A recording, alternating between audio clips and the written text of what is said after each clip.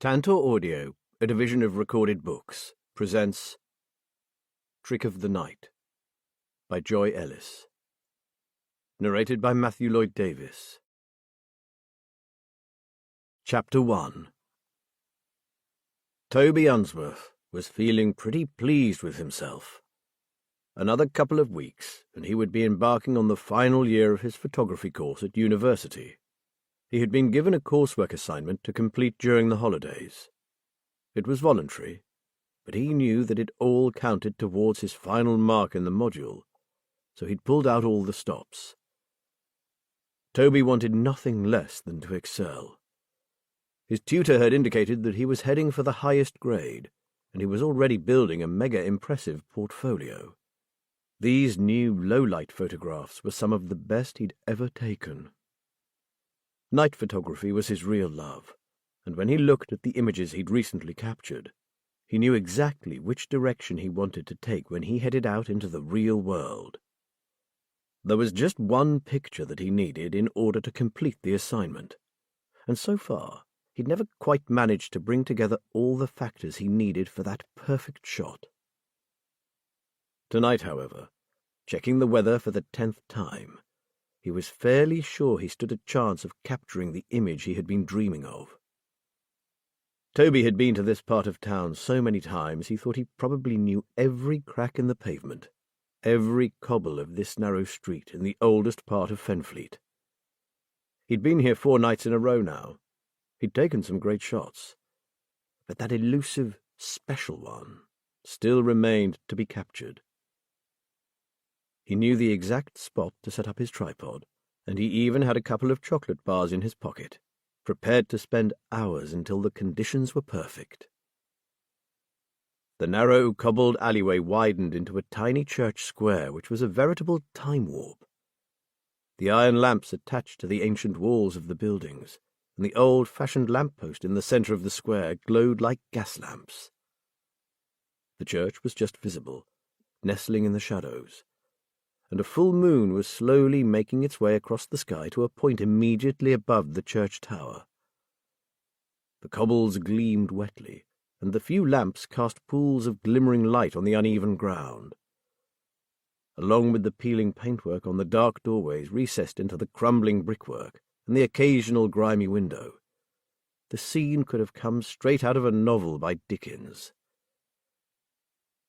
Toby spent time taking a series of test shots, checking light and exposure, looking at the scene from different angles. He had it in his mind to make up a kind of collection of the old alley from various aspects, a present-day history of what remained decades after its heyday. He checked the position of the moon again, returned to his original spot and his tripod, and waited. Gradually, tendrils of low mist began to creep through the empty alley from the direction of the river. A wave of excitement began to course through him. Oh, this couldn't be better. As long as no one decided to take a shortcut through the alley and ruin the whole thing, he would get those pictures at last. And then he would ace his assignment for sure. He took shot after shot. If he took 50 or 100 from which only 2 or 3 really pleased him, he didn't care. This could be the image that changed the course of his life as an emerging artist. Several times he heard footsteps. Once he heard muffled voices, even a car engine close by. But his luck held out. There were 2 little side streets that joined the alley, and whoever was talking must have been in one of those, as luckily they never appeared. 15 minutes later he had lost the moonlight, and the mist had dissipated as swiftly as it had come. But Toby was satisfied, sure he had that precious shot he so wanted. He couldn't wait to get back to his room and upload it all onto his computer. He folded up his tripod and made his way back towards the main part of town and his car. It was a 30-minute drive to where he lived on the outskirts of Greenborough, in a typical student house, and he had to keep reminding himself not to speed. He knew that Greenborough had some wonderful old-town locations of its own, but they had been worked to death by his fellow students, and he had wanted something fresh and new. His parents had once lived in Fenfleet, and he was brought up there, so he knew the back lanes would provide exactly what he needed. Toby's room was on the 3rd floor of an old house he shared with 4 others. It had a sloping ceiling and dormer windows set into the roof. His mother had called it cosy, his father pokey. Whatever, he liked it. There was no one stomping around above him, and he picked up the best mobile phone signal in the house. Plus, the only other person on this floor was another photography student called Alex, who was a real swot, and quiet with it. Win-win as far as Toby was concerned. He liked the occasional party night, and went clubbing once or twice a month. But he really was at university to learn, not to piss his grant up the wall or catch something embarrassing and unpleasant. Alex was climbing the stairs ahead of him, having just come out of the bathroom. "Find what you were looking for?" he asked, casting an inquiring smile back over his shoulder. "Or did the conditions let you down again?" "I think I got it this time, Al." He couldn't keep the excitement from his voice. "I really do. Can I see? Let me sift out the shit first, then I'll show you what's left." For some reason he wanted to be by himself when he looked at the images. If he'd really got something truly special, he wanted to relish that first sight alone. "Look, I'm bushed anyway, so I'll come and check them out in the morning." Alex opened his door. "Hope they're what you want, bud. Night." Toby went into his own room, threw his equipment onto the bed, extracted his photo card from his camera, and went over to his laptop. It didn't take long to upload the images, but it felt like forever to the anxious student. Soon he had a whole folder of pictures. Painstakingly, he examined every single shot. Some he deleted immediately, simply because the quality wasn't there. Others he left for later, to decide on after he'd considered them all. Toby stared at the earlier images and was more than pleased. One taken in a brighter light threw deep shadows on the scene and made some of the architecture look sharp and kind of stark. It had lost the creepy Victorian aspect and taken on an edgy and sinister darkness that he really liked. But this was not what he was looking for right now. Toby pressed on, then stopped, stared, and took a long, slow inhalation of breath. The image on the screen was perfect. It was everything he had prayed he would achieve. The lighting was superb, the composition spot on. The mist had tempered it into a timelessly beautiful photograph. Hell, he couldn't wait to show his tutor. Toby sat back in his chair and laughed out loud. Then he went to his tiny mini-fridge, a present from his dad, and took out a bottle of Carlsberg. He had earned it. He saved the folder and dated it. Sipping his lager, he went through some of those earlier photos again. There was one of an old, dilapidated 3-story building that had probably stood unused for a decade or more. It seemed to lean precariously into the alley and gave the picture a slightly unreal, almost drunken appearance. There was another of a rusted padlock attached to a rotting doorframe that looked somehow threatening, as if it were daring the person who was looking at it to go in and see what nightmares might lie in the empty building. Toby took a long slug of the beer. This was awesome. He had done some good work before, but this was in a different league. He stared at the screen, then narrowed his eyes and leaned closer. He was looking at the old disused place again, and at one particular filthy window. Surely what he was looking at had to be a trick of the light. He placed the beer bottle on his desk and zoomed in on the window. He was looking at a face, distorted, indistinct, but definitely a face. "It's a woman," he breathed. "Who is it? But—" His euphoria faded, replaced by puzzlement, and then concern. What the hell was he looking at? He thought about that particular building. It had been shut up for as long as he could remember, and to his knowledge, squatters had never even tried to get into the old wreck of a place. He scrolled back to the pictures he had taken over the last weeks. He'd photographed that place numerous times before. Maybe it was just some glitch. Dirt on the window pane that the glow from the wall light beneath had turned into a face. Things like that happened. He found a dozen other pictures that included that window, but not one had anything resembling a face in it. The more he looked, the more he decided that there really had been someone there, in that horrible and probably dangerous place. But was it any of his business? Now he wished for Alex's company. He was a down-to-earth, no-nonsense kind of guy. His opinion would be worth listening to. Toby went and knocked on Alex's door. "Fuck off, I'm sleeping," came the reply. "Alex, I need you to see something." "I said tomorrow. Your masterpiece will keep. Some of us lesser mortals need rest. We're not all as brilliant as you." "No, really, this has nothing to do with the picture. I've seen something I don't understand. Please? Alex?" Toby waited, then heard grumbling and shuffling. This had better be good. Alex opened the door. He was wearing shorts and a t-shirt and was yawning loudly.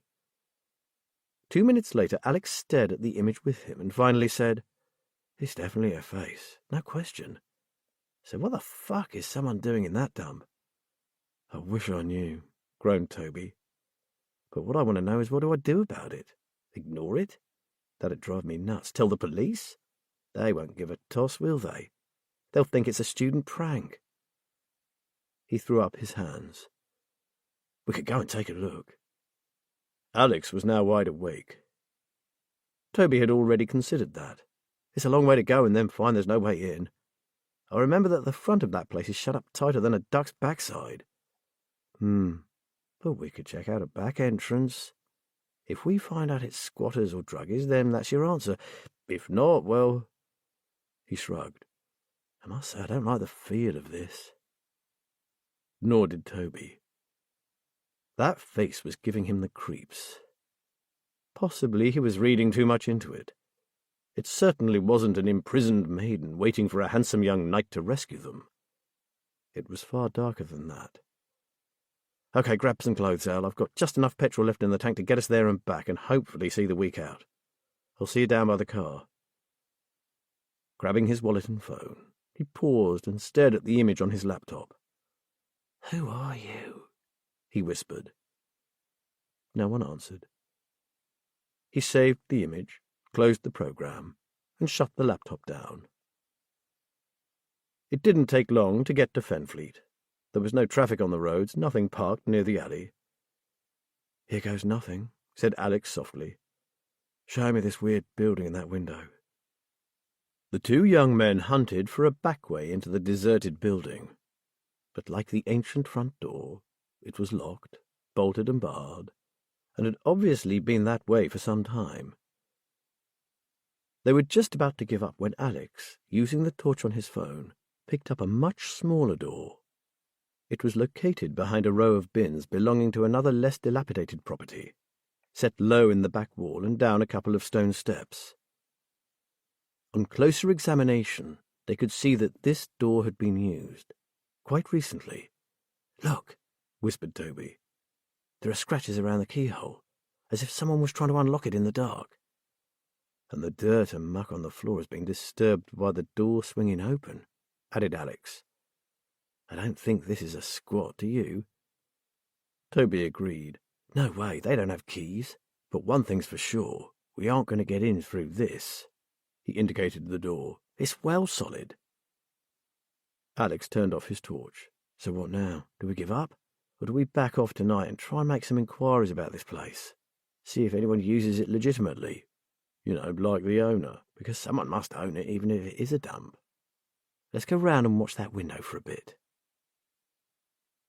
Unaware that they were now moving silently, they went back out into the alley and took up a position close to where Toby had set up his camera equipment earlier. Nothing. No face. No light. Nothing. "I still don't think I imagined it," muttered Toby. "No, I saw that image. The thing is that person up there voluntarily or not? And what the fuck is going on?" Toby shivered. And it wasn't just the cold night air. "I think we'll do as you suggested, Al. Let's do a bit of digging. Maybe I'll come back in the daylight tomorrow and ask around about the building and who owns it. Yeah, I'll come with you, and if we hit a blank, how about a stakeout after it gets dark?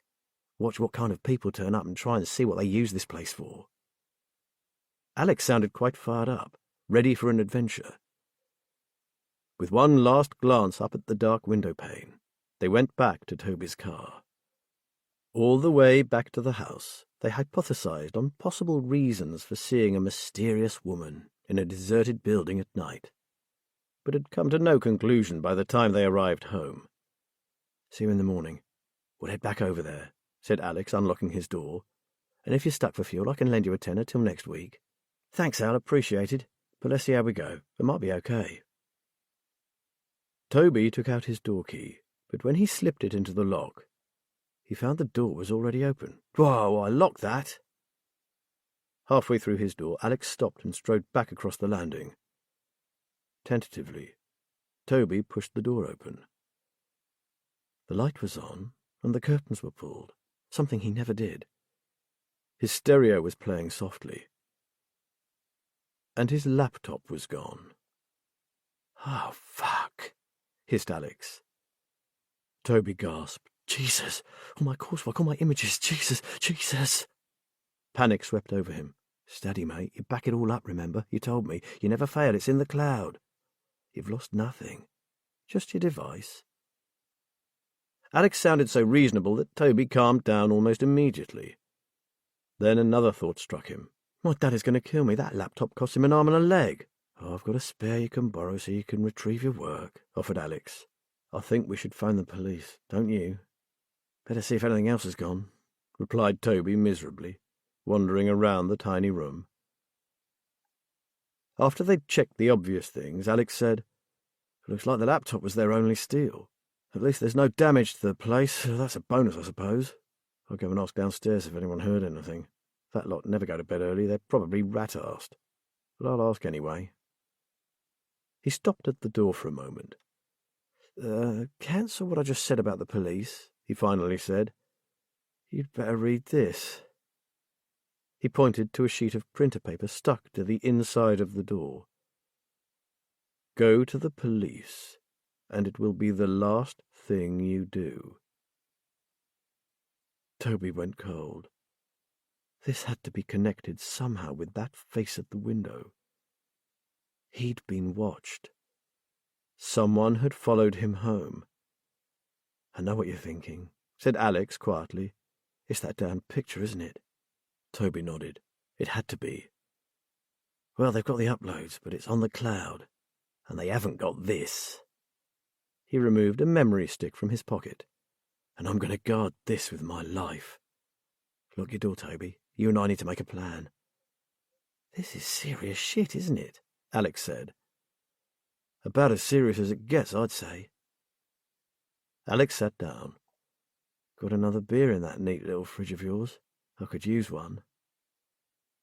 Toby got two out and threw one to Alex. So what the hell do I do now? Chapter 2. 2 weeks later. Matt Ballard, retired Detective Chief Inspector and now private detective, stared at his computer screen. With a flourish, he typed the name Janie Lowell, followed by the words located and returned home. Case number 34.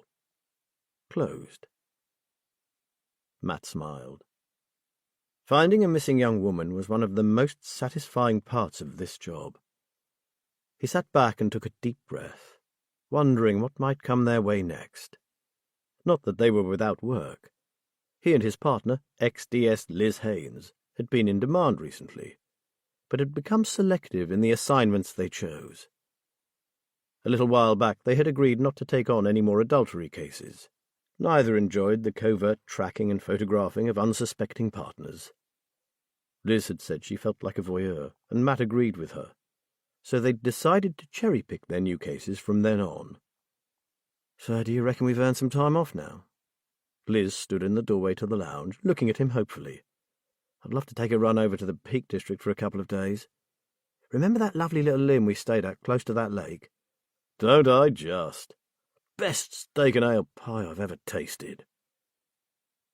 Matt hadn't been thinking about taking time off, but seeing Liz's eager expression, he was soon persuaded. "You're right, sweetheart, good idea. We've bounced from one case to another for months with no let-up. We deserve a treat. Ring them and see if we can get a room for 3 or 4 days. Sweet-talk them into that luxury suite they have. Let's push the boat out." Liz put her arms around him and kissed him lightly. "Thank you, Matty. I'll look for their number."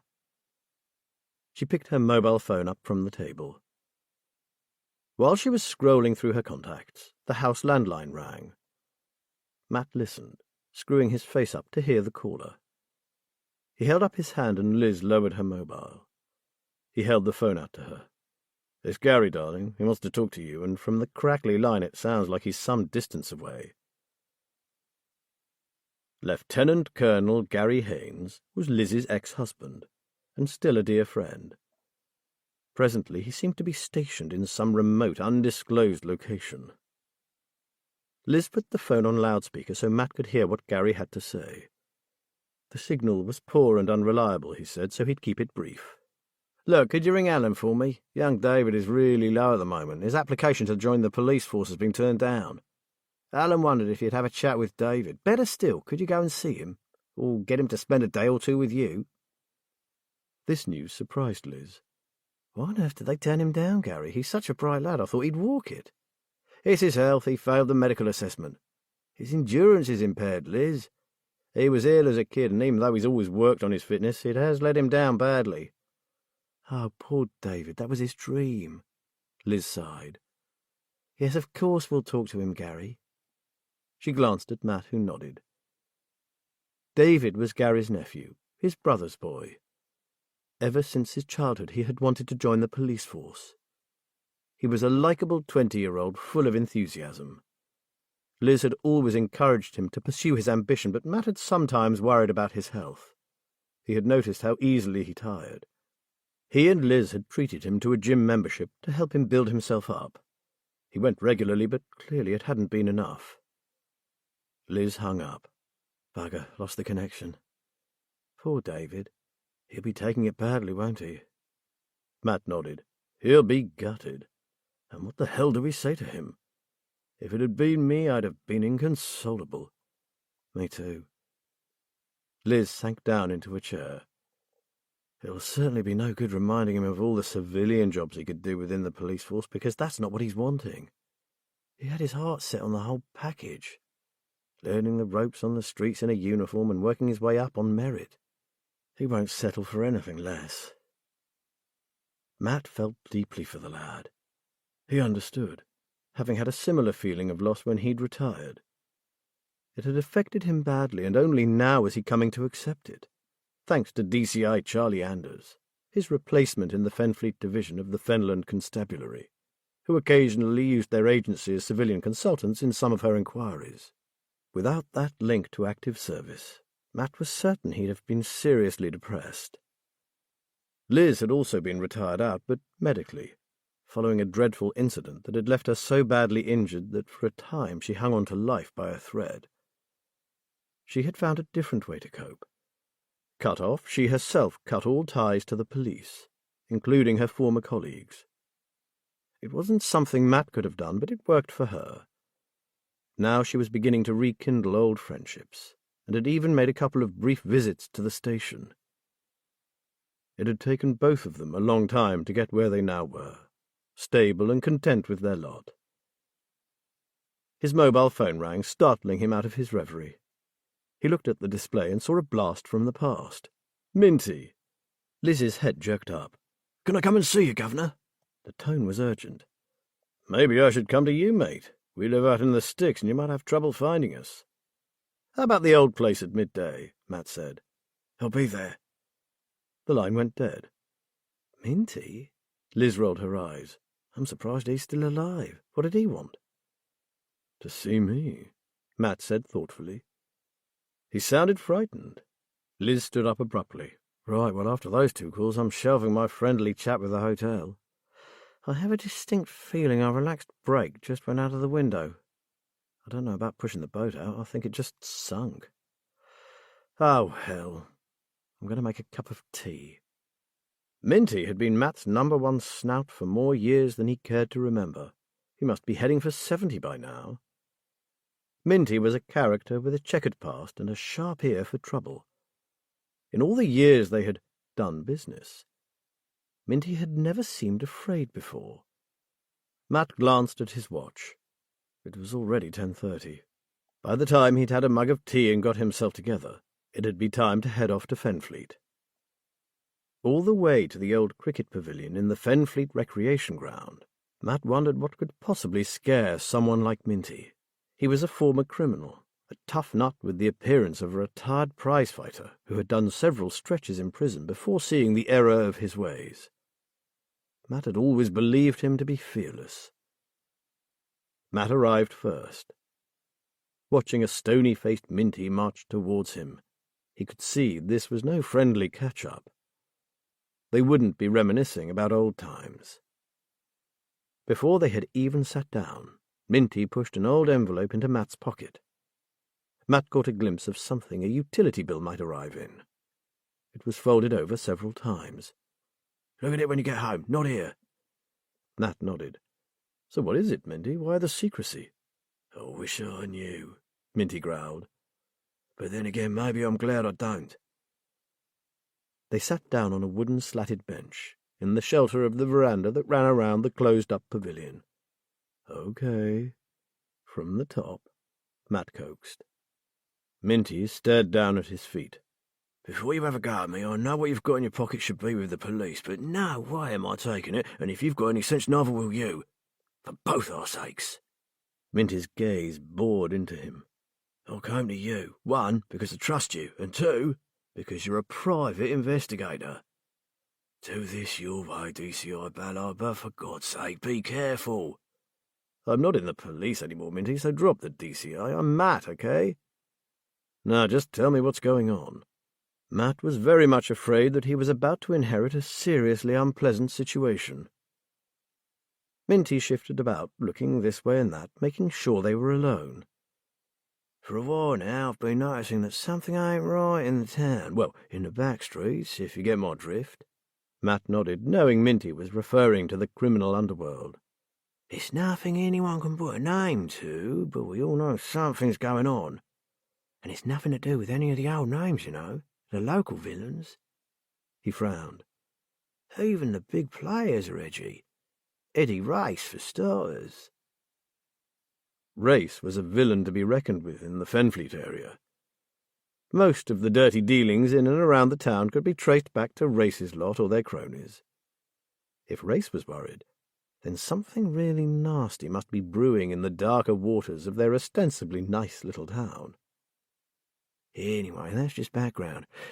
This is why I'm here and why I just passed you a hot potato."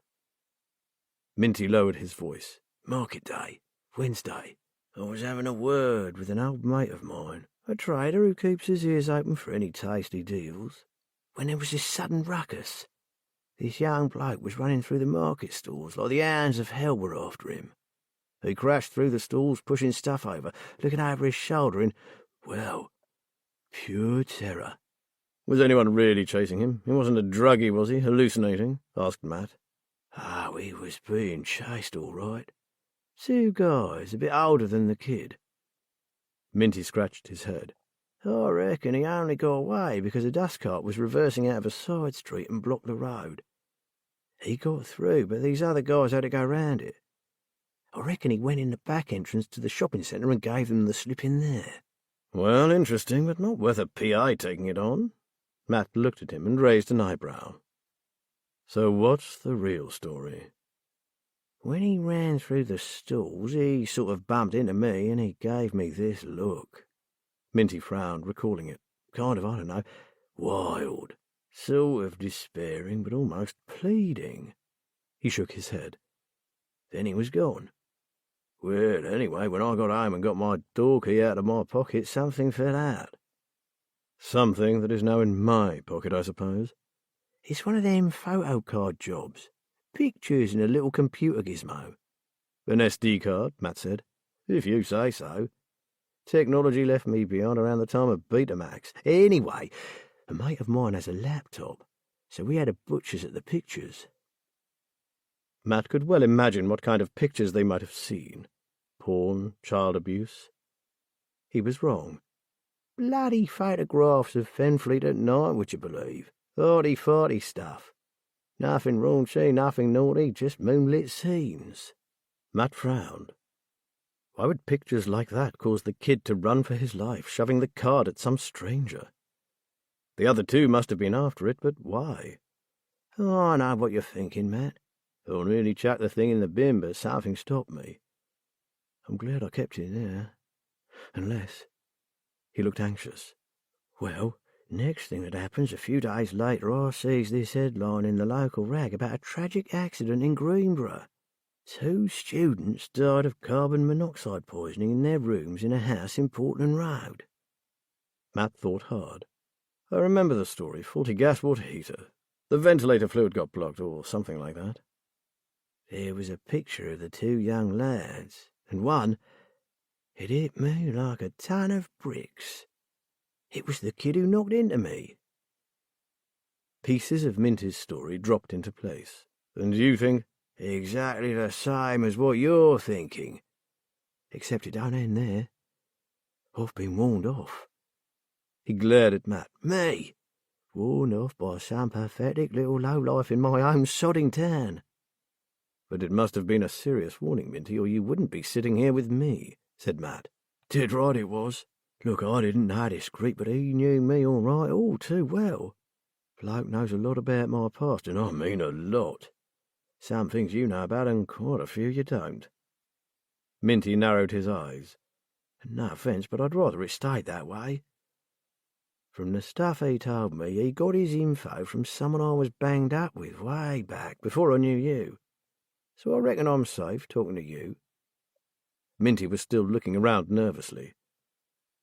So you think that one of the goons chasing that boy must have seen him slip you that card? Matt said. He can't have done, said Minty quickly. Even I never noticed. But he did see the kid bump into me. So if they never found that card, I suppose they took a guess. They must have recognized you then, said Matt quietly. Well, I certainly didn't recognise either of them. But if they checked around the market, everyone there knows me. Wouldn't take much to get my address from one of the stallholders. He shrugged. Anyway, I got an old one of them card things from my mate. I trashed it, stuck it in an old envelope and binned it.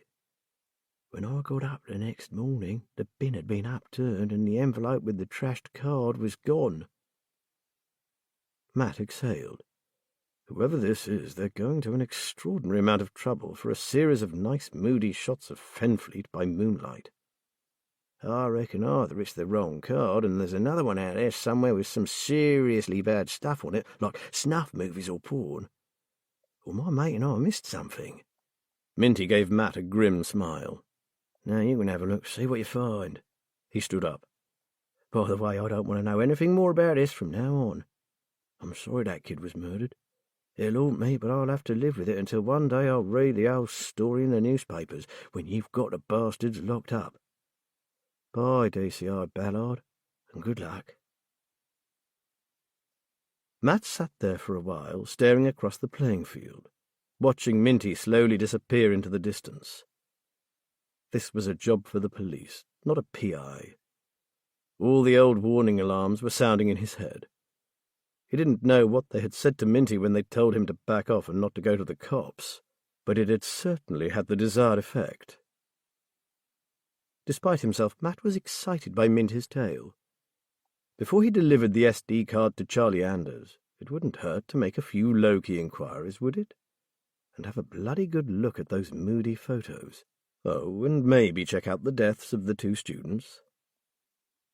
Matt got into his car and headed out of town, eager to get home and tell Liz about Minty's strange story.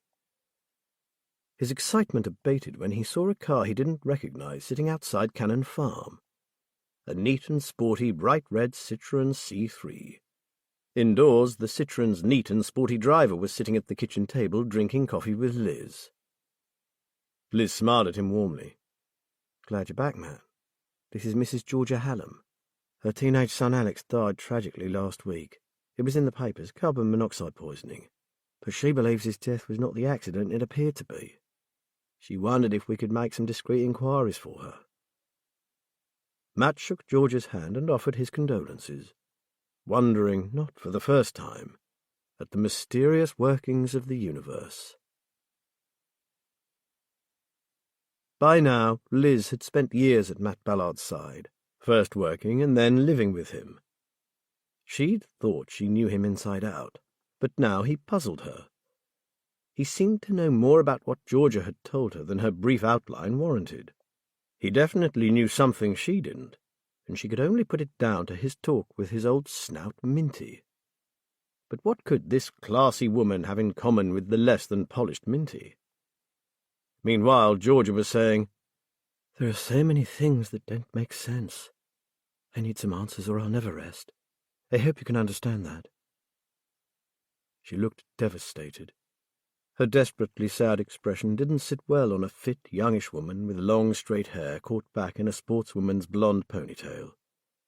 "Rest assured we do," said Matt gently. "Can you tell us what you know and exactly what is bothering you?" She nodded. "Of course. It's just... some of it sounds so silly, as if I'm just trying to find someone to blame for the loss of my boy. Do you mind if we record this?" added Liz. "It saves making notes and means we can go over what was said later. Whatever you need to do, just please help me," Georgia said. Liz felt desperately sorry for her. "Tell us about Alex, Mrs. Hallam." Georgia drew in a breath. "He was 19, my only child, studying at Greenboro University.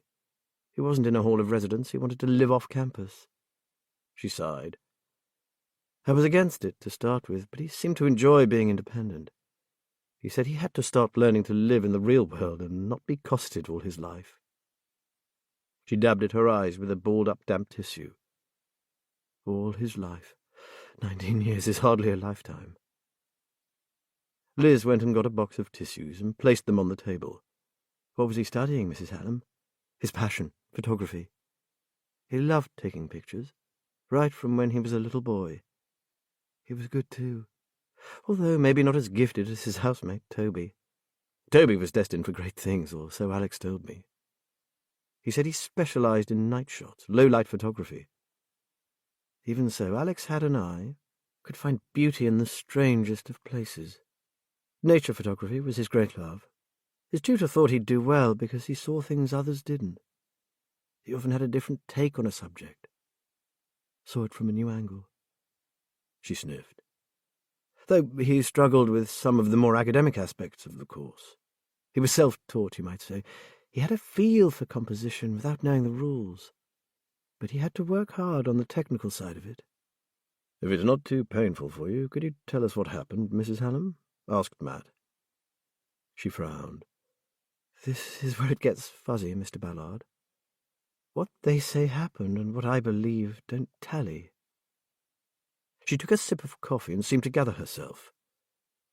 "Alex rang me the evening before he died. He was excited about something. I could tell by his voice. He wanted to speak to his father, but Terry was playing badminton with a friend, so Alex said he'd call again the next day." "Did he say what he wanted to talk to your husband about?" Liz asked. Georgia responded with an effort. "He said his dad's work knowledge might be able to answer a tricky question. That was all." "And what does your husband do?" asked Matt. "He works for the local council town planning department." Liz frowned. That was a bit odd. Why would a teen, a photography student, be interested in town planning? Matt asked, "So what doesn't add up about your son's death, Mrs. Hallam?" "He was found in a sleeping bag on the floor of his friend Toby's room. His own room was a couple of steps away, Mr. Ballard. My boy was a very private person. He had very particular ideas about things. He would never have dossed down in a sleeping bag on someone's floor when his own bed was a few meters away. He just wouldn't." "Toby died too, didn't he?" said Matt. "Where was he found?" "In his bed. The coroner's report stated that they died in their sleep." She paused. "They were both fully dressed. Why? My Alex wore shorts and a t-shirt in bed, winter and summer. Even if he'd stayed with Toby because his friend was ill, why would they both be in their outdoor clothes? Liz was trying to weigh up whether this bereaved mother was really onto something or just chasing shadows. The coroner's report also stated that they'd been drinking, which contributed to them not waking up. "Students do drink, Mrs. Hallam," said Matt with an apologetic grin. "Well, most of the students I've had dealings with anyway, some of them quite heavily." "He was stone-cold sober when he spoke to me, Mr. Ballard. His speech wasn't slurred, and he was wide awake, full of excitement. There was no indication that he was intoxicated or being poisoned by carbon monoxide, for that matter." She sat up straighter. "The report stated that they'd been drinking whiskey." Liz frowned. Whiskey was hardly the tipple of a struggling student. "My Alex liked a beer," Georgia said. "And no more than a pint or two, not whiskey. It made him sick, and he avoided it at all costs." Tears filled her eyes again. "Something about this whole thing is terribly wrong. Will you help me? Please?" "We'll help you," Matt said, and Liz nodded. "We'll do all we can to find answers, no matter how painful or difficult they might be to accept. Is that okay with you?" "Oh, yes," she said. "That's all I want, the truth." Matt smiled at her. "Just one more thing. Did you tell the police about your fears?" Her expression became fierce. "Oh, they were very kind, but I could see they'd written me off as a hysterical mother who couldn't accept that her only son had met with a tragic accident. The moment their death was attributed to carbon monoxide, the case was closed as far as they were concerned." Leaving Georgia Hallam to mop up her tears, Liz went and got her investigation notebook. She kept everything on file on her computer, but old habits die hard, and she preferred to record the initial basic facts in her detective's notebook. "Can you give me your contact details?" she said. "Then we'll get the ball rolling." Chapter 3. "Okay, Matt Ballard, she's gone now, so tell me what's up. When I introduced her, your face was a picture. Total bewilderment." Matt puffed his cheeks and blew out air. "You are really not going to believe this?" "Then stop faffing about and tell me, for heaven's sake," exclaimed Liz in exasperation. Matt took the envelope from his pocket and laid it on the kitchen table. Liz opened it, took out the tiny photocard, looked at it, and up at Matt. "Photographs? Unless I'm mistaken, this belonged to either Georgia Hallam's son Alex or his friend Toby. But how? Surely not Minty?" She stared at him. Matt told her what Minty had said, watching the amazement creep into her expression. "And you came home to find the mother of one of the two dead boys sitting in your kitchen. No wonder you looked so stunned." "But if what Minty said is true, it means that Georgia is right about her son's death not being an accident." Liz picked up the photocard. "We need to look at this." "I've been itching to do that very thing ever since he gave it to me," Matt said. "Let's view the pictures on the desktop PC. It's got a bigger screen than your laptop." They went through to the old dining room and waited impatiently for the card to upload the dozens of images it contained. Matt and Liz looked at each other expectantly. "Let's see what we've got, shall we? Minty said it was all arty-farty stuff, nothing that would cause you to run for your life. But Minty's no detective, and since we are, let's do what we do best and find the clues to this mystery." After the first few images, Matt knew they were looking at the work of a very talented young photographer. How sad that the boy was dead and would never realize his potential. "These are amazing," whispered Liz. "Not what I expected at all. They're so incredibly beautiful. I know that old Fenfleet back lane well, and the way he's depicted it takes your breath away." She sighed, voicing Matt's thoughts. "What a terrible waste. There's no chance Minty got it wrong, I suppose?" He shook his head. "No, Liz, he didn't make a mistake. He said the moment he saw the picture of the two students, he went cold. It shocked him to the core." She watched the photos roll past her gaze, one after the other. "Just to get some kind of timeline, what is the date on these images?" Matt read it off. "That means they were taken 3 nights before the students were found dead. It was a Thursday, according to Georgia, so Alex, or possibly Toby, took this last folder of images on the Tuesday night. There's no more on this card after that."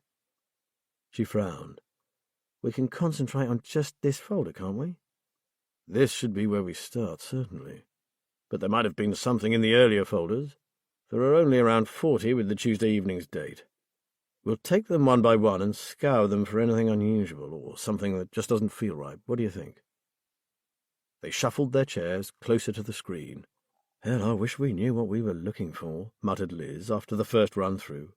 I keep getting sidetracked by the look of them, the light and the composition. They make me think that I've never really looked at that alley properly before. Look how he's caught the mist and the moon over the church tower. It's absolutely stunning. Matt nodded absently, thinking about their task. They could be looking for anything. A person, something about one of the buildings, an object lying in the street. Time to look again. On their third run-through, they both noticed it at the same time. Zoom in, Matt, said Liz. It's a woman's face, isn't it? He nodded, squinting at the grimy window. It's a woman, all right. He looked closer. What is that building? It's on the corner of Bowmaker's Lane, next to what was the old Poacher's Rest public house, before it closed about 5 years ago, said Liz. I'm pretty sure it was an old merchant's house with a store of some kind, probably for something brought into the docks way back. It's been empty for a decade, maybe longer. Georgia is no desperate mother trying to blame someone else for her boy's death, is she? She was right about everything.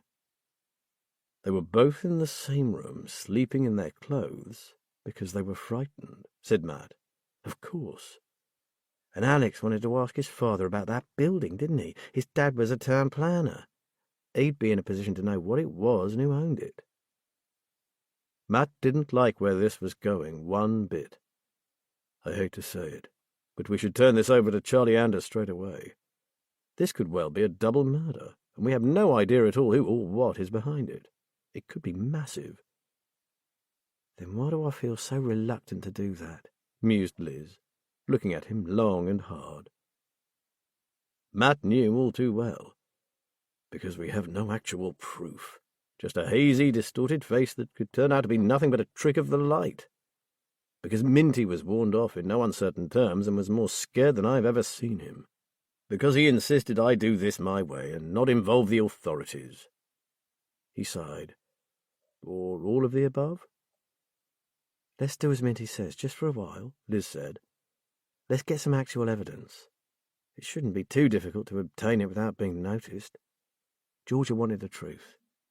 Let's sneak around a bit, do some covert investigating, see what we can discover, and if it really looks like murder, then we go to Charlie. Matt remembered Minty's face when he'd said, I don't want to know anything more about this. He had really meant it. I'm not sure we should be doing this, but he shrugged. I agree. I'd rather give the police something concrete than a few fanciful suppositions based on an image that might or might not be there. I'm pretty sure Charlie Anders would accept whatever you said, no matter how fanciful, said Liz with a smile, knowing your reputation.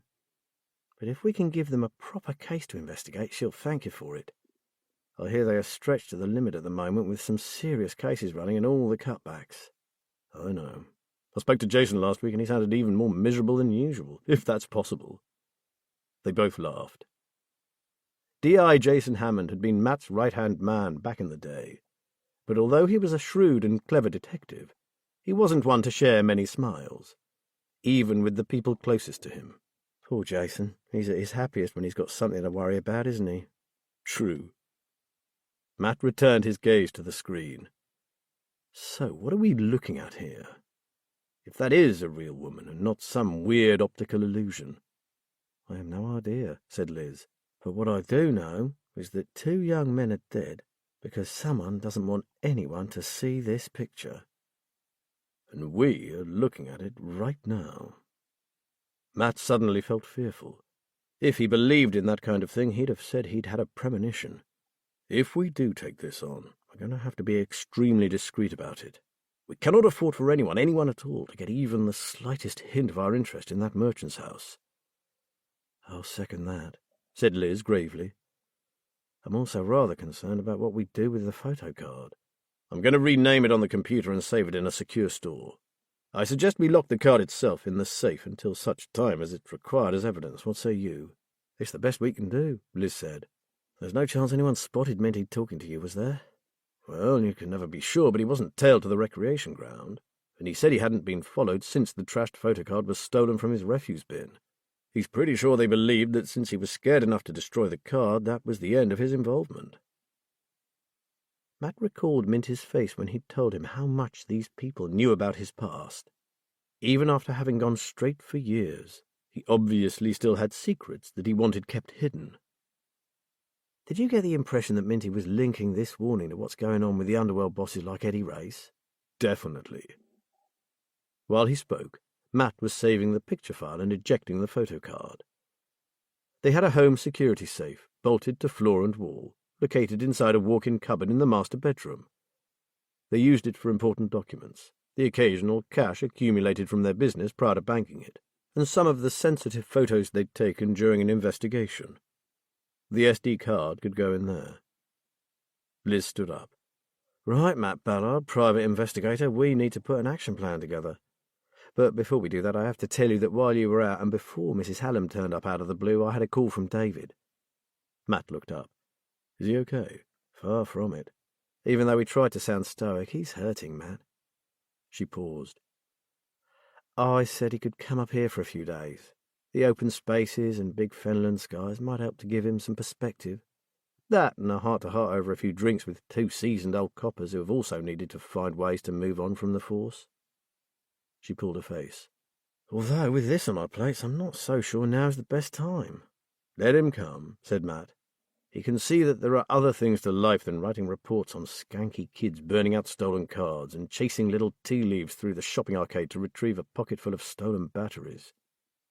Liz smiled. Thank you, my darling. I hoped you'd say that. She kissed the back of his neck. Matt shivered. Liz's touch still had the capacity to send electricity running over his skin. Did he say when he was thinking of coming? He'll drive up on Sunday morning, all being well.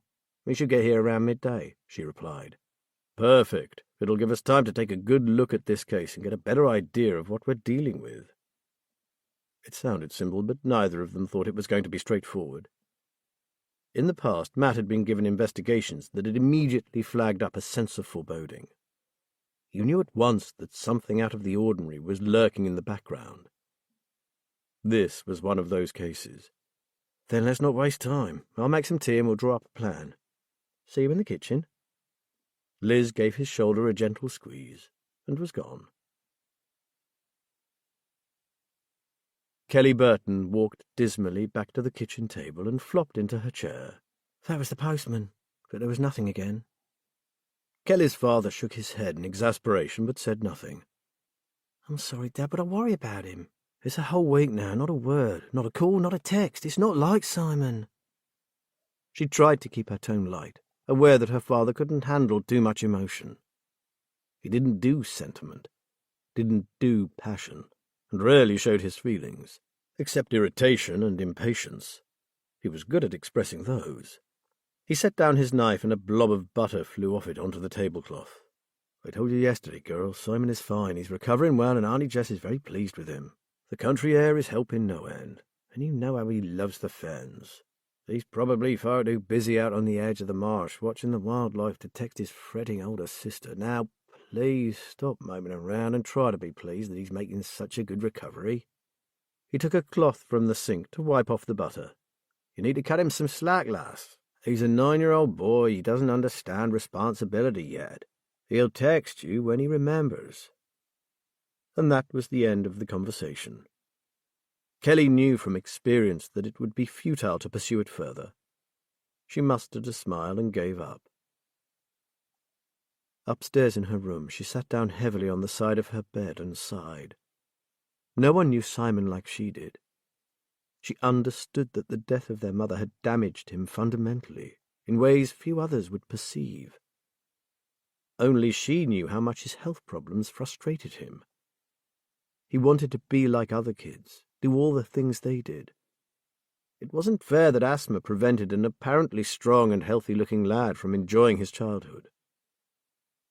Before he had been taken off to stay with their Aunt Jess, Kelly had given him a whole pack of postcards, all stamped and addressed to herself.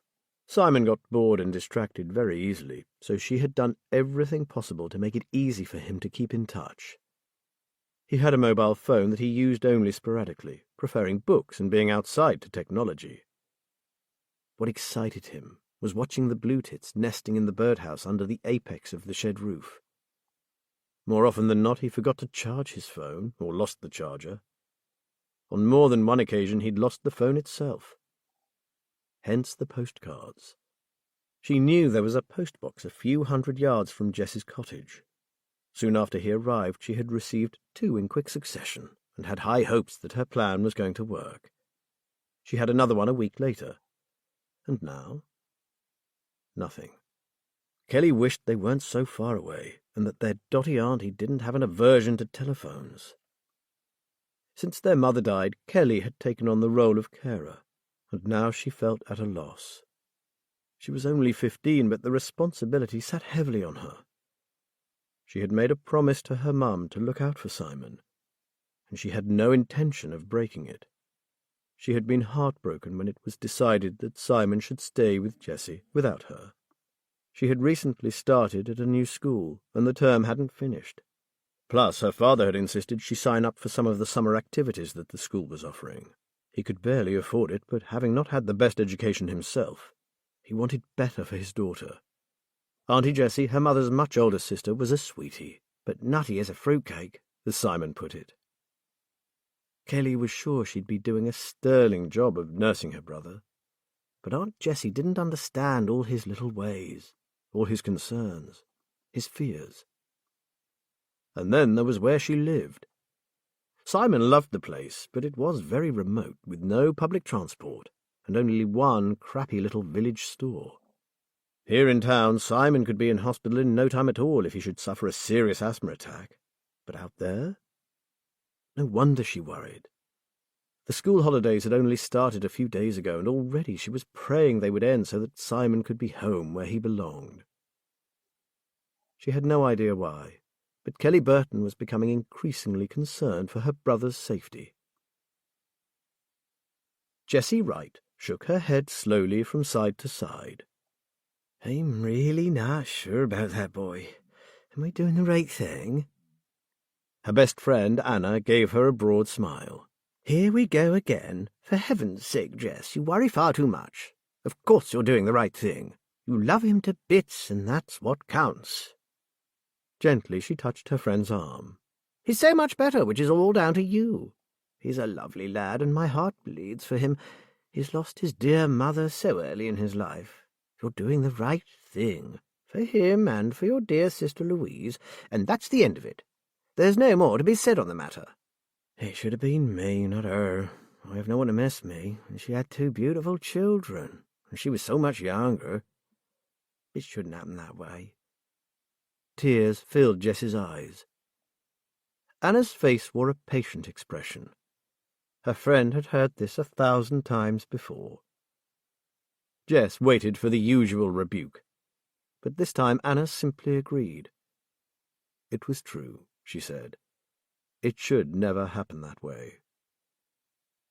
Jess was forced to smile. Anna never failed to surprise her, even though she'd been friends with her since their early childhood. The sensible, organizing, and sometimes quite calculating Anna would occasionally show a very different side to her usually unsentimental personality. They sat together in contemplative silence for a while. Then Jessie started to get fractious again, this time about how much time Simon spent alone out on the edge of the marsh. It was only a few minutes from the cottage, but it still worried her. You heard of such terrible things these days, of children being taken and, oh, the most awful things being done to them. She couldn't bear to think that anything could possibly happen in this place, her little piece of heaven. But you could never be sure. The world was a far more dangerous place than it had been when she had purchased Marsh View all those years ago. "He's safe." As usual, Anna knew exactly what she was thinking, and her tone left no room for argument. "He's building a hedgehog house at the bottom of the garden, and he's watching out for the black-tailed godwit that he saw last week on the lagoons. He's safe and happy." She let out an exasperated sigh. "And if you get too fraught about the boy, we have 2 options, don't we? You only have to say that having him here is too much for you." She was right. Anna was always right. If her nerves got the better of her, she did have options. Just being reminded of that made her feel better. One, to send him home would have upset her terribly, so that was the last resort. But the other, a little adventure she had prepared in advance of Simon's arrival, was all too possible. She loved that boy so much, she would do anything to keep him safe. Anything at all. She smiled at her friend. "Anna, dear, you keep me sane." Anna's face broke into a broad smile. "Sane is not a word I'd use when referring to you, my dearest mad friend." They both laughed, and then Anna said, "Let's go and bring Simon in for tea, shall we? I bought him some of those little chocolate-covered tea cakes that we used to love when we were children. He'll like those, won't he?" "Oh, he will. I'll go and get him now." Jessie hurried off into the garden to find her charge, mightily relieved that she had Anna around to help. As she saw him wave happily to her, Jessie's heart leaped. What a dear, dear boy. She was so lucky. Chapter 4. Fenfleet, like so many small market towns, was a mixture of old and new. But in the main, history prevailed, and Cutler's Alley remained firmly in the past. Even so, it was a tale of two halves, with one end of the narrow and twisty cobbled lane being carefully maintained with fresh paint and colourful window boxes on the high sills above the shops, while the lower half was shadowy, decaying, the buildings in need of either regeneration or demolition. Liz had always liked it. There were still a few really interesting old shops in the pretty end, including an antiquarian and second-hand bookshop, and a tiny wool shop that sold all manner of hard-to-find wools, embroidery silks, and craft materials. She never knew how they managed to survive in this modern world, but somehow they persisted, although the shopkeepers must have pondered their fate on a daily basis when they saw the rising power of online shopping. Today she was heading for a little coffee shop that nestled just off the square and opposite the church. This was the same church that their student had taken his amazing photograph of. Just seeing the place he had depicted brought a lump to Liz's throat, and she felt deeply for the two grieving families, Alex's and Toby's. She had already identified the window in which Toby had unwittingly shot that strange, hazy portrait of a woman. It was dirty, along with the rest of the old building, but not entirely obscured by crime. If a woman had stood there, looking down the alley, she would have been visible, no question. Liz entered, to be greeted by an elderly man wearing a black apron emblazoned with the logo of a cat carrying a steaming coffee cup in its paws. Kitty's Cafe had been there for as long as she could remember, but luckily it had never been a haunt of the local bobbies, so she would not be linked to the boys and girls in blue. "What can I get you?" the man asked, his friendly smile folding his face into 1,000 creases. "An Americano and one of your coffee eclairs, please," she said, telling herself that this indulgence was absolutely necessary to validate her cover. "Sit down, Doc, I'll bring it over." The only other customers were a couple, deep in conversation, sitting at the back of the shop, so Liz took a window seat with an unobstructed view of the church. It looked tranquil, unspoiled, and very old-world, a place where little happened, and what did was hardly a serious matter. Yet Cutler's Alley held a dangerous secret. 2 boys were dead because one of them had taken photographs, and his lens had captured more than he'd intended. "Nice morning," said the elderly barista, following her gaze out of the window. "Oh, there's a nip in the air if you go out early." He placed her drink and a plate bearing a large and delicious-looking eclair in front of her. "There certainly is," she agreed.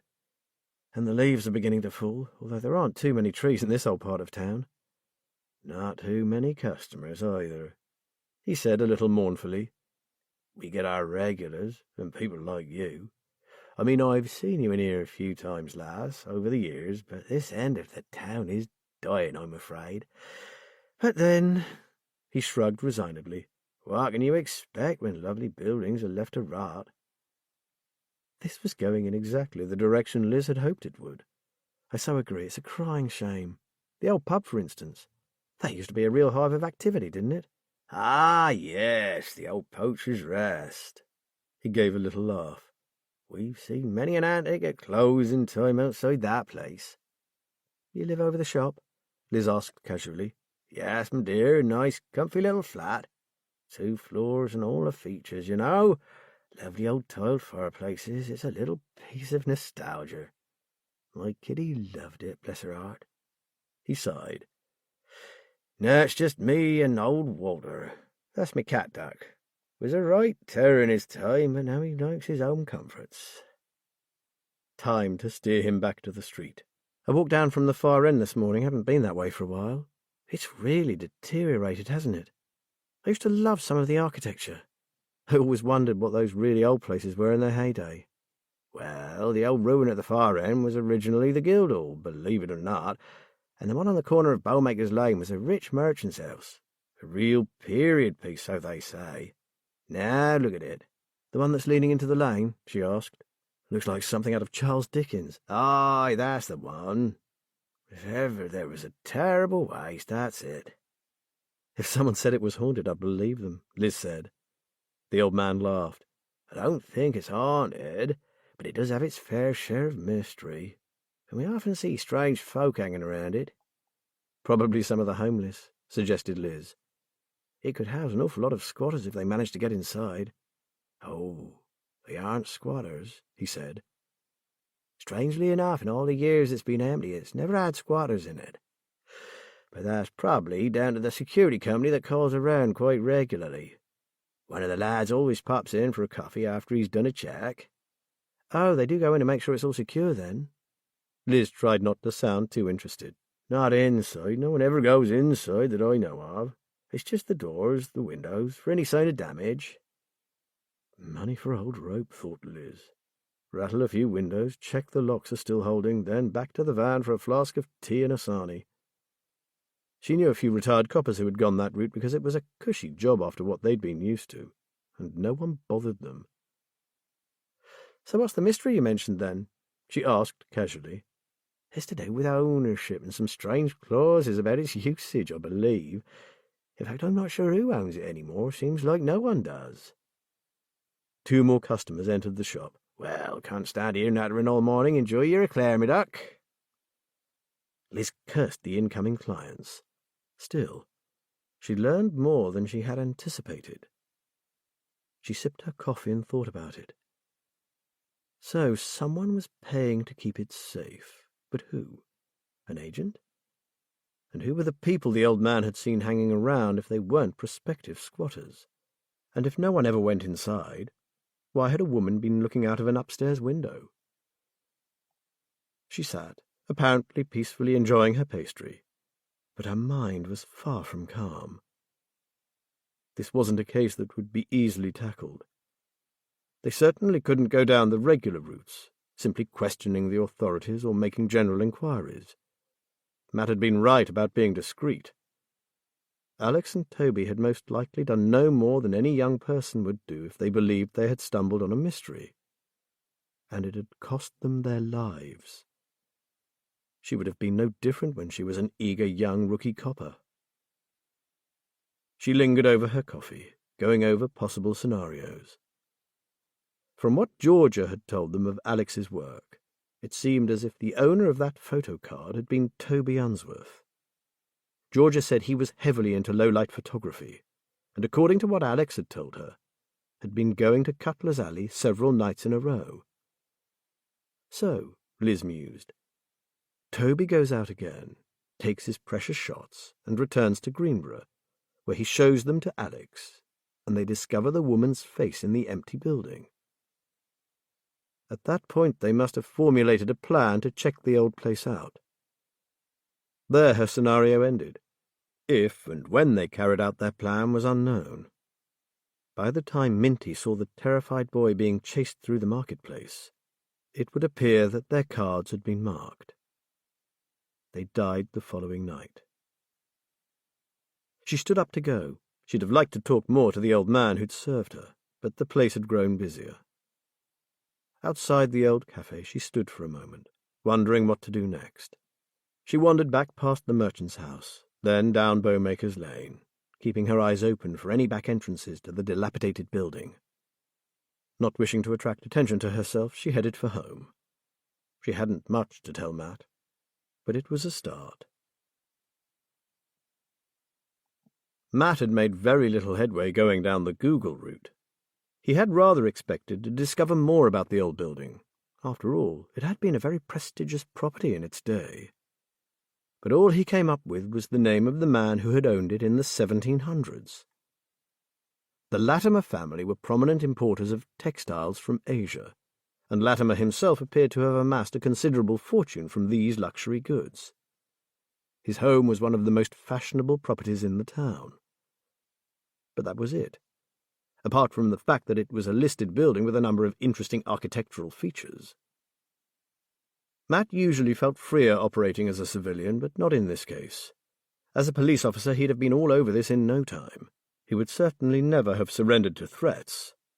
The force's IT section would have confirmed or denied the veracity of the photograph, and if it confirmed that a woman was inside that locked and derelict building, he'd have had the place searched from roof to cellar. None of the official routes was available to him now. He paced the floor, wondering if there really was anything going on in that wreck of a property. What if that face in the window had been a trick of the light? In that case, the boys' deaths would have been down to something completely different. But if so, what? The house phone rang, startling him out of his thoughts. "David! Hello, lad. I hear we were going to see you on Sunday." "That's why I'm phoning, Matt. Would it put you out awfully if I came up today? I really could do with getting away from here, and I'm only kicking my heels until Sunday. Dad's got a job come up and he's heading off to the wilds of Scotland, so I'd be alone." It did put them out, but the kid sounded so down that Matt didn't even wait to run it past Liz first. "Of course you can. We've got a case running, but hey, maybe you could help out." He paused, recalling that David had said something about work he'd done on enhancing computer images. He asked, and David told him it was true. "I'll have anything to do with IT, especially playing with images. Why?" "Then get yourself up to the Fens. I've got a tasty little job for you. I'll tell you about it when you get here." Matt ended the call feeling considerably brighter. With David's help, they could confirm once and for all whether the woman was real. Then their investigation could begin. Liz phoned. She said her morning had not been a complete waste of time, but she feared it was going to be a slow old business compared to what they were used to. Matt told her about David's change of plan. "The guest room is all made up and ready," she said. "I'll do some shopping and see you in an hour or so." When she arrived and they had unpacked the shopping, they sat over tea to discuss what they had discovered. "David's early arrival could be a great help to us, him too. I had no intention of letting him mope while he's here, but now I think we could really use him, and it might get him out of himself. I know, as you do, my dear, that not being able to follow the path you had set your heart on, or remain in the one you had dedicated most of your life to, can knock you sideways. But sometimes self-pity blinds you to other exciting possibilities. For David, being kept busy in a totally different environment could be just what he needs."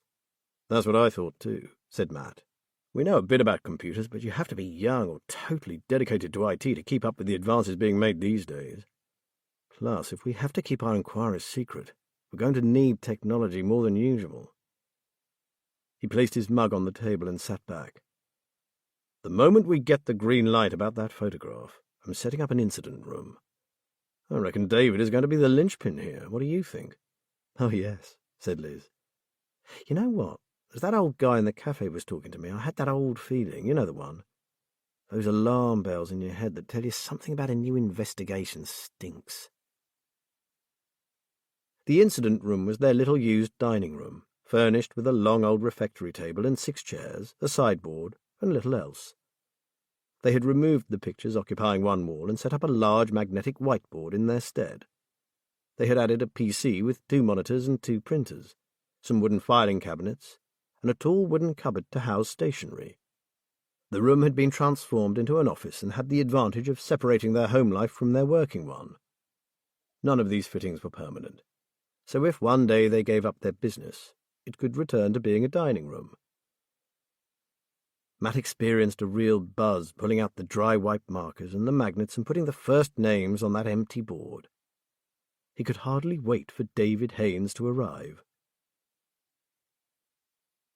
In Fenfleet Town, 2 more people were discussing business, their conversation much darker than that of Matt and Liz. Unlike the 2 investigators, they had no interest in protecting life. But property was a different matter altogether. "An update, please." The speaker had his hair dyed black, making him look somehow artificial. He fastened his gaze on his younger companion. The other stared back, through icy, pale blue eyes. "At present, our cleaning up operation appears to have been successful. We have trashed the SD card and the laptop has been destroyed and disposed of. The 2 sources of irritation have been eliminated, and as we expected, the police are looking no further into their unfortunate accidental deaths." "You know this for sure?" said the dark-haired man. "My contact on the inside confirms it, Mr. Palmer.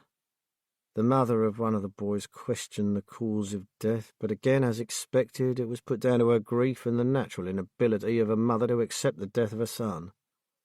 The law is not interested." "All right.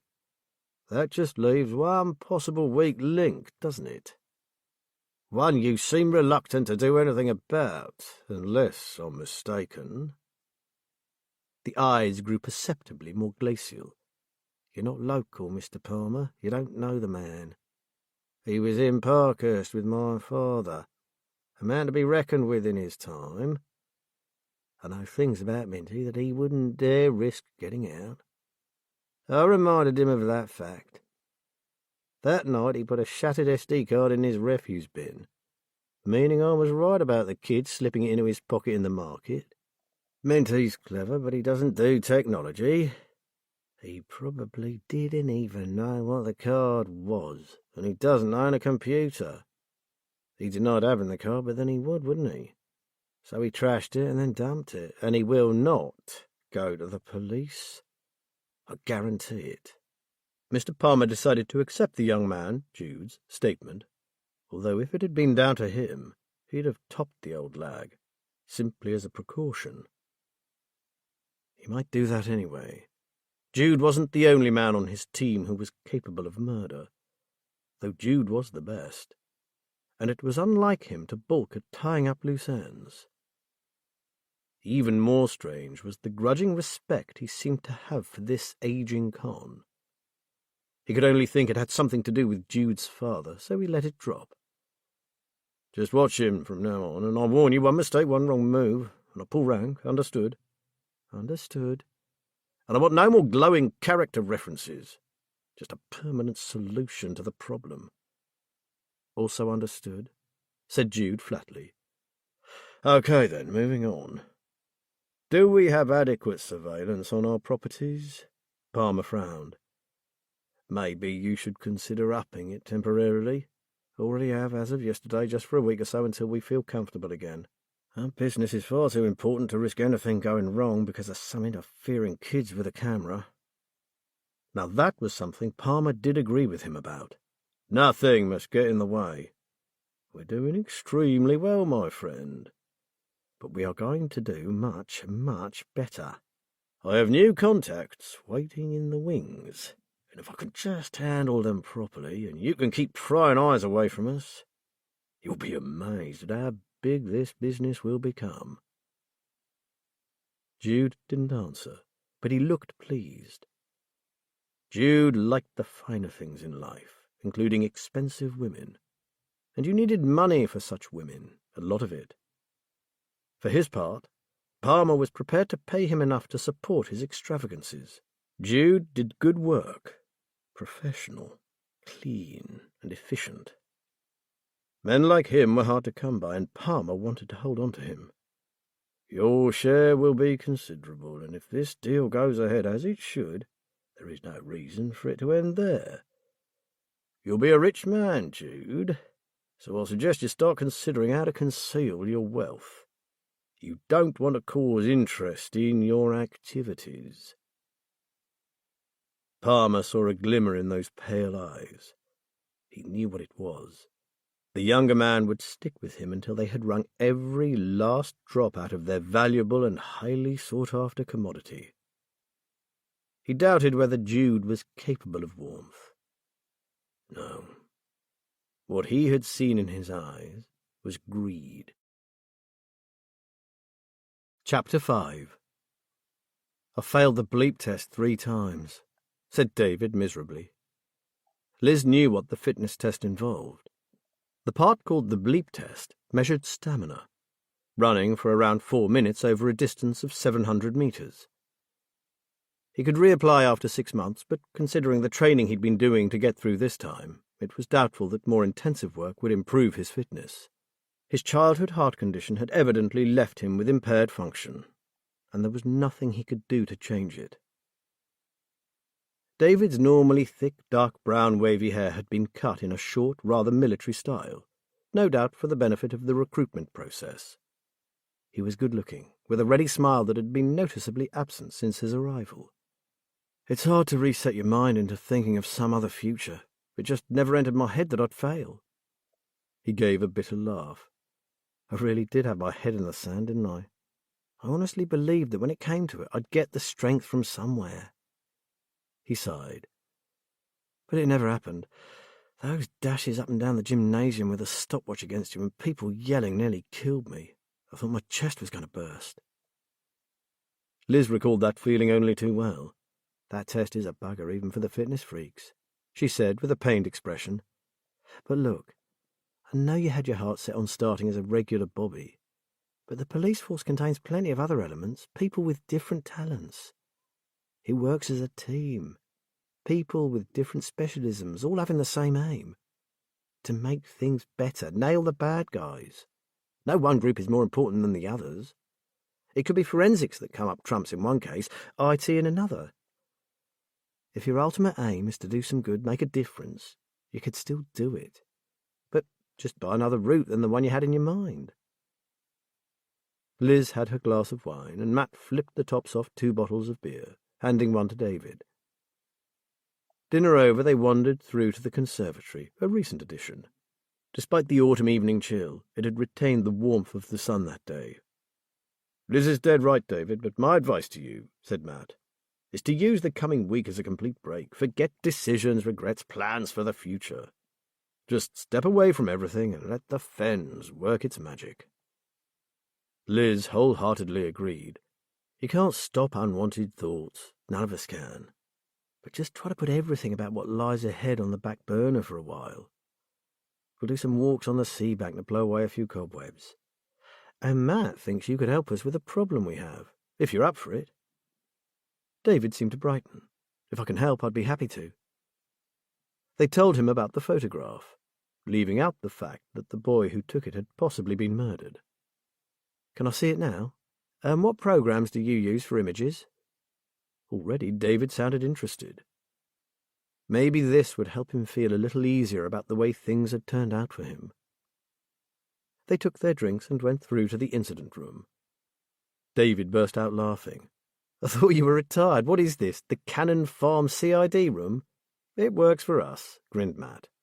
"And it keeps business and home life separate, something we both appreciate." Matt sat at the computer, opened the file and began to scroll through the images. "Whoa!" David exclaimed.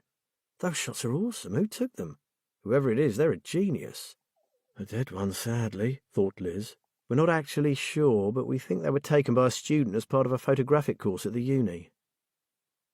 She glanced at Matt, wondering if they should tell David everything. He gave a little shrug, so she said, "If it's who we think, we are told he died in a tragic accident." "No shit, that's sincerely bad news. These pictures are some of the best low-light shots I've ever seen. And the photographer died? That's such a waste." "Indeed," muttered Matt grimly, scrolling on through the images. He stopped, enlarged the image of the old merchant's house and stood up, offering his seat to David. "Take a look at this. Tell us if you see anything unusual in it." It took David only moments. "That place is derelict, isn't it? So why is there a woman looking out of the upstairs window?" Liz looked at Matt and rolled her eyes. "And we're supposed to be the detectives. It took us 3 runs through the whole folder to notice that."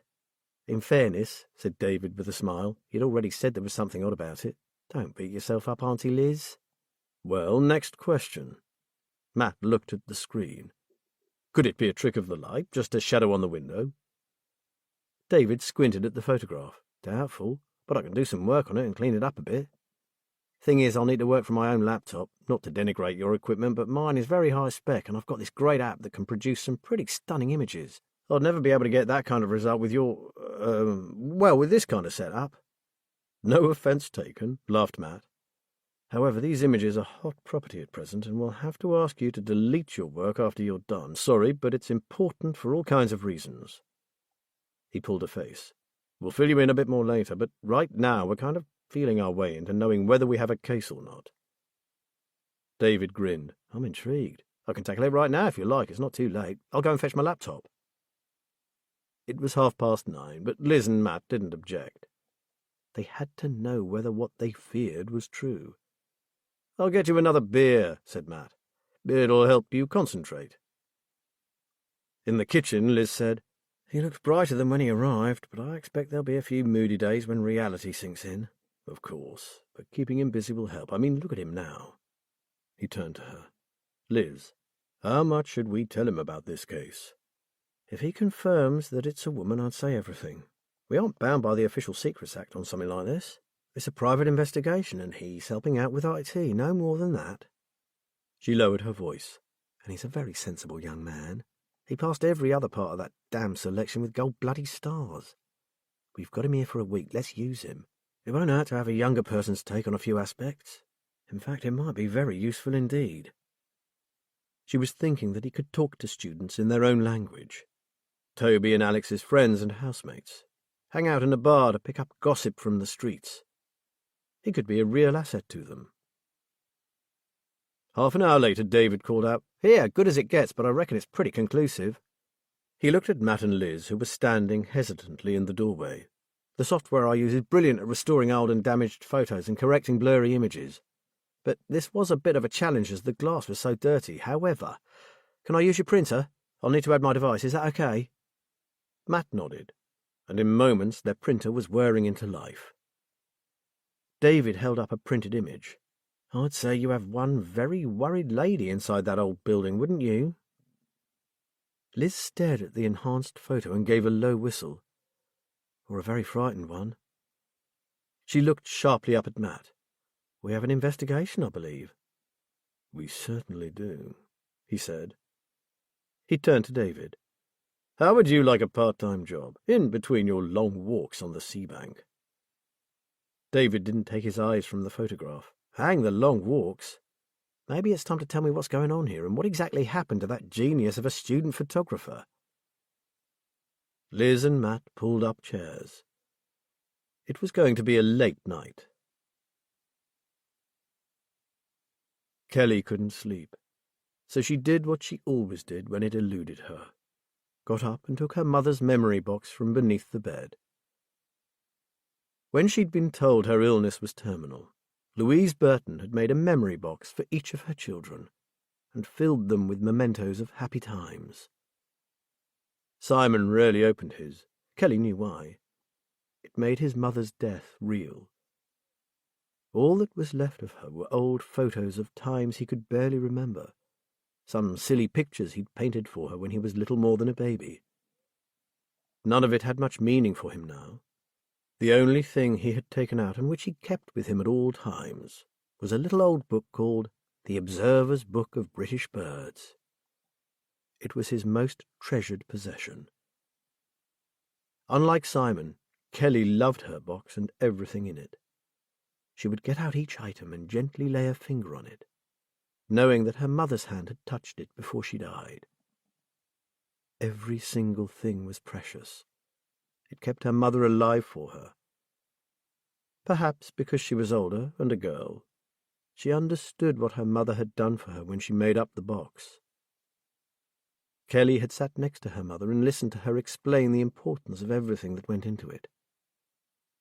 When you were small, my darling, you would love to play on the beach, and you would collect any pebble that had the colour green in it. You especially liked the frosty pale green ones, and when I told you they were actually pieces of glass that had been in the sea a long time, so that the water had made their sharp edges smooth, you were fascinated. From then on you always brought me frosty sea glass from whatever beach you went to." Kelly gently touched one of the soft green stones. Even though her mother was no longer there, she still looked for them when she walked on a beach. She probably always would. There were about 50 items in the box, and Kelly knew the story behind each one. She opened a little card and a pressed flower fell out. It was a buttercup which, even after all these years, had retained its glorious yellow colour.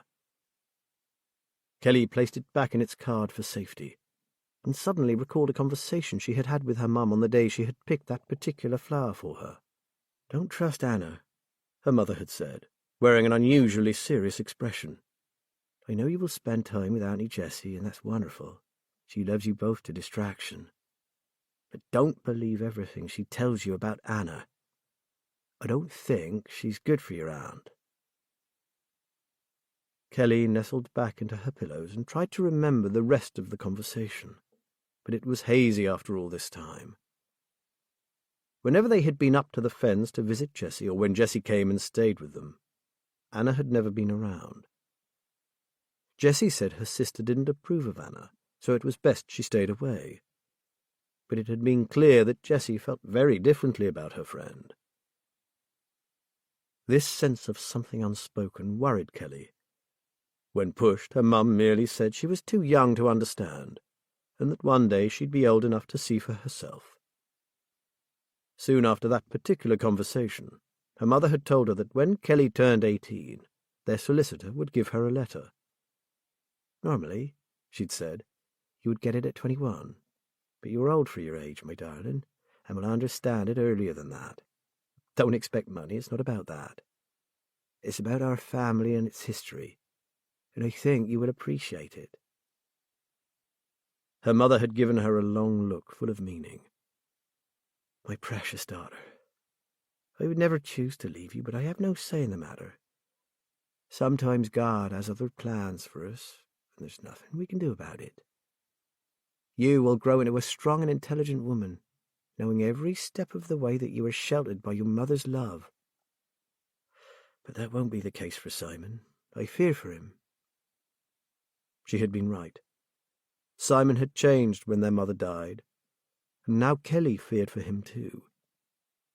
Not only was there his asthma to cope with, but he couldn't come to terms with the loss. And Kelly wondered if spending time with sweet, adorable, nutty Auntie Jessie was really what he needed right now. Having seen that buttercup and recalling her mother's words about Anna, she started to worry even more. Her mother had gone, which meant that Anna would be hanging around again, exerting her influence over sweet Aunt Jessie. Kelly put the box back under her bed and snuggled down under the duvet. She wondered what her mother had meant about Anna not being good for Jessie. If she had been a friend of hers since their childhood, surely she must be a very good friend. Kelly couldn't see herself still being friends with her old playmates when she was as old as they were. Maybe her mother had been wrong. Maybe something had gone on between her and Anna that Kelly didn't know about. As long as it didn't affect her darling little brother, that was fine. But what if it did? Kelly sat up and left him yet another text message. From the shadows at the back of the lounge bar, Eddie Race watched the last of the punters reluctantly take their leave. The sign outside proclaimed it to be the Las Vegas Lounge, but the regulars, as well as those who avoided it, all knew it as Race's Place. Aside from its official role as a bar, it was also the headquarters of a much bigger operation.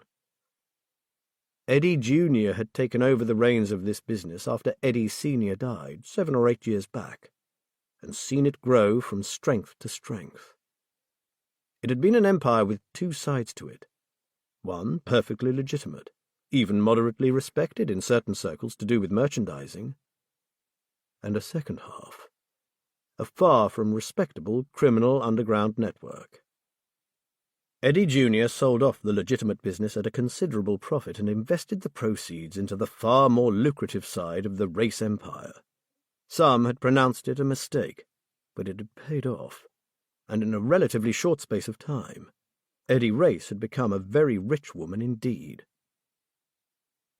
Edwina Germain was not the eldest of the 3 Race siblings, but it had always been known that she would succeed Eddie Sr. Her brother and sister, Ricky and Paula, had never contested the decision. They possessed neither the drive nor the foresight, not to mention the business acumen, of their sister. They were content to do their bit, such as it was, and receive a nice little cut of the takings. Eddie certainly looked the part.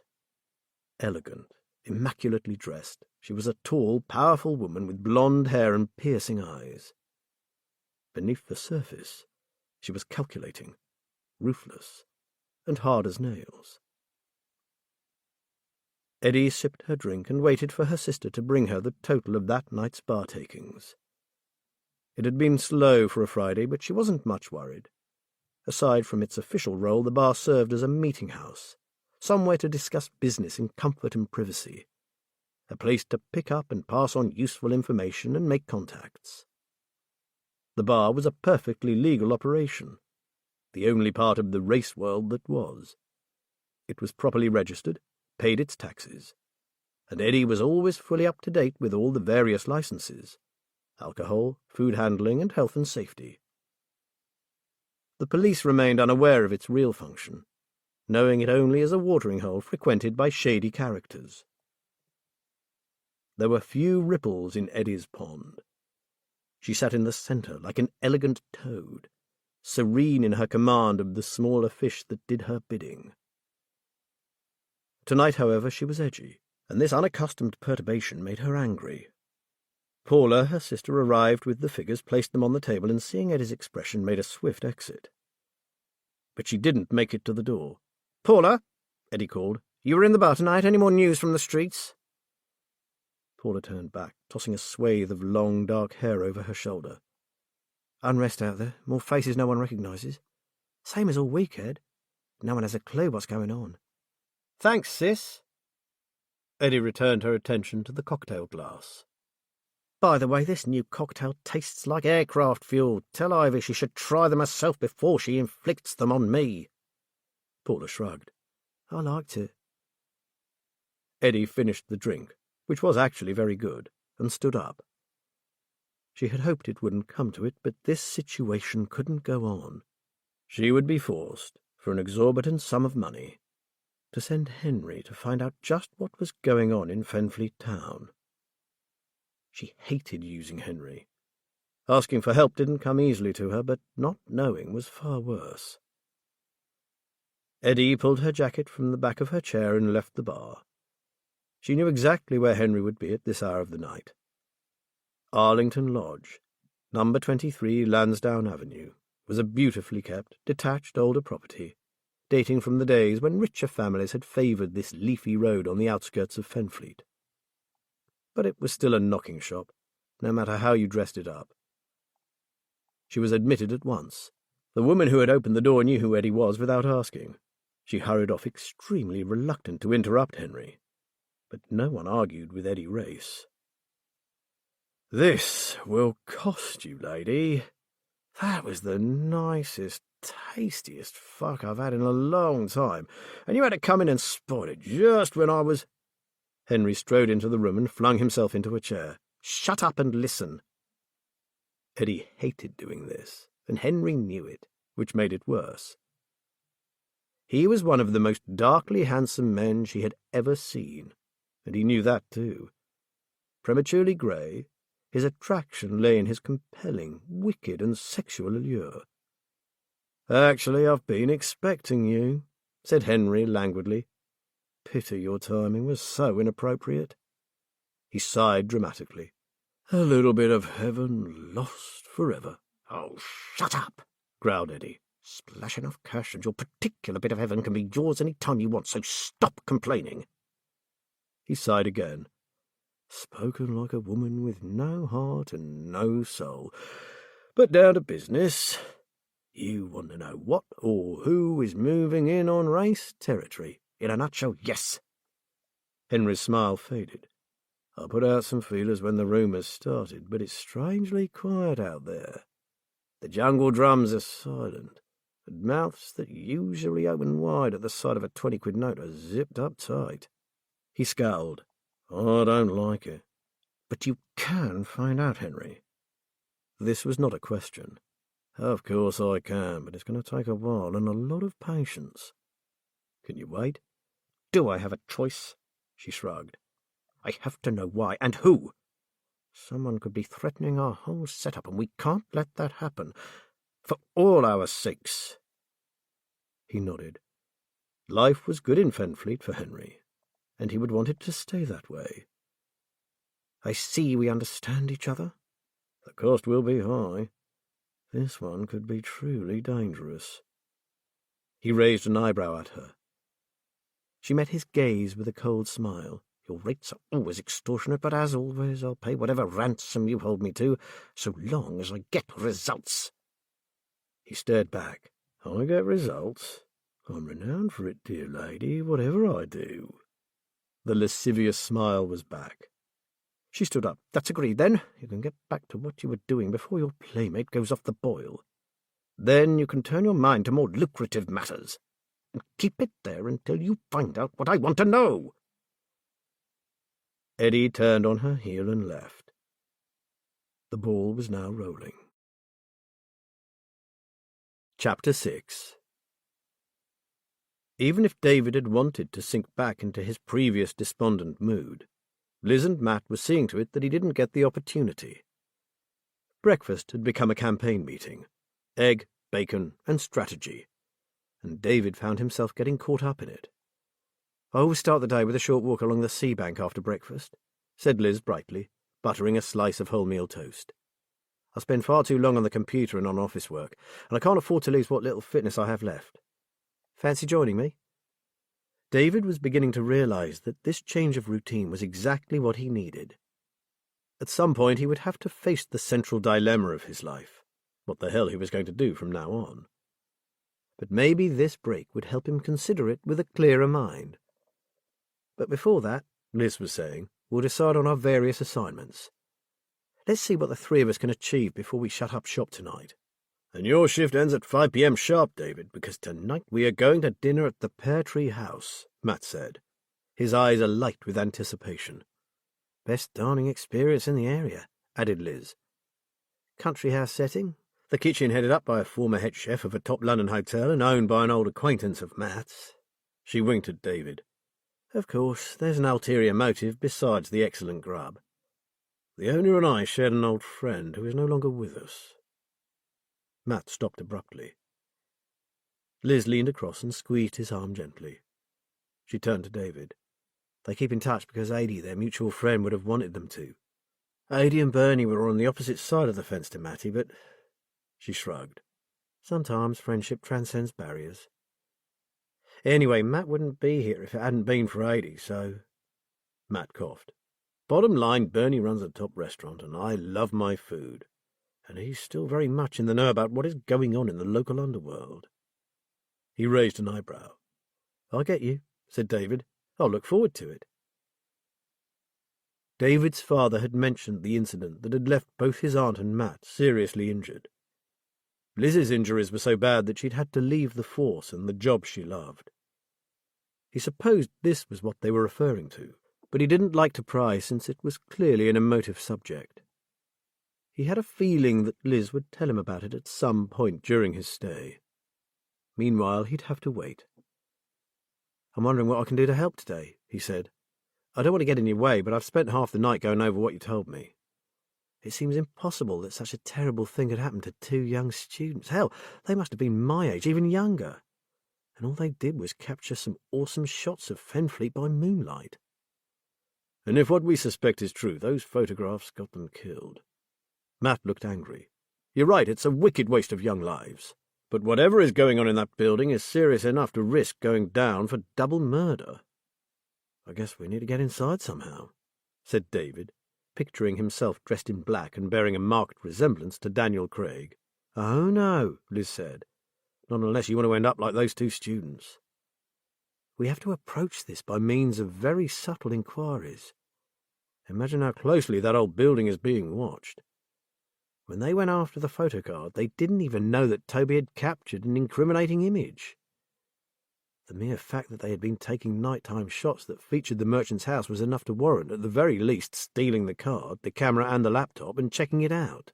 So, Matt added, common sense dictates that some time between Toby taking the pictures and Alex ringing to ask his father about something important, the people interested in the merchant's house somehow discovered that there really was something incriminating on that card and went all out to stop it going any further. It's that part of the timeline that I'd like to see clarified, said Liz. At the moment there is this grey area.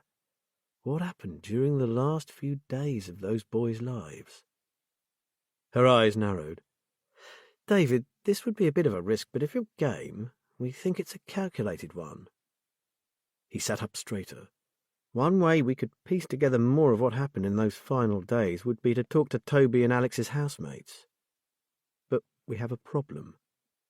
Should whoever killed the boys still be watching their house, they would immediately be put on the alert if Matt or I were to go there asking questions. However, what could be more natural than another student dropping by? She raised her eyebrows. The penny dropped. A college kid like me. Exactly. Like you. Nice one, yeah, I can do that. Let me go and grill them. His eyes lit up. Your enthusiasm is admirable, but no grilling, please. You have to be subtle about it. No thumbscrews or waterboarding, said Liz with a laugh. And we need to come up with a really strong cover story to give the housemates, Matt said. So to that end, Liz is going to go and talk to Georgia Hallam, Alex's mother, and get some basic information from her about her son. Facts you can use to get his housemates to open up to you. This is important, David. It's imperative that we find out what Alex and Toby were doing between the time those pictures were taken and when Toby was seen running from someone through Fenfleet Market. David was suddenly overcome. This was what he might have been doing regularly if he hadn't failed that damned test. All his anger and hurt threatened to well up again. He told himself to calm down, stop thinking of himself. Right now, he had an opportunity to be of real help to another person, Alex's mother. He tried to imagine what his own parents would be going through if he'd been killed, and he shuddered. Maybe I could go with Liz to see her, he said. If Mrs. Hallam would allow it, one look at Alex's room would tell me what kind of guy he was. It'd be a great help when I speak to his friends. Matt and Liz glanced at each other and smiled. He'll do, said Matt. Take him with you. Liz agreed at once. Of course, and while we're there, I'd really like to ask Georgia Hallam if she knows Toby's parents. I'm wondering if they have discussed her suspicions, and if so, whether the Unsworth family feels the same as she does.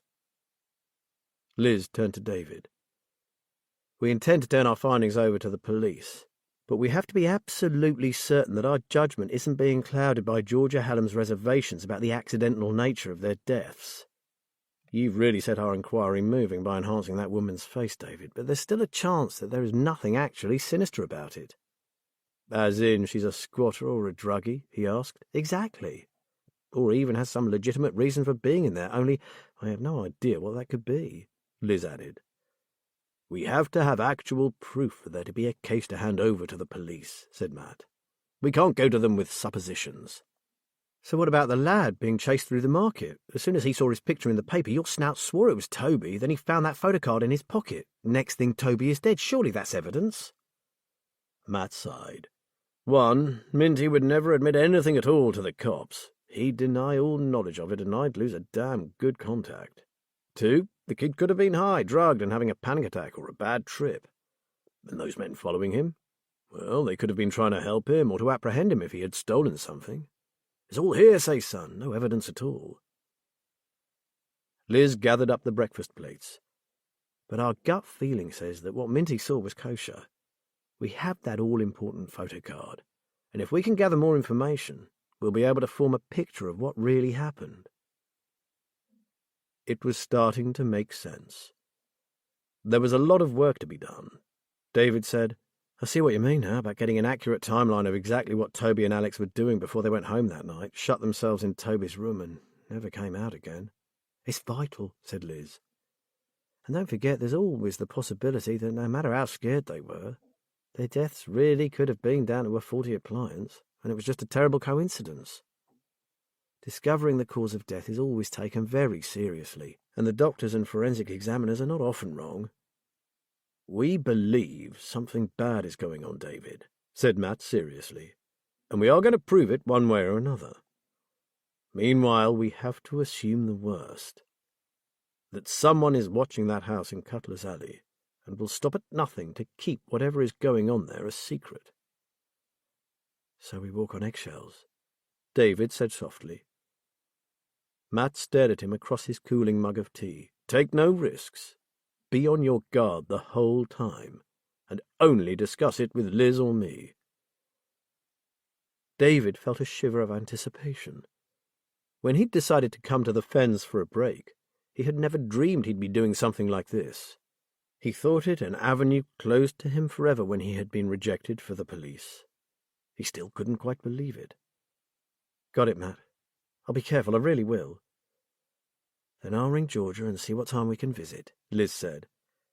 We'll take a quick walk along the seabank and discuss what we say to her. Is that okay? Liz pressed the button on the dishwasher. And you, Matt, what's your plan for this morning? I'm going to Greenborough. This case calls for some discreet inquiries. I know someone who I think might be able to give us more information on who owns that old merchant's house.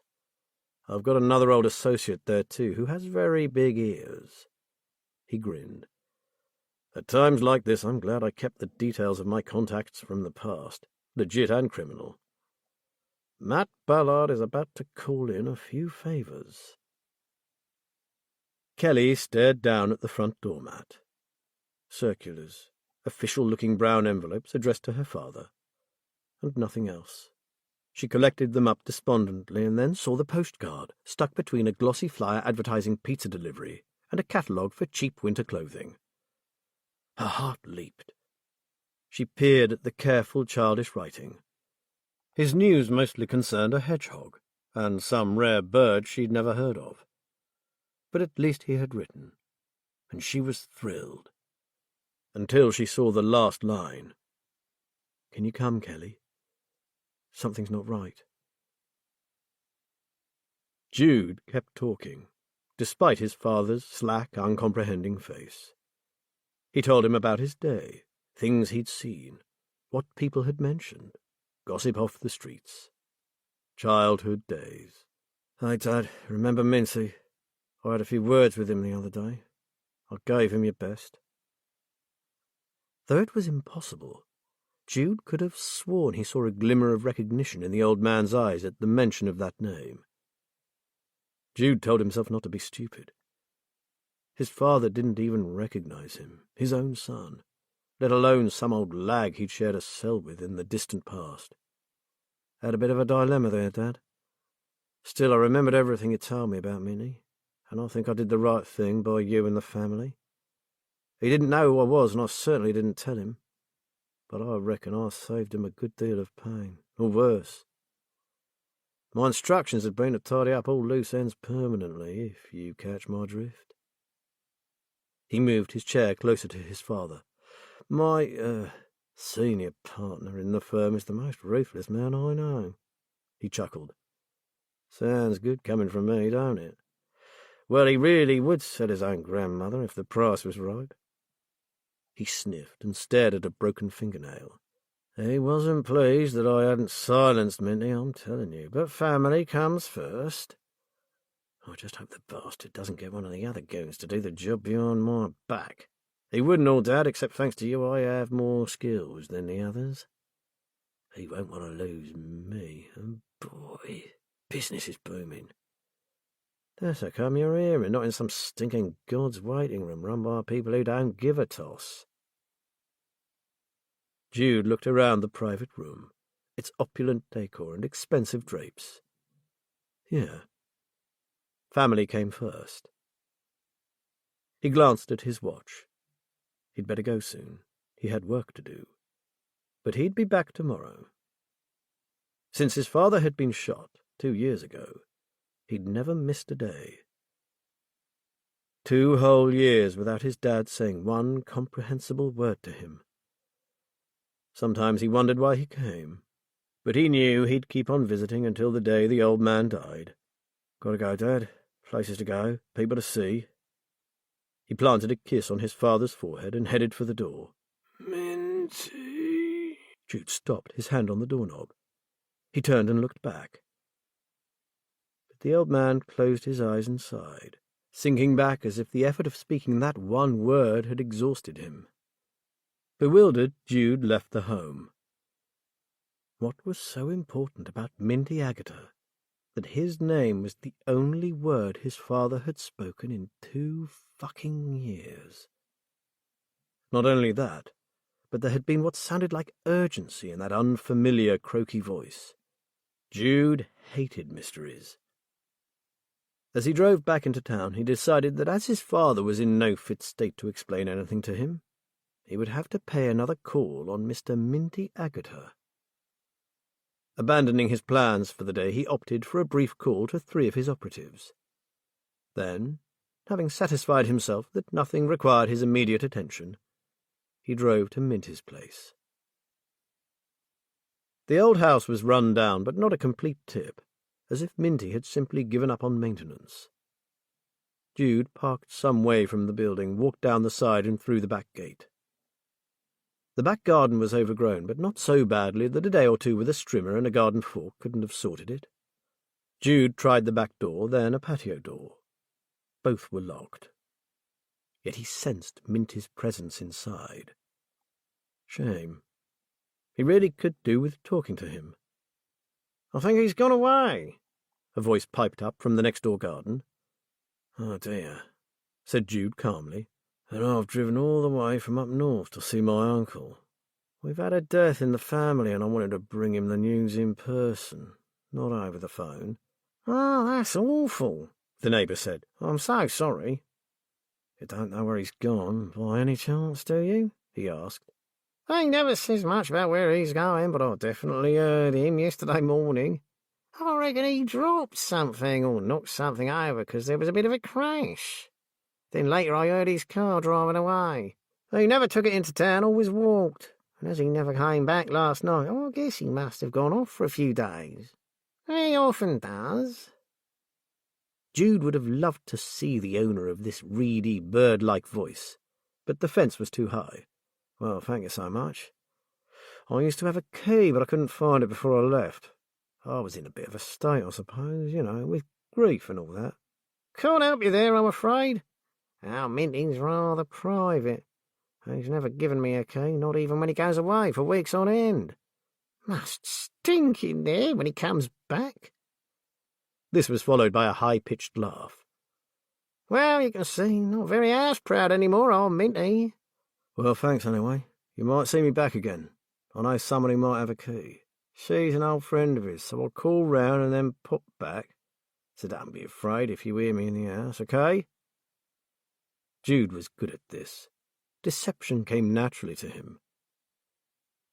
Hastily he made his escape. He'd be back all right, with a skeleton key or a glass cutter borrowed from a friendly housebreaker on his payroll. He didn't believe for a minute that Minty had driven away. He had probably parked up somewhere and walked back under cover of darkness. The only thing that bothered him was that noise the neighbour had heard. Minty was scared, that much was certain. Jude had frightened him badly, and now Minty was lying low. But they would have that chat, one way or another. Chapter 7. As Liz had hoped, David had fallen under the spell of the sea bank. He marvelled at the big skies, the absence of all trace of a human presence. He wondered at the perspective-destroying high grassy path, and how it seemed to lead only into a far horizon. Back at Cannon Farm, it seemed to Liz that the walk had made him less introspective. He was definitely much brighter. Now they were approaching the home of Georgia Hallam. During their walk they had decided on what would be the most sensitive way to tackle their questions. Liz had initially wondered how David, who was still only young, would cope with the strong emotion of a grieving parent. But he had sounded so compassionate that she'd decided he'd be fine. They pulled up in front of a smart detached house with a sweeping drive laid with gravel. "Very nice. Very expensive," added David. He sighed. "But all that wealth makes no difference when you think what they've just lost." Liz felt a rush of affection for her nephew-in-law, followed by a stab of sadness. He would have made a good copper. She pushed the thought aside. "Come on, let's get this over with, shall we?" On the surface, Georgia Hallam appeared perfectly composed. But Liz wasn't deceived. She was holding it all in, scared to let go in case she never stopped crying. She made them tea, which they drank in the lounge. "We don't want to upset you, Georgia," said Liz gently, "but there's things we need to know about Alex, and Toby too, that will help us in our investigations." "Ask away," said Georgia. "The mere fact that you're actually listening to me, that you don't think I'm just neurotic, means a lot. If I can help, I will." "Have you cleared your son's belongings out of his student accommodation yet?" Liz began. Georgia nodded, swallowing hard. "My husband and his best friend did it immediately after the police had checked their rooms.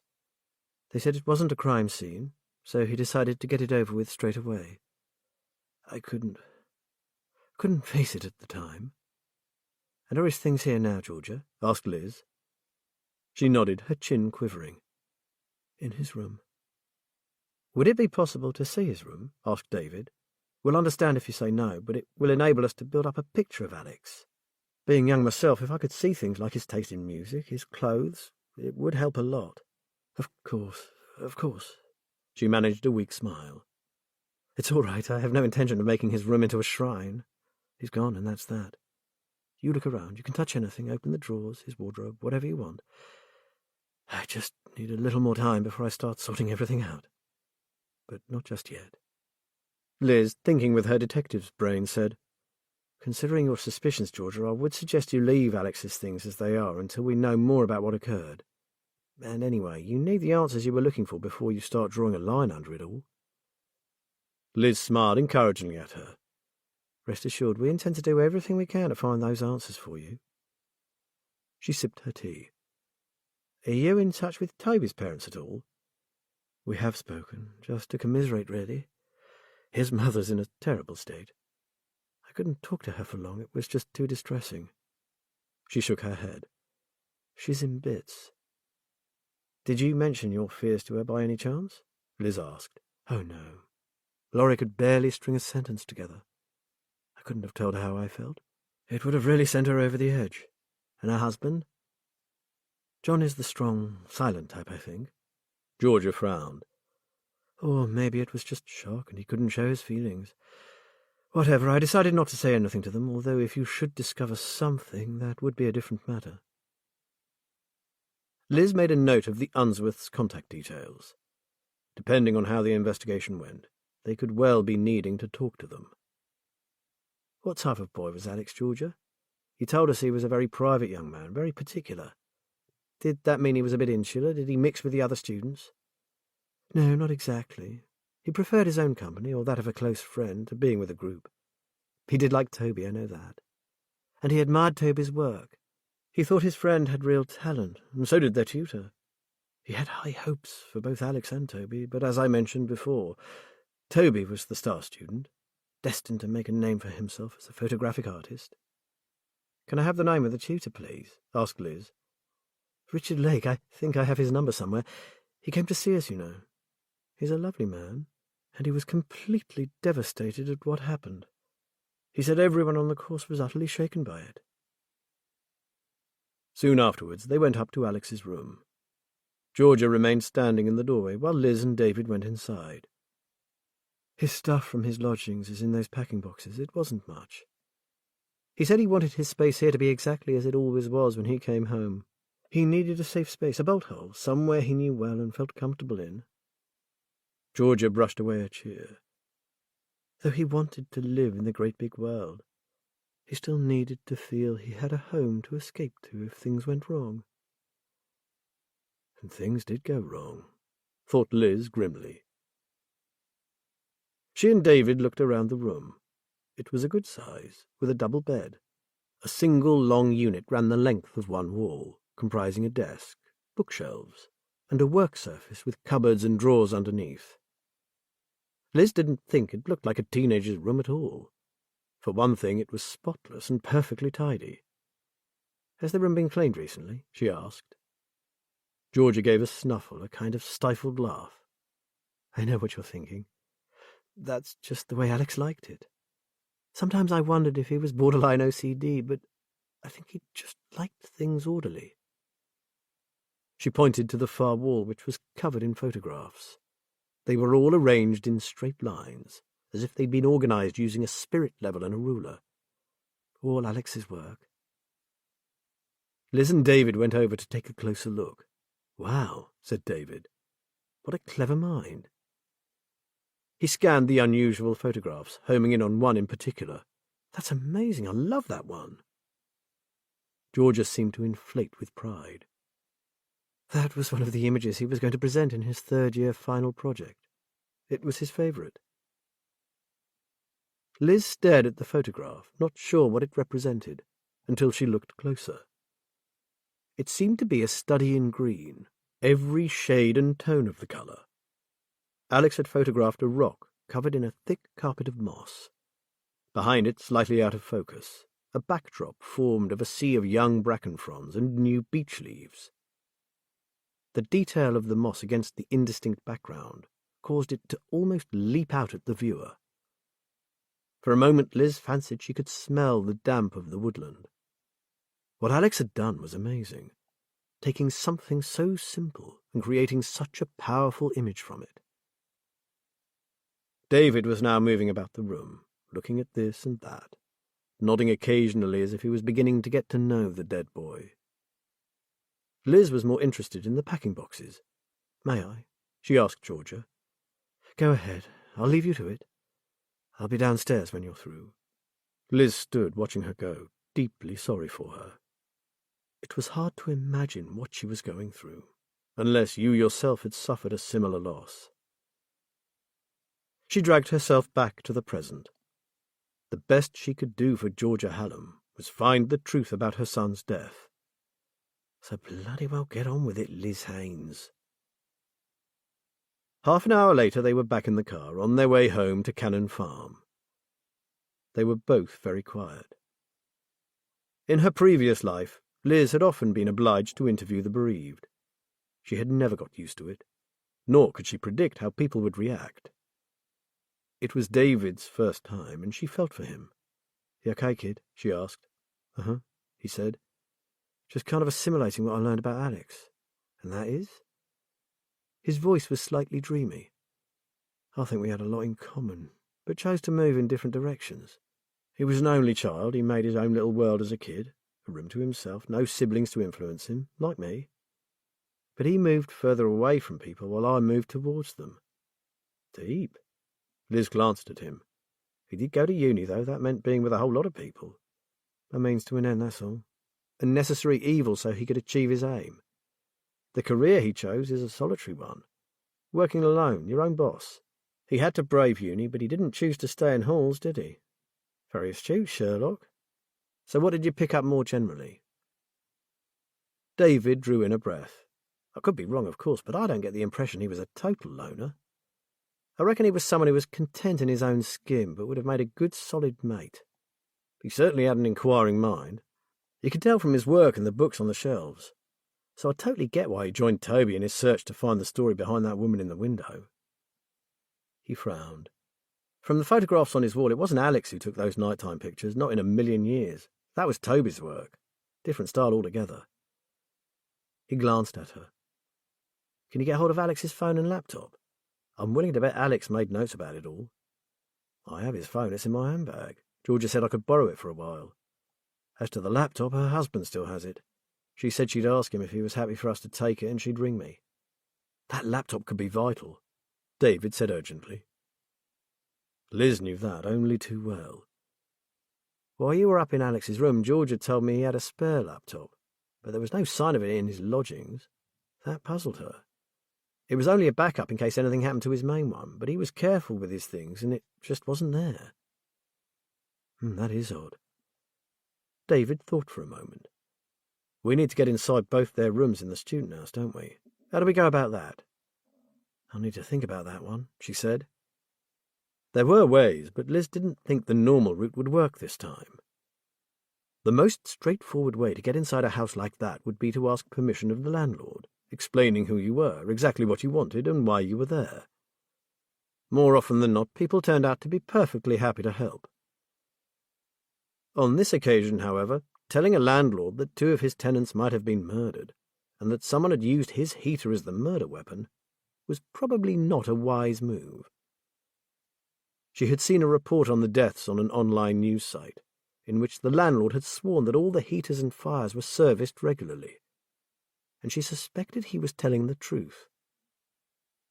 "I've got an idea." The voice from the passenger seat was thoughtful. David was evidently well committed to this. "Let's hear it then," she said. "Well, why don't I pretend to be looking for lodgings?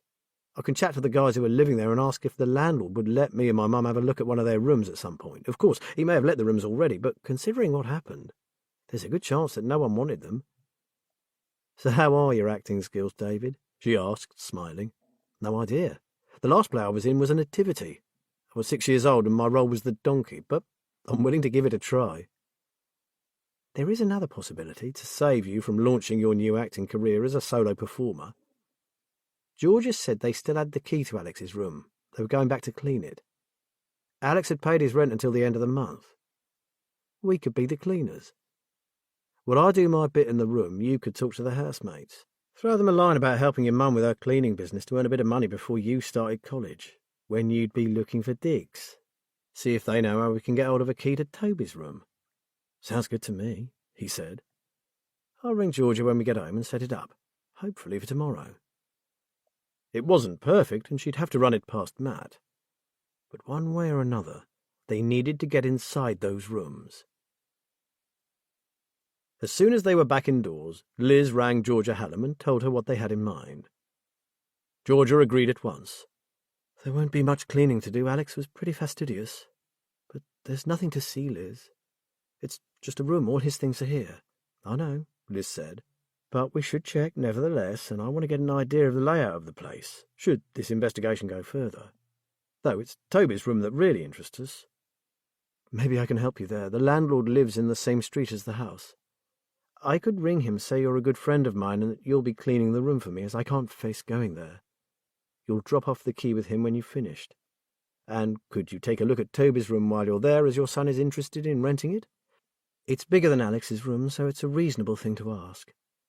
I happen to know that the Unsworths aren't going to collect Toby's things till next Monday, so the room is still how it was when—" Concealing her delight that the room hadn't been touched, Liz said, "Thank you, Georgia, that would be perfect. We'll call tomorrow morning at 9 to collect the key." She ended the call. "We're in," she said to David. "Start working on your new persona. You're going undercover." Chapter 8. Kelly had no idea what to do about the postcard. Her father was not in the best frame of mind at present, and she knew exactly what he'd say if she showed it to him. He would tell her that her brother was being ridiculous. She should take no notice of him, that if he was building hedgehog houses and studying wild birds, he couldn't be very anxious, could he? He would remind her what the summer activities at her new school were costing him. She should be concentrating on her education and her future, not fretting over her little brother, who was probably just missing being spoiled by her. She had heard it so many times before. "Think yourself lucky, my girl. I never had your opportunities, so don't be ungrateful." Kelly sighed. She was grateful, and she never underestimated the value of a good start in life, another of her father's sayings. But as far as she was concerned, her brother came first. Kelly tried calling Simon, but the phone was either switched off or the battery was flat. She sent him a text for when he bothered to look at his phone again. She considered writing to him, but decided against it. Kelly went to the fridge and got herself a cold drink, still mulling it over. By the time she'd finished it, she'd made her decision. This afternoon she was going into town for a 3-hour tutorial with her new art mistress, who was holding classes in her studio for some of her more talented pupils. The teacher's home and studio were in a street just off the town centre and, luckily, close to her bank. She had been managing her own money for a while now and was careful. She knew she had enough money to cover what she was planning, but she'd need cash as well. She'd get an earlier bus and visit the bank before attending her class. That sorted, she found Trainline on her phone and booked her ticket for the following day. She then sent her brother another text. "Look out for me tomorrow afternoon. I'll be with you then. Hang on, little bro." Albie Grant hadn't changed his routine in the past few years. A late breakfast in the town centre McDonald's, then down to the bookies, just as he'd always done. Rather than ruin Albie's plans for that big win, Matt waited until he came out. "Blimey, DCI Ballard. Haven't seen you in a while, Governor." Matt smiled at him. "I'm retired, Albie. I'm nobody's governor now, so call me Matt." Albie looked horrified. "Dunno if I can do that. Not with the DCI you put half my family away. Not that I'll blame you. If the silly buggers were daft enough to get caught, it was their fault, weren't it?" This was followed by a loud guffaw. "So, what brings you over this neck of the woods, sir?" "If you can spare half an hour for a pint, Albie, I'll tell you," Matt said. "Always got time for a quick one, as well you know, Squire. How about the Hanged Man? That's my local." They strolled along to the pub, where they found a table tucked well out of the way. Matt got the drinks in. "Well, I've got to say, being retired suits you. You look 10 years younger now you've left the roses behind." Albie grinned broadly. "Funny, but you always reminded me of that actor that plays Judge John Deed on the telly. Dead good looking for an older bloke. I reckon you're even more like him now." He gave another guffaw. "But retired ain't quite the word, is it? You're still out there chasing the bad guys, just not officially like." Matt smiled wryly. "Hard to shake the odd job off, Albie, especially when you'd been doing it as long as I had. Bet it galls you, though, not to be able to clap them old bracelets on and shout, 'You're nicked, sunshine.'" "Well, we have our moments." "I bet you do. Yeah, and then you hand 'em over to the boys in blue to do all the boring paperwork. Nice one." Suddenly he became serious. "So, why have you come looking for me, then?" "Because of those amazing ears of yours. The ones that miss nothing from the streets." He raised an eyebrow. "There'll be a small remuneration for your troubles, of course." "You're a gentleman, DCI Ballard." He inclined his head. "So, what have my amazing ears supposed to have heard?" "Bad feeling in low places in Fenfleet. I've been told that even race is bricking it." "You heard right, and it's not just Fenfleet." Albie lowered his voice. "It's here in Greenborough. Bad enough to give even the Leonards the willies. And it's in Salton Le Fen, too." Matt let out a low whistle. "Hellfire, that is bad." "What's really bad is that no one knows what the fuck is going on. You wouldn't credit it, would you? People like Eddie Race and Raymond Leonard being in the dark about what's going on in their patches. It's a scary thought." Albie took a slug of his beer. "Best I can do is keep you updated. Let you know if anything shows its ugly face." He shrugged. "Sorry, Matt, I'd help you if I could, but I think you've had a wasted journey." "Far from it, Albie. I thought it was a local problem. I didn't realize it was so big. And at least I know that if anything occurs in this neck of the woods, you'll be keeping tabs on it." Matt had always liked Albie. He wasn't a crook. Okay, he handled a bit of hot merchandise now and then. But he spent most of his time as an old-style market trader. The rest of the family were rogues, one or two of them pretty nasty. But Albie and his old mum had been happy as pigs in shit with their pitch in the marketplace, and generally stayed on the right side of the law. There was even a memorial plaque on the cobbles dedicated to Gladys Grant, who'd set up her first stall in the days following the end of the Second World War. Matt gave Albie one of his new cards and a £20 note. "Ring me, text me, whatever you like. Just keep those ears to the ground, okay?" Albie lifted his glass in acknowledgement. "Will do, Squire, will do. And it's nice to see your face again." He pushed the money into his pocket. "And now you've ditched the warrant card, I can thank you. You were always straight with me, and I appreciate it. Especially when Mum accidentally tried to offload those hooky microwaves." They laughed at the memory of the old days. Matt had been in uniform then, and the microwave incident wasn't the only time young Sergeant Matt Ballard had saved the old girl's bacon with a swift warning. It had paid off, too. Albie had returned the favour 100-fold. Matt got up to leave. "I don't know if it works this way," said Albie softly, "but if you do get to find out what's up before me, would you give me the nod?" Matt nodded. "For you, Albie, yes. I'll keep in touch." Matt was in luck. After a short walk away from the main street, he discovered that his other contact was at home. Arthur Skeldyke was the brother of an old detective inspector Matt had worked under for several years. Arthur had provided useful background in a lot of cases, having an encyclopedic knowledge of the Fenland area, coupled with a passion for architecture. Matt prepared himself to receive a long lecture on Fenfleet's glorious past. But if he could just keep the old guy focused on the merchant's house and the neighbouring buildings, he might walk away with some very useful information. "Matthew, dear boy, what a surprise! How fortuitous! I was just making a pot of coffee. Come in, come in." Matt held up a paper bag. "I brought some doughnuts. Hope you still like them." Arthur flung the door back and smiled like a delighted child. "Oh, but I do. Let's go inside and catch up on old times." Matt followed him in. "Actually, Arthur, lovely as it is to see you again, I'm here on business. I need your help." "Well, sad as I am to hear that, you've undoubtedly come to the right place." He wagged a finger at Matt. "But first things first, coffee, doughnuts, and an update on your new life outside the force. And I insist, or I won't help you." His eyes twinkled, reminding Matt of a mischievous goblin from a kid's storybook. The diminutive Arthur sported a slightly unkempt beard. He had shaggy grey hair and bright eyes set in a creased and smiley face. He liked to wear antiquated smoking jackets with baggy knee breeches and long, brightly coloured socks. But his eccentric appearance belied a brain sharp as a tack, and a memory that stored more information than the police national computer, if you could keep it on track. The coffee was as delicious as ever. Matt sipped appreciatively, while rattling off an abridged version of his life from retirement to his present occupation as a PI. "So now I'm here asking questions again, just like I used to years ago. The case I'm presently investigating is a very serious matter and might involve the deaths of 2 young students." The old man frowned.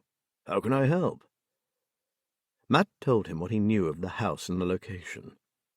Arthur's face lit up. "Oh, yes, I know that place very well. In fact, some years ago I wrote a paper on the rise and fall of trade and prosperity in that very area. Now, let me think. Do I still have my research papers? I do believe I do." He went over to a bookcase groaning with books and files, and began ferreting around in a box file of loose paperwork. "Never throw anything away, that's my motto. It's a waste of valuable time sorting out things that might or might not be required again. If they turn out not to be needed, well, when I shuffle off my mortal coil, someone, probably my younger brother, will throw the lot in a skip and do the job for me. Aha! Got it." He returned to his chair and began rifling through a mess of handwritten sheets of A4 paper. Matt watched. He had been here before and knew that Arthur would come up trumps. He always did.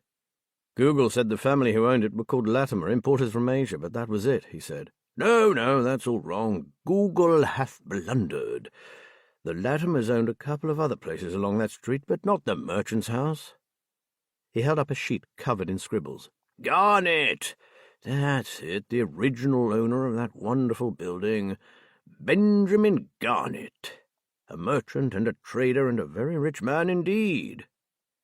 He passed Matt several sheets of paper. "I remember now.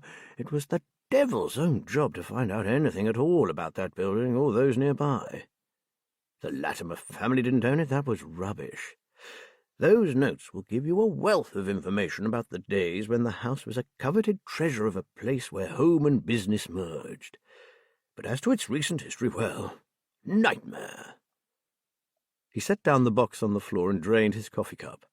Take it all, Matt, as I say, the later stuff might not be of much use, but at least this will point you in the right direction."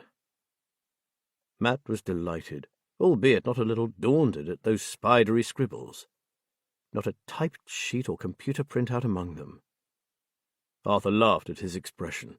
"You'll get used to it quite quickly. You know me. I was always a technophobe, and I shall remain that way until my thoughts are consigned to that skip I was talking about." He sat back, his hands in his lap. "In later years there was a great deal of controversy over the rightful ownership of that old house. It had something to do with a clause in a will, caveats that were contested, I have no idea by whom, but it was part of the reason why it fell into disrepair." "You said something about home and business merging?" asked Matt. "Oh, yes.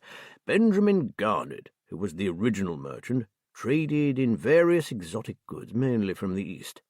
His family owned land in India, where they grew the most magnificent pomegranates.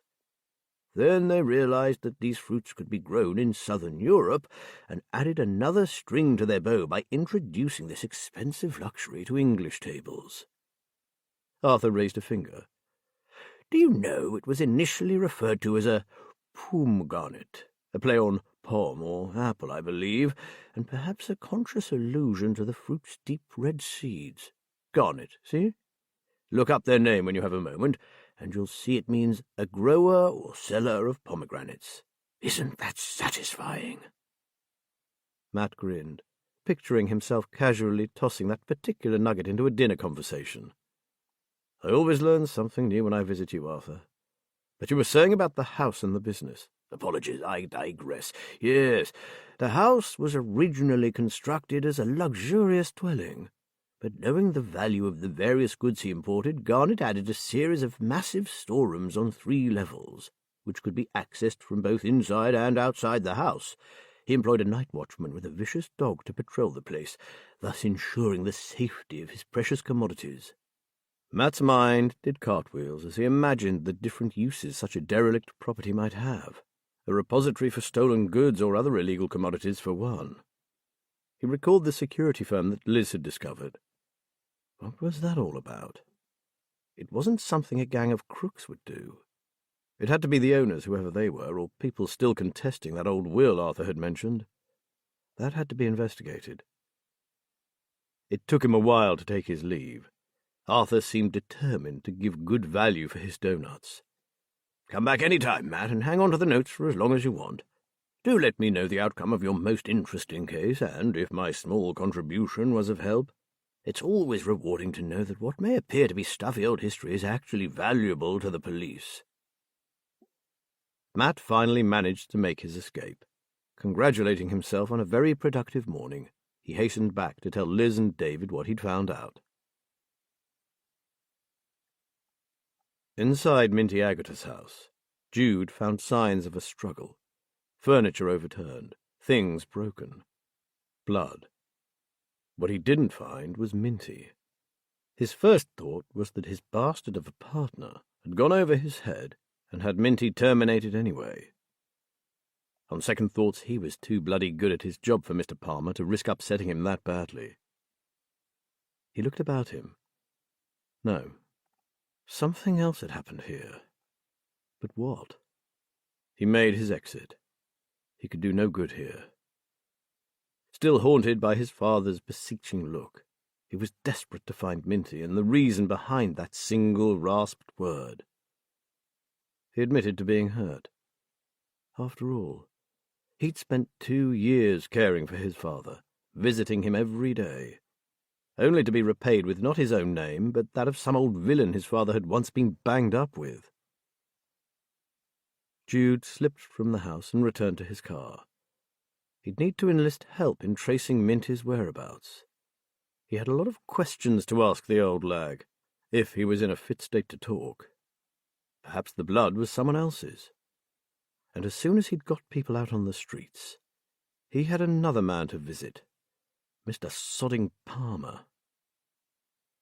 Jude was damned good at killing people, but he had another talent too, spotting a liar. If Palmer had indeed taken matters into his own hands, he would know. And if Palmer had gone behind Jude's back, harmed Minty before he solved the puzzle concerning his dad, he'd live to regret it. Jude had a long memory. He could wait. But when they'd finished with their current lucrative caper, rough justice would be served. He would make Palmer pay. Like some distraught wraith from a story by Poe, Jessie paced the floor, wringing her hands. "For heaven's sake, woman, relax, can't you?" Anna was rapidly losing patience. "But I saw him talking to those men, Anna. How do we know they're not planning to snatch him? Oh, dear. How many times do I have to tell you? They were twitchers, bird enthusiasts. You've seen them, Jessie. At certain times of the year they turn up in their droves in this part of the marsh to tot up sightings of rare birds." "Well, yes, but it's the perfect disguise, isn't it? A pair of binoculars and you have an excuse to talk to kiddies, to get close to them, to— Oh, dear, this is terrible." Anna shook her head and gave a long sigh. "You aren't going to let this rest, are you, Jessie? It's making you ill, you know." "Probably," Jessie twittered. "I'd just die if something happened to that dear boy while he's in my care. And sweet Kelly, what would I tell her? That I'd lost her darling little brother? I can't face it, I just can't." "Then you know what you have to decide, don't you? Send him home, or take him away for a few days, like you planned?" Anna stared hard at her. "What's it to be? I can't send him home, he's getting so much better, and, well, I don't want him to leave me just yet, I really don't. I'll get the cases down from the top of the wardrobe, shall I?" Anna stood up. "It's for the best, and when you feel stronger we'll come back and start again, like we said." "Is this the right thing to do, Anna dear?" She could hear the plaintive wail in her voice and despised it. But she needed her friend to be strong for both of them. Oh, yes, it's not just the right thing to do, it's the only thing. Anna looked at her sorrowfully. "You need to get away from here, from the marsh. You can't afford to allow all these worries and fears to build up again like they did before, can you? Take a break along with your boy and get better. I'll help you all I can, I promise." "You always do, dear Anna. So, yes, get the cases down, please." After lunch, the private investigators, along with their new recruit, held a briefing in the incident room. The whiteboard now had a central picture, the enhanced photograph taken by Toby Unsworth. It was an odd image to see on an investigation whiteboard. Strange and almost nightmarish. Real and uncanny at the same time. That ghostly face, staring out through a filthy pane of glass, looked totally out of place. Matt decided he preferred the good old police ID mugshot. He knew where you were with one of those. Now that he knew something of the history of the house, he was even more concerned about that woman and her reason for being in that old building. After they had shared their morning's findings, they broke for a few minutes while Liz made them all coffee. It gave them a chance to mull everything over before they decided what to do next. By the time Liz came back with the mugs, Matt said, "I think we all agree that we need to see what you and David can come up with at the student's house before we go any further." "Makes sense," said Liz. "Hopefully one more of Alex and Toby's old housemates will help us fill in some of the gaps in our boys' timeline. We've already added a couple of new questions to the growing puzzle, one of which is Alex's missing spare laptop." "There's a chance he'll lend it to one of the other students," suggested David. "I'll do my best to find out when I talk to them. If it's all right with you, I'll spend a bit of time this afternoon perfecting my cover story. For instance, if I'm telling them I'm getting a place at their uni, I need to pick a course the uni holds." "Absolutely. And make it something you really are interested in, not a subject that sounds impressive but that you know nothing about," said Matt. "And try to keep it simple. Don't invent too much or you'll forget what you've said to whom." "Yeah, good advice," said David.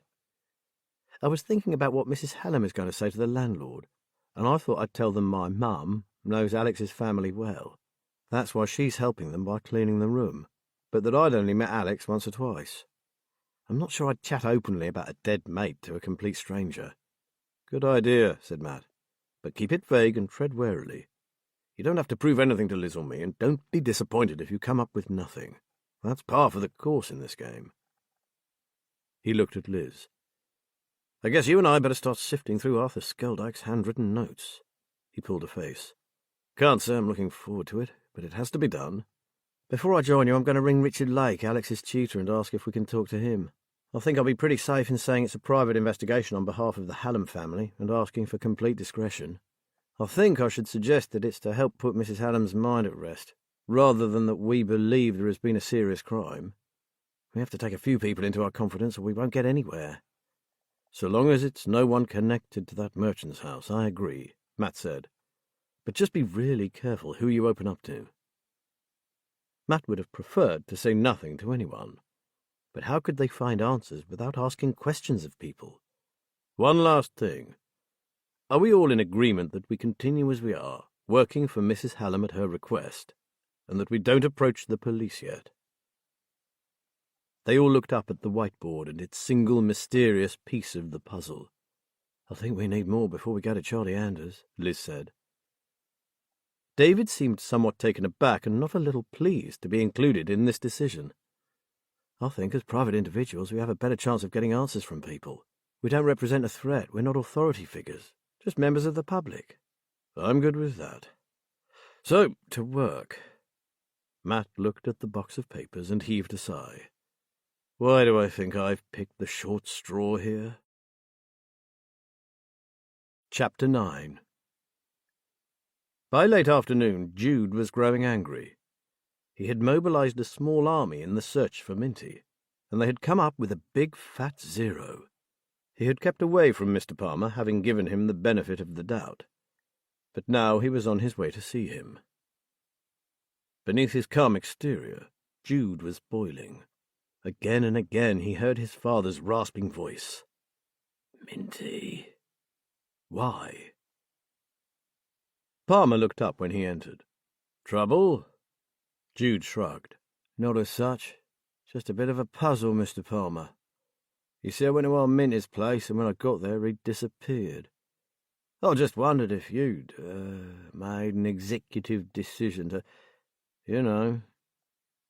Palmer frowned. He looked perplexed. What, off him myself? You must be joking. Palmer pulled a face.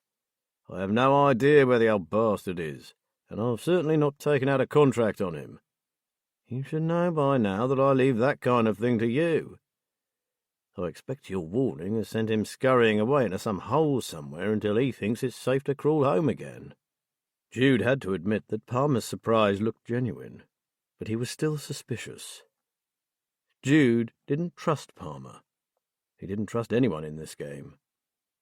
He decided to back off and instead gave Palmer an update from the streets, assuring him that no more unwanted interest had been shown in any of their places of business. He liked that term. Places of business. It gave an air of respectability to an activity that was anything but. Are we scheduled for the next delivery as arranged, Mr. Palmer? Palmer nodded. All on track so far. It'll be finally confirmed at 7 this evening. I'll ring you the minute I hear from the courier. Is everything in place to receive our commodity? All arranged, and our people are aware that extra stealth is essential after our recent minor irritation. A disruption ending in 2 deaths was far from being a minor irritation, but June merely continued. Of increased personnel, everyone's going to be doubly cautious. I've put a few diversions in place and changed the routes again. I'll be frank, Mr. Palmer. It would have been better if we'd let a bit more time pass before we took a new delivery, but it wouldn't do to let our supplier know there's a problem. So I've covered all bases and tried to preempt any possible glitches. Good, good. Palmer nodded. It's a big one this time, so I'm pleased you've upped security. He gave Jude what he obviously believed to be an enigmatic smile. Even you'll be pleasantly surprised by the returns on this particular shipment, as I've negotiated a deal with a new buyer who is very interested indeed in what we have to offer and is prepared to pay top dollar for quality. In Jude's opinion, a man with hair dyed that badly ought not to even try looking enigmatic. It just didn't work. Though he had to admit that even if Palmer was a total failure in terms of his personal appearance, he was a brilliant negotiator. This was why they worked so well together, despite having no real liking for each other. Music to my ears, Mr. Palmer. So, Jude, Concentrate on seeing this cargo through to safety, and don't fret over that old lag, Minty. He'll turn up when he thinks the heat's off, and if you are as certain that he won't talk as you say you are, that's fine by me. I trust you. Like hell you do. Jude ignored the part about Minty and simply said, "The consignment will come in like clockwork, never fear." Meeting over, Jude left. He would do the job and do it well, because he wanted the money. But his father's hoarse voice still rang in his ears. No way was he going to forget Minty Agata. Henry was back in work mode. He amazed even himself by the ease with which, like throwing a switch, he moved from one world to another. Yesterday he had been a man steeped in carnal pleasure. Today he threw all his energy into the task Eddie Race had given him. He had known it would come down to him in the end. As the whispers and speculation mounted, with no conclusions being reached, he had known that sooner or later Eddie Race or one of the others would come to him. Now he was becoming a little intrigued on his own account. He had already put out feelers and reaped no return, which was odd. Henry had the reputation of paying very well for reliable information, which meant that none of his contacts had anything to tell him. He would have to take a different route to get to the truth. Henry had more than one persona. His current one required him to dress in a tailored Hugo Boss suit, handmade Italian shoes, and a crisp Oxford shirt. He checked his elegant Swiss wristwatch and listened out for his taxi. He had 30 minutes to get to Greenborough, attend a swift business meeting, and proceed to the best hotel in the area for a meal. This should give him an idea of where to start with Eddie's assignment. The meeting, little more than a brief report and discussion, was over in half an hour. The real business was always conducted during the more relaxed dinner afterwards. The members of this group were an eclectic mix of those involved in running commerce and trade in the 4 main towns in this part of the Fens. Tonight, Henry engineered things so that he was seated next to Neve Conran, the editor of the local paper, the Fenlander. Neve, a splendid-looking woman with red hair and piercing green eyes, was a rich source of information from all sorts of places. Henry had often fantasized about burying his face between Neve's ample breasts, but she was happily attached to a nymph-like young woman some 10 years her junior. Tonight, however, Henry wasn't thinking of her bosom. He wanted her brain and her local knowledge. They ate and chatted amicably for a while, then Henry casually said, "I was in Fenfleet yesterday, and I wondered what was going on. I'm very susceptible to atmosphere, you know." She put her fork down and took a sip of wine. "Whatever it is, it's escalating. People are worried. I'm worried. I love my town, and I don't want to see bad things happening there." She turned her startling green eyes to him and whispered, "Go carefully. I know you, but if you get involved this time, it could backfire. I believe someone is moving in and stealing territory that doesn't belong to them. The grapevine says it's not just here either. It's like a spider's web encompassing Greenborough, Fenchester, and even Salton-le-Fen. Who do I talk to, Neve? Someone must know something. I'll give you a name, but it didn't come from me, okay? It might be a blind alley, but you could try a woman called Ava. She works as a physio at the Sports and Fitness Centre on the Fenfleet Road. You should have no difficulty chatting her up. She likes fit bodies. What you need to find out about are some new clients of hers that arrived a couple of months ago and are single-minded about maintaining an extremely high level of fitness." She paused, like as if their lives depended on it. Henry raised an eyebrow. "Very interesting. Thank you, Neve. I appreciate that. You can show that appreciation by keeping me in the loop. I won't publish what you find. It's purely for my own peace of mind." He nodded. "Of course, one good turn and all that." Henry returned to his steak. It was time he joined a gym. That aching back of his could do with a good pummeling. He might just ask Ava. Bernie Weatherby, the owner of the Pear Tree House, welcomed Matt, Liz, and David like long-lost friends. Matt knew that their closeness was due to their shared grief over the loss of Adie, but he still liked seeing Bernie. In a funny kind of way, their friendship kept Adie alive. They had secured a table that looked out onto the gardens of the picturesque old restaurant. It was twilight and the solar lights were coming on, lending the place a magical air. David expressed his surprise that the Fens had so many good restaurants and inns. Laughing, Liz said that there was little else to do in this vast rural area but eat. David was even more impressed when the first course arrived. Matt found his enthusiasm quite gratifying. Unlike most people who called the Lincolnshire Fens flat and uninteresting, David praised the huge skies, the endless space. Matt knew they had much to contend with. The slow-moving tractors and other farm vehicles, the bitterly cold winds blowing in from the North Sea, the mud. But he still loved it, and he wouldn't live anywhere else. "So, did you learn anything exciting from those handwritten notes?" asked Liz. "If you could decipher them, that is." "A whole lot of history, that's for sure. I get the impression that the place is disused because it still belongs to the Garnet family, though it's been almost impossible to verify it." He pulled a face. "I've hardly scratched the surface yet, but I can't afford not to plough through the lot." He accepted a dessert menu from the waiter. "You sounded well impressed with Richard Lake, the boy's tutor." "I certainly was. He seems like a lovely man, so cut up about his 2 students. I have a feeling that what happened to them is going to stay with that man for the rest of his life. He's struggling to come to terms with it, I could see. Anyway, he's offered to talk to us about the 2 boys, so tomorrow, after I've done my cleaning, we'll call at the uni and see him." She glanced across at David. "It's great having you with us for this particular investigation because your presence makes everything seem so natural. We're nothing but an older woman and a young man calling in to see a tutor." David looked up from his menu and grinned. "Frankly, I don't think my real mum minds losing me to you at all." Liz opened her mouth to respond, but just then Matt felt a hand on his shoulder. He turned to see Bernie smiling down at him. "Want to come to the back office after your dessert? Oh, and I recommend the chocolate lava cake. Our chef makes the best I've ever tasted." And then he was gone. Matt wondered if the Fenland grapevine had already sent messages about the underworld unrest in Bernie's direction. After all, he hadn't mentioned anything when he booked. After dessert, which was indeed superb, he left Liz and David chatting over coffee and made his way to Bernie's office. Bernie shut the door behind him. "Delicious as it might be, I'm guessing you're not here just to sample my lava cake?" Matt returned the smile. "You're right, of course.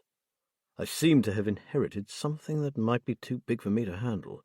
"No such thing." "Don't be so sure. I might well have to resort to DCI Charlie Anders before long." Bernie sat forward, elbows on the desk. "I'm assuming it's about this rumour of an imminent takeover. That's certainly big. It covers the whole area, so I've heard." "Even that's not for certain, Bernie. So far we have 2 accidental deaths, if you see what I mean.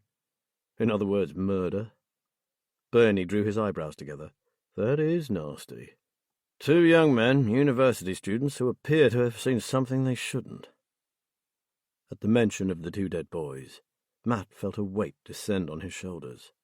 "The police have accepted the coroner's report on cause of death and dismissed one of the boys' mothers as a hysteric, so I'm gathering some actual proof before I try to tell them they're wrong." "You sure they are wrong, I suppose?" asked Bernie. "Forensics plus a coroner's report is pretty definitive. If Professor Rory Wilkinson had conducted the tests, I'd probably have accepted their word," said Matt. "But I'm told he's taking a holiday in warmer climes, and we have a temporary Home Office pathologist at the moment. Plus, things are coming to light that point in a more sinister direction." Bernie exhaled. "One of my girls is at uni, and I worry about her all the time." "Only one?" Matt asked, knowing Bernie had twins. He laughed. "Yes, Tanya's the academic. She's taking psychology and says I'm the perfect subject for a case study, cheeky mare. Lindis has gone the apprentice route. Wants to be an engineer, would you believe?" "Handy," said Matt. He recalled that the twins, despite being very close, had always had different interests. "I must say I'd rather have an engineer in the family than a psychologist." Bernie chuckled briefly. "So how can I help? I assumed you were here to ask about the takeover, not 2 students' deaths." "The reason for their murder, if indeed that's what it is, relates to one particular place in Fenfleet, but we can't be seen making inquiries about it.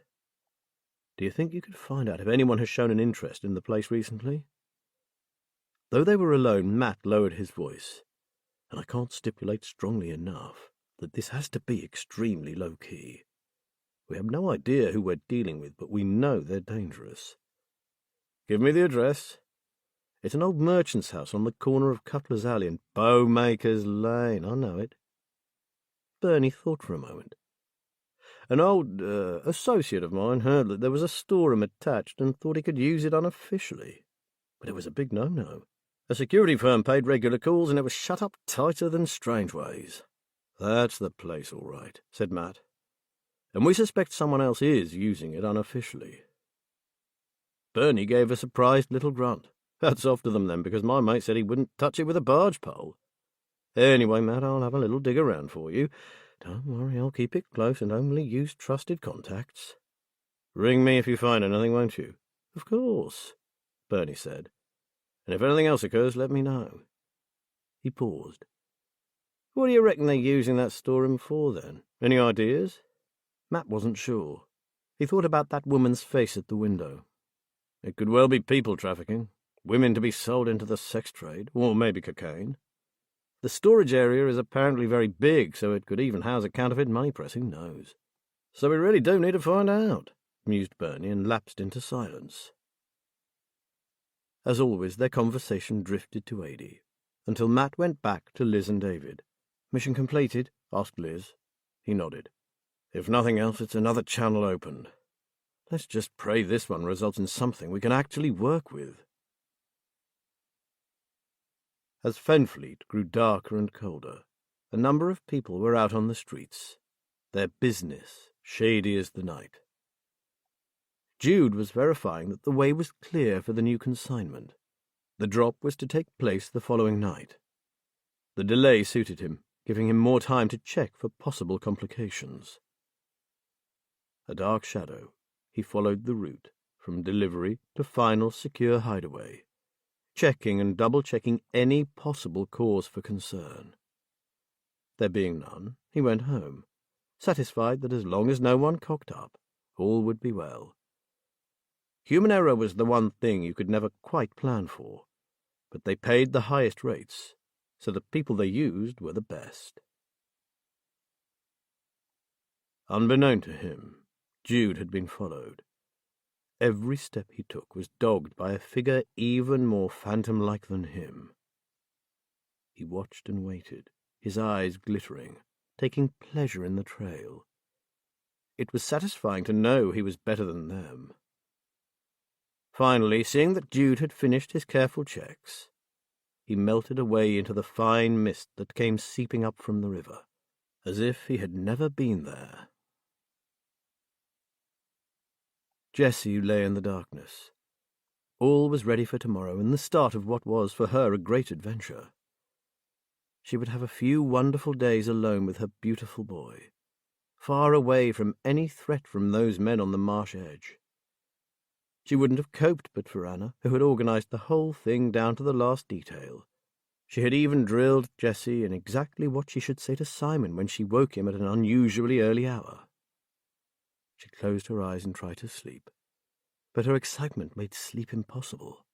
The main thing was that darling Simon would be safe. They could spend some quality time together with no evil men stalking their every move.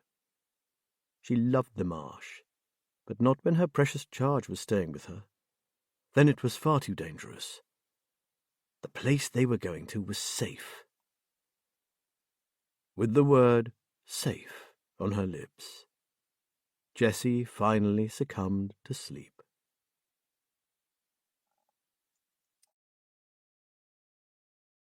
Chapter 10. He didn't like to admit it, but David was nervous. It felt like his first interview for the police force, except he'd had a carefully rehearsed script for that. This was new territory, and despite Matt's repeated assurances that even if he messed up or got nothing, he wouldn't be letting them down, he didn't feel that way. He wanted to do well, to be worth something. His failure to make it through the bleep test had knocked his self-confidence badly. He had to get this right. A solemn, grey-faced landlord who called himself Lucas had unlocked Toby's room for them, apologizing for its state. He assured them it would be completely redecorated before it was let again. Then he had left them to their cleaning. For over half an hour they furiously scrubbed and polished, even though the room was far from dirty in the first place. Finally, Liz said she wanted to go through Toby's room undisturbed. So David headed downstairs to have a casual chat with the other occupants. He found 2 of them in the living room, which was a tip. He dreaded to think what state the kitchen must be in. He pictured empty pizza boxes, unwashed plates. He decided not to accept tea if it was offered. He took a deep breath and smiled, a little nervously. "Hi, guys. I'm David. I'm helping my mum clean upstairs." He paused. I'm really sorry about what happened to your mates. You must miss them." This elicited no response, so he went on. "I knew Alex. Not that well, but his mum and mine are friends. That's how come she offered to do this, save Mrs. Hallam the distress of having to do it herself." The 2 students seemed to relax. "Oh, right, that's kind of her." A thin, rather scruffy boy of perhaps 19 spoke up. "I'm Cole, and this," he pointed to his friend, who was sprawled on a tatty settee, "is Brandon. Yeah, it's sincerely weird without Alex and Toby. I can't believe they're really dead. It doesn't seem possible your mates just dying like that." "Sadly it is," thought David, "when someone sees fit to kill them." He sighed. "Yeah, they were both really talented too. Alex showed me some of the shots he took, and I was like, wow. He reckoned Toby's work was awesome, but I never got to see any of that. Were you on the same course?" Brandon's voice was deeper than Cole's, more middle class. "No, we're studying applied computer science, and Liam, who's out today, is doing law." David leaned against the doorframe. "I'm coming here myself soon. I'm going to be taking biomedical science." "Nice one. Here, want to sit down?" Cole pointed to the sofa. Better not. I might make myself too comfortable. Then I'll have my mum after me." He laughed. "But listen, can I ask you guys something? I saw Alex a few days before he died, and he seemed really bothered by something, but he didn't want to talk about it. When we heard what happened, my mum wondered if that carbon monoxide had been affecting him for a while. Did he seem a bit, well, different to you? Had he gone too far? Did he sound natural?" Then he saw the 2 students glance at each other. "Actually, we thought they were up to something," said Cole flatly. "Or more likely in trouble. In and out all hours of the day and night, and both of them looking like shit." He sniffed. "Alex was a clean freak, wasn't he? Well, even he stopped yelling at us for not cleaning the kitchen and the bathroom, and that wasn't like him." "We were going to corner them and get them to tell us what was up," added Brandon, not unkindly. "We were pretty worried about them, but they looked so wound up when they came home that night, when they died, that we didn't have the heart to do it. So I guess we'll never know what it was now." Cole flopped down next to Brandon. "We did wonder if it was something to do with the rotten shite who got into Toby's room and stole his laptop." "Got in?" David feigned surprise. "These places have fire-lock doors, don't they? Had he forgotten to lock it?" "He swore he locked it," said Cole, "and he was usually real hot on that. They had expensive cameras, and they'd often check out specialist equipment from the college store when they needed it." "But no one could get through a fire-lock door," Brandon added. "I think he just forgot to lock it." "Didn't the police find out?" said David. "We don't know if Toby ever reported it," said Brandon. "The police never came round, not until the accident." "So was it just Toby's laptop that was nicked?" David asked, in as casual a manner as he could muster. He was wondering about Alex's spare one. "Seemed that way. They didn't mention anything else." Brandon sighed. "But Toby was doing his nut because of his coursework being stored on it."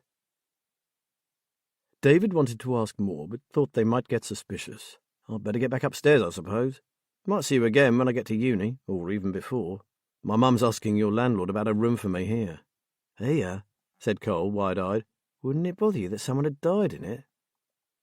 David shrugged, thinking he'd rather sleep on the streets than lodge in this place. "No, not really. It was an accident after all, nothing sinister." Cole still looked shocked.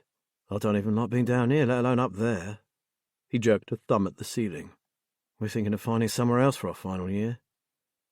"Oh well, might never happen. Anyway, better go. Take care, guys. Nice meeting you." David hurried back upstairs and found Liz making a meticulous check of Toby's room. "Anything?" he whispered. "Nothing of interest," she murmured. "Other than this." She held up a piece of paper. He noticed the nitrile gloves. I found it screwed up in the bottom of the wastepaper bin. Written on it was a stark warning. Go to the police, and it will be the last thing you do. David looked at Liz. The guys downstairs said they wondered if Toby ever reported the theft of his precious laptop since no one came to talk to them. I guess that's why. Undoubtedly. We may be in luck. There's a small piece of sticky tape on it. That stuff is brilliant for forensics. If we ever do hand this case over to the police, it could be vital for trace evidence. She looked around. Other than that, I found nothing of any help. No spare laptop. Alex is one that's missing. No, and I've done a pretty careful sweep. Liz looked puzzled. This is nothing like the way student accommodation usually looks, you know. It's far too tidy and clean. We know that Alex was obsessively tidy, but Toby as well? I'm wondering if someone has been over this room before us. You should see downstairs, Liz. It's a total pigsty. Pizza boxes, a traffic cone in the corner of the sitting room with a pair of scanty knickers hanging on it, rows of empty bottles along the shelves, and everywhere grubby. That's how I'd expect student accommodation to look, David, not like this. But don't villains make a mess when they do over a house? I thought they always trashed the place, said David, puzzled. Liz laughed. If they're looking for valuables and money, you're right, they'd rip the place apart. So it looks like whoever came in didn't want anyone to know they'd been here. She gazed around. Think about it. The parents haven't been in yet, and the only other people would be whoever discovered them. The police, the doctor, and the undertakers. Then, a bit later, whoever checked the appliances and declared the water heater faulty. Oh, and the landlord who would check the place over and lock it up. And none of them would carry out a spring clean, David thought. He looked at the room again. The bed was in disarray after Toby's body had been removed. The sleeping bag Alex had been using remained screwed up and cast aside. Some of the furniture was disturbed, probably to facilitate the removal of the bodies, and there were muddy footprints on the carpet. But Toby's desk and workstation, the shelves and windowsills, all clean. Too clean. No trace of dust, the surface is shiny. You're right, he whispered. Someone has been through all Toby's stuff, then wiped the place clean. And what do you make of that? Liz indicated a small hand basin in the corner, probably left from when the house had been a family home and this simply a bedroom. David looked. Sure enough, the water heater above it had "Condemned" tape across it, and a large red and yellow sticker with "Danger" written along the top, and "Safety Warning, Do Not Use" emblazoned across it. But instead of the old appliance he had expected to see, this one appeared to be relatively new. He saw Liz smiling at him. It can happen, even with newer ones. A fault, a clogged flue or ventilation outlet. We had a death from one of these not long before I left the force. Pet hair and dust had collected in the air intakes, and the fuel wasn't combusting properly. The gas man told me that weather conditions can play a part in keeping gas inside the property instead of being expelled. Very sad. Surely there's a CO alarm here, aren't they a legal requirement nowadays? David asked. They are, Liz said. Private landlords are required to have a carbon monoxide alarm on every story of the property, along with a smoke detector. There's one here, but I'm not sure how often he checked the batteries because the students had disabled it. Oh, shit. So indirectly they assisted in bringing about their own deaths. Well, let's say someone had disabled it. The batteries were gone, Liz said. And I know it's a favourite trick of students, especially if they are smoking weed, to take them out, then put them back in case of inspection. But I'm thinking that someone else might have done it. Oh, I get it, David said. You mean the killer. That would be my guess. Anyway, I don't think there's more to be gathered here, so let's check Alex's room one last time and take Toby's key back to the landlord. Alex's room had looked fine before. Now it was pristine. David absent-mindedly took a last look around and noticed a tiny white scrap of paper sticking up from behind the empty workstation. He leaned over to brush it away, then realized that it was the corner of a larger piece, stuck to the back of the desk between it and the wall. Calling over to Liz, he lifted out a large A4-size photograph.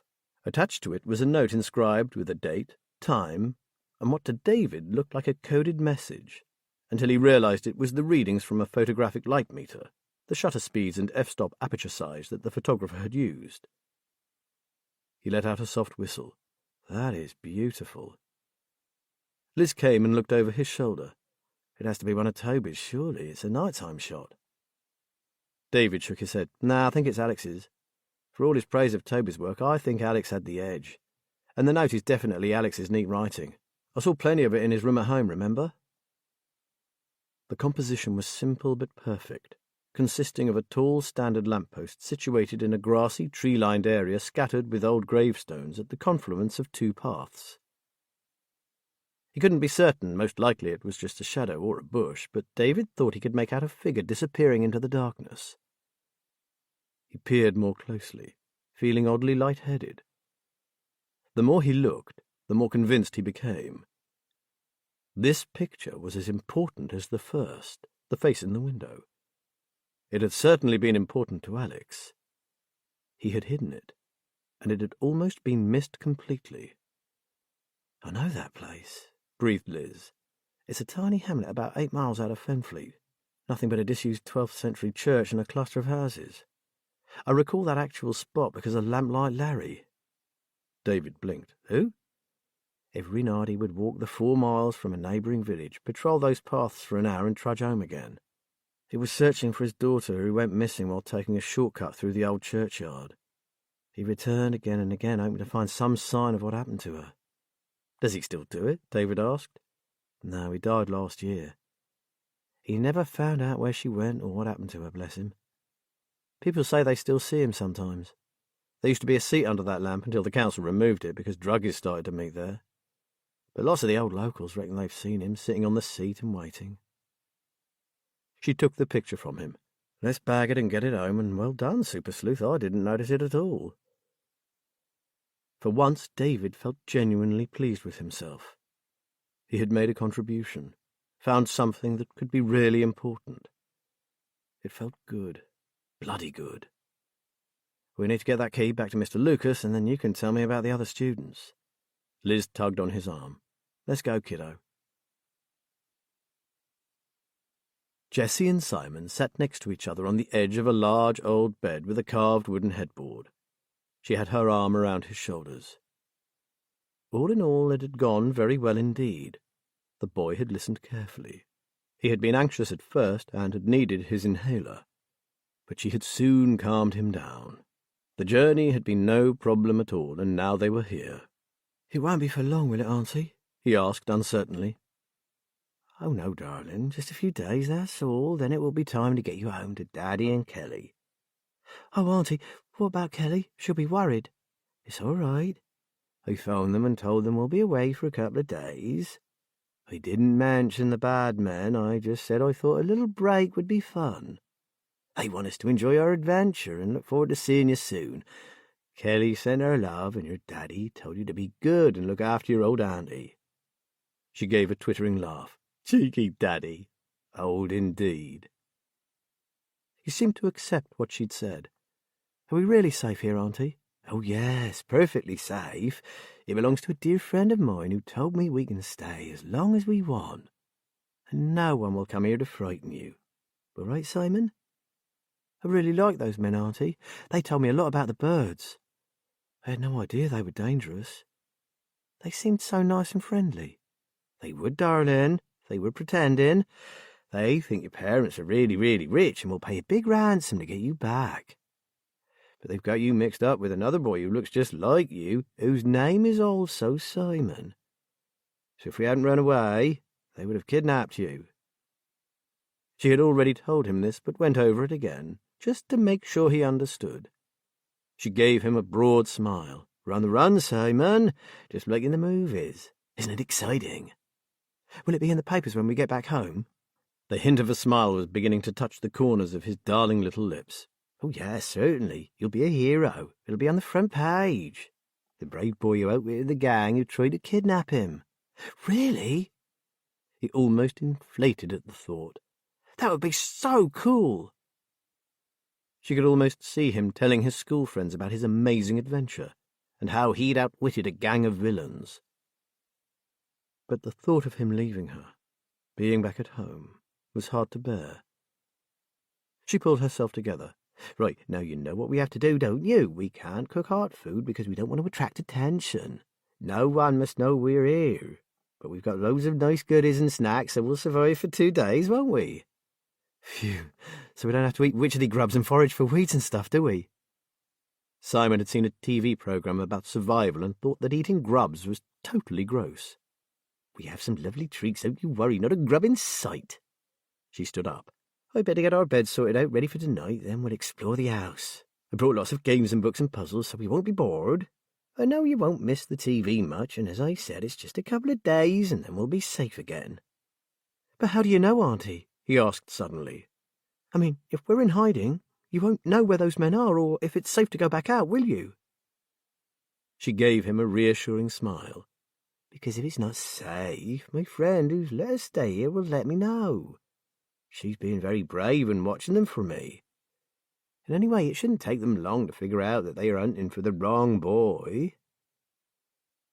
She unpacked the 2 top-quality sleeping bags she'd bought and unfolded a camp bed for Simon. She would use the old bed that was already there. Other than that, the room was already set up. She had done some of it earlier in the week, and Anna had done the rest. Anna had provided a camping stove so they could boil water. She hated the thought of not showering or washing her hair, but needs must. They had gone underground, so to speak, so she'd just have to rough it. She doubted Simon would mind going unwashed for a few days. Hey, this is really neat, Auntie. Is it for me? Simon had found the colouring book she'd got for him. It was an anti-anxiety book intended for adults to colour as therapy. It was full of beautifully drawn birds and would be perfect for Simon. Yes, it's yours, darling. Jessie had often dreamed of this, spending days alone with just her boy. Now it was really happening, and the world could go hang. Chapter 11. Matt rubbed his sore eyes. He needed fresh air. He had been trawling through Arthur Skeldyke's handwritten notes so long it had given him a thundering headache. With some relief he remembered that he needed to check the mower for fuel before the gardener arrived the next day. He stood up and stretched. It was a bright day, but autumn was already taking hold. The trees were beginning to lose their leaves, and the days were getting shorter. Matt had liked the idea of gardening, but when it actually came down to it, he'd realized he wasn't that keen after all, and he actively disliked grass cutting. So a local man came every week in the summer and kept things from getting out of hand. It was a good-sized garden and rather au naturel, as Matt liked to term the overgrown wilderness of shrubs and trees. He and Liz had made a start on redesigning some of it, and now they had garden paths, flower beds, and an arched pergola at the bottom of the lawn, covered with a climbing rose and a honeysuckle. They had been considering building a pond, as Liz had always loved watching the koi carp in a friend's pool. But a large grey heron and his regular visits had made them think again. They liked the heron, but to breed koi just for his lunch was rather extravagant. Matt filled up the ride-on mower with fuel and checked the spare cans. They would do for another week, but he made a mental note to get them topped up soon. Then he locked the garage and went down to the garden shed where the self-propelled petrol mower was kept for use on the smaller areas of grass. The shed was big, having been used in his youth as a store for overwintering racks of seed potatoes, other root vegetables, dahlia tubers, and the like. Matt didn't like going there much. It reminded him of his father. When he got to it, he noticed that the padlock was open. His gardener habitually forgot to fasten it, so he wasn't particularly surprised. But he certainly hadn't expected to see a miserable-looking figure lying on the floor, wrapped in old car rugs. "What the Minty, is that you?" The figure disentangled himself from his coverings. "Hello, Mr. Ballard. Wondered when you'd turn up." "For heaven's sake, man, what are you doing here?" "Never mind for now. Get up and come into the house. You can tell me after I get a hot drink inside you." In the kitchen, Minty sat with his hands around a mug of tea, slurping thirstily. Matt sat down opposite him and looked across the table at his dishevelled, unexpected guest. "Come on, Minty, let's have it." Minty sighed. He shook his head. "Ever since that guy turned up at my house and warned me off, I've been fretting. How come he knew so much about me and my past? Like I said, It had to be from my stretching side, so I've been racking my brains trying to think who I was close to." He drank more tea. "Before I could work it out, I realised I was still being watched, and that bothered me a lot." Matt tensed. "Do you think it was because you met me?" "Nah, I doubt that very much. It was my house they were watching, especially at night. Never saw anyone to be certain, but I just knew it. When you've been enough years in my old game, you do, don't you?" Matt knew what he meant. Coppers too developed a sense for something not being right. "Anyway, it really bugged me. How did that slime ball know so much? Then I saw him again, the man who warned me off. He was just standing outside my house, staring up at it like. Then he was gone. That's when I thought the house weren't safe anymore, but I didn't rightly know what to do or where to go." "And you decided on my garden shed?" said Matt incredulously. "No, of course not. I've got a mate who lives in Norfolk. Lonely little place, but the fishing's good, so I decided to pack a few bits and go missing for a week or so. I got all ready to take off yesterday morning when I had a funny turn, went all dizzy and fell over. I smashed a photo frame as I went down and cut my arm on the broken glass." He rolled up his sleeve to reveal a large blood-stained dressing. "Blood all over me carpet. Looked like one of your crime scenes." He drained his mug. "It was dead funny, really. There I am, sitting on the deck wondering what happened, and it came to me in a flash. I knew exactly where the guy who threatened me got his info from, and it scared the shit out of me." Matt looked at him expectantly. "So, who was it?" "I spent quite a bit of time with a man who most people thought was a nasty piece of work, but there was something about him I liked. I'd say we even finished up friends." He pulled a face.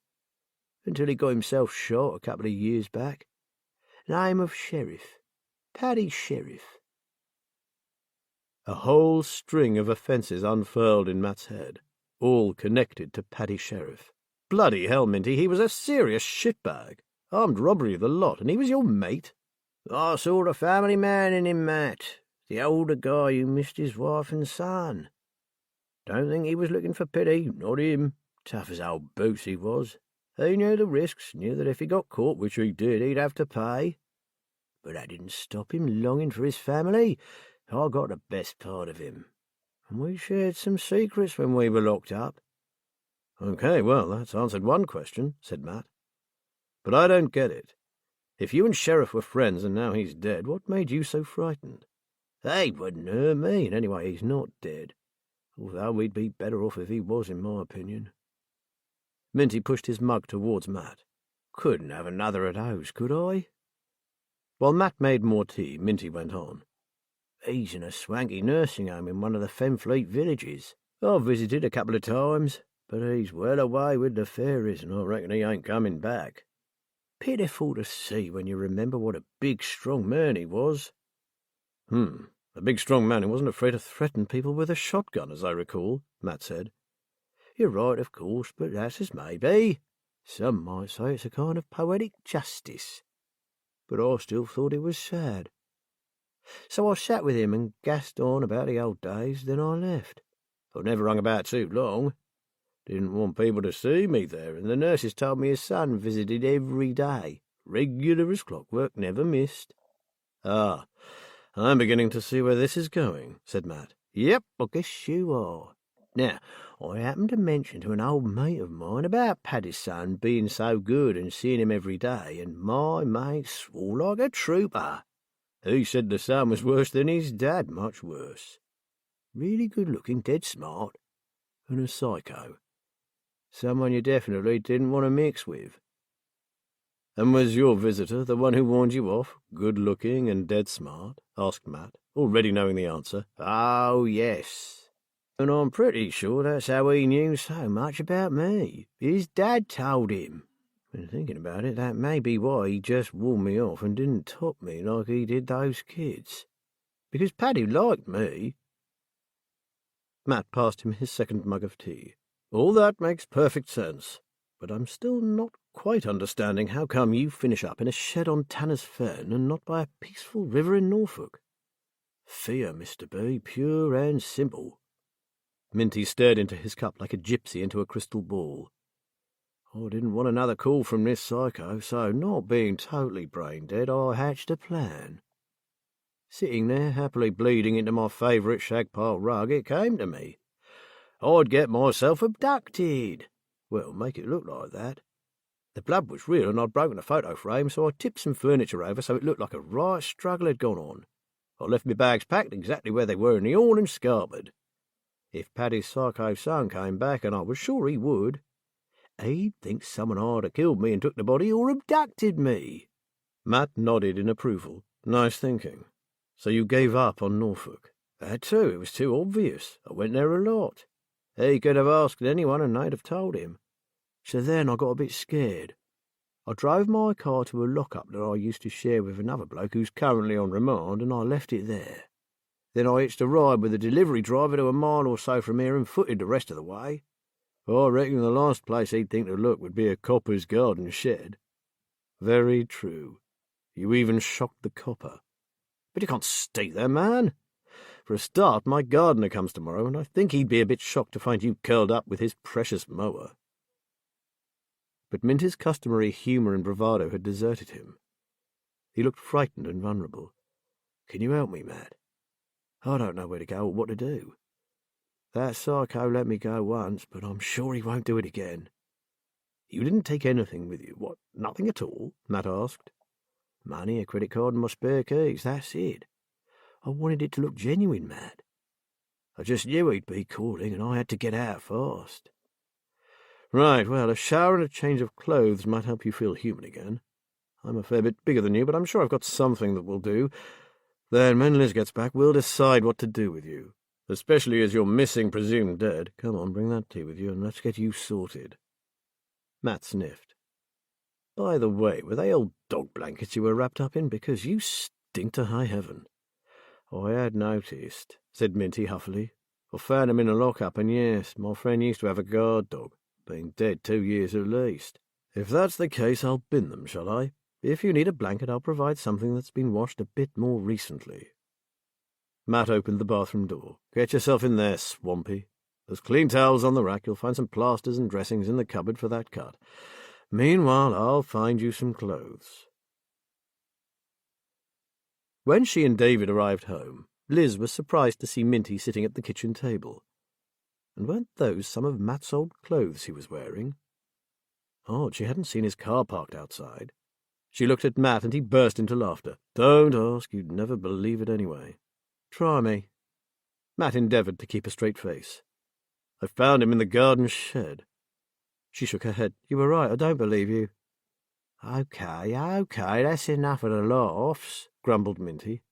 Just fill them in and do it quick so we can decide what the hell I'm going to do. Liz stopped grinning. Minty sounded truly desperate. Okay, we're listening. Matt gave the two of them a brief account of Minty's plight. So who is this psycho son? Liz asked, frowning. I remember Paddy. What copper doesn't? But who's the son? My mate said he's called Jude, said Minty, which got me confused, because when I knew Paddy, the only son he ever mentioned was Theon or Finn. He never talked about no Jude. But the description fits the man who warned you off, added Matt. So he's either changed his name, or Paddy had two boys, one of whom he never spoke of. In the ensuing silence, Liz wondered if the latter might be true. If one of Paddy's sons was really a psychopath, maybe he had done something that even his father, hardened criminal that he was, couldn't handle.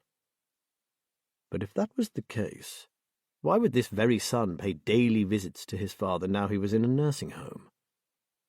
Whatever the case, whoever this man was, he'd scared the life out of Minty Agatha. Do you have anyone you trust completely who would put you up for a while, Minty? She asked. Minty shook his head. I've got no family left that I know of, and they all wrote me off years ago anyway. My handful of mates are all local, other than the one in Norfolk, and I'd not wish a call from this guy on any of them. Then you must stay here for tonight at least. I'll make up the bed in the spare room. Meanwhile, we'll try to think of somewhere safe you can go, preferably out of the area. That's the best I can come up with. What say you, Matt? Fine by me, if that suits you, Minty. Minty smiled. More than I hoped for. You're good people. For coppers? Coppers are good people on the whole, you old rogue, said Matt. Now, we'd better put our minds to sussing out a safe house for this ne'er-do-well. Preferably not my garden shed.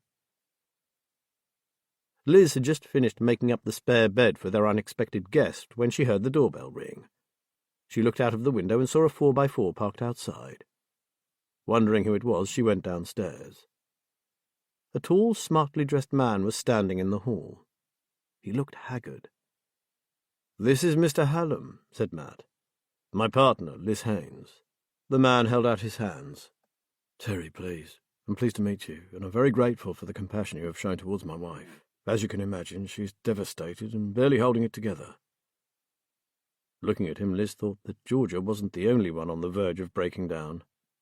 She led him to the lounge, pointed to an armchair and offered him a drink. "Thank you, but I can't stay. I just came to give you this." Almost reverently, he laid a laptop on the coffee table. "When Georgia told me about it, my initial reaction was to say no. It's far too precious to let out of our keeping. Then I changed my mind when I thought about your reasons for needing it." "We appreciate that," said Matt.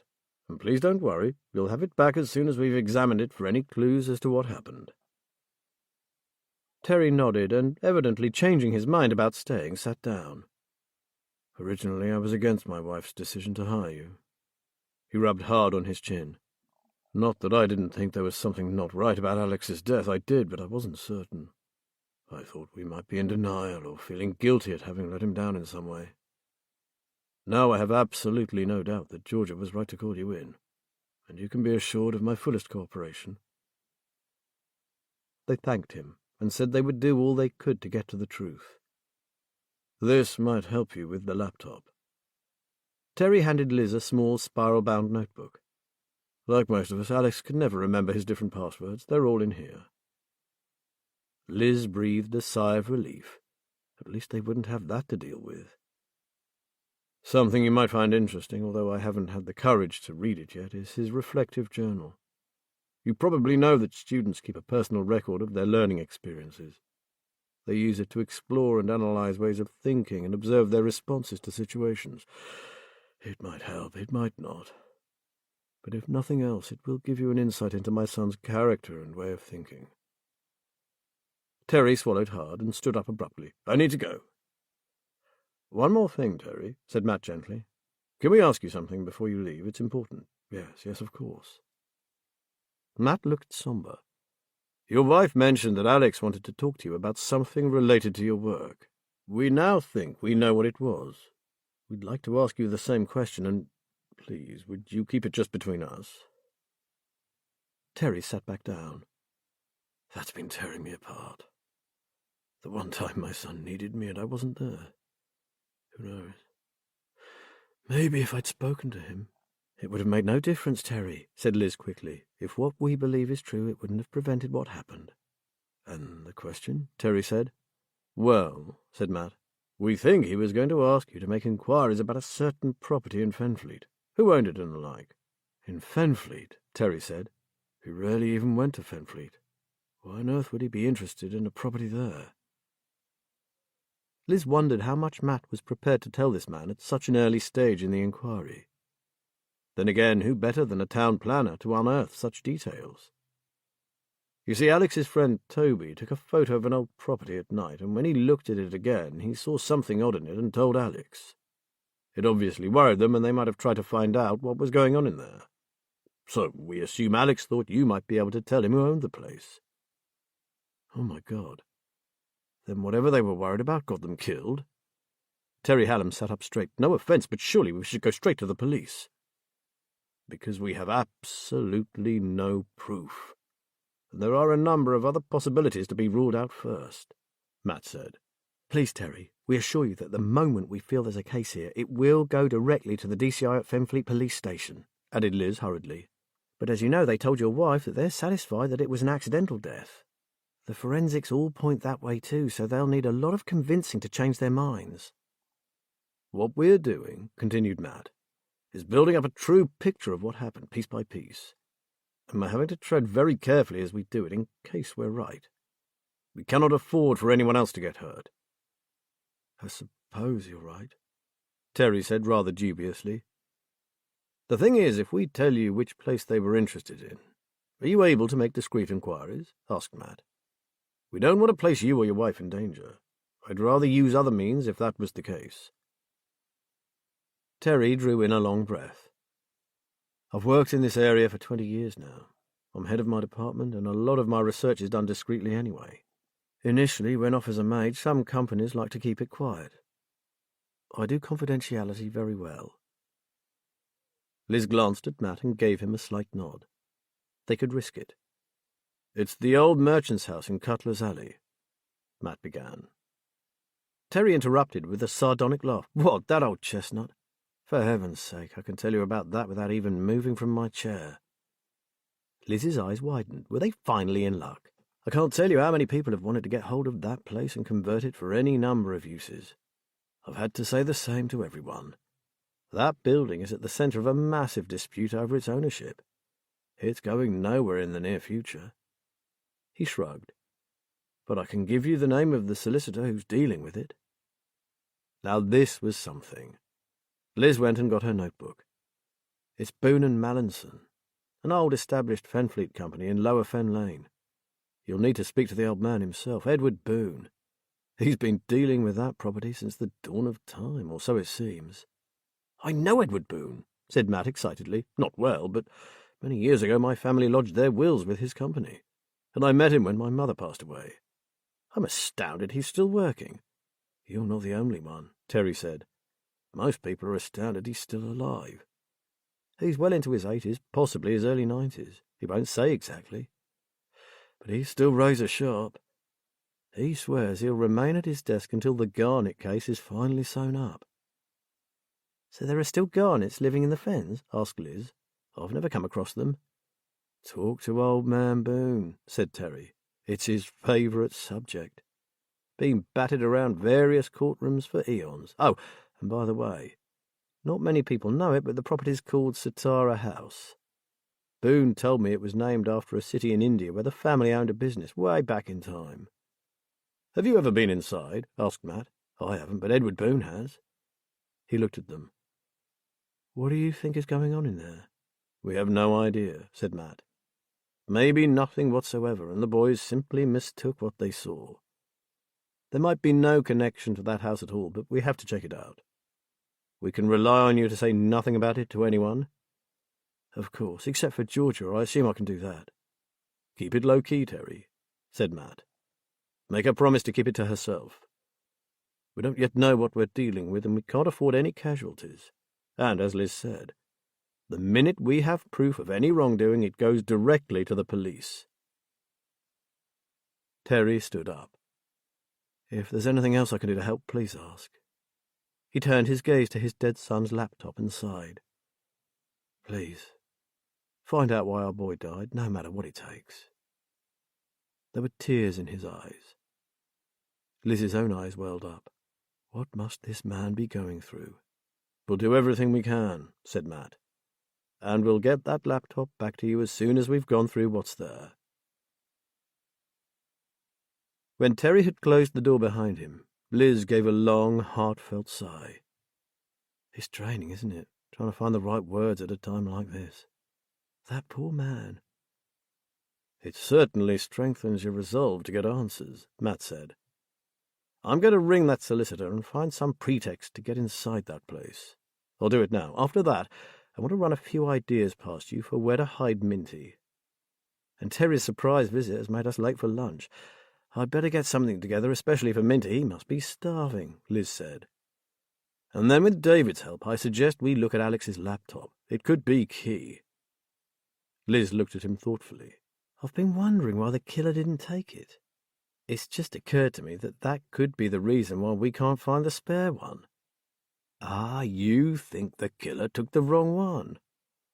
Maybe his father only found it when he was clearing the room. Good thinking, Liz. And if that was the case, there might be something worth finding on this one. Liz headed for the kitchen. I'm going to get lunch out of the way. I can't wait to fire it up. Chapter 12.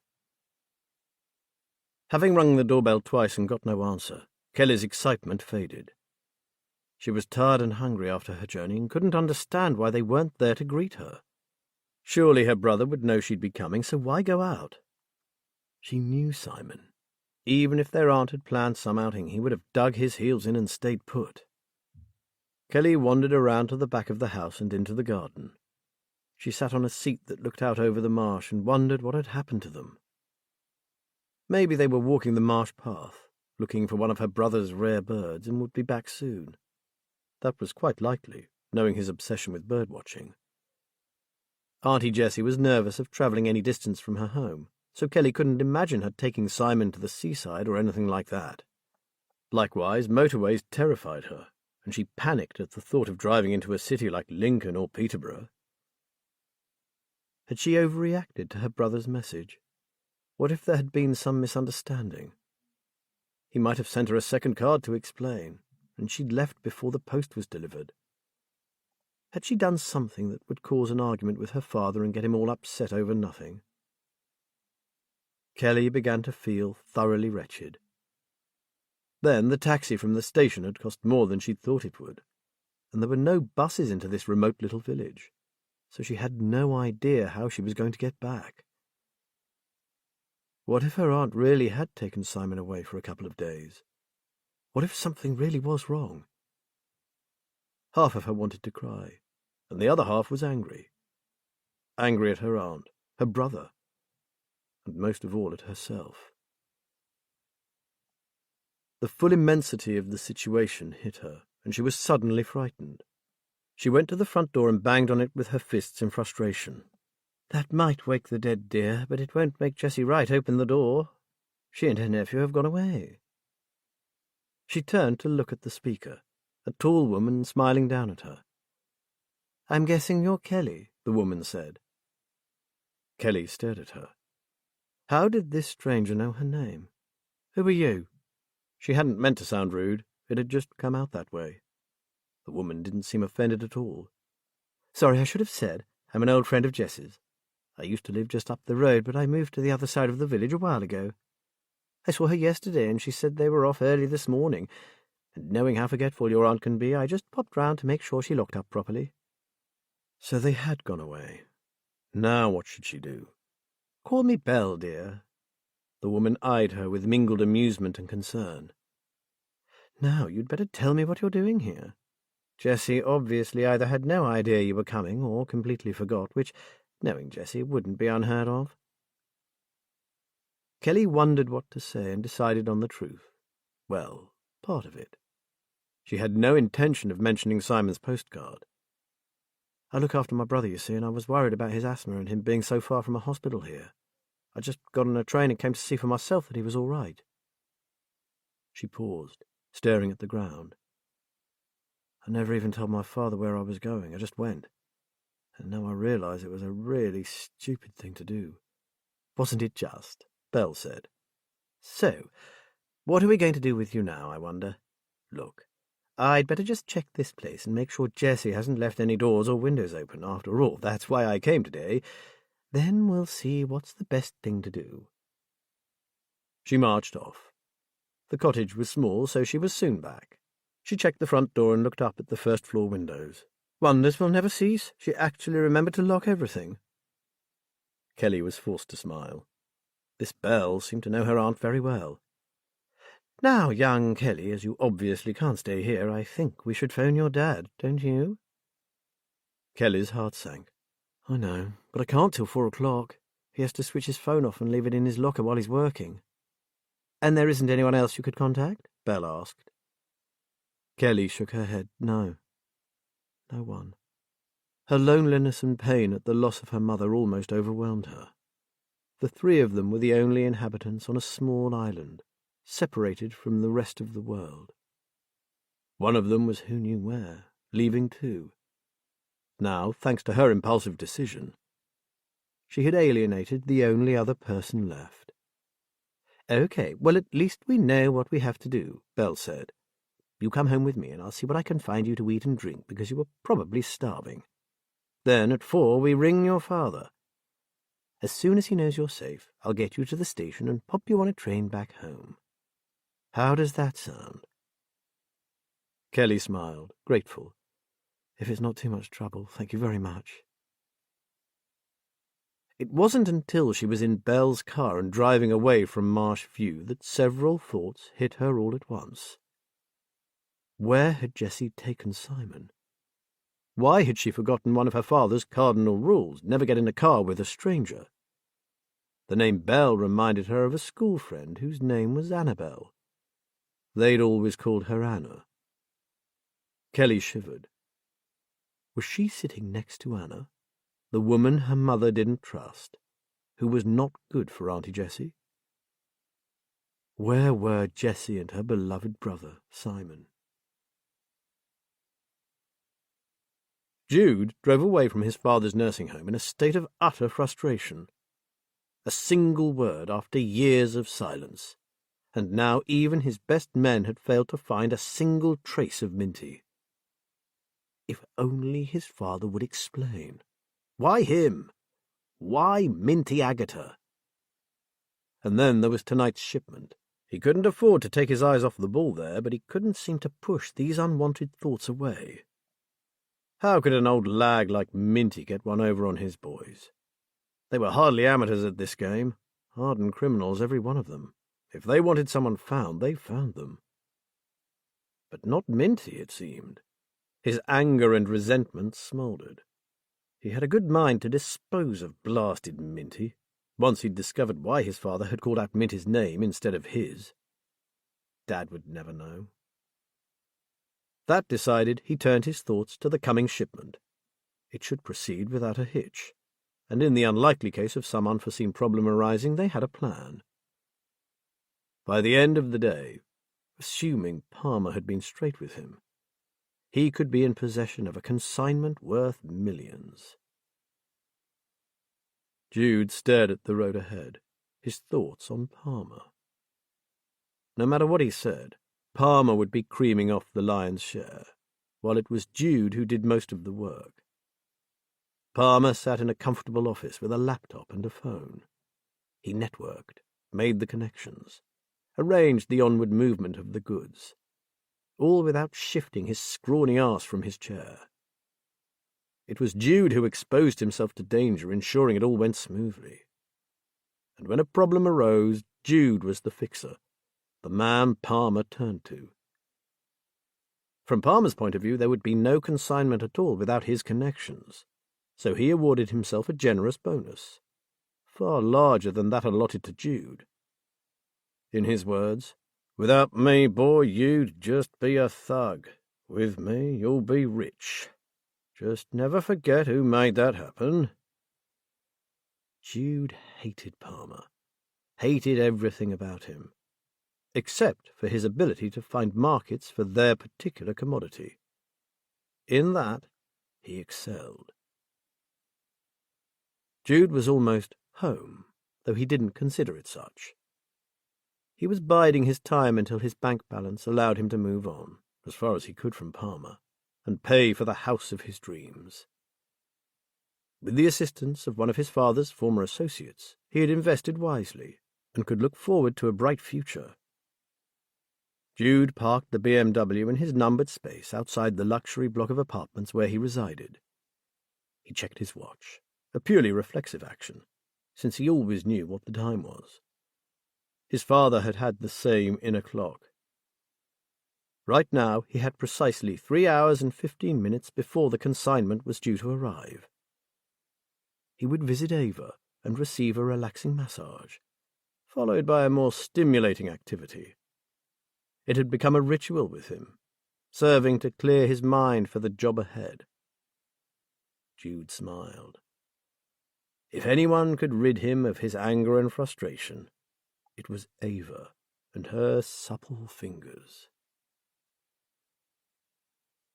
Henry rolled off the smiling woman and lay on his side, facing her. He chuckled softly. "You are full of surprises, aren't you? I'm rather glad I found you." Ava gave him a look that said much the same. He looked at her with interest. Had he seduced her or she him? It had certainly happened fast. A mere 10 minutes after he'd entered her massage room, They had been engaged in an exercise the health club brochure hadn't advertised. This was new to him. Henry was always the seducer, and he was slightly bewildered. However, he had work to do. This remarkable woman would have to be his reward for when it was done. Meanwhile, Ava was kneeling above him, her nipples just brushing his lips. Henry smiled. He had a lot to thank Niamh Conran for. Ava's phone rang. She took the call, disentangled herself, and swung her legs over the edge of the bed. "Sorry, have to go. Business." "Forget business. Stay with me," he whispered. "I'll pay you more than them." She gave him a strange look. "I don't want your money, but I really have to go, and so should you. I must shower." Through narrowed eyes he watched her hurry to the ensuite bathroom. He heard the sound of running water. She was scared. He had seen it on her face when she'd looked at the caller's name. He recalled her expression when he'd asked her about the clients at the fitness centre. Distaste, or possibly fear. He'd seen the same expression just now. Henry slipped from the bed and pulled on his clothes. He'd made a new discovery. This woman was going to give him answers to a number of the questions he and Eddie Race were asking. He would follow her and find out exactly who was frightening her so badly. Matt sat opposite old man Boone, the solicitor, who had fitted him in before the office closed for the day. "I remember you and your mother. Your father, too, when he was alive. He died when you were quite young, if I'm not mistaken." With his bent back, wrinkled, time-worn face, and sparse, wispy white hair, Edward Boone appeared to be in his dotage. Matt had begun to think he was wasting his time until he caught the old man's piercing gaze. His eyes were clear, bright, and Matt guessed they'd miss nothing. "That's right, sir." Looking at the old man, Matt suddenly felt like a schoolboy.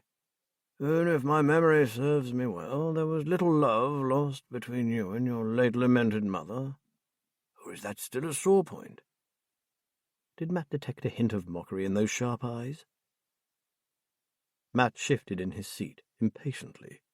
He hadn't come to discuss his relationship with his mother, for heaven's sake. Then he recalled his behaviour at the time and lowered his gaze. Edward Boone tilted his head. "We'll say no more, dear boy. Now, how can I help?" Matt rattled off the story he'd prepared, involving Alex Hallam but leaving out the photograph. It sounded unconvincing even to him. Edward Boone leaned back in his chair. "Now, son, how about you tell me what you really want to know, and why?" Again, Matt blushed like a kid caught out in a lie. But he still wasn't prepared to tell Boone the whole story. "In a nutshell, sir, the parents of Alex Hallam, along with my partner and I, suspect that there was foul play involved in the deaths of Alex and his friend Toby. They were out one night in Cutler's Alley and saw something. It appears they tried to investigate it, and a few days later they both died."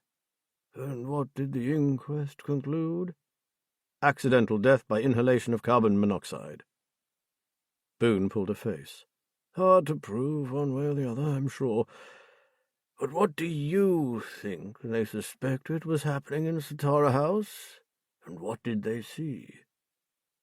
The man must have been brilliant in court. Matt could see no way round it but to tell him the truth. Toby was taking night photographs for his university course, and he thought he'd accidentally captured the face of a woman looking from the window of the sealed-up building. They tried to make inquiries and were warned off. We found a note screwed up in a wastepaper basket. Also, a laptop was stolen from them, presumably because it contained the images Toby had uploaded. One of our guesses is people trafficking, possibly women for the sex trade. That or drugs, most likely cocaine." Boone pursed his thin lips. "Sorry to disappoint you, Mr. Ballard, but Satara House is most definitely empty. I can assure you of that. One of my staff, my son actually, carries out a discreet security check of the interior approximately once every 6 weeks. The last visit was the week before last, and I can assure you there are no nefarious activities going on in there." He looked at Matt and gave a shrug. I think they must have been mistaken. I suppose— No, I'm afraid not.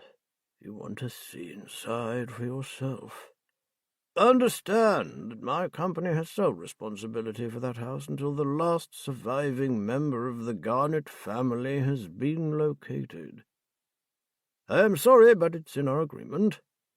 No one, other than myself or one other designated member of my staff, may enter. Matt knew not to push it further. What is it like inside, sir? A dangerous ruin, a decrepit old wreck of a place? The old man looked into the distance. The last time I visited in person must have been 6 or 7 years back, and I expect little will have changed since then. No, Mr. Ballard, it's not a ruin. It was carefully sealed up and all the utilities shut off. Though there is some damp and natural deterioration, of course, but it was once a very elegant house and remains so. I am still hopeful of tracing its legal owner. Then you need to get a wriggle on, thought Matt darkly, unless you expect to live forever. But we are almost there, Boone added, reading his thoughts. Another few months could see the dispute finally brought to a close after 36 years. It's been standing empty for almost 4 decades, asked Matt. Oh, no. It was only finally closed up 12 years ago after the last known member of the Garnet family passed away. A bachelor, he approached us to draw up his will and at the same time set us the task of tracing 3 missing relatives that he had lost touch with over the years. They proved extremely elusive until finally we found they were all deceased. However, they had produced 4 children between them. One had died in a boating accident, one in a hospice, and the last 2, well, they've been a thorn in my side ever since. Boone looked up. But at last we believe we have a viable lead. He gave Matt an odd, almost painful smile. We've persevered for so long because the will of that last surviving family member is rather complicated. He was adamant that the house go to no one but a true Garnet. He was a rich man, and he paid us a lot of money in order that his wishes be followed to the letter. It has been contested a number of times over the years, especially by the Latimer family, who produced an old document which stated that Satara House had been signed over to them as payment of a massive gambling debt. But we have staved them off, Mr. Ballard, though it took over 10 years to lay to rest. Talk about an albatross around your neck, exclaimed Matt. Like the Canadian Mounties, we always get our man, or woman. Boone gave a rattly laugh. And my family has run this business for 4 generations, so I rather understand the feeling behind it. Diligence is our motto, although some see it simply as my being a stubborn old bastard. Matt laughed. Then you can see no way that someone besides yourselves could have been inside that house? None whatsoever, said Boone emphatically. But if it makes you feel easier, I can ask my son to conduct another check early next week. He could even take some pictures to give you an idea of the condition of the place. I will contact you with his findings. Matt thanked the old gentleman and took his leave, pausing at the door. I know it goes against the terms of your agreement, but may I suggest that your son does not go alone, just in case there is something amiss since his last visit? The old man smiled patiently. Thank you for your concern. Duly noted. Matt drove home feeling somewhat deflated. Thank heavens they hadn't handed this case straight over to Charlie Anders. She'd have gone storming in with a warrant and found an empty house.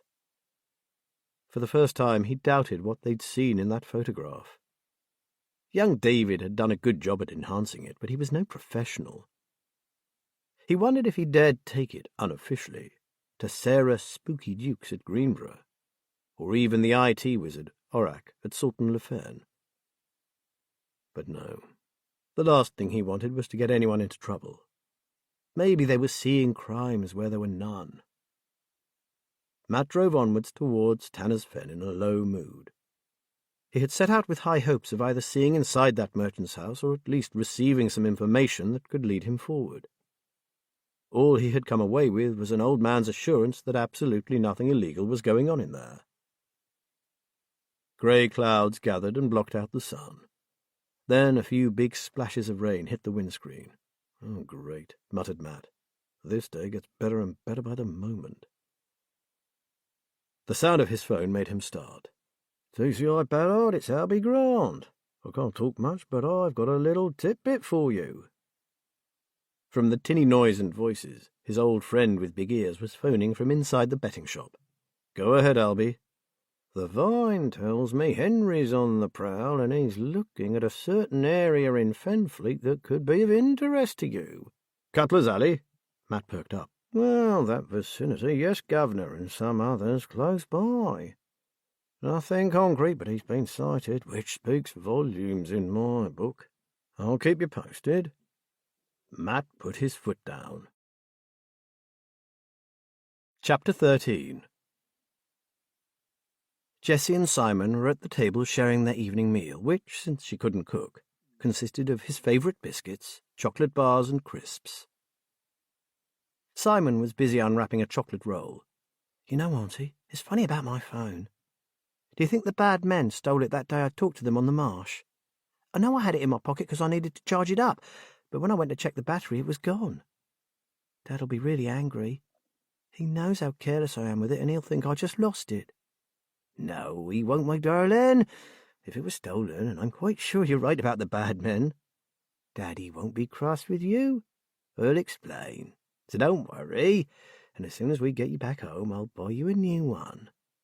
Maybe we can get one with a better camera for taking pictures of birds." He jumped up and down in his chair. "Really? I'd never thought about photographing the birds before. Gosh, that would be so cool. Thank you, Auntie." Oh, how she hated to lie to him. But she couldn't afford for him to contact his sister, or his father for that matter, and give away the secret of their adventure. His phone would remain where she'd locked it away, and the blame could stay with the bad men. Jessie gazed across at Simon and saw her beloved little sister. Louise lived on in this little boy, and it gladdened Jessie that she hadn't lost her completely. They finished eating and cleared away. Jessie was thankful that her nephew's life wasn't ruled by the television or computer games. It made keeping him here a great deal easier. Simon asked if he could colour in some of the birds in his book, and they settled down for the evening. Jessie wondered anxiously how soon it would be before he grew bored. What would she do then? She couldn't afford for him to start running about attracting unwelcome attention. She pretended to read her book, watching him covertly. Her next worry was the cold. What would she do then? She couldn't light a fire because people would see smoke coming from the chimney. Luckily, it was a warm autumn and not cold at all yet. Jessie settled back in her chair, at peace at last. This was how it should be. Just the two of them. Her and her darling boy. Ava had gone, leaving Jude feeling somehow cheated. As always, she had delivered, but she seemed absent. The whole thing had been too businesslike, all technique and no real warmth, which wasn't like Ava. Maybe he was feeling extra sensitive because of the issue with his father and Minty. He'd wanted comfort, but Ava could hardly be expected to provide that. She didn't belong to him, and he wasn't in love with her. He paid well and expected good service, which Ava provided in bucket loads. Why, then, was he upset because she had done the job she was paid to do? He should just admit that he was strung out and would remain that way until Minty had been run to ground. It was a dangerous state of mind to be in, however. There was a lot at stake tonight. He took a quick shower and dried himself vigorously. Enough of this bollocks, Jude. Just get tonight sorted and you can go and look for the little creep yourself. As soon as they'd finished their evening meal, Minty went to bed. The hours spent hiding in Matt's shed, along with the realization that he was now a hunted man, had taken their toll. Matt had sent him off to bed with a glass of scotch, while he, Liz and David went over the day's events.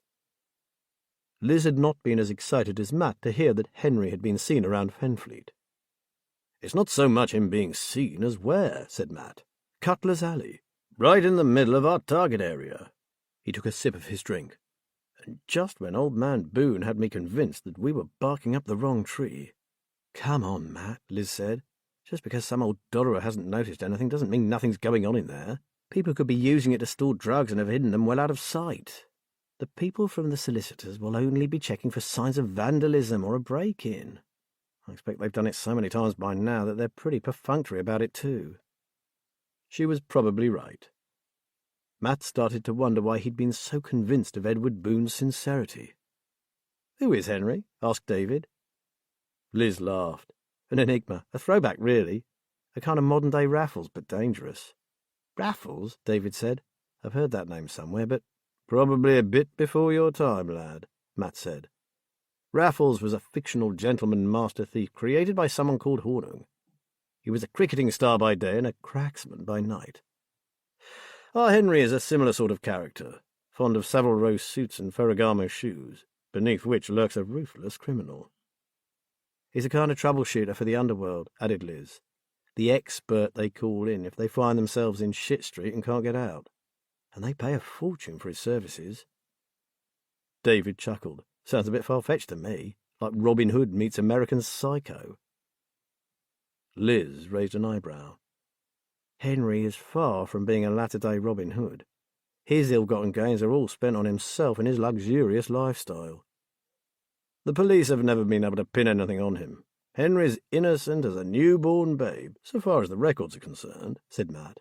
"And he has an unbelievable number of contacts in high places."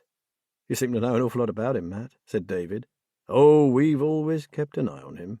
We must know just about everything his underworld pals do, except how to nail him," Matt said. "So who would have sent him to investigate, do you think?" asked David. Matt shrugged. "At a guess, Eddie Race. He's been on her payroll for years, though she rarely uses him. Her network is pretty tight, but he'd be her go-to man if she needed to bring out the big guns.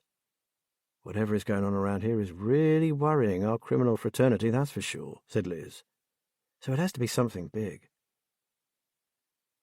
They sipped thoughtfully at their drinks, until Matt asked if they'd got anything interesting from Alex's computer. "Not as yet," Liz said, but David's still trying. "We're beginning to think that Alex got twitchy about leaving that laptop in his flat and hid his reflective journals somewhere among his files. And he had so many." David looked pained. "I've resorted to trawling through them, hoping and praying he didn't delete it." His parents said he was an inveterate note-taker, constantly adding new thoughts to his journal. Liz smiled encouragingly at David. "It'll be there.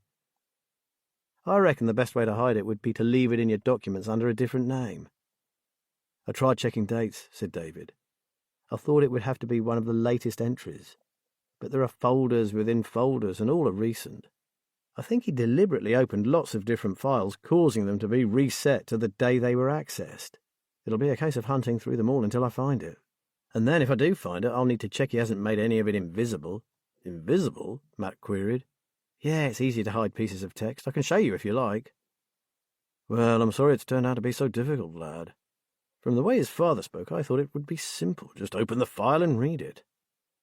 "Our Alex must have been far more frightened than his mum and dad realised," said Liz sadly. "And maybe it's best they didn't. You'd hate to think that your son's last days had been spent in fear." David stood up. "Well, the night is still young. I'd better get back to that laptop." Matt and Liz were left alone. "So what are we going to do about Minty?" asked Liz.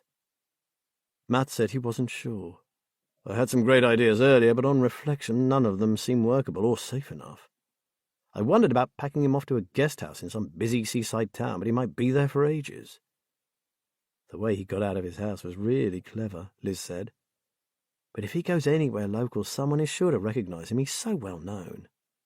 He's not that well off either, so money could be an issue for him. I did think of asking Bernie if he could help hide him, but again, Minty's face is probably well known among Bernie's lot." Matt shrugged. "Then he'd better stay here for a bit longer until we come up with something more satisfactory." You okay with that, Liz?" She nodded. "I couldn't think of anything else either. But he'll need to realise that even out here in the back of Beyond, he must keep a low profile. There's the postman, delivery people, and various other folk call, and he must not be seen. I'll post he mentioned seeing Minty Agatha's ugly mug at that retired policeman's house, and he could be back in some other garden shed." "Or hanging from the rafters," said Matt darkly. "The last thing I want is to bring danger to our neck of the woods. If he stays, it will just have to be until we work out something better. Agreed?"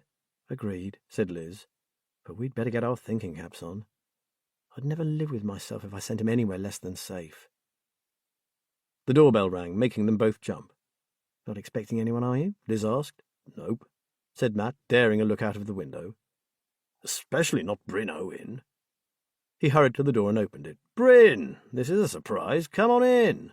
"Couldn't resist calling by, sir," said Bryn brightly. "I had to do an interview down at Fenmore Lodge, and I thought, since I'm only 10 minutes away—" Bryn, a likeable fellow, had been their DC back when they'd been in CID, and had recently been made detective sergeant. He followed them into the lounge. "Rumour has it that Charlie Anders and you lot are run off your feet at present," said Matt with a grin. With a groan, Bryn flopped into an armchair. "I'll say it's non-stop. I suppose you two wouldn't like to pop back and give us a hand." "We've done our bit for Queen and Country, thank you," said Liz firmly. "I'm afraid you'll have to manage without us." "I bet you're working as hard as us, though, aren't you?" Bryn smiled. "You guys haven't stopped since you took your so-called retirement." "You can say that again," Matt laughed.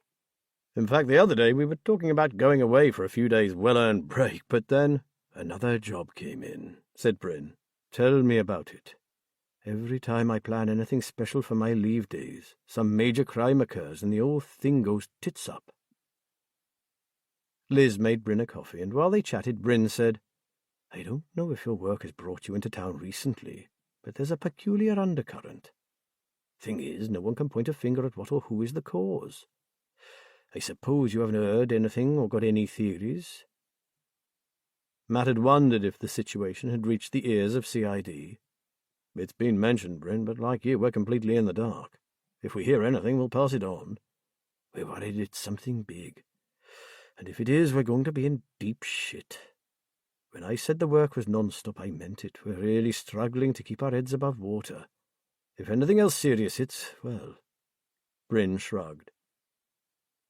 Liz threw Matt a warning glance.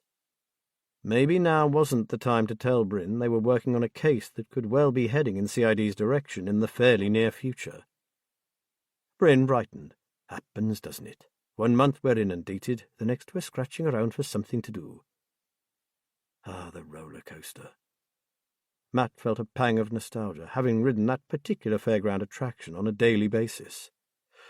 "So what are you working on at present?" Bryn said. "Oh, this and that," Liz said offhandedly. "My nephew's staying for a while, which is very nice, so we're showing him the fens." Matt thought of their other guest and hoped he wouldn't decide to get up and wander downstairs. Bryn would recognize him immediately. As if sensing their reticence, Bryn politely looked at his watch and stood up. "Better get home. Early start tomorrow.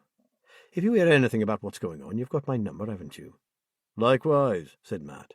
"We like to keep a pace of what's going on, especially in the shadowy corners of Fenfleet."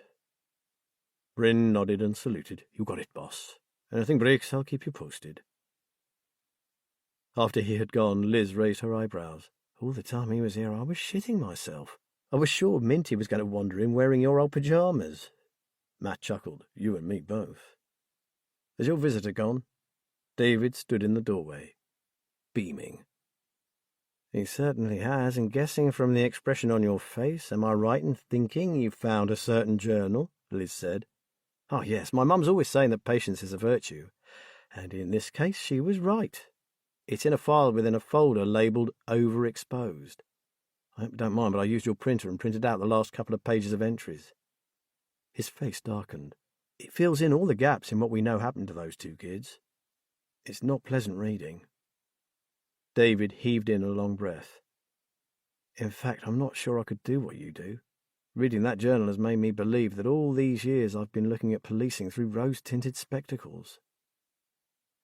Matt knew exactly how the young man felt. What David had said brought back memories of his own early years on the force. It's because it's real, David. It hits home. And feeling someone else's pain isn't pleasant. That and the injustice of it. David stared down at the pages in his hand. Those two lads were just ordinary students, working hard and wanting to make something of their lives. They didn't deserve what happened to them. How can people be so wicked? Liz went to him and gave him a hug. That's exactly why we do what we do, Davy boy, to stop those wicked people from doing the same thing to some other innocent victim. Now, can we see those? She pointed to the printouts. He handed them to her, still looking dejected. Want another beer? Asked Matt. No thanks, but I'd love a coffee. I can make it myself, if that's all right. You know where everything is, lad. Help yourself. He gave David an encouraging smile. And don't beat yourself up. We all feel that way at some point. And if we have any compassion, we always will. But in the end, we will continue to fight the evil that exists out there simply because we can't allow it to win. Oh, and you don't have to be a copper to do it. There's a lot of different avenues you could take. Liz and I have chosen one that suits us. But crime fighting comes in various forms. When the time is right, you'll find your niche, never fear. This seemed to placate David a little. And in the meantime, we do all we can to get justice for Alex and Toby, right? Right. That's exactly what we do. It was after 9 by the time Matt and Liz had read Alex's journal. Both fully appreciated why David had been so upset. First excitement, then anxiety, followed by fear. The two boys' emotions as they went deeper poured from the narrative. Alex told how they had decided to carry out their own covert observation of the house in Cutler's Alley after dark. But though they saw nothing, they both sensed they were being watched. They returned the following day and believed they saw men watching them from the shadows. At that point, Alex had made some notes about what they had observed, but none of it seemed particularly suspicious to Matt or Liz. Alex had then searched the internet to try and find out more about the old house. When he came up empty, he wondered if he should ask his father if he knew anything about the place. He held back because he hadn't wanted to involve his dad, or anyone for that matter. They were still pretty shaken by the warning that had been tacked onto the back of Toby's door. Then, the day before they died, Toby went into Fenfleet on his own, believing he'd be quite safe in broad daylight. Alex stayed behind, still searching for information about the merchant's house on the internet. Toby returned home terrified. He described to Alex being grabbed by two men as he emerged from the backstreet car park where he'd left his vehicle. They had ripped his wallet from his pocket and searched through it, clearly looking for something in particular. But he managed to slip out of their clutches and run for his life. As he hurtled through the open-air market, he remembered the SD card in his pocket. Certain that this was what they were looking for, in desperation he picked on an older man who he described as looking as if he had taken a few hard knocks himself, slipped the card into his pocket, and ran. He was too scared to eat or sleep alone that night, so Alex offered to stay in his room with him.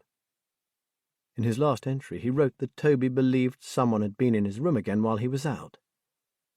The two boys searched the room from top to bottom, but found nothing amiss. Still, Toby was sure there had been an intruder. The last paragraph read, "We're both scared now, so I've told Toby that enough is enough. Tomorrow morning early, we go to the police and make them understand that this is not a student prank. I've decided to hide this journal. In fact, I'll probably hide the laptop too, but in my own room, as Toby's seems to be particularly vulnerable. Then we'll batten down the hatches, lock ourselves in and wait for morning." But morning never came for the two young men. "Toby was right about an intruder, wasn't he?" said Matt. "Someone got in and tampered with that water heater." Liz frowned. "It's only a hypothesis, but I'm guessing that their killer returned to see if his handiwork had been a success and decided to add a little whiskey to the equation, making it look like the boys had been drinking prior to crashing out." Matt agreed. "So is this the proof that sends us straight to Charlie Anders, or do we try to get something more?" Liz shrugged. "If they were less stretched, I'd say call it in. But as it is, I think we should press on. Let's see if we can provide a bit more hard evidence." Matt narrowed his eyes. "Do I detect a hint of professional pride in that voice, Liz Haynes? Does a large part of you not want to hand it over until we have an irrefutable case for Charlie to follow up?" "Dead right," muttered Liz. "We have a client desperate for answers, and I want to be the one to give them to her. And I hate to give up halfway through something." "Spoken like a true zealot," Matt laughed. "But I completely agree. Adding only that we jump ship should things get dangerous for any of us, okay?" "Certainly, but right now we're in a perfect position to keep quietly digging away. I'm sure we can achieve more than a load of uniforms stalking the streets of Fenfleet." Liz frowned again. "As long as no one discovers Minty. He's the biggest threat to our anonymity, isn't he?" "My thoughts exactly. Maybe we should think a bit harder about where we can safely move him." David, who had been listening to their discussion, said, "I might know somewhere if he doesn't mind travelling." They both looked at him. "Go on," said Matt. "Well, I have this friend in Thetford whose father is a vicar. He has a big old vicarage in the grounds of his church and provides rooms in it for people in need. It's only on a short-term basis, mind you, 10 days maximum. If you want Minty to go somewhere right out of the area where no one will know him, I'm pretty sure Peter would take him in." Matt looked at Liz. "Well, I've got nothing better in mind. Have you?" "Not at all. It sounds perfect." "You'd understand that we need to keep Minty's whereabouts totally secret?" she asked David. David chuckled. "He's taken in some right cases, believe me. He won't ask questions or judge anyone. Shall I ring him?" Matt looked at his watch. "If you don't think it's too late, that would be great. Then if the answer's yes, we can put it to Minty tomorrow." David made the call. "Peter says he can take him, but not till after 10 tomorrow.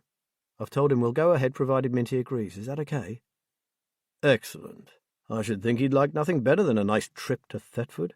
It would get him well away from the fens and put some forest air into his lungs." Matt grimaced. "And it gives us 10 days to find that proof we need." "I'll take him if you like," said David. "Then I'll be able to make sure Peter understands the importance of keeping stum about his new guest." "Are you sure?" asked Liz. "No problem. I can do it easily in under 2 hours. I might even call in at home and collect a few extra bits and pieces." He gave them a determined look. "It's something practical I can do to help." Matt said it certainly was. Their young assistant was proving very useful indeed. Chapter 14. Kelly sat nursing a hot drink. She was feeling desperately frightened for her brother, and guilty at having rushed off to the fens without a word to her father. She was also pretty sorry for herself, having spent a chunk of her savings only to cause herself problems. At 4 o'clock they called her dad, and Kelly told him what she'd done and where she was. She had expected a torrent of angry abuse, but after a moment's silence Donald Burton said he was sorry. This was totally unexpected. He told her he should have understood how concerned she had been, should have taken more notice of her. He asked if she knew where Jessie had taken Simon, but she had no idea. She asked Belle, who said she didn't know either. All Jessie had told her was that they'd be away for a few days, having a wonderful adventure, but she hadn't said where. Her father asked to speak to Belle, and the two adults conferred for several minutes. Belle told Kelly her father was checking the train times and would ring back shortly, which he duly did and was most concerned. There was some disruption on the line, and the train from Peterborough, which was the last one of the day, had been cancelled. Kelly was marooned. Belle offered to put her up for the night, but Kelly's father said he couldn't possibly ask that of her. He would drive up to the fens and collect his daughter. And that's where she was now, waiting. Later that evening, Belle had to go out for a while. She left Kelly with a sandwich and a hot drink, promising to be no longer than an hour. Kelly should watch TV while she was gone and try to relax. Kelly felt bad about having believed this woman to be the sinister Anna, the woman her mother had so mistrusted. Belle had taken her to her cottage, which was on the other side of the village, exactly where she'd said it would be, and fed her scrambled eggs on toast. She was obviously no threat. Instead, she'd been kind to her, concerned about her plight. Kelly was starting to think she should take a serious look at herself. She trusted no one these days, seeing dark motives behind what were probably simple and quite normal actions. Right now, Kelly Burton didn't like herself very much. However, the biggest thing on her mind was Auntie Jessie, and where she had taken her little brother. She didn't like the sound of this wonderful adventure, not if it had been dreamed up by batty Auntie Jessie. Kelly stared unseeing at the TV screen, relieved her father was on his way. He was always so down to earth. Maybe he could make some sense of it. 20 minutes later, Belle returned, and a little after that they heard a car draw up outside. Kelly ran to her father and hugged him, a torrent of apologies flooding from her lips. She had expected him to have returned to his old self by the time he arrived, but he was still not angry, or even disappointed at her foolishness. He hugged her back, saying she had nothing to apologize for. On the contrary, he had let her down, and she must forgive him. Belle took them inside and made more tea. "So, are you driving straight back?" "No," he said. "I spotted a travel-lodge about 5 miles back on the main road, so I called in and booked us a room. I've been working 12-hour shifts, and I'd not be safe to drive all that way home again." Belle said it was a sensible decision. "And I need to find out where the hell Jessie has taken my son," he added. "I can't believe she'd go off and not tell me where she was going. It's so unlike her." He looked apologetically at Belle. "You know her, so you'll agree that she's mad as a box of frogs, but this I don't understand. She rang me a couple of days ago and said Simon was fine, but she never mentioned any expedition. The boy has asthma. All sorts of things can trigger an attack. Sure, she knows what to do if that should happen, and he has his inhalers, but even so she should have said. I'm his father, for heaven's sake. I should have been allowed to decide if I thought it was a suitable trip for him." Belle said she agreed. It was strange.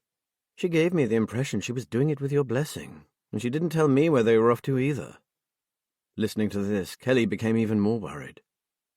Donald thanked Belle profusely and gave her his mobile number should the adventurers return early. As her father started the car, Kelly turned to wave at Belle, echoing her father's thanks.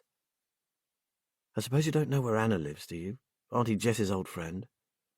An odd look passed across Belle's face. "Anna? I'm sorry, Kelly, I can't help you there." By the time they set off for the travel-lodge, Kelly was shivering, though the evening was quite warm. Her father had thought to bring her what she would need for the night, plus clothes for the next day. Freshly showered, Kelly sank onto the bed, exhausted. Dad, I ought to have shown you this, but I thought you'd say it was Simon being silly." She handed him the postcard. Her father read it through in silence. "So that's why you took off like that." She nodded. "And now I'm really frightened for him." She expected her father to tell her she was being overdramatic. She felt even more anxious when he said, "So am I, sweetheart. So am I." Jessie heard a soft knock on the door. With a quick glance at the sleeping boy, she went to the door and let her friend in. "It's all right, he's fast asleep," she whispered. "There's been a development, Jessie, and I really don't want the boy to hear. Oh, he won't wake. He was a bit restless earlier, so we put a few drops of that mixture you gave me into his hot chocolate." "You might need to keep him here a little longer, my dear," said Anna. "I have 1 or 2 things to attend to, and I won't be able to look out for you if you go home tomorrow, or even the day after that." "Oh, that's wonderful," cooed Jessie. "I wouldn't mind keeping him here forever. He is so like my darling Louise was as a child that I feel as if I've got her back again. Take as long as you have to. We have food for a few more days, and if necessary I'll slip out of the shop while he's asleep. We've had the most wonderful day. I'm so grateful to you for letting us stay here." After Anna left, Jessie locked the door and lay awake in her makeshift bed. They could stay. Oh, how wonderful. She'd be able to hold on to him a little longer. It was going well. In fact, it was flawless. With nothing on his mind but the job, Jude watched the consignment move smoothly from point to point. It was all in the planning. Like constructing a house, good groundwork and strong foundations formed the basis for success. It had taken the best part of a year to set up the infrastructure, bring in the right personnel, and find the best locations. And tonight was a testament to his organizational skills. As the final leg of the operation fell into place and the doors closed and locked, Jude relaxed. Palmer would be pleased, very. Phase 2 was far less hazardous and rarely presented any problems at all. Naturally, he would still keep a close eye on everything, but he could more or less delegate this part to his second-in-command. But Jude didn't trust anyone, not even Deezer, who was extremely competent and very dangerous. Deezer felt no fear. On the one hand, this was a bonus. On the other, it was a failing. Jude suspected Deezer of a lack of imagination. You needed to have experienced fear yourself if you were to instill it in others. Job completed, he strode away from Cutler's Alley. With the adrenaline slowly leaving his body, the thought of Minty Agata rose again in his mind, and his satisfaction was replaced with anger. His next job was personal. He had to track down fucking Minty and then... what? Discover what lay behind his father's words and take it from there. Henry melted back into the shadows, watching Jude pass by. He was exceedingly pleased with his night's work. It had been pretty grueling, moving unseen from place to place as he followed the shipment. But now he knew exactly what was going on in Fenfleet. It was all down to a woman called Ava. Without her he would never have found Jude's home, thus saving himself a lot of time and legwork trying to pin him down in the streets. So what had he found? 1. It had been a very professional affair.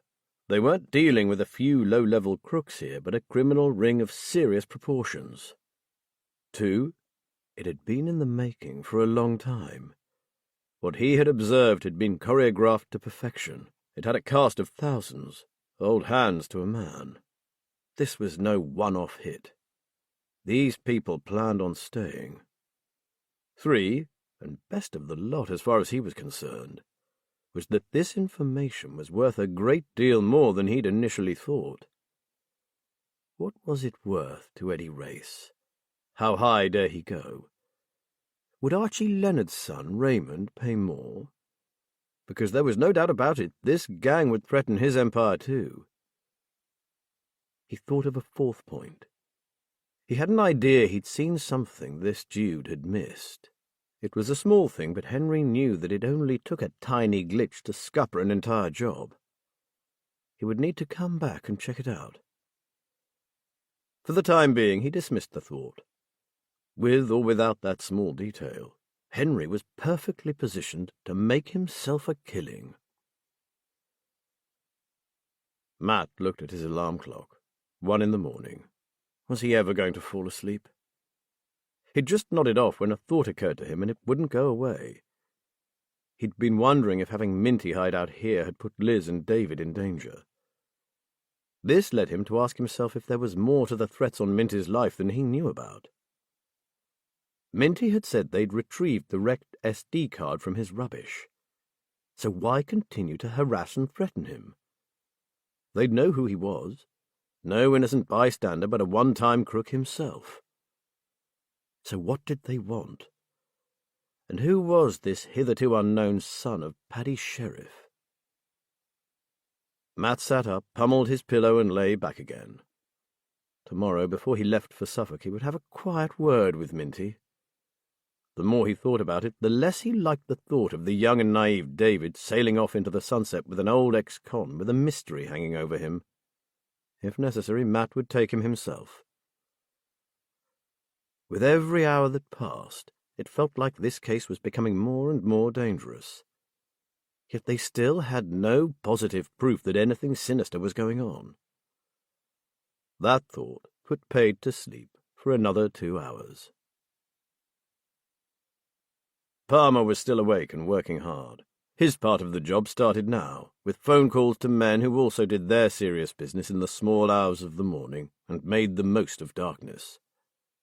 He had had his customary visit and update from Jude, and although he had expected no less of his junior partner, he was relieved to know there'd been no hitches and their shipment was safely stashed away. After Jude had gone, Palmer stared at the closed door. Something was going on in that young man's messed-up head, and he was sure it was still to do with that idiot Minty. Once again he considered drawing a permanent line under that old man before he caused any real trouble. But he had a sneaking suspicion that Jude might have changed his mind on that score and was about to save him the bother. Well, it hardly mattered.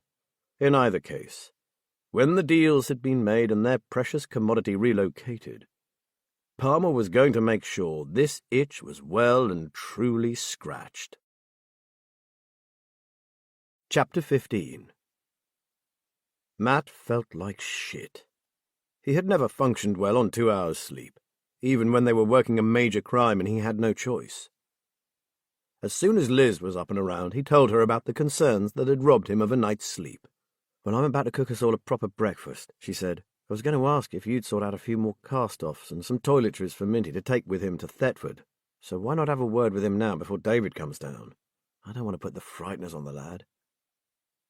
Matt went back upstairs and knocked on the guest-room door. "Come in," Minty called. Matt went in and sat down by the window. "Nothing wrong, is there?" Minty asked. "No, mate. In fact, we have somewhere sorted for you." Matt told him about the temporary refuge David had found. Minty's face lit up. "Why, yeah, that sounds perfect." Matt eyed him steadily. "But there's something I have to know before we move you out of here."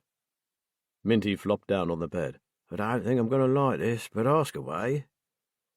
"I don't believe you're being threatened just because of that incident in the marketplace. There's another issue here, and I think someone, namely this Jude sheriff, is gunning for you because of something else. Now come on, what do you know?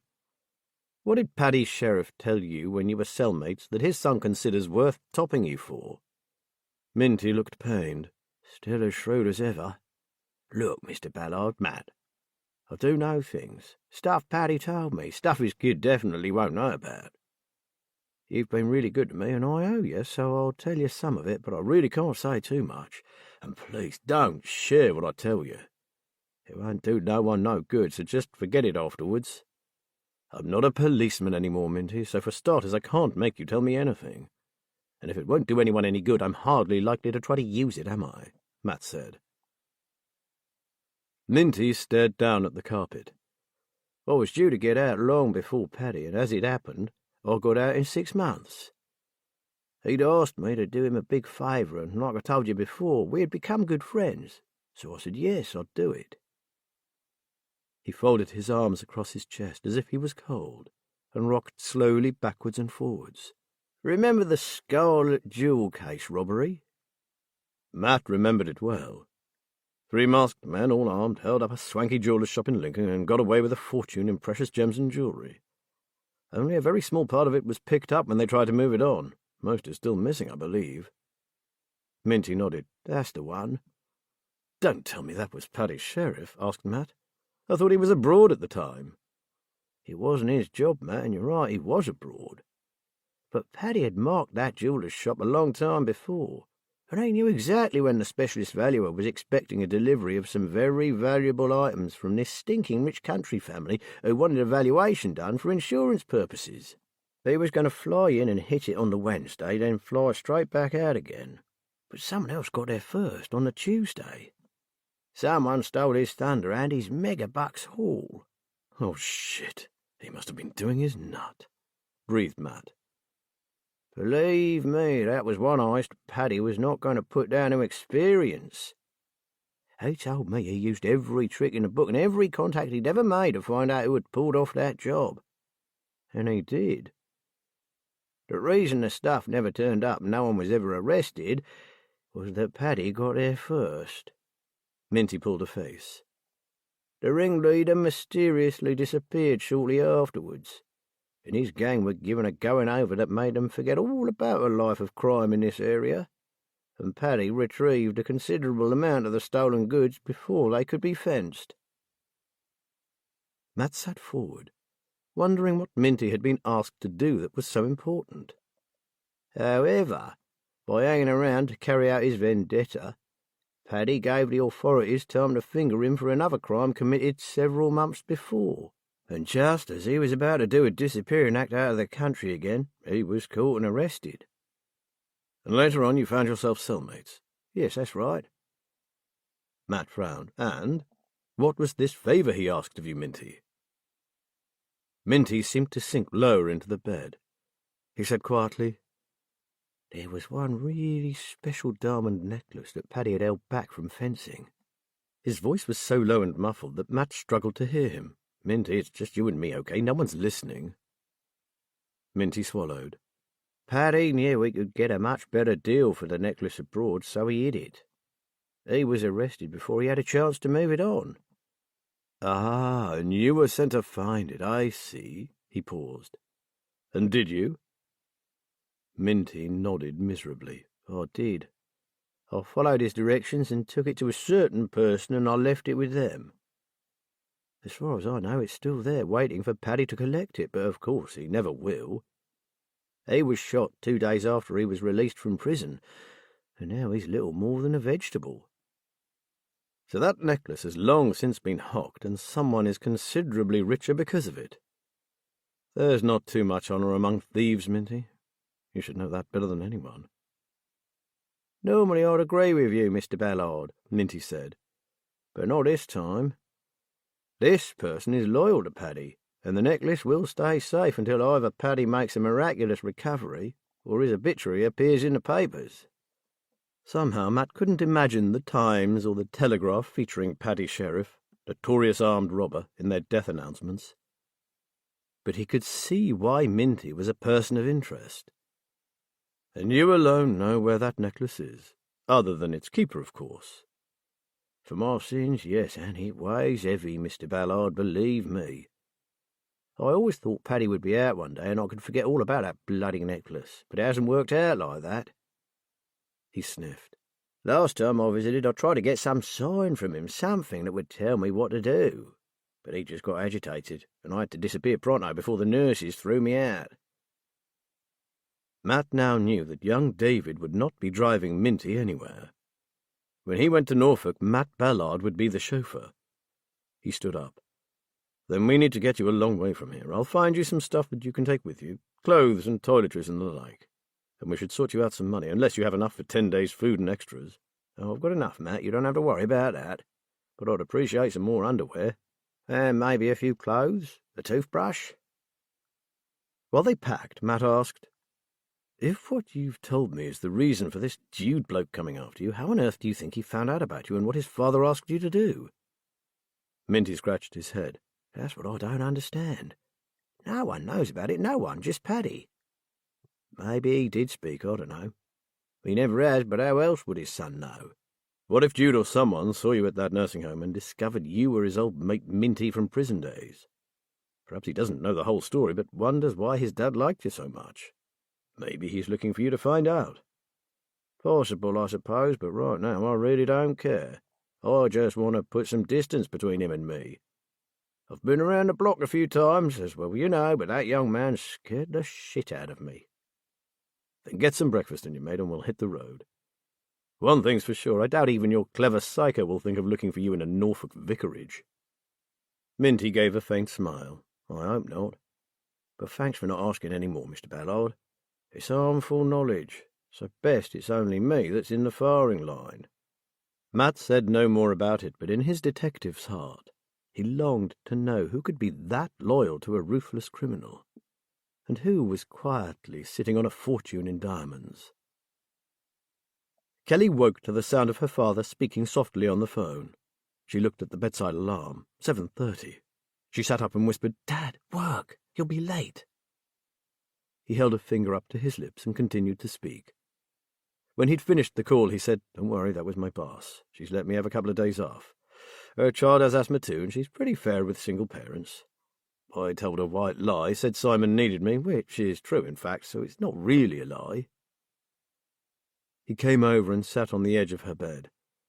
I've been awake most of the night wondering where that idiotic woman has taken Simon. What was she thinking of, going off like that?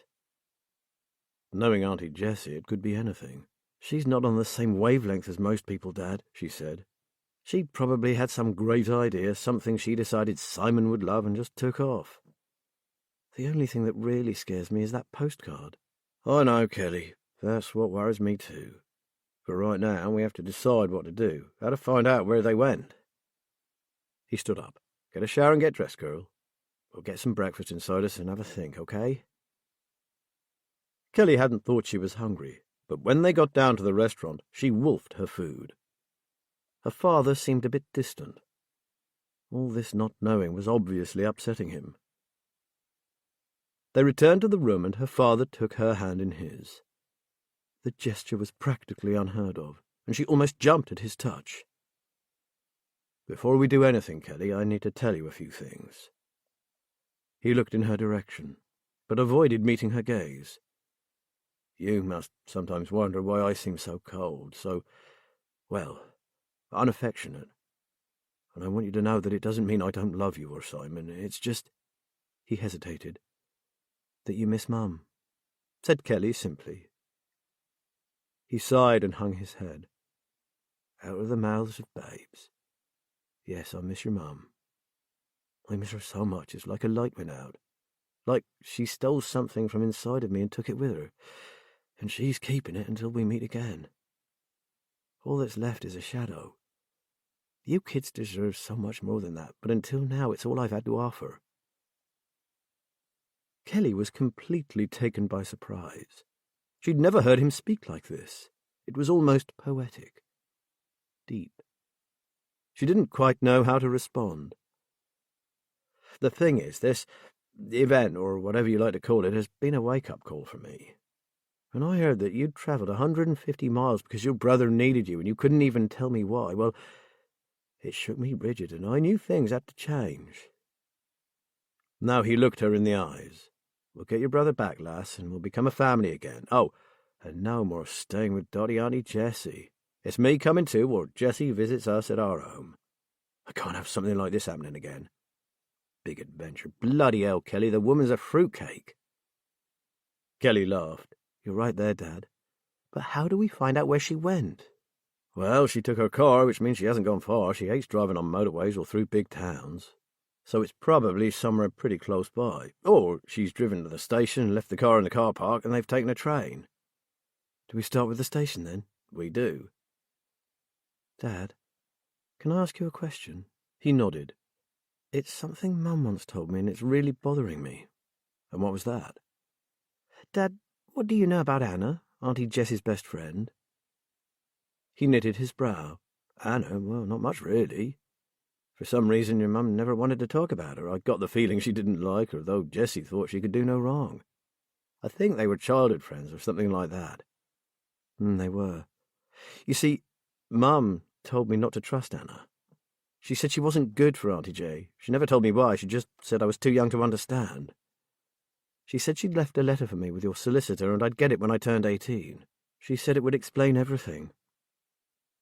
Finally, her father looked her in the eye. She didn't tell me anything about this. So you've never actually met Anna? He shook his head. It was odd she was never there when we visited, even though Jessie was always going on about how wonderful she was. The frown deepened. What, do you think she has something to do with your aunt taking off like this? Yes, Dad, I do. I'm sure of it. I could be wrong, but yesterday I asked Belle if she knew where Anna lived, and she gave me this really strange look, then said no, she didn't. Well, before you came to collect me, she went out for a while. After she'd gone, I noticed some unopened post on the table addressed to Miss A. Rackham. I suppose Belle might be short for Annabelle, or Anna. Her father said nothing for a while, then, after we've tried the station, we'll go back to the marsh and have another word with your kindly rescuer. I've decided to give your aunt one day to either contact me or bring my son back before I go to the police. I was hoping you'd say that, Dad. Her boy woke up listless. looking miserable for the first time since they'd embarked on their adventure. He refused to eat his cereal, saying he wanted toast and Marmite. But she couldn't make toast with the power switched off. It was cold food or things that could be boiled on the camping stove. After a while, she cajoled him into eating a strawberry jam sandwich. He drank tea, which was at least warm. He cheered up a bit after a while, but he had lost his sparkle. Jessie wondered if she'd given him too much of Anna's sleeping medicine. "Can we go home soon, please, Auntie? My chest feels tight. It's been inside all the time." He had indeed developed a bit of a wheeze, and the place did feel stuffy with all the windows shut. "It's still not safe. Why can't we just go to the police and tell them about the bad men?" he said. "They'll protect me. They've got guns. They'll catch the bad men and lock them up forever." Jessie sat down next to him. "Listen, Simon, last night while you were asleep, my friend came round. She had the same thought as you, so she went to the police station and told them everything." Simon brightened immediately. "Now, the policeman in charge told my friend they knew about those awful men and he was laying a trap for them." "Oh, cool," exclaimed Simon. "He told her that if she didn't mind us being in her house a bit longer, we would be safer here than anywhere. He said we must stay in hiding just a bit longer. Then they could concentrate on catching the gang and not have to worry about you." She took his hand and squeezed it. "He said to ask you if you could be a really brave boy and help them to get this gang arrested by keeping your head down and staying put until we hear from them. Can you do that, Simon? Can you be brave for just a day or so more to help the police?" "Oh, sure, I'll be brave, if that's what the police want." How she loved him. "My brave, brave lamb," she crooned. "I'm so proud of you. It's not so bad, really, is it? We have lots of games to play, and you can colour your birds. That woodpecker was really good." She beamed at him. "And guess what? As a reward for being such a good boy, your auntie might just go and get you a McDonald's for your tea. I'll have to lock you in, of course, when I go out, but no one knows we're here, so you'll be perfectly safe. What do you think?" His beaming smile said it all. "Good lad. I'll buy you your favourite. Which one do you like best?" "A quarter pounder with cheese," he said at once, "and lots of chips." "Of course," she said faintly. She hated fast food, but if it would lift the boy's spirits and get them through another day, she was prepared to indulge him. After Matt had left for Norfolk, Liz wondered what they should do next. "Can we have a bit of a catch-up, Liz?" said David. "There's a few things I'm having trouble getting my head around." "Let's go into the incident room and run through what we know," she said. Going back to the very beginning, they followed the events as they'd occurred, starting from the night Toby ventured out in search of the perfect atmospheric photograph. When they'd finished, they sat in silence for a while. For her part, Liz was frustrated at how little they knew. What had caused the whole incident in the first place? Why did they still know so little about the old house at the centre of this whole affair? "What really bugs me is this," David said. He held up a copy of the photograph he had discovered down the back of Alex's desk. "This path through the old graveyard has to be connected to what happened to the boys, but it doesn't seem to fit in anywhere. It's not even Fenfleet. What was the village called where this was taken?" "Amblekirk," Liz said. "It's tiny, just a few cottages, a farm, and the old church. If it wasn't for Lamplight Larry and his missing daughter, I don't think anyone other than a few locals would ever have even heard of it. Could we drive there and take a look at it for ourselves?" David was still staring at the picture. "Sure, it's not far, maybe 10 miles from here. And tell you what, we'll come back via a nice little coffee shop I know in Cutler's Alley. How does that sound?" "Sounds good to me." When they got to Amblekirk, Liz drew up close to the church on an overgrown stretch of land that had served as the car park for the church when it was in use. "It feels lonely," said David quietly. "Makes you feel sorry for all the old souls buried here. The last burial was held a long time ago, so I suppose there aren't many people left now to tend to the graves. Most have just the headstones." She too thought how sad and lonely it felt. They walked to the place Alex had photographed. Two paths converged, illuminated by a solitary lamp standard, Scattered around were headstones leaning drunkenly, some so worn that the names were illegible. The autumn leaves were collecting in little heaps around them. "This is where the old seat used to be," said Liz, pointing to 4 squares of cement just visible through the encroaching grass. It was one of those wrought-iron frames with scrollwork on the legs and arms, and heavy wooden slats to sit on. I don't know why they removed it. Just taking their seat away wouldn't deter kids from coming here to have an illicit smoke. They'd just sit on the ground or a tombstone. She indicated the lamp standard. And that was a beauty. A real old Victorian lamppost converted for electricity. Why they swapped it for this thing, I'll never know. It's probably got pride of place in some councillor's back garden by now. But David seemed lost in thought. "Earth calling David Haynes. Come in, David." Liz grinned at him. He returned her gaze, unsmiling. "Where does this path lead?" "The one we're standing on comes from the church. The left-hand path goes to Amblekirk, and that one winds out over the fen lanes to Ferndyke village." "Is there anything along that lane?" he asked. She thought about it. Just a farm and some derelict outbuildings, then it's fields all the way to Ferndyke. David was staring at the picture in his hands. "It's impossible to tell from this, and I couldn't enhance it any further, but there's this kind of shadowy form that could be a person. I saw it immediately when we first found the picture, but I still can't quite make it out."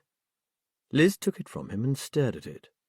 It could be a hunched figure, but just as likely it could be nothing but a shadow. "I wouldn't like to say either. Sorry, but the jury's out on that one." David sighed. "Probably just a trick of the night." "Don't you mean light?" "Not in this case," he murmured. "It's definitely the night that's playing tricks on us.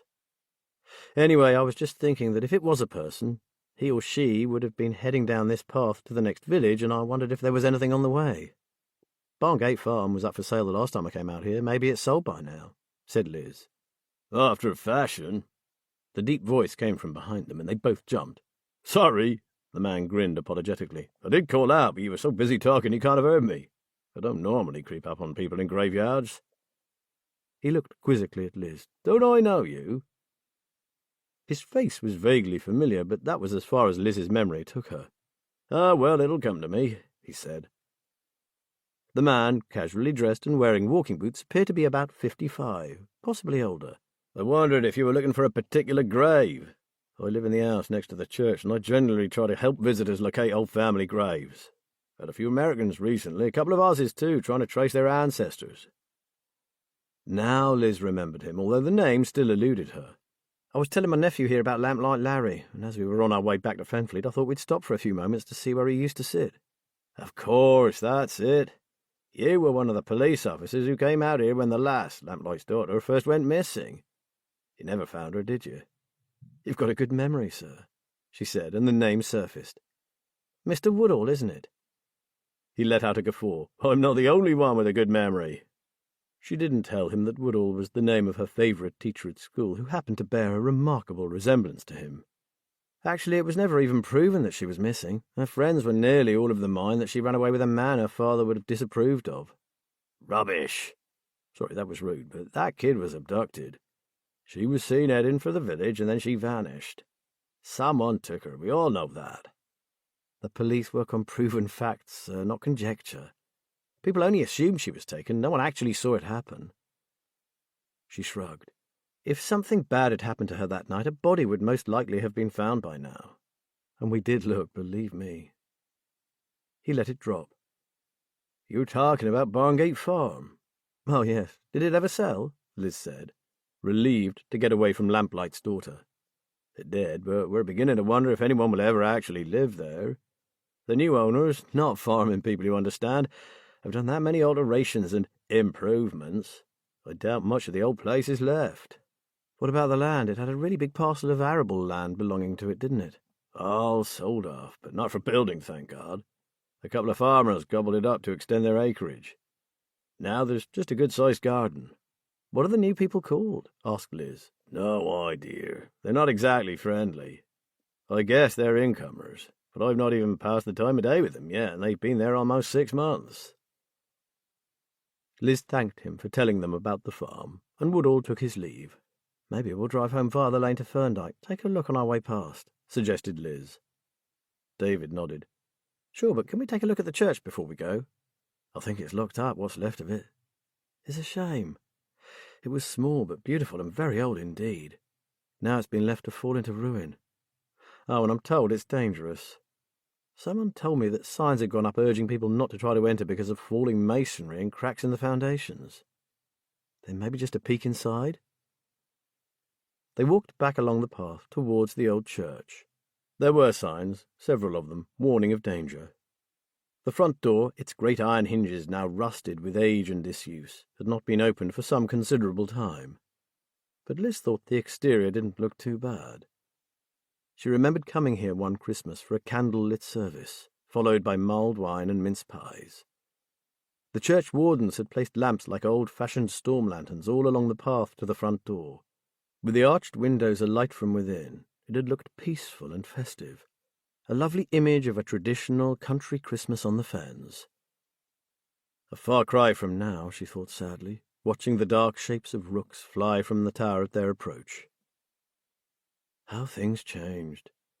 How beauty could degenerate, turn to ruin. How the job you loved and had dedicated your life to could disappear in the space of a night. She sighed. You look sad, Auntie Liz. David rarely called her auntie these days, and she was rather touched. Sorry, Davy, it's just...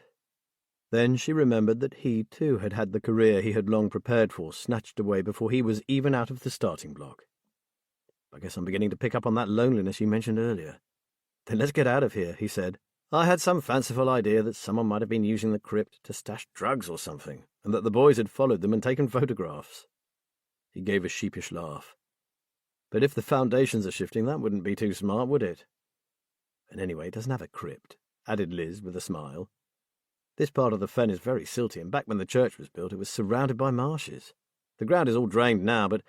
Sorry, no underground chapel to stash crystal meth in. That clinches it, then. Let's go. Liz drove out of the parking area and into the single-track lane that led between deep ditches to Ferndyke village. There's the farm. She pointed to a rambling building set a couple of 100 metres back from the lane. I see what Woodall meant. It was a large, solid old stone farmhouse. It probably had 5 bedrooms or more, but even so it looked like the new owners were already extending it. Scaffolding had been erected at one end, and what once had been the farmyard was full of builders' materials and assorted machinery. She slowed right down to look closer. There were cement mixers, a dumper truck, a mini JCB, and several tradesmen's vehicles. One was a plumber's van, and another bore a logo showing a ladder and a paintbrush.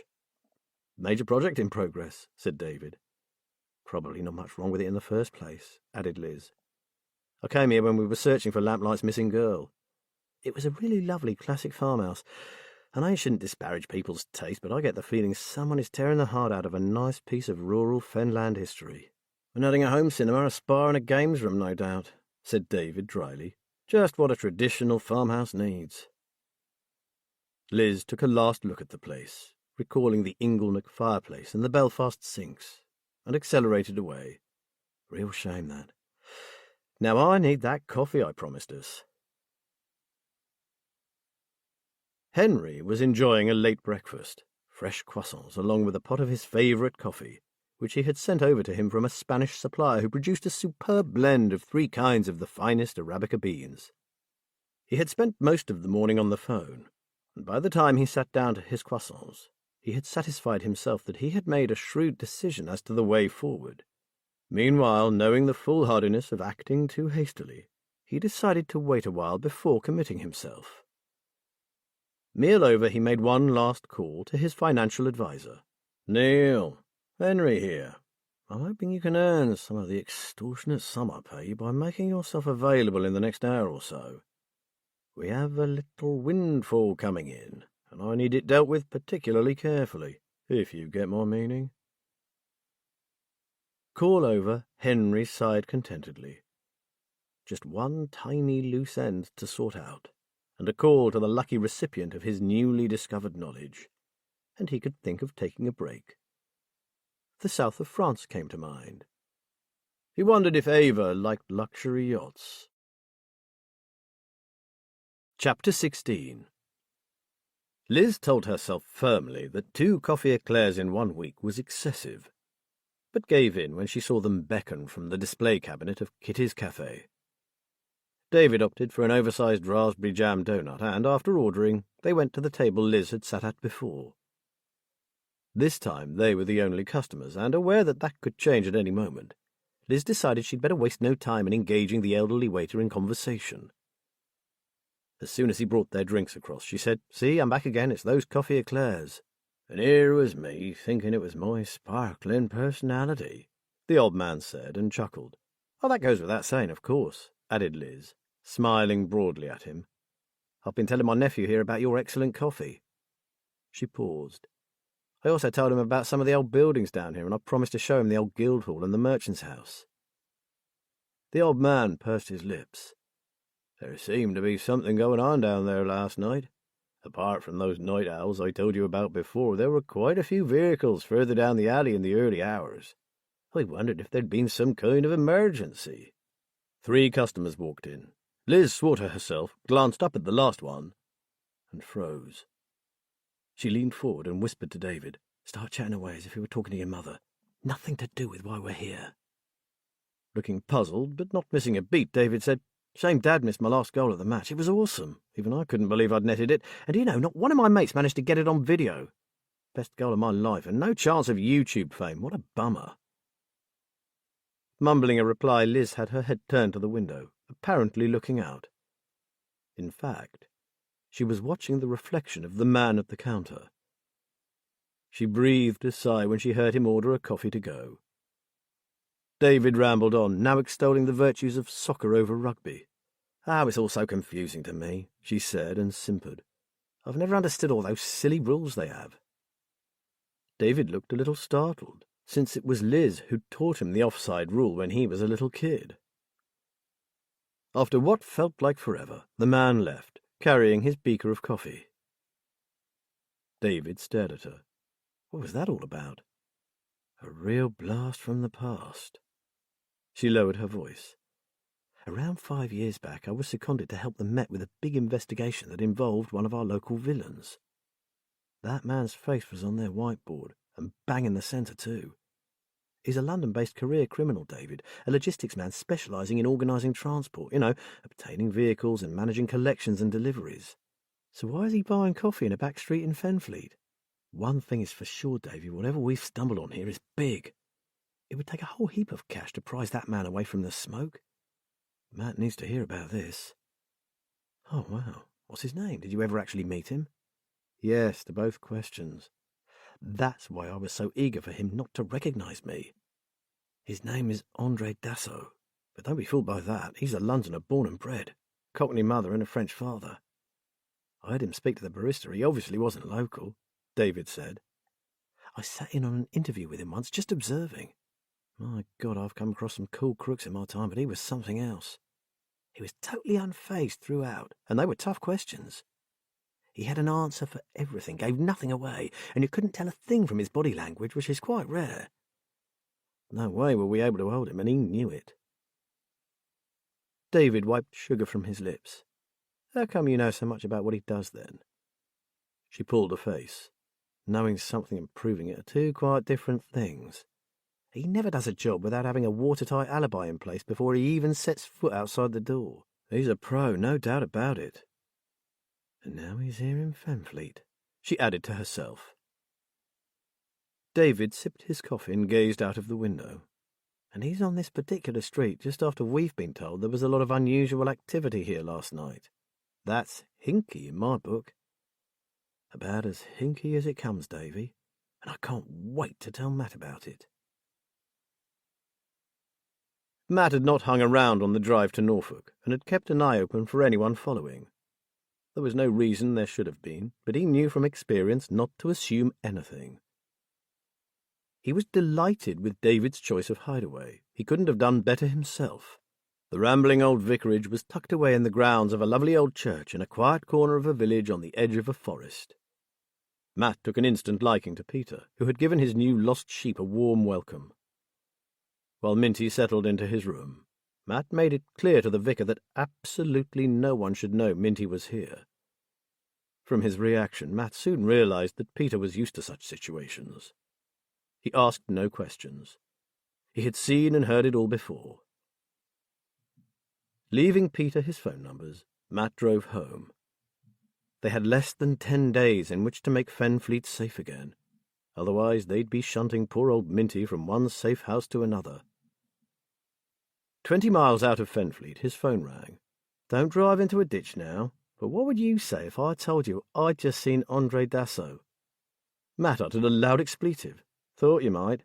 He walked right past us while we were sitting in Kitty's cafe. Don't worry, he didn't notice me, and I chatted away to David like a Stepford wife. He was quite amused." "Thank heavens for that. You wouldn't want Dassault to know you're nosing about in Cutler's Alley. But hey, Liz, this speaks volumes, doesn't it? Dassault's an elite member of the London-based criminal fraternity. For him to slum it in the Fens, whatever he's up to must be big." "That's what we thought," said Liz. "What's your ETA? We need to talk as soon as you get home." "About half an hour, I reckon. See you soon."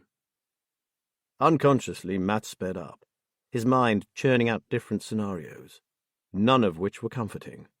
Just the thought that whatever was going on could attract a villain like Dassault gave him the shivers. That man had detectives throwing in the towel the moment his name was mentioned. Dassault never failed to come up with a rock-solid alibi, and always used the very best solicitors. He had been operating now for 15 years, and had never yet been caught. Soon, Matt was back at Cannon Farm, sitting at the kitchen table with Liz and David. "The whole thing just moved up a gear, didn't it?" said Matt. "We can't keep this to ourselves. If we have men like Dassault in town, Charlie Anders has to know." "The thing is, what and how much?" Liz said. "There's the presence of big-time crooks like Dassault and Henry, plus suspicious goings-on in Cutler's Alley connected to the death of those boys." Matt grimaced. They needed to weigh everything up. "I suggest the bare minimum. I'll do it now." But his call went to voicemail. He tried her DI and heard the familiar, miserable tones of Jason Hammond. "It's Matt. Now listen, no time for pleasantries. I tried Charlie, but she's not picking up, so can you get this message to her, please? It's important." "Go ahead, Matt." "Andre Dassault has been sighted in a cafe in Fenfleet Town. Charlie needs to know about it straight away." He heard a sharp intake of breath at the mention of the name. "That's bad news. The DCI is in a meeting, but I'll get this message to her immediately, and she'll phone you as soon as she's free." Matt thanked him and ended the call. "Well, that certainly was the bare minimum," Liz smiled. "But at least you've given her the important bit, and we haven't sat on it for days either." They sat in silence, all wondering what to do next. Finally, David said, "So is that it? Are we giving up on the case?" Matt and Liz stared at him. David grinned ruefully. "Silly question. So what now?" "We're not ones to give up, lad," said Matt. "But the reality is that we might have to hand it over. Dassault's expertise is organizing the collection and dispatch of illegal merchandise. Now, if that merchandise consists of people, as in slave labor or the sex trade, lives are at stake if action isn't taken quickly. If it's drugs, thousands of lives could be at risk. Not to mention all that money flowing into the hands of unscrupulous drug dealers." Spoken aloud like this, he could see there was no way round it. "If we doggedly press on," said Liz, "it will be for the wrong reasons." Matt's phone rang.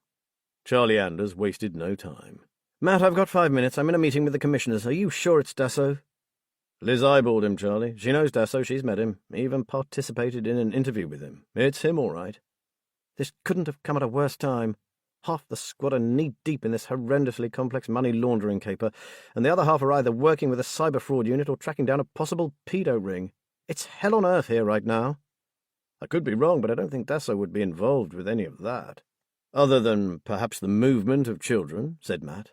"It's not that kind of pedo ring, Matt. Thank God. It's all online images." She paused. "Please don't tell me something else big is about to hit. We simply do not have the resources." Matt knew that they could call in outside help, but it wasn't something any officer wanted to do. "Tell me, Matt, and be quick. Do you know anything else?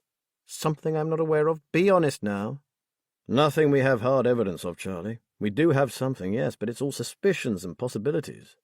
We're working on a case that could be much bigger than we initially thought.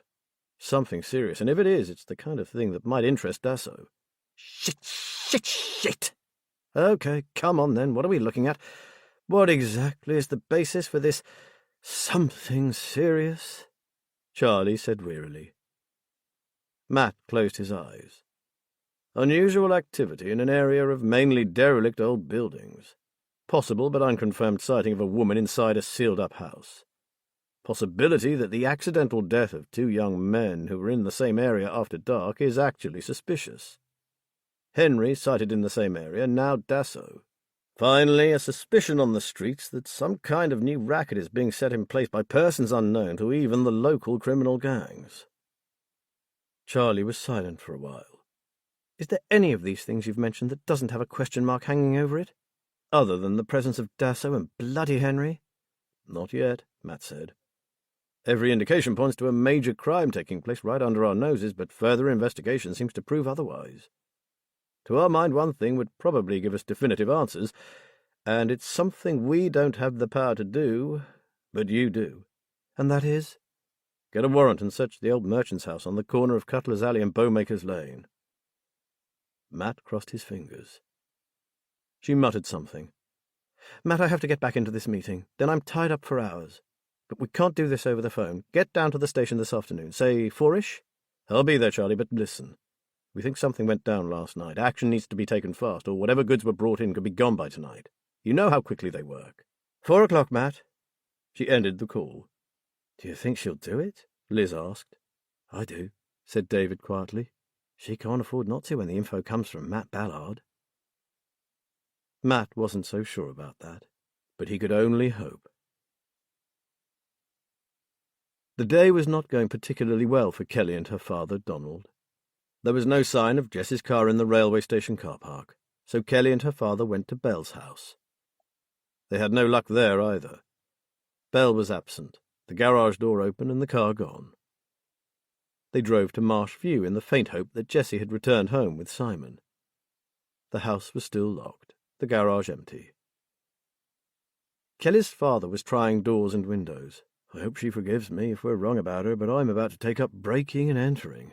This window has a faulty catch, and with a little bit of... got it. A small downstairs window swung open. Kelly, can you climb in here and go and open the front door? I think I'm a tad porky. In a couple of minutes she opened the front door, and her father stepped inside. She felt a bit naughty getting in like this, but what else could they do? She hoped they wouldn't be arrested. Inside, the cottage smelled of lavender polish. Nothing seemed out of place. There was no washing up in the sink, and the rubbish bin had been emptied. Kelly climbed the stairs to the little bedroom they always used whenever they stayed with Auntie. She looked through Simon's things. Only a few items were gone. I don't think she was planning to be away long, she called to her father. Most of Simon's clothes are still here, although his rucksack has gone and a lot of his underwear. Kelly knew exactly what was missing down to the last pair of socks, as she'd packed Simon's case and rucksack for him. She touched his clothes, wishing he'd never come here in the first place. She flopped down on his bed, suddenly angry, partly with her father for not letting her go with Simon, but mainly with her aunt for taking him away and not telling them. She was supposed to be an adult, for heaven's sake, but this was such a stupid and irresponsible thing to do. What about Simon's asthma? Didn't she think of that? Even the stress caused by rushing off somewhere new could bring on an attack. And what if there were animals there? Their hair, especially cat fur, could set it off. Didn't Auntie know that? Kelly felt tears well up. She didn't want Simon to have an attack somewhere strange, with only their aunt to help. He'd be so frightened. She, Kelly, should be with him. She knew exactly what to do, and when to be concerned enough to seek professional help. She knew how to calm him when he panicked. She sank her head back on her brother's pillow, determined that she would never let anything like this happen again. Kelly, you okay, girl? She had no right to be angry with her father. He was doing his best. She understood now that losing Mum had hit him harder than she'd realized, and he was struggling to bring up his 2 children on his own. I'm in the bedroom, Dad. I'll be straight down. She fluffed up the pillow and her hand touched something hard. She pulled it out. It was one of the postcards she'd given her brother. Dear Kelly, Auntie says the bad men are looking for me and we have to hide. I have to be brave, and it'll be an adventure, and my school friends will think I'm a hero. I can't tell Auntie, but I am a bit afraid. She says I can come home when the bad men have gone. Her friend will let us know. Love, Simon. Kiss, kiss. P.S. Miss you. Kelly gasped. Had he forgotten to post it? Or hidden it here for her to find? Dad, I've found something! She ran down the stairs and thrust the postcard into her father's hand. He read it and groaned. What has the stupid cow told the boy? Sorry, Kelly, I know you love her, but... Oh, Dad, but why'd she say such a thing? I'm starting to think she's really lost the plot this time. And where on earth has she taken him? Hide? What is she thinking of? Her father was pacing up and down. Did you read the bit about Auntie's friend letting them know when it's safe? That's got to be Anna, hasn't it? So they're in it together. Dad, do you think this is Anna's fault? Mum didn't trust her, and Mum was always right. Slow down, kid. They can't be some sinister plot. That's crazy. Yes, but what if it's true, Dad? I bet Anna's behind it all. Auntie is so trusting she'd believe anything, especially if Anna told her. But why, honey? What for? If Anna wanted to kidnap Simon, she could just have walked off with him. No, there's something else going on here. I think it's time to go to the police. Relieved, Kelly took her father's hand. The police would know what to do. Come on, Dad. Let's get out of here. Chapter 17. It took them an hour to lock up again, drive into Fenfleet, and find the police station. Kelly's heart sank when she saw the queue of people waiting ahead of them at the front desk. When it was finally their turn, her despondency almost turned to panic. The woman behind the desk didn't seem to understand what her father was trying to tell her. A uniformed woman police officer came in and stood behind the civilian receptionist. Kelly stared at her, silently imploring her to help. The officer looked over the receptionist's shoulder at what she was writing and said, "Want me to have a word, Pat?" Kelly almost punched the air when the woman said, "Oh, would you, Jebs? I don't know what to make of it." "Hello. I'm PC Debbie Hume. Let's take this somewhere quieter, shall we?" She led the way into a small square room with a single table and 4 plastic chairs. She winked at Kelly. "Sorry about the decor. Now please, sit down and tell me what's wrong." It didn't take long. When Donald had finished, Debbie Hume said, "What you are telling me is that we have a missing, vulnerable 9-year-old boy with asthma who, to all intents and purposes, has been abducted by an older woman who is possibly mentally unstable. Have I got that right?" "It sounds harsh, officer," said Donald, "but that's the crux of the matter. She didn't have my permission to take him anywhere. As far as I was concerned, my son was being looked after by a loving, if a little scatty, aunt, in order to give him a holiday in the fresh air and help him recover from an illness." He pointed to the postcard that lay on the table. "And now there's this." Debbie stared at the card. "I neither like nor understand what Simon means by bad men, but it is a cause for concern." As this quiet moment unfolds, let the soft music guide your thoughts into a calmer space before the story returns.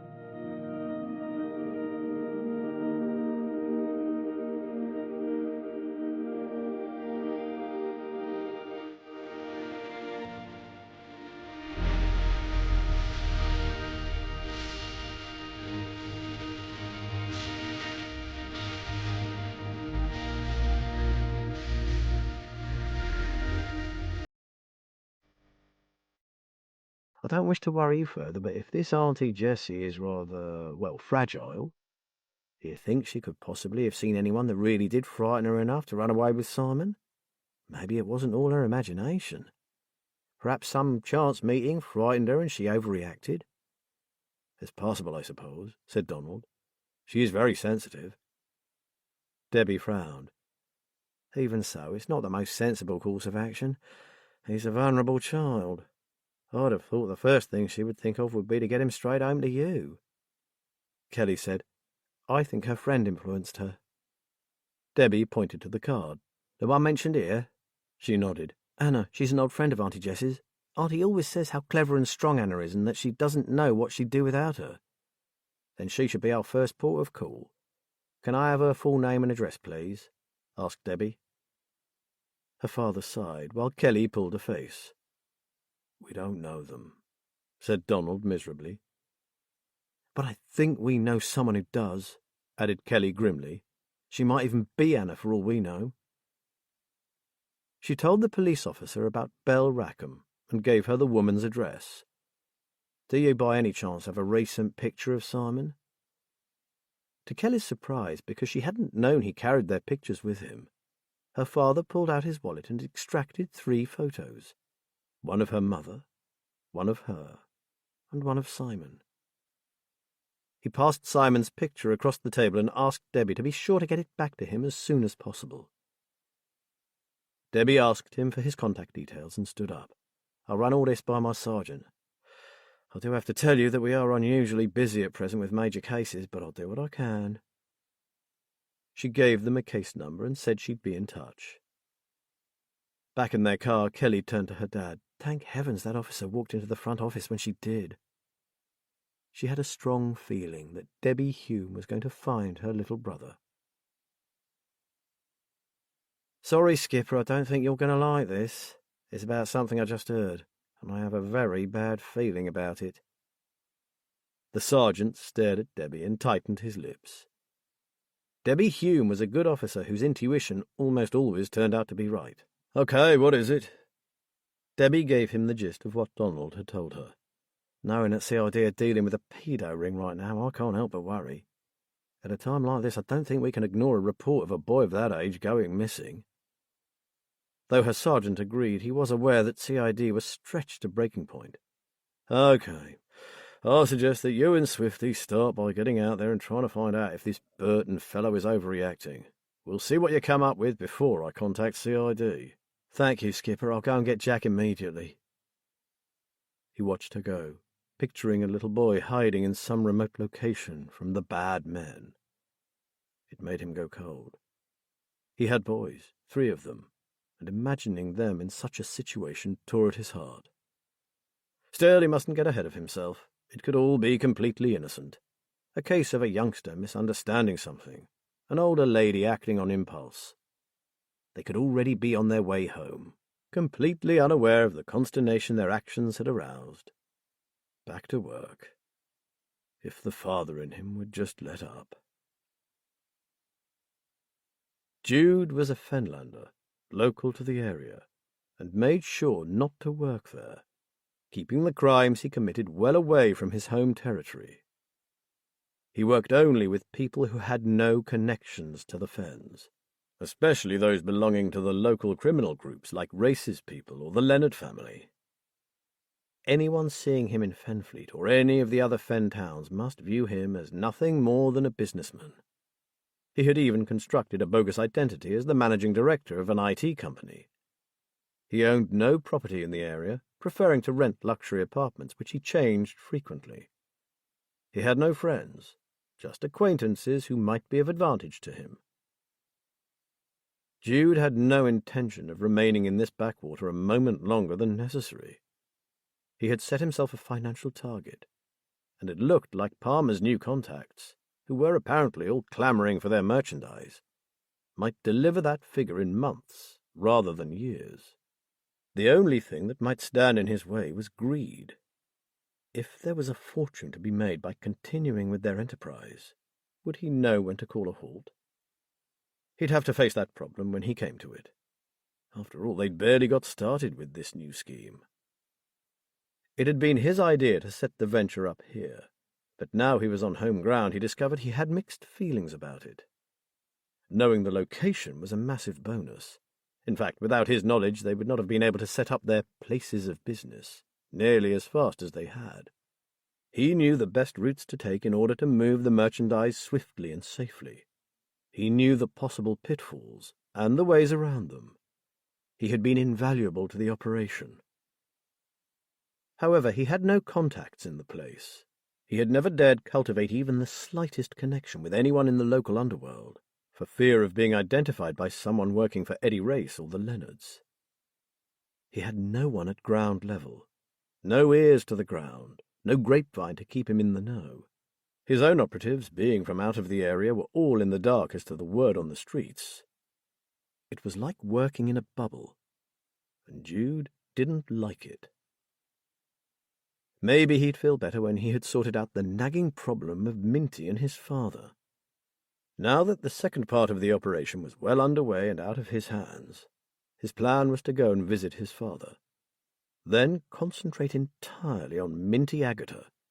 The next consignment was due to arrive in 4 days, considerably sooner than usual. But Palmer had declared that supply and demand needed to be met, and Jude wasn't about to object if the payout was anything like what Palmer had suggested. That gave him the rest of today plus 2 full days, possibly more if there were no glitches prior to delivery. If he couldn't find Minty in that time, he didn't deserve to find him at all. Matt arrived at the police station a little early and went directly to the CID room. He had hoped to corner Bryn, but was instead met by a grim-looking Jason Hammond. Though was that the hint of a smile when he walked through the door? It was gone in an instant, but it was gratifying to know he was still able to cause the ice on that wintry countenance to crack. "I have an idea why you're here, boss," said Jason gloomily. "And if it has anything to do with Andre Dasso, I'd really rather not know." "Don't get too desperate, old friend," said Matt. "It may be nothing. I'm here to ask a favour of the DCI, and if she acquiesces, we'll know whether to start panicking or not." "Well, good luck with that. She's almost running on empty given what she's having to deal with at the moment. I'm not sure she has much left for granting favours." Again the hint of a smile. "Not even for Matt Ballard." "Don't be too sure about that." "Then it has to be serious." His face took on an even gloomier expression. "I have to tell you, your timing is shit." "Sorry, Jason, but crime still doesn't keep to time. Feast or famine, just like it's always been." The office manager, a new face to Matt, called his name. He looked up and nodded. "The DCI has just rung down and said, would you go up to her office, please? Do you know the way, sir?" He nodded again and heard a stifled snigger from Jason's direction. "Rather too well, miss. It was my office too, in another life." Charlie Anders rarely showed her emotions, so it was something of a surprise to see her so agitated. He knew only too well what she was feeling. How long can I keep juggling all the balls in the air without dropping one? There was another thing, too, that spoke of something just about to come together. One of her high-profile cases, he presumed. He suddenly felt extremely grateful that he no longer had to shoulder all that responsibility. "I'm truly sorry to have to land something else at your feet," he said, "but I'd have felt bad if I kept this one to myself." Charlie smiled. "And I'd never have forgiven you if you had, Matt. Now all the meetings are over for the day, and barring any emergencies, I'm all yours. So tell me about this suspicion of yours, in detail." He gave her all of it, everything they suspected, along with what they actually knew. Charlie listened. "So, you think Greenborough might actually have missed some crucial aspect of those 2 students' deaths?" "I'm not blaming them, far from it. There was absolutely no reason to doubt the forensic reports. Don't forget, Charlie, they didn't have the information I have.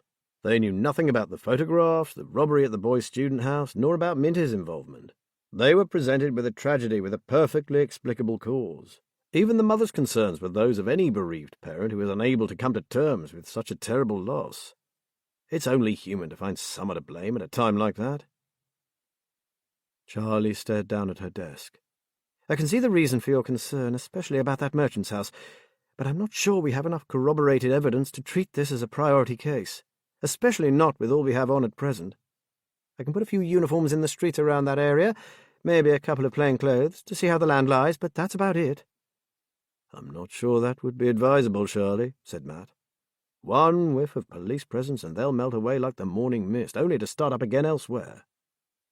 He looked at her gravely. "Go with me on this. I know something serious is going on, and that house is at the centre of it." Old man Boone is sending his son in next week, but that's too late. We need it checked out now, or whatever is there will be long gone. Look, I'm willing to state that I was passing that old place and heard cries. Then you would have just cause to ask for a warrant. Especially as with my background, I'm a reliable source who suspects a life is in danger. In fact, you could go in without a warrant if a life was under threat. He left it there. He had no more cards to play. If I didn't know you better, I'd say you were trying to blackmail me, Matt Ballard. Charlie grinned. Yep, he thought, you got it. Charlie shook her head. Okay, but this is all I'm going to do, so listen up, and you owe me one for this. I will get a warrant and we'll go and see that ancient solicitor, but, and this is non-negotiable, you have to wait until tomorrow to get into that house. We have a dawn raid here in town in connection with a big money laundering case we have on. This is likely to be the biggest arrest in the whole investigation, and I'm not messing that up for anything or anyone, including you, my friend. Ah, so that was the reason for her look of suppressed excitement. Understood, he said. I appreciate it. You better. Anyway, I'll get it underway immediately, and a team will go in at around 10 in the morning, and before you say anything else, I'm assuming you want to go with them. I do, Charlie, very much. Then be here at 9:45. By then we should have the keys from Old Man Boone and be ready to go. We'll keep it low-key, enough officers to cope, but not half the station. And no charging in with big boots and enforcers, just a quick and thorough search. Then, depending on what we find, if anything, we'll take it from there. Can't ask for more than that, said Matt. Sorry it couldn't happen that day, but relieved it was actually going to happen at all. He stood up. Thanks, Charlie, I'll be here tomorrow. He paused at the door. Then yes, I do owe you one. By late afternoon, Donald Burton had really begun to panic. He tried to hide it from his daughter, who was already pale and looking far more stressed than any kid her age ought to be.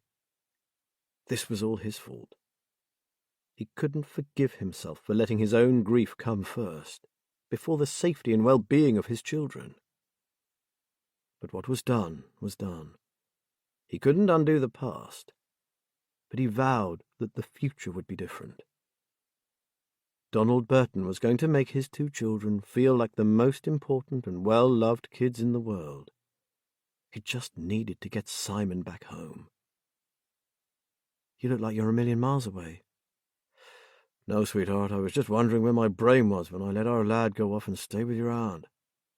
I mean, she's always been a bit of a bird brain, hasn't she? I should have thought first. And I should have listened to your worries, too, not just shouted you down. He meant it. Kelly was old beyond her years, and he should never have assumed that because she was only 15, she wasn't capable of working things out. Auntie does love Simon, Dad, and me too. She'd never deliberately hurt him. I just wonder how much influence her friend has over her. Maybe Anna asks too much of Auntie Jessie, tells her to do things Auntie is just not up to. It's possible, he said, who knows. Maybe she's finally had enough and actually run away from Anna. Or run away with Anna, said his daughter. The more I think about it, the more I wonder how our sweet Dotty aunt could have managed to get them away all on her own. She was right. If Jessie was in one of her sensitive moods, just getting to the supermarket would cause her a major panic. A sick feeling overcame him. When he had bundled Simon off for a break on the fens, Donald had been thinking only of his beloved wife's older sister, the happy, loving woman who adored the children, could cook beautifully, recite whole verses of poetry, play the piano, and quote from 100 works of literature. He had completely overlooked her other side. His phone rang, and he met his daughter's gaze. Could this be good news? PC Debbie Hume, sir. I just wanted to update you, and I forgot to ask. Do you have a key to your sister-in-law's house? He admitted he didn't. He confessed to PC Hume that earlier that day they had climbed in through a downstairs window with a broken catch. Then I wonder if you would be so kind as to meet us at her cottage in half an hour? My partner and I would like to have a look around ourselves, and we'd appreciate you being there. If the catch is broken, we'll go in the same way. He detected a hint of amusement in her voice.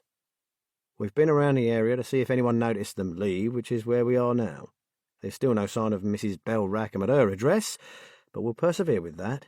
We'll make our way to the cottage now. They were there in 15 minutes, and had only just parked when Debbie and an older police officer arrived, whom she introduced as PC Jack Fleet, but called Swifty when they spoke together. The police constable was a rather fatherly-looking man with a warm smile, who looked as if he'd been doing this job forever. "Something bothers me," said Jack as his slimmer partner slipped through the open window. "Hasn't your boy got a mobile phone? I mean, it's odd that he hasn't contacted you himself, isn't it?" Donald sighed. "He's not your average kid, PC Fleet. He isn't interested in technology. He has got a phone, but half the time he forgets to charge it or even carry it with him. His schoolwork suffers because he hates computers." Jack Fleet nodded. "I see, but I'd have thought he might have used it if they were in trouble." "I would have hoped so," said Donald rather miserably. He explained that Jessie hated telephones and often refused to answer. "I've had 2 calls from her in all the time Simon has been staying with her, both lasting less than 3 minutes." "And up to now you've never had any serious qualms about the lady's, mental health?" Jack asked. "No," said Kelly. "She's quirky, all right. My mum used to call her the original scatterbrain. But she's kind and artistic, and she loves us very much. She just lives in her own little world and doesn't always see things as others do." "Jessie is certainly eccentric. In fact, she's quite unique, but it's just the way she is," added Donald. "Well, that's told me," laughed Jack. He looked at her, his expression serious. "But you really are worried about what she's done now, aren't you, young lady?" Kelly nodded dismally. "Yes, sir. I'm very worried indeed, especially about my brother's asthma." "That's the reason we're taking this so seriously too, miss. We can't afford to have anything bad happen to him, can we?" He patted her shoulder gently. "Now let's take a look around, shall we? You can be the leader." Chapter 18. Jessie realized that their great adventure, a time she would treasure in her heart forever, was soon going to have to end. Simon had been good all day, playing games and painting his birds. But now he was beginning to fret again, and had even needed to use his inhaler. It was time to go home. Now she needed to go and get him that dreadful supper she had promised him. Luckily it wasn't far. Unless there was a queue, she could be there and back in under half an hour. When she got back, she'd tell him she had met her friend who'd told her they were safe to go home the next day. Jessie didn't want to go, but for Simon's sake she had no choice. So that he didn't panic while she was out, she'd slipped a few drops of Anna's mixture into his hot drink, and already he was looking more relaxed. "Now, my darling, you put the bolt across the door when I leave, and don't open it for anyone but me. I'll knock like this." She rapped 3 times on the tabletop. "And I'll call your name, all right? Then you undo the bolt and let me in. I promise not to be long, and I won't forget the fries." She smiled warmly at him. "All ready, sweetheart?" He nodded. "Hurry back, Auntie." She pulled on her jacket and checked that she had money in her handbag. "1 double cheeseburger and fries coming up, sir." Outside the door she heard the bolt slide into place and looked around furtively. She had to be very careful not to be seen, even at this late stage in the game. She took a deep breath, terrified of this trip into the unknown. She let it out again, slowly, and reminded herself that for Simon, she would walk through the gates of the fiery furnace of hell itself. She scurried away, wanting nothing more than to get this task over with. Head down, she failed to notice the cold, hard eyes following her along the street. It would be an understatement to say that the occupants of Cannon Farm were on edge. The thought of what was happening in Cutler's Alley, probably right now, coupled with having to wait until the following morning to do anything about it, was becoming intolerable. Liz was trying to prepare supper, but her mind kept wandering. If it's drugs, that place will be clear after this evening, won't it? They're hardly going to sit on their stash. It'll be moved on as fast as they can shift it. It's bloody frustrating, Matt said. But we can't scupper what is probably years of painstaking work on Charlie's money laundering investigation. You know how important the Dawn raid always is. She did, of course, but that didn't stop it being galling. And if it's people trafficking, would they do the same? Asked David. Move them in and then straight out again? That would depend, said Matt. If they thought it was a really safe location, they might keep them there for a while and filter them quietly out to wherever they were being sent. It would depend on how many people were involved. If Andre Dasso is the logistics man, said Liz, I'd stake money on a big haul. If it's women for the sex trade, I would guess he's organised a swift passage out. The merchant's house could just be the terminus. From there they head out to different destinations. The place could have been emptied by as early as this morning. It is frustrating, my love. But we have to hold on to the fact that at least that damned house will be searched properly tomorrow, Matt said. No matter who's been in there or what they've been doing, they will have left traces. They might even have left enough evidence behind in the form of fingerprints or DNA to point to whoever is behind it. And if the fates were really on our side, we could find a whole consignment awaiting distribution. And pigs might fly, exclaimed Liz, sounding uncharacteristically downbeat. Matt was talking like a police officer again, not a private detective. If that house threw up anything suspicious, the whole thing would be turned over to Charlie Anders, and their private investigation would come to an abrupt end. It's happened before, he said. Remember the Smith brothers?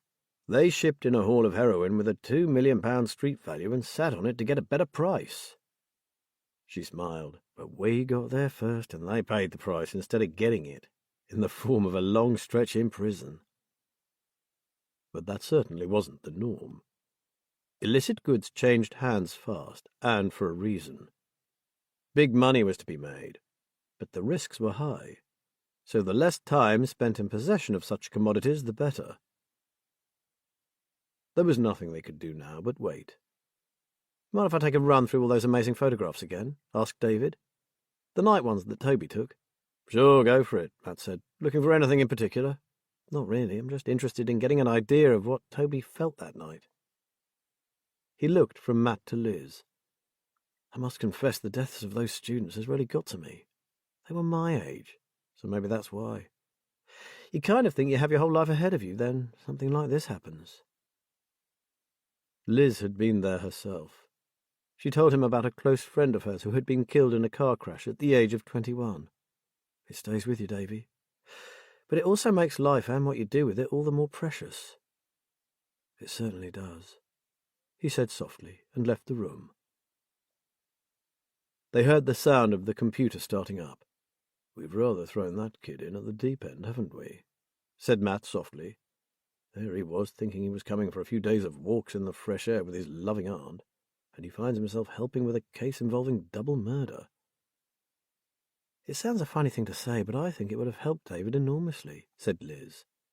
He's had very little time to dwell on his own problem, and being faced with something as serious as this, seeing the suffering of the bereaved parents, makes a glitch in his career plans seem a bit trivial. Well, yes, I see what you mean, but I still think the whole thing must be a bit of a shock. Matt looked pensive. He hasn't mentioned his mother's reaction to him failing to pass his entrance exam, has he? No, Liz said. He doesn't talk about her too much. He loves her, but I think he wishes he saw more of her. Maybe he feels rejected. Even at 20, it can still hurt. It wasn't a messy divorce or anything like that. In fact, other than my own split with Gary, it was probably one of the most frictionless divorces you could hope for. Parting amicably from your spouse must run in the Haynes family, said Matt, grinning. She laughed. Probably. But David does miss her, especially after her promotion. Her work takes her all over the country, so he sees even less of her than before, poor kid. She bent down and, amid a clatter of saucepans, said, Dinner at 6. Is that okay? Fine. Then it's a case of trying to fill in the time between tonight and tomorrow's house search. Matt sighed.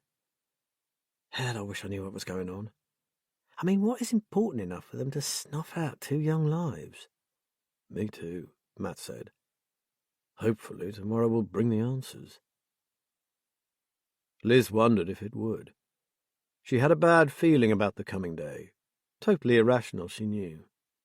Nevertheless, it nagged away at her. How many inhalers does your brother have, Kelly? Debbie wasn't sure why, but it seemed more appropriate to ask the girl than her father. Kelly counted them on her fingers. He has a preventer inhaler. He uses that daily to cut down the chance of triggers. Then there's a blue reliever inhaler from the doctor. Our pharmacy let me have an emergency inhaler for him since he was going to be away for a while, just in case he ran out. Oh, and he has a spacer too. It gets the medicine down into his lungs better than just the inhaler. Debbie stared down into the open kitchen drawer, seeing the spacer, a brown preventer inhaler, and one blue reliever. That meant the kid only had one inhaler. How many doses did it have left in it? Her concern increased. Oh, no. Kelly was beside Debbie, her mouth slightly open, her eyes on the inhalers in the drawer. He's supposed to have all of these. She called out, Dad, Auntie never took Simon's preventer or his spare inhaler. Then she probably wasn't planning on being away for too long, said Jack Fleet's soothing voice from the doorway. Let's not get into a panic. And he does have his main inhaler, that's the important thing. They continued to search for any indication of where Jessie Wright had taken young Simon. Debbie was fully aware that this was not exactly good police practice, but she told herself that the house had been left unsecured, and they were simply checking that nothing untoward had occurred to a vulnerable minor. Leaving the others, she went into the aunt's bedroom. It was a mass of ornaments, collectibles, photos, mainly of Kelly and Simon, but also of another woman, who Debbie guessed must be their mother, Jessie's deceased sister. She glanced at them, hoping to spot an image of Jessie's best friend, Anna, but there weren't any that she could see. Jessie herself wasn't featured at all. She slid open the drawers, wondering if she might find a diary or a brochure telling them where they might have gone. She tried a drawer in the bedside cabinet, but it was locked and she couldn't see the key. Debbie's eyes narrowed. Why lock a bedside drawer? Medication she didn't want Simon finding? Debbie went to the dressing table and looked at the clutter of bottles and sprays, little trays and boxes. She found the single key in a china pot with a painting of a kitten on it. Some people could be very predictable. She opened the drawer and groaned. Inside was a charger and a mobile phone in a bright blue case, bearing a picture of an eagle. A small Dymo label had been carefully stuck onto it. Simon. Debbie didn't think for a moment that it had been placed there to keep it safe. It was there, locked away, because it was being hidden from the boy. But why? All at once, Kelly was at her side. She took the blue phone from her hand and stared at it. She then lifted the charger from the drawer and plugged it in. One missed message flashed up. Look out for me tomorrow afternoon. I'll be with you then. Hang on, little bro. Her brother had never received her message. P.C. Hume, her voice trembled. You really need to find my brother. Half an hour later, having sent Kelly and her father back to their hotel, Debbie and Jack Fleet were sitting in their car. Their shift had ended, but they were both loath to walk away from this problem. How the hell are we going to cope with all this, Jack? She asked. There's the raid tomorrow, plus the other major cases that CID are trying to hold down, and now Cindy's told me she's been sent to get a warrant for some house search in Fenfleet tomorrow. Heaven knows what that's all about. We're struggling, mate, no word of a lie. I imagine they'll probably draft in some extra bodies from other divisions, Debs. Both Sultan and Greenborough are pretty good like that when we need backup, said Jack. One thing is for sure, we can't possibly ignore this one. There's a twisted mind at work here. It has all the hallmarks. Tack that onto the missing child having a medical condition, and, well, it doesn't bear thinking about. Debbie started the car, and they drove back to Fenfleet Police Station, both trying to work out why an apparently loving aunt would suddenly take off with her nephew without telling his father, and concealing the kid's mobile phone prior to leaving. One thing they could agree on, it made no sense whatsoever. As they went in, they heard the laughing voices of another crew returning from their shift. They caught up with them at the door. "What's occurring?" asked Jack. PC Angus West shook his head. "Some nutter, mate. About an hour ago we got called to assist the ambulance guys with a drunk. But when we got there, it was this dotty old bird who was yelling the place down." A broad smile spread across his face. "Dingo here took a hefty swipe from her handbag when he tried to calm her down. Wish I'd got it on my camera. It was priceless. Where was this? Asked Jack, hurrying in after him. Outside McDonald's, grumbled PC Ken Dingo Wolf. Mad cow. That handbag bloody stung. Caught me right round the ear hole. She had no idea why, but Debbie wasn't laughing. Did you find out what upset her so badly? Ambulance woman said it was a panic attack, said Angus. They've taken her down to A&E to get her looked at. Especially as they found an inhaler in her pocket. She wasn't drunk, so you can't be too careful. Debbie swung round to face Jack, her eyes wide. Come on. He grabbed her arm, and with the other two officers watching in amazement, they raced back out of the station. We have to get to the hospital before they throw her out. The newly opened hospital was situated along the coast road on the outskirts of town. Debbie drove as fast as she dared, screeched to a halt close to the ambulance bay, and they ran into the A&E department. Jack stopped at reception and asked about a woman who had been brought in suffering from a panic attack. A few minutes later, a security door swung open and they were directed inside the busy unit. "Third bay on the left," called out the receptionist. "They'll be glad to see you two. She's caused a right rumpus, I can tell you. You can hear her from here." On entering the bay, they were met by two harassed-looking nurses and a young man Debbie assumed to be a doctor. "I didn't know we'd called you guys out," he said over the cries of the woman lying on the stretcher. "She's calming down, believe it or not." Debbie explained that they were looking for a missing person, possibly this very woman. The young man looked relieved. "It would help a lot if we knew her name, poor thing. She's had a serious episode. We've given her a sedative, but she's fighting it." "A panic attack?" asked Jack. "Kind of.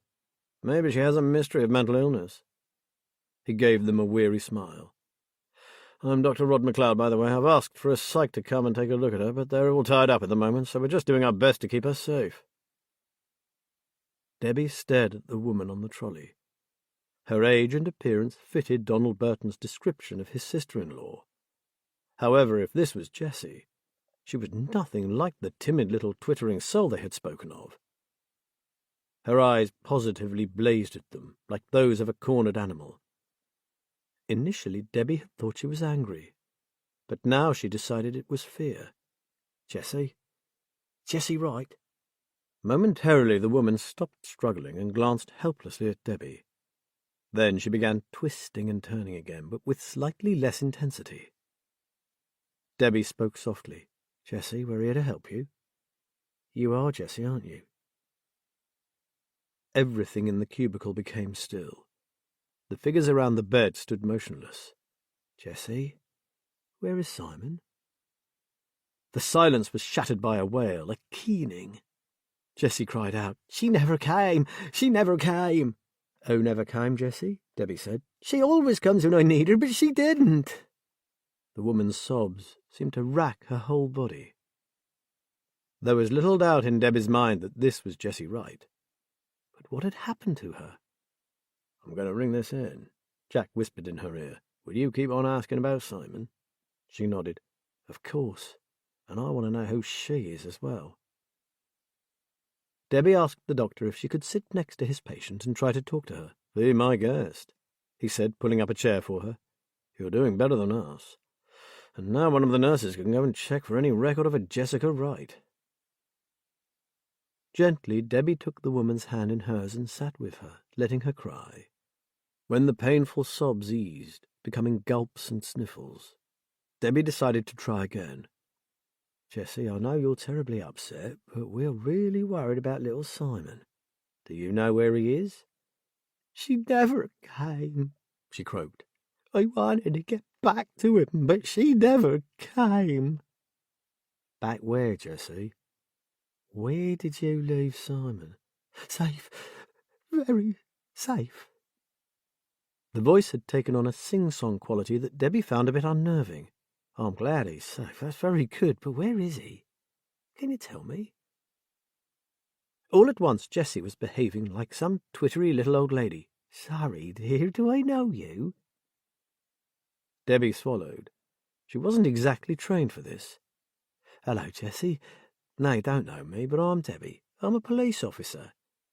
You haven't been very well." "Oh, dear, haven't I?" She looked around as if she'd just woken from sleep. "Am I in hospital?" "Yes. They're looking after you, so don't worry." She patted her hand. "But we think you might have left your nephew Simon somewhere, and we're a bit worried about him. Can you tell me where he is, Jessie, so we can go and fetch him and bring him here to you?" "Simon?" She looked blankly at Debbie. "Oh, Simon, my lovely boy." A look of terrible distress flooded her expression. "Where is he?" Her cries grew louder. "Simon, where are you?" "Hush," said Debbie, trying not to panic herself. "You said he's safe. Try to remember where that safe place is, and I'll go and get him for you." An ear-splitting scream tore from Jess's throat. "I can't remember!" Chapter 19. The hours that followed were some of the most difficult of Debbie's life. Jessica veered between bouts of hysteria and apparent catalepsy as Debbie tried to guide her through the events of the past evening, and find out why she had gone out and left Simon alone. By the time Jack arrived back from trying to organize a search of the area around McDonald's, Debbie was sitting outside the cubicle, exhausted and close to tears. "This is useless," she exclaimed. "We've been going round in circles. I'm no closer to finding Simon than when I started. All I can think of is that little boy alone and frightened." He handed her a styrofoam cup of coffee. "Have you managed to glean anything at all from her?" She accepted the coffee gratefully. "She said she had promised him a double cheeseburger. She recalled that bit clearly and kept saying, with fries, over and over again." Debbie shivered. That bit was quite freaky, actually. She said she heard the bolt click across, so she knew he was safe, but where the hell they were, God only knows. She sat back on the plastic chair and exhaled. "Look, this is just a guess, but I think the woman she was yelling about when she kept saying she never came was the one Kelly is so anxious about, this Anna. I wanted to ask her, but she got so agitated I didn't dare." Jack went and found another chair and sat beside her. "Anything else?" "Well, it was all so confused, but she did say that they were staying in a friend's place. So then I wondered if she meant it belonged to Anna." "Oh, I don't know." She sighed. "And even if it was Anna's, it's no help to us because we don't know Anna's surname or where she lives. Unless it's Rackham, Annabel Rackham, and she's still not at home. I checked." They sat in silence for a while, sipping their coffee. "I do have one idea, but be honest if you think it's unwise. Just tell me. I'm not sure if I'm capable of rational thought after all these hours with Jessie Wright." Jack smiled at her. "You're doing a brilliant job, lass. There's not many people who'd have stuck at it like you did. Go on, tell me. What's this idea?" "Well, I was just thinking of all the photos Jessie has of Simon and Kelly. Jessie is obviously very fond of both of them, not just Simon. Suppose we brought the girl in to talk to her auntie." "I'd say that's a bloody good idea, Dabbs. If anyone can get anything out of that daft old bat, it'll be Kelly. We'd need Skipper's consent, of course, and her father's, but I think she could do it. She's sensible enough." He stood up. "You stay here and I'll phone the sergeant." Debbie rubbed her tired eyes. She needed to sleep. She'd been on the go now for 13 hours, and there'd be no time to lie in tomorrow and catch up. But she couldn't leave now. She'd just have to hang on. Jack didn't take long. "A car is going to the hotel to collect Kelly and her dad." He stared at her. "Are you going home, lass? You've done your bit." "No, Jack, I could no more go home now than I could fly. I'll sit in with Kelly. I think we have a bit of a bond and she might need a bit of prompting. Let's see what happens and then I'll be off." "Is it worth me arguing the point?" "Nope. Let's give it this one last shot, shall we?"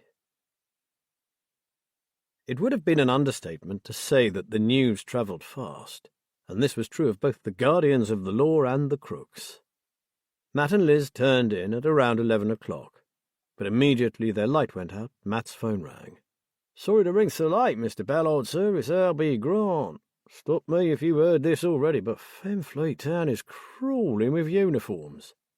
Matt sat up abruptly. "What, why?" "Oh, I gather you haven't heard, then," Albie cackled. "But don't panic, Governor. It's not what you were asking about. They reckon it's a missing kid. Even so, I wouldn't want to be up to anything naughty on the streets tonight. It's alive with coppers." Matt grunted in frustration. "Do you know which area they're concentrating on, or is it across the whole town?"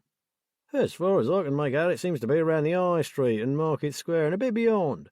but I can't be more specific than that, I'm afraid." Thanking Albie for putting him in the picture, Matt told Liz what he'd said. She groaned.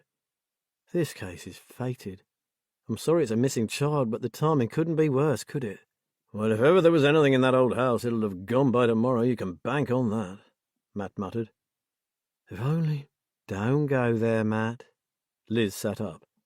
"And if we think it's bad, then consider how Charlie will be feeling. Their dawn raid may be aborted after all that work, and now, on top of all the other serious cases, they might have a missing child as well. That really stinks." He knew all that, and he understood. But he also understood that their own case would now be low on the list of priorities, and it did smart that they'd been halted in their tracks. Still, a child must come first, and he wished he was back in the force and helping with the hunt. He recalled Charlie saying they were working a case that involved a pedo ring, and he prayed this missing child had nothing to do with that. With luck, it was just a kiddie who had wandered off and got lost, and was probably already safe at home, tucked up in bed with hot chocolate and biscuits. They lay down again, and Liz snuggled into him. "I get the feeling neither of us are going to sleep too well tonight, Matty. You know, one thing that does get to me about not doing our old job is that we're out of the loop. I hate not being able to just pick up a phone and within seconds have the whole situation in front of me." "I know what you mean," he said, stroking her hair. "But we're better informed than a lot of private detectives. I'm just thankful I kept in touch with many of my old, associates. Our big-eared friend seemed to know all about the goings-on in Fenfleet tonight, even though he's based in Greenborough. That was hot-off-the-press info, breaking news, in real time." Liz laughed softly. "Oh, darling, I'm not knocking your very capable networking friends. It's just the basic knowledge, the facts, that I miss." She sighed, her breath brushing his chest. "This missing child, for instance, that's all we know. I would dearly love to know the facts. Age, gender description, how long missing, in what circumstances, who reported it. Is the child particularly vulnerable in any way, like learning difficulties, impaired hearing, the exact time he or she was last seen, and whoa, I get the picture, and I do agree. It is frustrating, but as you're always telling me, we've moved on now, different life and all that. That missing child is not our problem. It's the Fenland Constabulary's concern, nothing to do with us. And they'll pull out all the stops, you know that." Matt was mildly surprised to hear Liz telling him of the things she missed about the police force, when it was usually the other way round. In fact, it was always the other way around. Thinking about it, he would be hard put to recall her ever saying that she missed anything from her old life. But this time she'd sounded quite vexed by it. "I wonder if the search will go ahead," Liz whispered. "It's in the lap of the gods, isn't it?" "It will all depend on the results of tonight's search for the child and the raid if it goes ahead. At least it's in a different part of Fenfleet, or so I gathered from what Charlie said." Matt closed his eyes. "Let's just try and get some sleep and hope for the best, shall we?" Liz didn't answer, and from her regular breathing he realized that she was already asleep. "So much for having a sleepless night, lady," he whispered, and kissed her hair. If only he could sleep too. The moment the news reached Jude, he sprang into action. He had a program set up for just such an eventuality, and his men had it underway immediately. This was an emergency situation that required not only clearing anything incriminating from their facility, but in a way that wouldn't draw any unwelcome attention to it. It was far too good a location to lose, and Jude wanted to ensure they could continue to use the place. Hopefully it wouldn't even be searched, but he was taking no chances. At least the merchandise itself had already been dispatched. It had been their fastest turnaround so far, which, with another consignment arriving in 4 days' time, was all for the best. Something like a search for a missing child was the sort of thing you could never plan for, but even so, you had to be prepared for any eventuality. He double-checked the back entrance. It was clear. His men had texted him to say they'd vacated the site and there had been no hitches. Now it was his turn. Trusting no one, Jude would check it alone. If there'd been the slightest oversight, he would see it. He always did. With one last glance around, Jude entered the old building. Henry's personal bush telegraph was the fastest and most efficient in Fenfleet.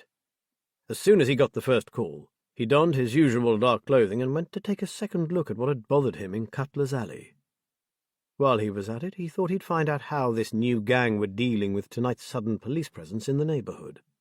He wasn't surprised to find the gang had done exactly as he would have, had he been in charge. They were professionals, all right, but they'd have to be. There was an awful lot of money at stake, given the merchandise they were handling. Hidden from view, he watched the clean-up operation for a while. There were 2 faces he could put names to. It surprised him to see these big-league, London-based hard men here in Fenfleet. For them to bother with the Fens meant this must be even bigger than he'd thought. Henry waited until they moved out. If things went as he believed they would, there would be one more visitor before the usual silence reigned in Cutler's Alley. There he was, right on time, the man he had followed 2 nights ago. Henry watched the man let himself in. Then he crossed the road and went around to the back, and his alternative way in. He knew just what this man was up to, ensuring the place had been cleared completely. He wouldn't be long unless he came across the anomaly Henry had noticed. Then Henry could make his own investigation and, hopefully, work out how to make use of this valuable piece of information. Late as it was, Niamh Conran felt impelled to look at the message on her phone. She reached across her sleeping partner and picked it up. Henry. Her interest piqued. She lay back and read, "Wanted to thank you, you gorgeous woman. That introduction to Ava was an inspired move, in more ways than one." Niamh smiled into the darkness. Henry was so predictable, always a randy git. "In return, I can tell you I believe a crime extraordinaire is being committed right here in town. Here's the name of the man I suspect to be in charge of this monster. Keep it to yourself for now. I have no proof, but I've seen something like this before, and then it was the brainchild of a man called Palmer. You won't be seeing me around for a while. I have a rather fortuitous windfall coming my way, and I plan on taking a long holiday, with a companion. You might just have been instrumental in changing my life, so thank you again. Your friend, Henry." Niamh deleted the message. Palmer? It meant nothing to her, but it might be worth investigating. She'd never known Henry to be wrong. It would be the first thing she did next morning. She wished Henry well, but admitted to herself that she'd miss him. He was a one-off, and his sexual charisma rolled off him in waves. If she had been attracted to men, Henry would be her first choice of bedmate. She snuggled back against her partner and sighed. Lucky Ava. Debbie Hume didn't get home until after 1 in the morning.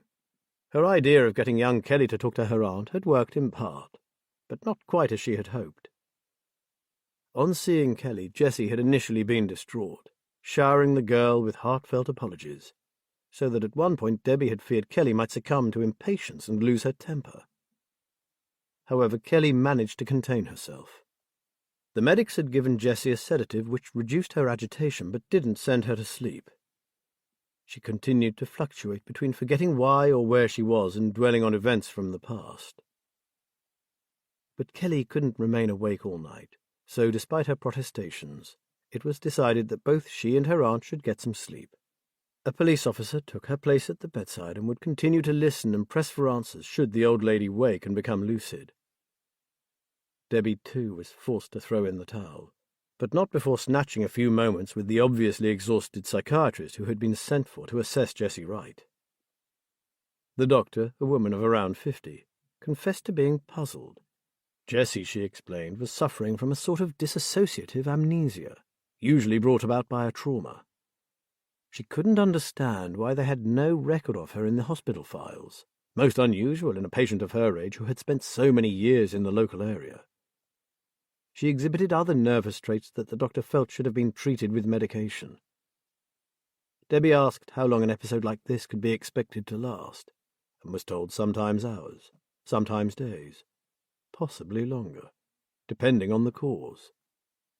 As Debbie was about to leave, the psychiatrist suggested they might try a rather unusual course of action: hypnosis. They would wait till she had had some sleep, in the hope that that would restore her. But if there was no change, this might be the avenue to follow, bearing in mind the need to find a young, vulnerable child. Debbie lay in bed, desperate to sleep. It seemed impossible to calm her racing thoughts. Her colleagues were out on the streets around McDonald's, combing the area, looking in parked cars and knocking on doors.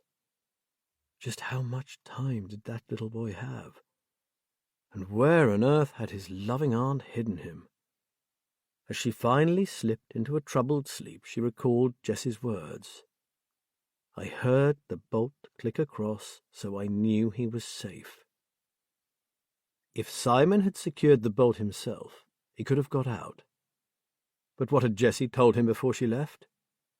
Don't open the door to anyone. Suppose the room itself was in a securely locked house. Debbie drifted off to images of locks and barricades, and a frightened little boy not daring to even try to escape the prison his auntie had confined him in. Chapter 20. Having heard nothing to the contrary from Charlie Anders, Matt went to the station as planned and got there at 9:45 exactly, fully prepared to be sent away again. As he walked from the car park, he seemed to sense excitement in the air. Or was it tension? On entering the foyer, he realized it was both. To his relief, Bryn came hurrying towards him.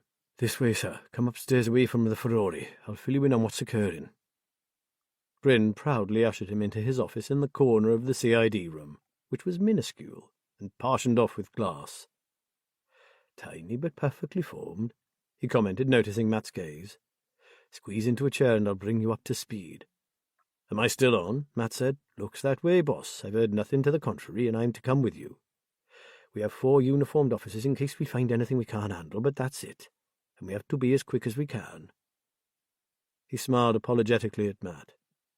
Briefly, the dawn raid went ahead as planned, and it was a blinding success. If the money laundering gang knew about what was happening in the streets, they obviously saw it as a lucky diversion, and our team were able to round up all the main suspects along with a vanload of evidence. That must be a relief. One less thing for your boss to have nightmares about, said Matt, now realizing where the excitement he'd felt came from. She swapped it for another one, Matt. A missing 9-year-old boy with asthma. Matt closed his eyes for a moment. His own case suddenly seemed less important.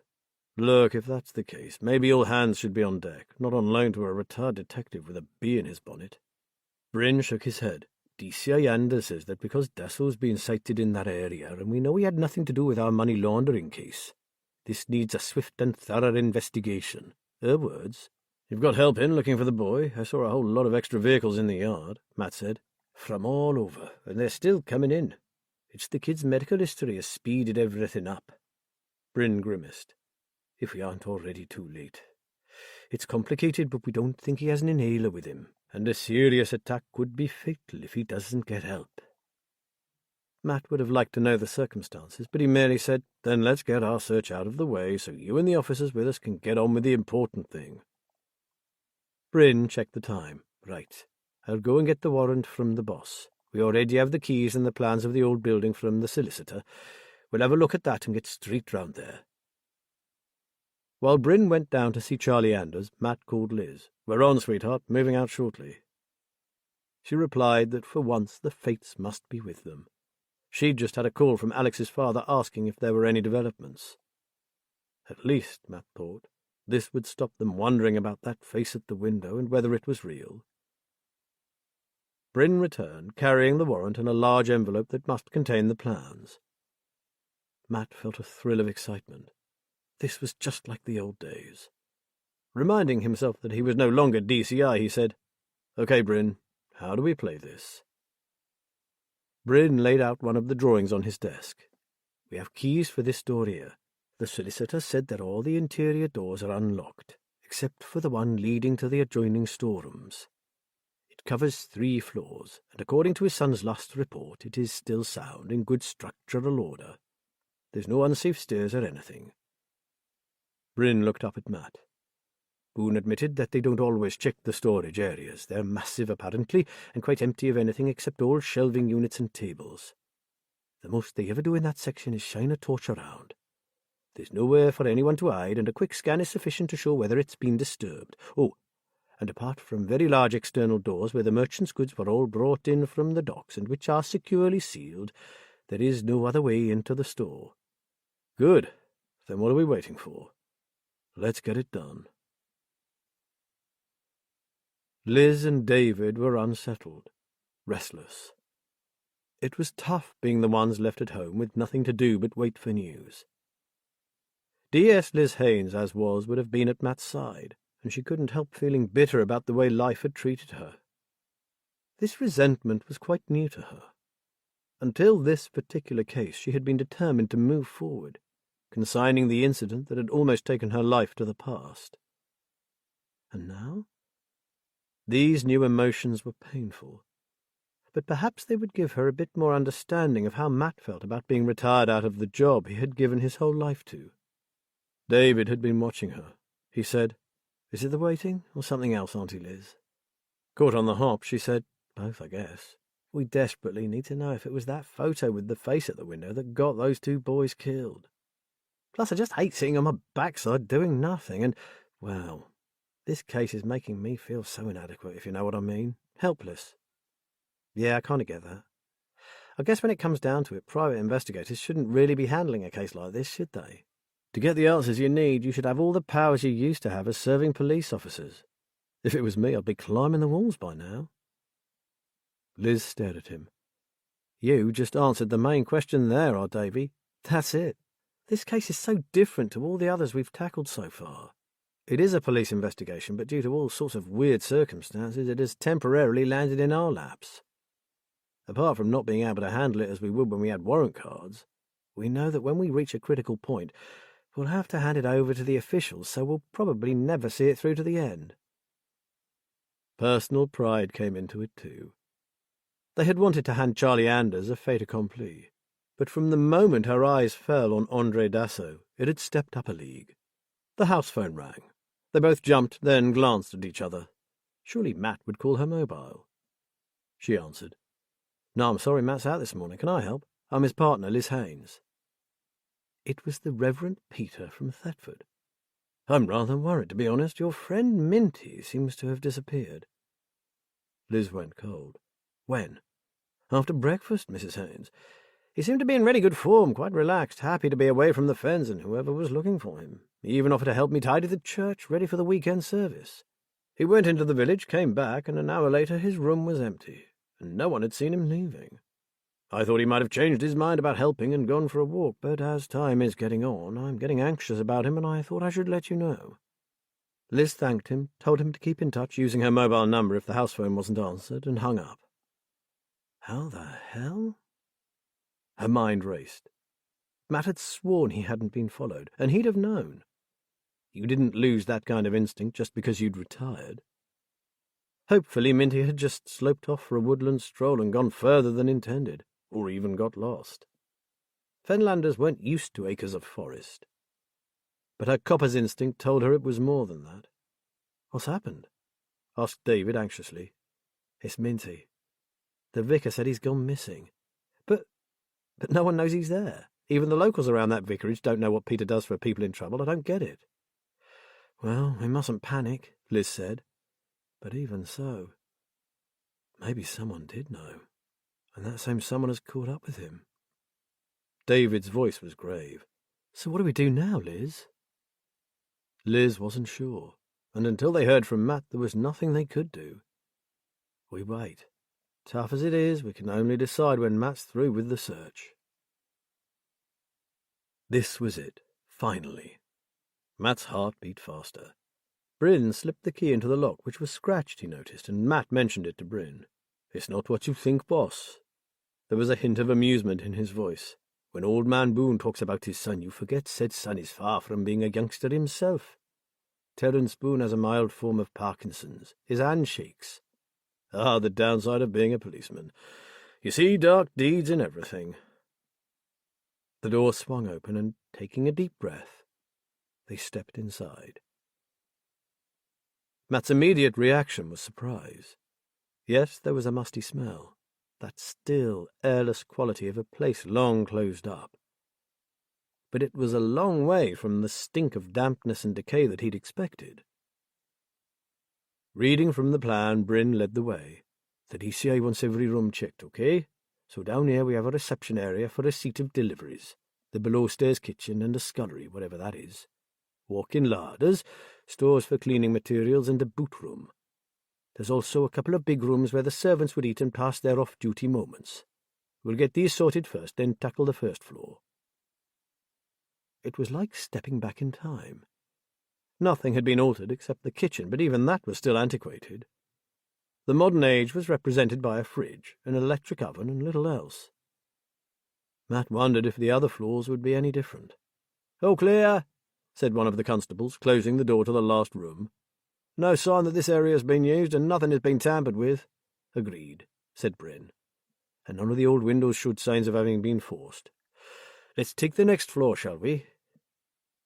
They used the back stairs, up which countless servants had trodden in days gone by, carrying trays of food back and forth. So this was why old man Boone had been so confident that no one had broken in or was using the place for illegal purposes. With a sigh, Matt trudged up the stairs. Maybe this whole thing was one big mistake, and the merchant's house had nothing to do with what had happened in Cutler's Alley. Meanwhile, a kiddie was missing, and he was taking officers off the search for nothing. They emerged into the main entrance hall. Matt thought it would provide a great setting for one of those sumptuous historical dramas the streaming services were so fond of. He imagined himself to be a servant, opening up the house after the family had been away, or a long-lost relative, just returned from war to find the house empty. He told himself to look at the place as it really was. Even now, after years of sitting unoccupied, the place was full of atmosphere. Bryn was saying, "We'll split up into 3 pairs. I can't see us finding anything, but check thoroughly for any indication that someone's been in here. Okay, let's go." Despite the peeling wallpaper and the damp that lingered in the corners, basically the building was sound, just as old man Boone had said. The rooms were still grand. It was hard not to get distracted by the architecture and the objects left behind from a bygone era. Paintings still hung on the walls, their gilded frames dark with age. The velvet drapes caught back with golden tassels and plaited braid laced with cobwebs, framed windows now coated in grime. Matt wondered that it hadn't been burgled or vandalized, or both. It took 20 minutes to thoroughly check the first floor. Finding nothing, they mounted the grand old staircase to the top floor. 6 bedrooms, 3 bathrooms, and there's an attic at the top of a narrow staircase, but Boone told me it is sealed. Locked, bolted and barred from the outside, and it's never been accessed. If we don't find anything here, I suggest we take his word for it. Matt disagreed, but kept silent. He'd known many a villain to hide out in the loft, having found another way in. He recalled the evil murderer, Levi Belfield, who'd been discovered naked, hiding beneath the loft lagging in an attic. But this was down to Bryn, and if the rest of the place hadn't been touched, maybe he was right to call off the search. "Sir, we never checked the big storerooms off the basement," said one of the police constables. "I saw that the doors were locked, but I think we have the keys." "I was leaving those until we checked the house itself, but as it seems the solicitor was right." Bryn handed the 2 constables a key. "You 2 go down and take a look. The 4 of us will finish up here." Matt tried to visualize which room the woman would have been looking out from, but couldn't work it out. The corridor they were now in was wide, still carpeted and lined with framed pictures. The first room he tried was small, but still contained furniture, now covered with dust sheets. It had clearly seen no more activity than the brief occasional visit from the solicitor's son. Matt could hear the voices of the others calling out, "No sign of life," and gave up. Now, just wanting the whole thing over, he tried the last door on the corridor and found it jammed. He pushed hard and went inside. He stopped. Bryn came up and looked over his shoulder. What the f... The room was spotless. They saw a table laid for a meal. Clothes and towels lay neatly folded in little piles next to a sink with a plastic bowl in it. There were flagons of fresh water, a cool box, and several battery-powered lanterns on the freshly wiped surfaces. As in a trance, Matt stepped into the room and stood over a camp bed with a sleeping bag and a soft fleece blanket thrown over it. On top of it, a child's hoodie. He turned and saw an aged carved bed on which lay another sleeping bag and a woman's anorak. 2 people. 1 adult, 1 child. Was this the woman at the window? Bryn was holding up a book. A colouring book. A child's colouring book. Matt, it's the missing boy. He was here. Matt had already arrived at the same conclusion. But where was the boy now? Bryn rang the station, but before he'd finished the call, a shout went up. "Sir, you need to see this!" The voice came from an old bathroom. Matt and Bryn ran across and stopped in the doorway. On the floor lay a body that, from the clothes, size, and physique, Matt assumed to be male. Seeing the blood pooled around him, Matt also assumed him to be dead. "Shit!" exclaimed Bryn, and told whoever he'd been speaking to what they'd found. This didn't make sense. From what Bryn had told him, the missing boy had bolted himself in, and his aunt had told him not to open the door to anyone but her. Then the old lady had apparently suffered some kind of panic attack or seizure, and had forgotten where she'd left the child. Well, this was undoubtedly where she'd left him, but why had he unbolted the door to someone else? And why had they taken him? More to the point, where had they taken him? And what the hell did all this have to do with a dead man in the bathroom? Glad this wasn't his inquiry, Matt was just about to ring Liz when another mystery revealed itself. "The storerooms, sir. They seem to be empty and unused until you actually get in there with a torch. They've been used all right, and recently. And what's more," added his companion, "we've discovered another door. It's hidden in a recess behind some shelving units that the solicitor would have missed. And we think it connects to the old deserted pub next door, the old Poacher's Rest." Matt began making connections. It wasn't the merchant's house itself. It was the storage areas and the old pub that Dasso and Henry were focused on. He still had no idea how the woman and the boy fitted in. Maybe it was coincidence and the gang didn't know she was there, nor she them. But in that case, why kill those students for taking a photo of the face at the window?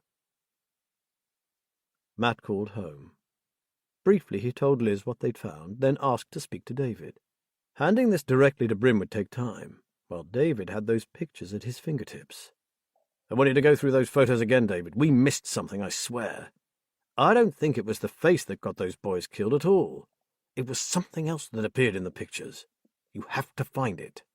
Matt hung up and tried to order his thoughts.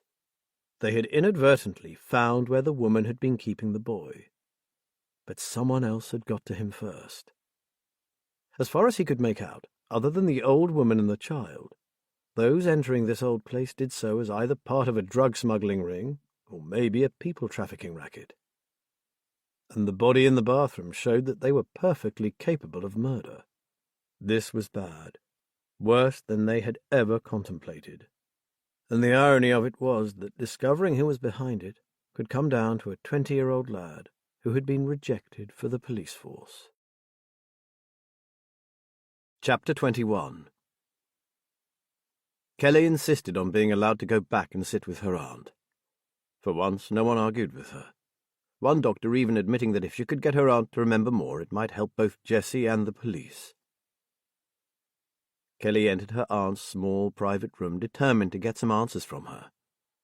She wasn't surprised when PC Debbie Hume joined her, dark shadows beneath her eyes. "Try to find out more about her friend, Anna," whispered Debbie. "I'm sure she holds the key to this mystery." Kelly was beginning to hate Anna. She wanted to be angry with Jessie too, but seeing her distress, she could only feel pity for her. What else could she try in order to get her to remember where she'd left Simon? For the umpteenth time that morning, she pushed her anxiety about her brother's asthma to the back of her mind. She sat beside the bed, waiting for her auntie to rouse herself from yet another doze, and couldn't help envying other teenagers who spent their lives agonizing over pop idols and their hair. She knew why her life was so different, of course. Simon. Her darling mother had died, passing on his care to her. And now she'd been handed sole responsibility for saving his life. Her aunt shifted in her bed, and Kelly leaned forward, smiling. 15 minutes later, having got nowhere, she saw a grim-faced P.C. Jack Fleet beckoning to Debbie. Her heart sank. Kelly stared at the door for what seemed an age. Finally, Debbie opened it and beckoned to her. In the corridor outside, Jack was in solemn conversation with her dad. She swallowed and took a deep, shaky breath. Debbie put her arm around her shoulder and led her to a seat. "Kelly, we think we found a place where your Auntie Jessie took your brother. The thing is, it's empty." Kelly took a while to comprehend her words. "Your father has confirmed that a hoodie we found there belonged to your brother. We also found a colouring book, birds. He loves birds." A thought hit her. "Did you find another small book? It's called The Observer's Book of British Birds." Debbie turned to Jack, who shrugged. It hadn't been mentioned, but he'd ring the officer who was still at the scene. "Tell him to look under my brother's pillow." Kelly waited, her throat dry. Jack turned to her. "Definitely not there." She breathed a sigh of relief. "In that case, he'll have taken it with him, which means he had time to think before he left that place." It wasn't much to hold on to, but it was a small comfort. Palmer could never have dreamed that things could go so wrong so quickly. From the sweet satisfaction of pulling off the perfect operation, with money rolling in like an unstoppable tide, to the bitter aftertaste of utter disaster, and in a matter of hours. His mobile phone lay silent in front of him on the desk. He stared at it and cursed. Where was fucking Jude, and why wasn't he picking up? Palmer knew the bare bones of it, but he needed to know what exit strategy Jude had implemented. The phone rang. He snatched it up. "Deezer, where the hell is Jude? He hasn't reported in." "Jude? No idea, sir, but he did the final sweep of the site. I saw him myself. The minute we cleared away, he went in like he always does. Then, about 5 minutes later, he rang me and asked me to do a recce of our other places of business. He said I should report directly to you instead of him." Deezer sounded puzzled. "And that's what I'm doing.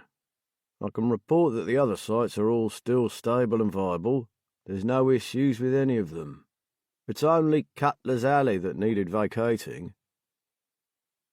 Palmer was relieved to hear that their other premises were okay, but even more confused as to Jude's whereabouts. Why tell Deezer to report straight to him? He ended the call. Palmer frowned. He and Jude stuck to a strict protocol. It suited them both. Jude in particular liked routine. He was what Palmer thought of as a tidy worker. No loose ends, and everything sewn up tight as a duck's backside. The frown deepened. Ever since that ridiculous run-in with Minty Agatha, Jude had been acting out of character. That was it. Jude had executed his duties last night as per usual, but had something to do immediately afterwards. And that something concerned that bloody nuisance Minty. Jude had instructed Deezer to report directly to Palmer because he didn't want to wait while his second-in-command did the rounds of the other sites. No longer puzzled, Palmer became angry. He could foresee that there would come a point when Jude's personal connection to this washed-up old crook would cause an irreconcilable rift between them.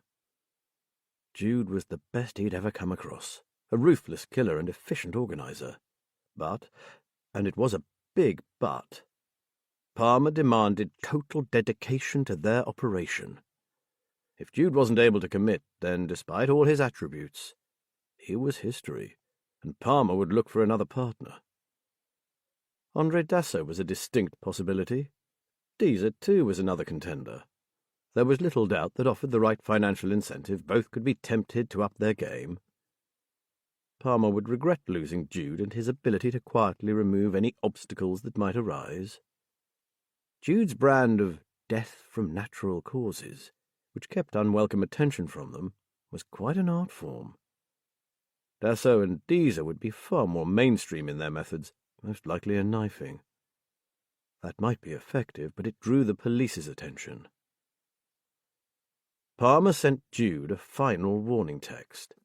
Jude should know that a fortune was at stake. Money that had yet to go into his account was hanging in the balance. Now it was up to Jude. Jessie was adrift, detached from reality and wavering between different worlds, none of which felt safe. On some level, she knew what lay behind her derangement. Anna. For the first time since she had known her, Anna hadn't come to her aid. And without Anna, Jessie was powerless, gripped by panic. She was experiencing a rare moment of lucidity. She knew she was in a hospital room and that at some point her darling Kelly had been there. She knew, too, that if she tried to recall the events that had brought her here, terror would overcome her, and she would sink once again into incoherence. She tried to fix her thoughts on ordinary things, objects in the room, the window, the colour of the paintwork, the cup on her locker. It worked for a while, but soon the questions began to creep into her head. In moments they were clamouring for her attention. Why hadn't Anna come? She knew where Jessie was going and had promised to help her, accompany her to McDonald's and see her safely back again. But Jessie had found herself alone on the streets amid the noise and confusion, and panic had robbed her of all coherent thought. In the quiet of the hospital room, the panic returned. Jessie tried to keep it at bay. Desperate now, she sought something concrete to hold on to. The door of her locker was ajar, so she tried to recall what she had been wearing when she'd been brought here. Flat shoes. Navy ones from that nice shop in the town. The one next to the baker's. Reciting this inventory brought a little more sanity, so she pictured the stretch slacks, the blue ones you couldn't tumble dry because they would shrink. Jessie gasped. Simon was alone and no one knew where he was. She needed to tell someone. At that moment she knew exactly where she'd left him. She tried to get out of bed, but it was already too late. As the clouds once more engulfed her mind, she had one last clear thought. There was one person who did know where the boy was. Anna. It was all right. Anna would save him.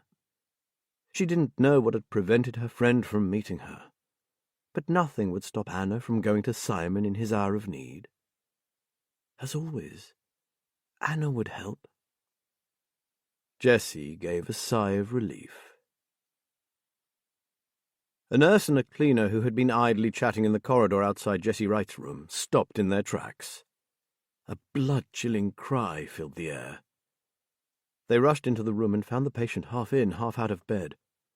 Her face bore a look of such torment that for a moment they were barely able to move. "Get the doctor!" yelled the nurse, shaking herself into action. "She's had a serious episode. Hurry, I need help here!" This was way beyond general nursing. This woman should be in a psychiatric facility, and the sooner the better in her opinion. Charlie Anders beckoned to Matt and Bryn, and they followed her outside. The old property was now a double crime scene, site of a murder and an abduction. It was heaving with police officers and soccos, all in coveralls and masks, all silent, all busy with their respective tasks.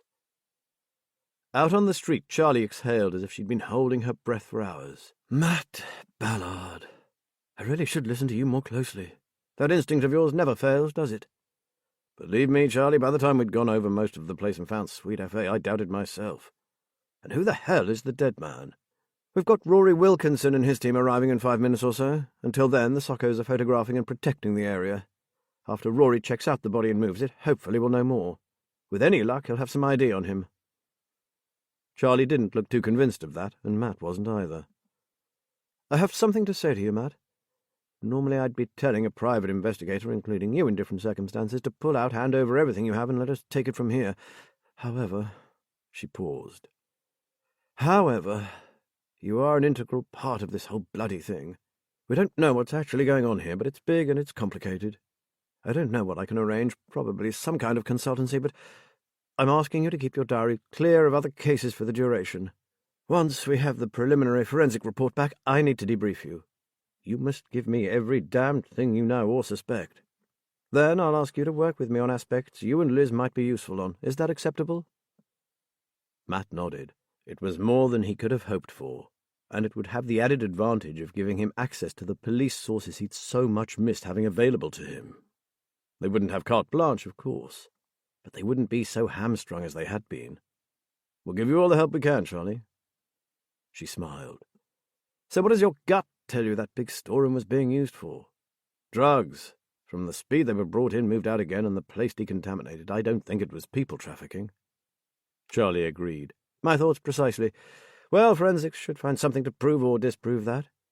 It's almost impossible to thoroughly clean up a place that old and disused. You can get rid of the obvious, but trace evidence will still be there, and if anyone can find it, it'll be the man I see walking towards us right now.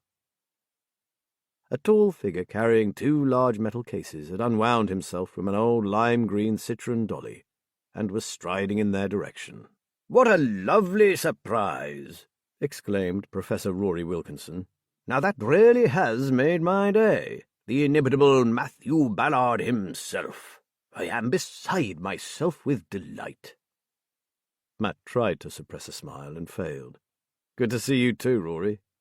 "The delectable Sergeant Liz not with you?" remarked Rory, looking around. "She's well, I trust?" "Very well, busy pursuing another line of inquiry at present." "Slave driver! Here you are, both retired, but up to your necks in crime as usual." He shook his head. "I guess if it's in the blood, crocheting blankets and growing marrows doesn't have the same appeal." He transferred his beaming smile to Charlie Anders. "Now, dear lady, what delights do you have for me today?" Matt watched as he became all business. Despite his awful quips, Rory was undoubtedly the best pathologist Matt had ever worked with. As Charlie had said, if there was anything here, Rory would find it. Until now, Bryn had remained silent, but with Charlie and Rory deep in conversation, he looked at Matt with a slightly amused expression. "Just like the old days, boss, eh?" "Not quite," said Matt. "You're the boss and I'm the hired help, but that's good with me." And it was, up to a point. Matt was beginning to wonder if he would ever really be able to walk away from all he had left behind. A sudden memory came out of the blue and hit him with considerable force. It was the day he had left the station for the last time. His last case had affected him badly. Well, to be more accurate, one of the people involved in it had affected him. He should have been driving away reflecting on the achievements of a long and successful career. He should have enjoyed a massive leaving party with his colleagues and friends, one they'd not forget in a hurry.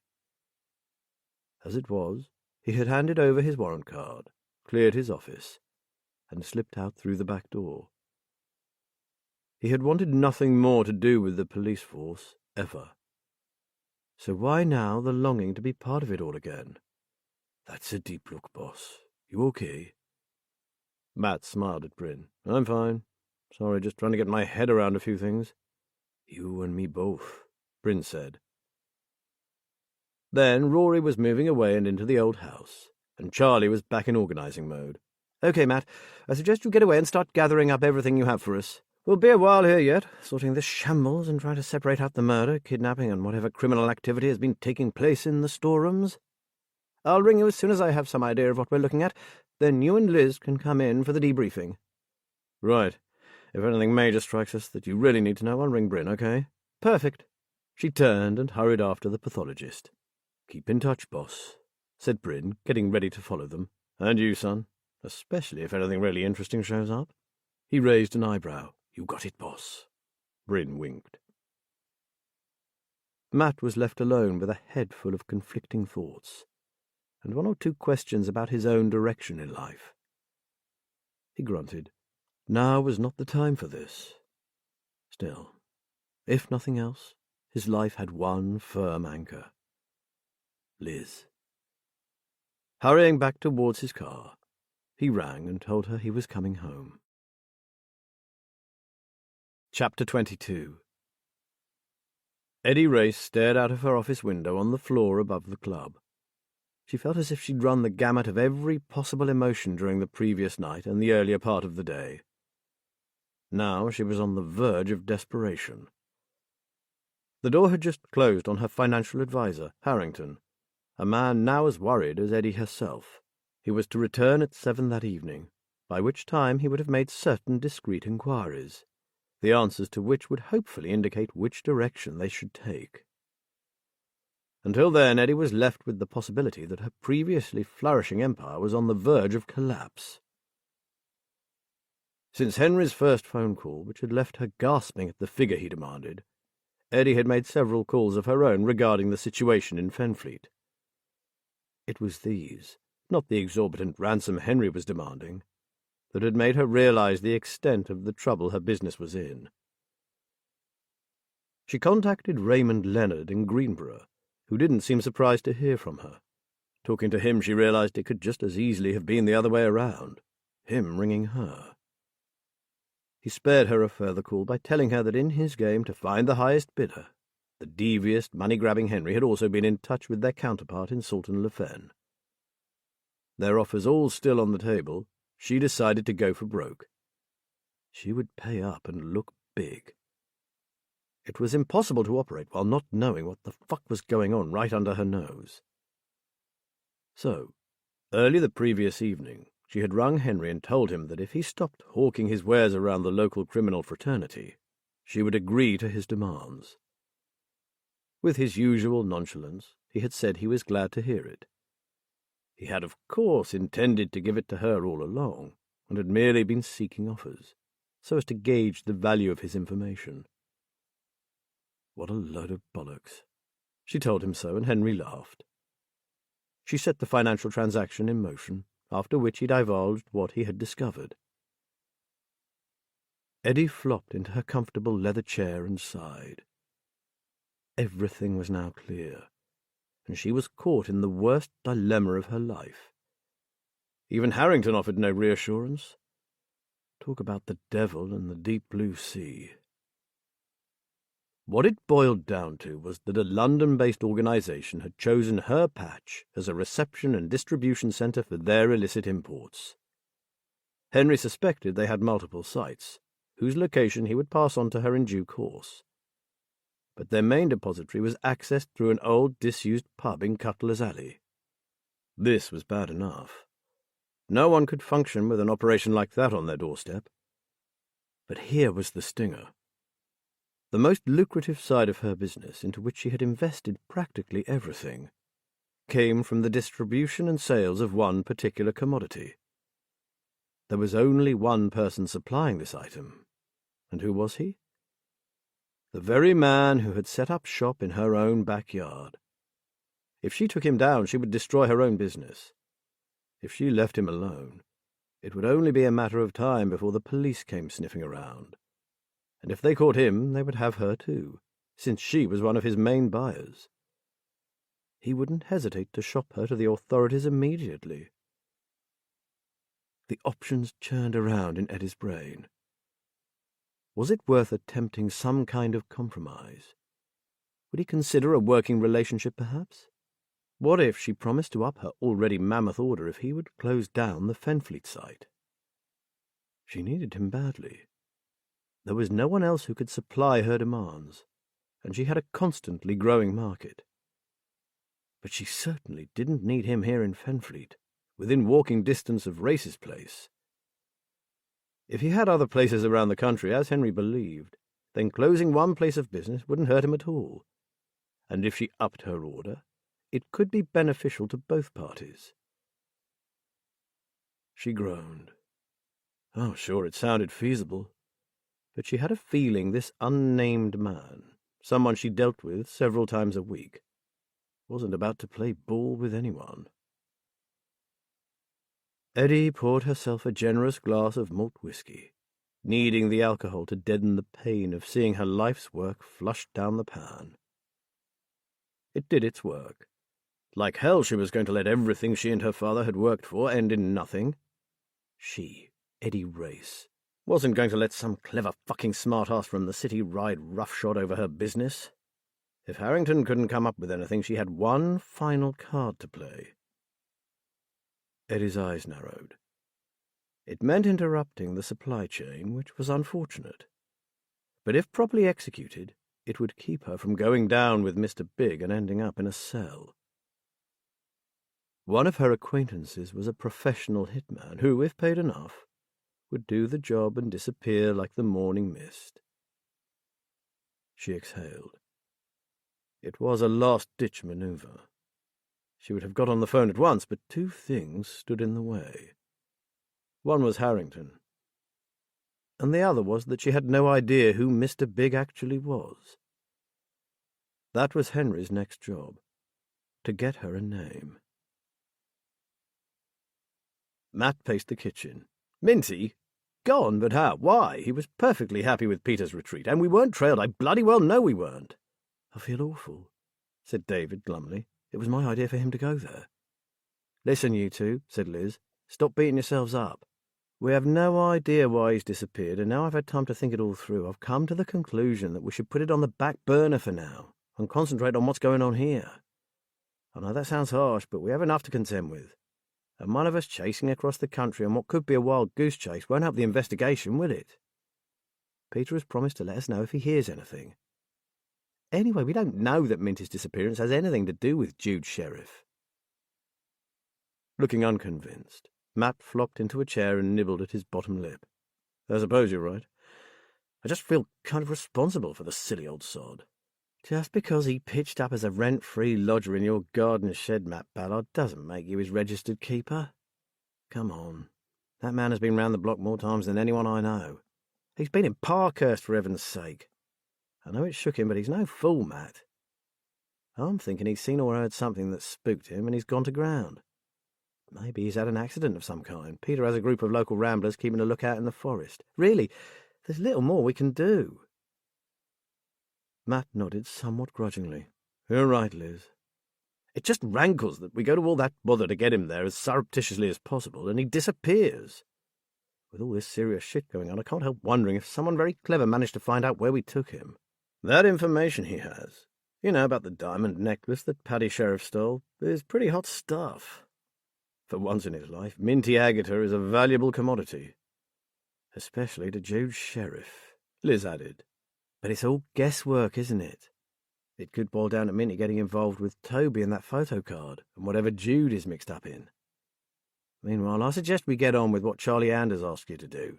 Collate what we have and get it ready to hand over to her at our debriefing. She suddenly remembered the note that had been stuck on the back of the door in Toby's room. I'll add that warning note with its piece of sticky tape attached. It could well have forensic evidence on it. Can't argue with that. I suppose Minty is big and ugly enough to fend for himself. Matt glanced at David. Keep in regular touch with your vicar, David. Tell him that any news he gets, he should pass it on, no matter how trivial it sounds. Will do, said David. Meanwhile, I'll crack on with those photographs. I've been right through them several times, but I still can't help thinking there's something I've missed. Good lad. Sometimes that's the only way. Keep at it, and hopefully something will show up, said Matt. Liz and Matt got down to photocopying their files and pages of notes. They still worked as they had done when they were serving police officers, which Liz thought was lucky. She made notes of names, times, dates of meetings and conversations and so on, then typed up her findings in a report and attached photographs or any other relevant material. It would make life easier for Charlie when she came to go through them. We've accrued a whole lot of info when you look at it like this, she remarked, gazing at the piles of paperwork and photos stacked on the big dining table. It has to save someone an awful lot of legwork. Matt was busy slipping some papers into a clear plastic file. Normally it would hurt to be handing all this over mid-case. It would feel like failure, but at least this time we're still going to be working on it, with the added bonus of getting our hands on the reports of some of Charlie's experts, like forensics, all things they've thrown at the police national computer. Liz laughed. Better not get too used to it. Next case, we'll be back to using Google and our own two eyes. She stopped laughing. And I hope our next case is a damn sight less harrowing than this one. If it turns out to be as serious as it appears, we may have bitten off more than we can chew here, Matt. Without all the official information sources, we've been batting way out of our league from the word go. But we had no proof until today, Matt reminded her. We always said that if we found evidence, we'd turn it over, and we have. We might still be helping out, but it's firmly in Charlie's lap now. This case, more than any other that they'd taken on as private detectives, had frustrated her because it made her feel so amateurish. It had even dragged her into feeling bitter about having been injured and retired out of the job she had loved so much. She'd never felt that way before. From the start, she had realized that the extent of her injuries meant there would be no going back, and accepted her fate. Knowing she could not change her situation, she had dealt with it by distancing herself from anything to do with the force, including old friends. But this case had undone all that. She might as well face up to it. She was angry. All their suspicions were proving to be correct. All their intuitive feelings had been accurate. There was a case to answer. But it wasn't going to be theirs because they were not the police. You've gone very quiet? Matt was looking at her, head on one side. Is it because you really didn't want to hand this over to Charlie? Take no notice of me, Matt. I've got in a temper and thrown my teddy out of the pram simply because it's not ours to draw a line beneath. Really, I'm delighted it's going to Charlie because hopefully, with all the might of the Fenland Constabulary behind it, Georgia and Terry and Toby's family too will have answers to the mystery of their lovely sons' deaths. And some evil bastard will pay for it. She forced a grin. Right, I'm going to put the kettle on. I need a strong tea. Debbie and Jack sat in the police car and stared at the open garage door next to Belle Rackham's bungalow. Would you go away overnight and leave your garage door up? Asked Debbie. My garage is full of all manner of stuff, so absolutely not. Hers is pretty well empty, but I'd still not leave it open to the elements, said Jack. Time to talk to the neighbours, I think. Debbie went one way, Jack the other. No one knew where Belle might have gone. One man told Debbie that Belle didn't usually leave her garage open, unless she was popping across to see her friend on the other side of the village, and even then she often closed it. Debbie started to wonder about Belle Rackham. Was she missing too? Or had she left in such a hurry that she'd had no time to close the garage door? After all, she'd been gone since yesterday evening. A shiver trickled down Debbie's spine. She didn't like the feel of this at all. She and Jack moved around the bungalow, looking in the windows. Nothing was out of place that they could see, nothing left in the kitchen to indicate a sudden exit. No cup of tea or half-eaten meal. It was all locked up, with the exception of that garage. Jack checked the garden and the shed while Debbie kept peering in windows, hunting for some small clue to indicate where Belle Rackham might have gone. Debbie returned to the car and ran a check on the name Mrs. Belle Rackham. It threw up nothing. Then she recalled that Kelly had said she'd seen an envelope addressed to Mrs. A. Rackham, and had suggested that Belle could be the mysterious Anna. So she searched for Anna and Annabel Rackham as well. Again there was nothing. Got something. Jack was leaning in the door. Not much, but it might help. He eased himself into the car. I saw a neighbour working in his garden, and I asked him about her car. He said it was a 5-year-old silver Kia Picanto. He couldn't remember the full licence number, but the letters were ARR, which are her initials. Debbie perked up. A partial was better than nothing, and it could be traced. Hold up, said Jack. There's more. He also said she bought it at Crayford Motors. It's on that little trading estate just off the main road into Saltfleet. Fancy a detour on the way back to the station. Their records will tell us everything we need to know. Then buckle up, Swifty. What are we waiting for? Half an hour later, they were looking at a document giving the registered owner as Mrs. Arabella Rosa Rackham, plus her vehicle registration number, and even a mobile phone number. Debbie called it straight away. It went to voicemail, so she left a message asking Belle to call her as a matter of urgency. Even as she did, she knew there'd be no return call. She sat in the car for a few minutes, calculating that little Simon had been missing from the merchant's house almost exactly as long as Belle had been gone from her home. Belle knew Jessie Wright, that was definite. She knew Jessie had her nephew staying with her. Now both woman and child were missing. "We need to get that reg number to our guys," said Jack, evidently having come to the same conclusion as her. "Maybe the traffic cameras could pick it up." "Yes, but I think we need to get them to put out an attention drawn. There could be a vulnerable child in that silver Picanto being ferried off God knows where." She called their skipper and told him what they feared. That morning's discovery had made her more anxious than ever. The call came at 4 o'clock in the afternoon. A harassed-sounding Charlie Anders asked Matt if he and Liz could get to the station as soon as possible. Liz hesitated as they approached the main door. Matt put his hand on her arm and felt how tense she was. He immediately forgot about his own earlier angst and felt a rush of concern for her. Having established a way to help herself cope with what had happened to her, this case was undoing her carefully constructed strategy, forcing her to move back into the territory that she had been so careful to avoid. Until now, her only visits to the station had been a brief hello to a few friends, and then she'd leave. He and Liz had no option but to assist Charlie, but at what cost to Liz? Matt determined that the moment this horrible case was finally closed, he would whisk his beloved Liz away to a luxury hotel and pamper the life out of her. Charlie and Bryn were waiting for them in her office.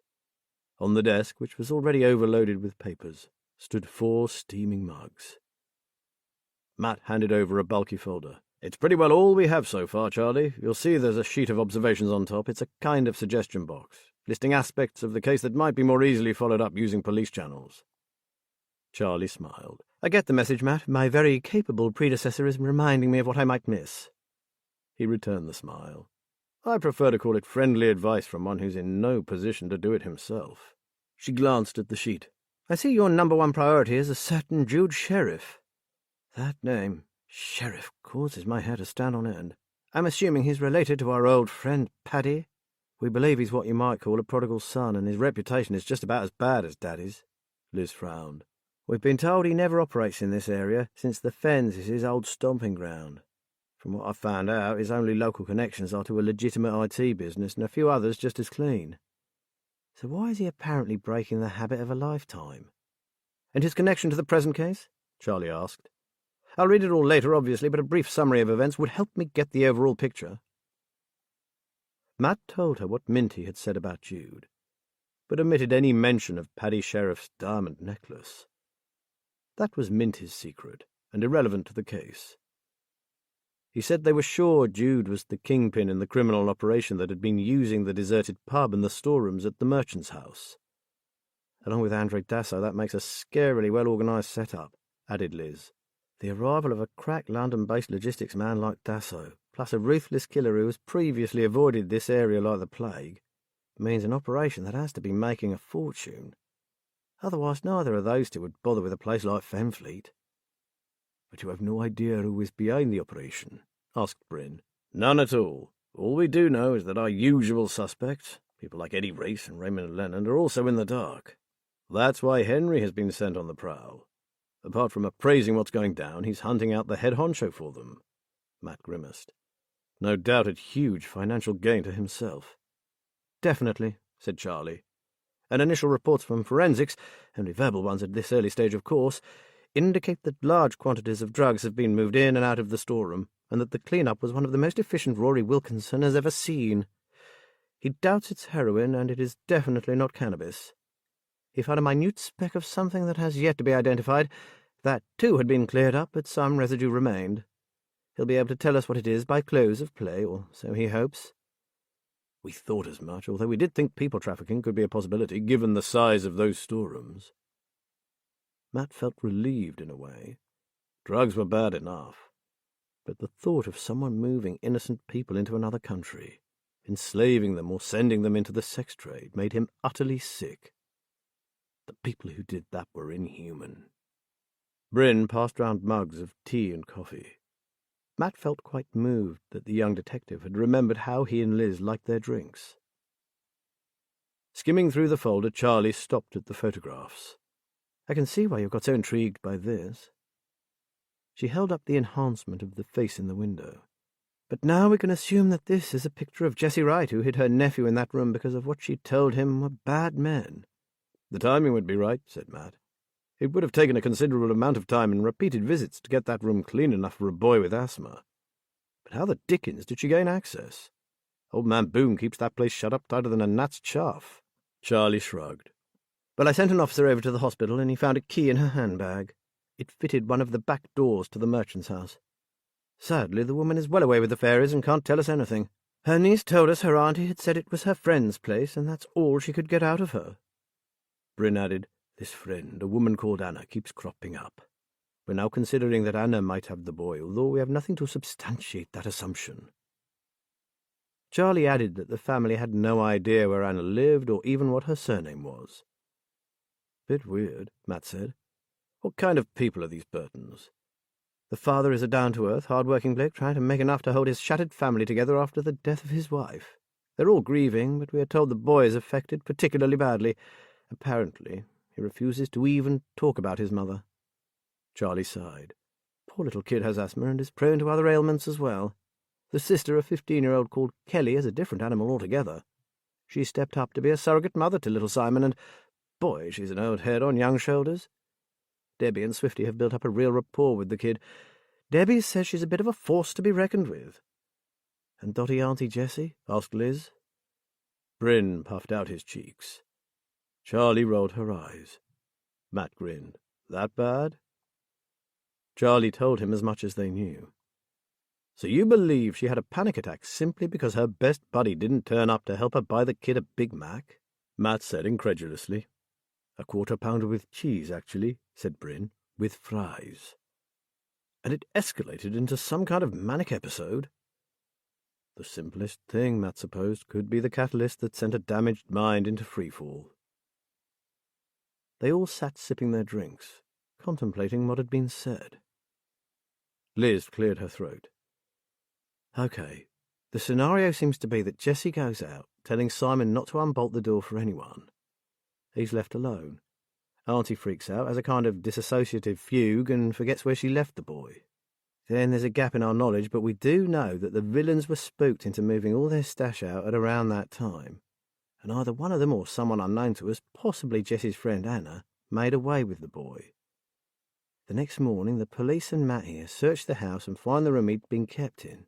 Have I got that right?" Charlie nodded, not forgetting that someone got themselves topped in that same time period. The desk phone rang, making them all jump. "DCI Anders, how can I help?" Her face relaxed. "Rory, what have you got for me?"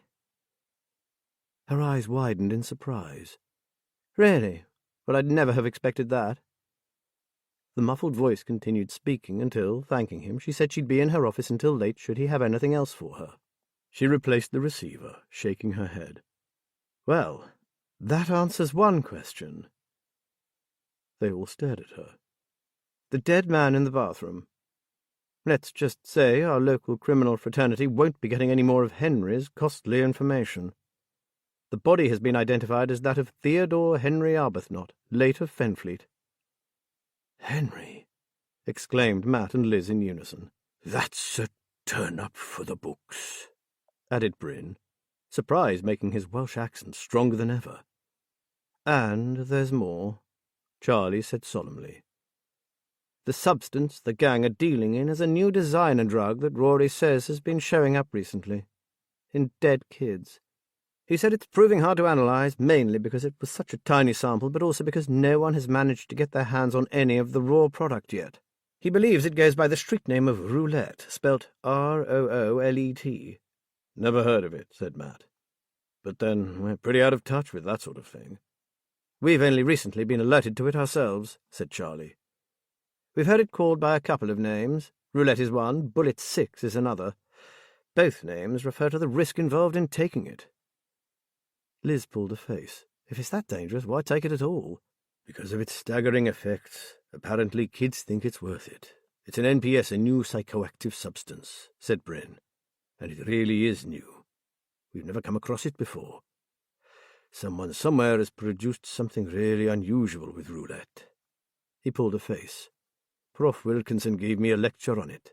He said there are very few genuinely new designer drugs. They all fall into one of 4 categories. Synthetic cannabinoids that mimic cannabis, stimulants that mimic cocaine, ecstasy, or amphetamines, downers that mimic tranquilizers, or hallucinogens that mimic LSD and methoxetamine. This new one is a kind of hybrid that contains a compound the others don't. It's mainly hallucinogenic, enhanced to produce 6 to 7 hours of energized euphoria. He shrugged at this last expression. And the danger, apart from what we already know with other drugs? Asked Liz. 1 in approximately 60 people suffer potentially life-threatening toxic reactions. Seizures, psychosis, and death is said to be common. Charlie smiled faintly. Rory gave me the same lecture. He said it's the nastiest drug he's met to date, and because it's so scarce, it's mega expensive.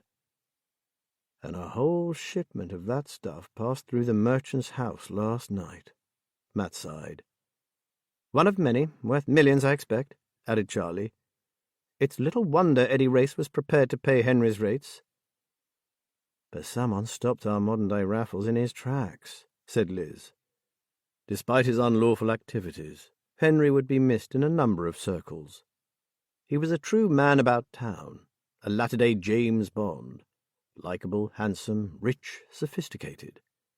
He had had so much charisma that even people like Matt had to admit to a certain grudging respect for him. Why do I feel angry about it? He mused. Because he was ours, said Charlie at once. He was part of the rich tapestry of Fenfleet life. How dare some incomer drug dealer come here and snuff him out? I feel the same as you. For a moment she really did look angry. Anyway, right now, Matt and Liz, I'm going to throw a few things your way. I'd be grateful for whatever you can find out. Matt, you seem to get on okay with old man Boone the solicitor, so with our backing, can you see what you can find out about Jessie Wright having a key to that house? Find out all you can about the missing relatives of the Garnett family. Jessie was dead certain it belonged to her friend, and as she had access, we have to wonder if she was possibly right. The key must have come from this mysterious Anna. Perhaps Boone can help with that. He nodded. Sure, we'll get straight onto it. And then there's this. Charlie held up the photo of the graveyard at Amblecirk Village. You've written that this was taped to the back of a desk in Alex Hallam's room. If they needed to conceal it, the image must have meant something to the 2 students. Can you try to find out why? We've been out there already, said Liz, and found nothing. But we'll go again first thing tomorrow. We agree it has to have some significance. They left Charlie head down reading their reports and drove back to Cannon Farm. Back in the saddle, murmured Liz. Sort of, said Matt, but not for too long. That hotel by the lake is starting to look very good to me. I'm struggling to see further ahead than tomorrow at present, let alone dreaming of peaceful walks and hot tubs. Liz sounded unusually downbeat. Matt glanced at her, but decided not to pursue the topic. He'd bring it up again when they were nearer a conclusion, whenever that might be. Chapter 23. From what he knew of Reverend Peter, David guessed he'd be feeling responsible for Minty having gone missing while in his care. Peter did amazing work with the homeless and others who had fallen on difficult times, and David was feeling pretty shitty about having dumped yet another problem on his doorstep. He decided to call him. Peter sounded anxious. No news, David, and not a soul has seen hide nor hair of the man. I just can't understand it. Look, I'm really sorry about this, apologized David. I feel awful having suggested he come to you at all. He just seemed so frightened, so alone, and you were the only person I could think of who might help him. Peter chuckled. Oh, David, don't feel bad. You did exactly the right thing. And it's not a new occurrence, believe me. It happens all the time. People can't cope, so they run away rather than face their problems head on. I am more concerned about your friend Minty than I would normally be because of his particular circumstances. Mr. Ballard was certain he hadn't been followed, but Maybe he had a real pro on his tail, then Mr. Ballard wouldn't have known, would he? I hope that's not the case. I liked Minty. Fundamentally, he's a good man. I know he took to a life of crime and paid for it by a stint in prison, but I get the feeling he sees good in people where others don't. He was right. Minty had seen the family man in his gangster cellmate, not the thug. Not only that, he had troubled to visit him after he'd been shot. "I'll keep you updated. It's all I can do," said Peter. "I can hardly get the police involved, can I?" "Best not," said David, still idly scrolling through the photographs on his screen. "But I'll contact you if that changes at any point." Peter thanked him. As he rang off, another of Toby's pictures came up on his screen. Suddenly rigid, David stared at the image. He had gone through these photos any number of times, but had never noticed this particular detail. In a flash, he knew that this was what Jude had been looking for. This was the reason the two boys had died. It had nothing whatsoever to do with the face in the window. He printed it off, went back and edited and cropped the picture. The printer whirred. "Yes," he hissed. "Gotcha." It was a different window, filthy, plate glass, looking out from an old shop front. Reflected in it, you could just make out the shape of a vehicle. You could also make out the license plate. That vehicle could be traced. He heard Matt and Liz come in and scrambled to his feet, waving the printout. "I've got it. You were right, Matt. It was something we missed." Matt and Liz hurried in, pulling off their jackets. "Look." David held out the enlarged image. "What do you think?" Matt clapped him on the shoulder. "You've done it. I do believe that's it. Not that I know why it should be so important. The vehicles they use would be replaced after each job or the number plates changed, but for some reason I just know that this is what the whole thing pivots on." "What if on the night that picture was taken a delivery wasn't due? Maybe someone else was there, not one of the gang. Someone who wants to keep his involvement secret." Liz squinted. "I can't make out what kind of vehicle it is, can you?" "It could be an Audi," murmured David. "It's definitely a saloon, not a van or a truck. The window's so dirty it's hard to make anything out." "This is where working alongside the police comes in handy," Matt said. "They'll have no problem tracing that number. I'm ringing Bryn. We'll send him that picture and they can let their IT guys loose on it." Liz ruffled David's hair. "Well done, old Davy. Keep this up and we'll be taking you on permanently." David felt quite overcome.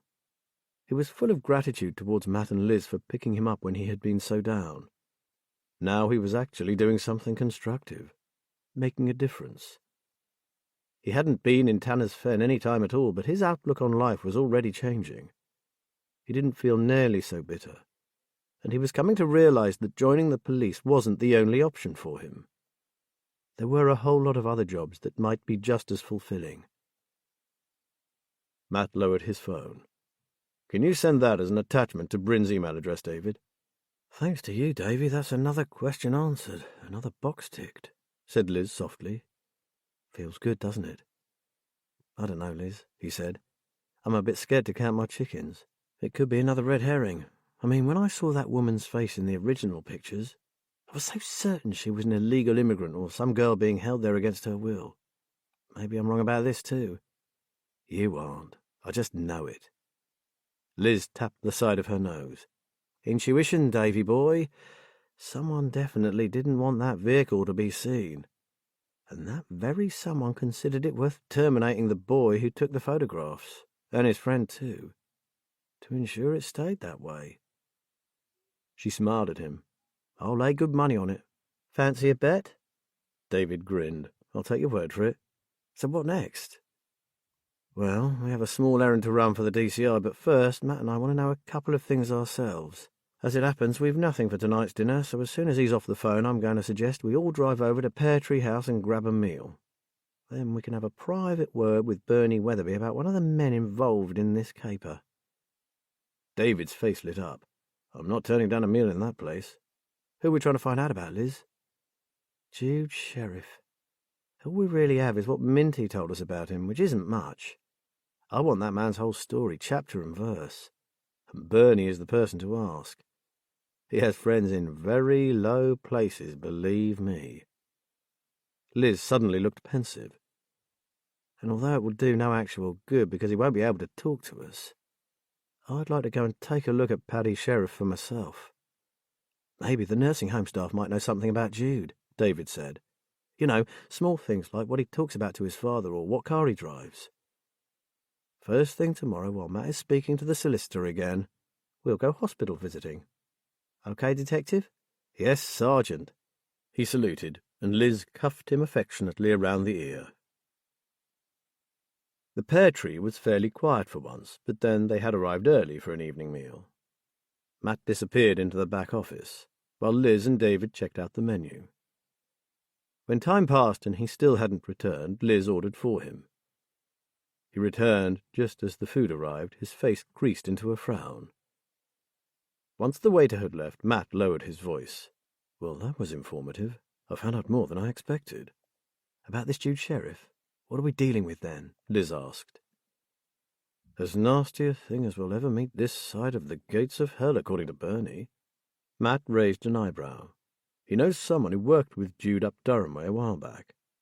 His description of him was not exactly warm and fluffy.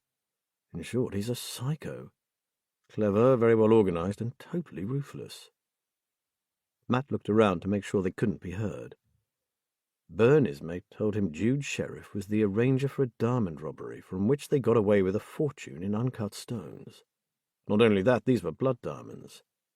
Having fewer scruples than a sewer rat, this didn't bother him one bit, and for a while he continued on that course. Blood diamonds are the ones mined in African war zones, aren't they, Matt? David said. That's right. And the profits go back to fuel the conflict, although it's complicated. Read up on it sometime, Davy. Start with an article in Time. It's not as simple as it seems. Without those mines in which even school-age children work, whole families would starve to death.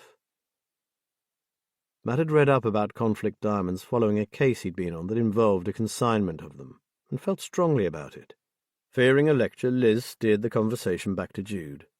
And now he's turned to drugs instead of precious stones? Seems that way.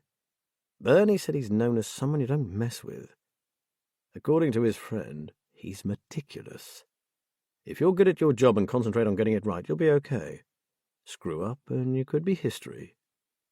You don't mess up on one of Jude's jobs. Certainly not more than once.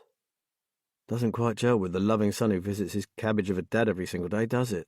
Said David, cutting himself a portion of fillet steak. Does Bernie's friend know anything about that side of him, his family? Asked Liz. Matt laid down his knife and fork. Bernie's working on that right now. He thinks he might have a contact who can help us, and if he doesn't, he knows a woman who is rather well acquainted with some of Fenfleet's shadier characters. And before I forget, Jude Sheriff is known in the underworld as the Natural Causes Killer. So far, no one has ever proved any of the deaths he engineered were anything other than an accident, misadventure, or natural causes. Like Toby and Alex, muttered David. Like Toby and Alex. There's just one difference this time. The previous deaths didn't have Professor Rory Wilkinson looking into them. If there's the slightest hint of anything hinky about them, Rory will nail it. For a while they ate in silence, relishing the good food.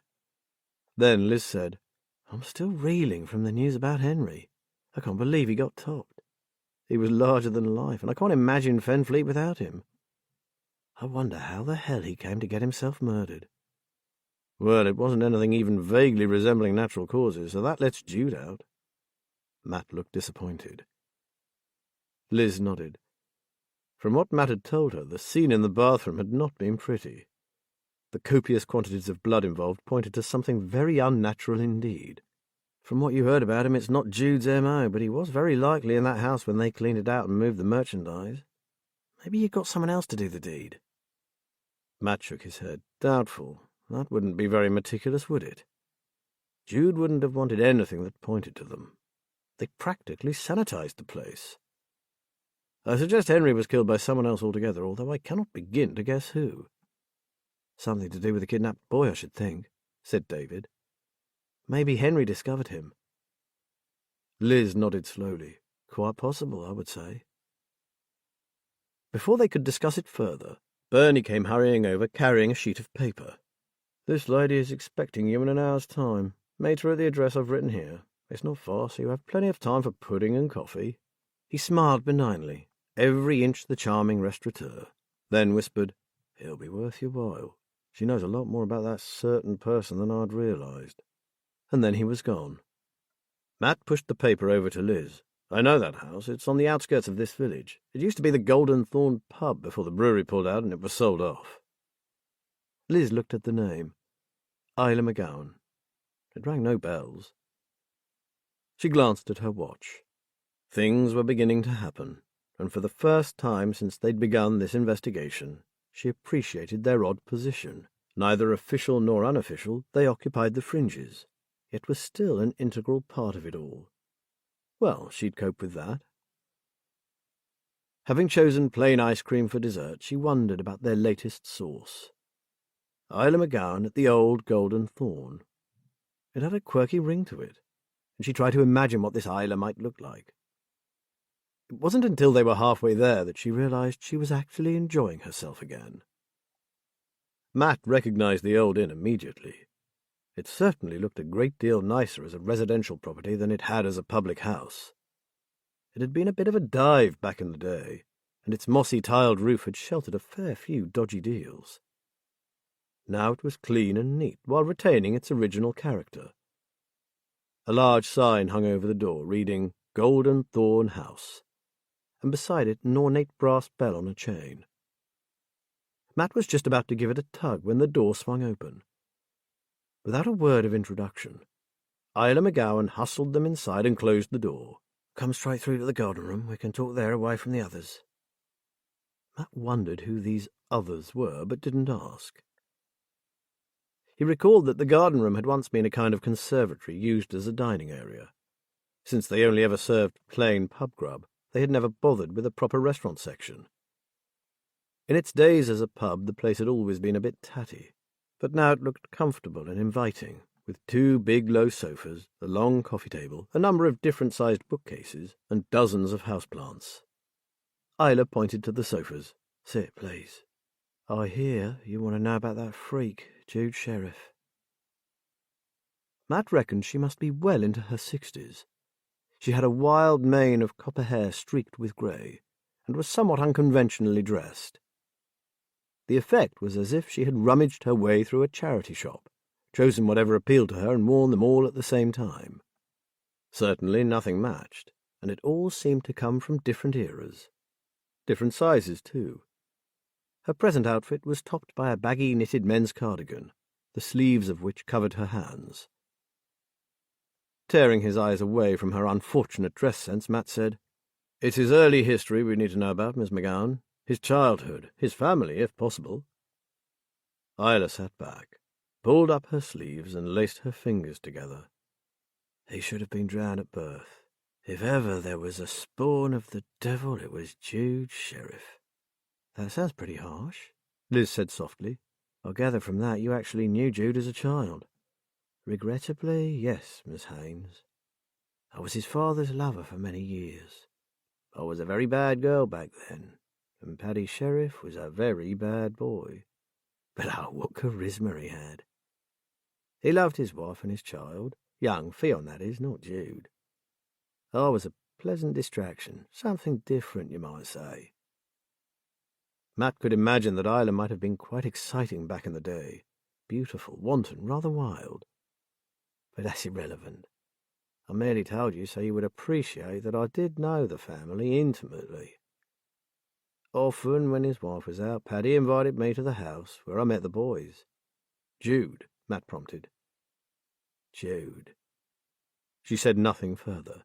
Matt, slightly impatient, said, "Help us here, Miss McGowan.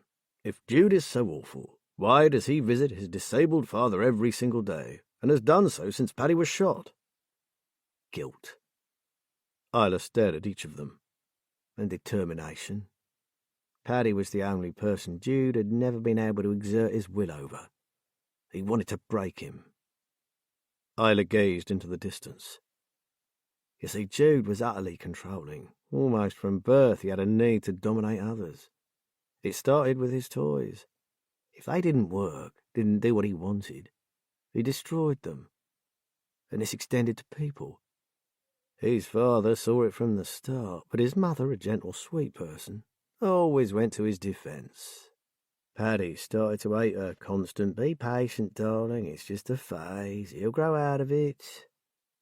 When Fionn came along, a little angel, Jude's behaviour seemed to change. Brenda believed it would be the making of Jude. Paddy was afraid the opposite would happen. Isla closed her eyes for a moment. Paddy was right. Matt sensed what was coming. Of course, nothing was ever proven, but when Fionn, playing in the woods with his brother, fell from a tree and broke his back, Paddy knew exactly what had happened. "Oh, my God," exclaimed Liz. "Did the boy die?" "No, but he was confined to a wheelchair, paralysed from the waist down. There were apparently other injuries as well, including possible brain damage. Whatever the case, he never spoke again." Isla smiled sadly. "I spent a little time with him, and he was the most beautiful child. I always believed he could speak, he simply chose not to." "Jude pushed him from that tree?" Liz said. "I believe so. You could say it was the first of his natural cause incidents. Jude swore the branch broke, said he did all he could to help his brother, ran to get assistance. But when Paddy thought about it, the timing didn't fit. Of course, nothing could be proved one way or the other." "Did Fionn live at home after the accident?" asked David. "Until their mother died. By then Paddy was well into his prison sentence, and there was no one to care for Fionn, so he went into a home." "How did the mother die?" Matt asked, guessing the answer to this too. Isla raised an eyebrow. "Oh, an accident, of course." Matt shook his head. "Swerving to avoid some animal, her car skidded off the road into a tree. She wasn't wearing her seatbelt and she broke her neck." "Who was driving?" asked Liz almost reluctantly. "Who do you think?" Isla said. Someone swallowed. Isla stood up. "We need tea, or would you prefer coffee?" Matt would have liked a large brandy at this point, but he said tea, as did the others. Isla went off to the kitchen. Finally, David broke the silence. "Matt, ask her about when Paddy was shot." Matt had considered it, but seemed to recall that it had come about when Paddy confronted an old rival. "Yes, I will, although I don't think we can credit June with that one. Not if you go by the newspaper reports." Isla came in with a tray on which 4 assorted mugs rattled. These ranged from a delicate bone china cup covered in flowers to a massive beaker emblazoned with a football club motif. "Help yourself, they're all the same. Sugar's in the bowl." This turned out to be a porcelain ginger cat with a removable head. The tea was very welcome after what they'd just been told. Tea dispensed, Matt posed David's question. "Not Jude for once," Isla said. "Though it was rather interesting that the suspected gunman had happened to die shortly afterwards, in an accident involving a faulty shotgun." Isla smiled enigmatically at them. "Yet Jude goes every day to visit his father even though Paddy can't speak." Why, Matt wondered. It could hardly be out of love. Jude was clearly a psychopath. "Who says he can't?" Matt stared at Isla. But the nursing staff and an old friend who visits occasionally, they all say he's never uttered a word since he was shot." She gave a little laugh. "He's never spoken to Jude, that's true. But that doesn't mean he can't." "But the nursing staff," asked Liz, "do they know?" "Their patient comes first, of course they know. They're just taking care of his well-being." "You've visited him, haven't you?" said Liz. "Once a fortnight without fail. More if he asks me, but he tires easily." Her expression took on a faraway look. "When I was young, I slept with a lot of bad men, but none attracted me like Paddy. That sort of feeling usually fades fairly quickly, but not this time. I still feel for him as deeply as ever. You couldn't really call it love. It's more a kind of kinship. I think he's what people call a soulmate." She shrugged. "I'm not sure there's much more I can tell you." "One last thing," said Matt. "Do you know a man called Minty?" She smiled. "Ah, the keeper of the secret. The honest villain, Minty Agata. Yes, I know him." Matt suddenly realized he was probably sitting opposite the trusted friend, the person safeguarding the diamond necklace. "Leave it there, Mr. Ballard. Minty's the one keeping that secret, not me." "But Minty is missing," said David. Isla's face clouded over. "Then one of two things has happened. He will have met with an accident, or his capacity to sniff out danger has sent him deep under cover. Expect the worst and hope for the best. There's nothing you can do for Minty."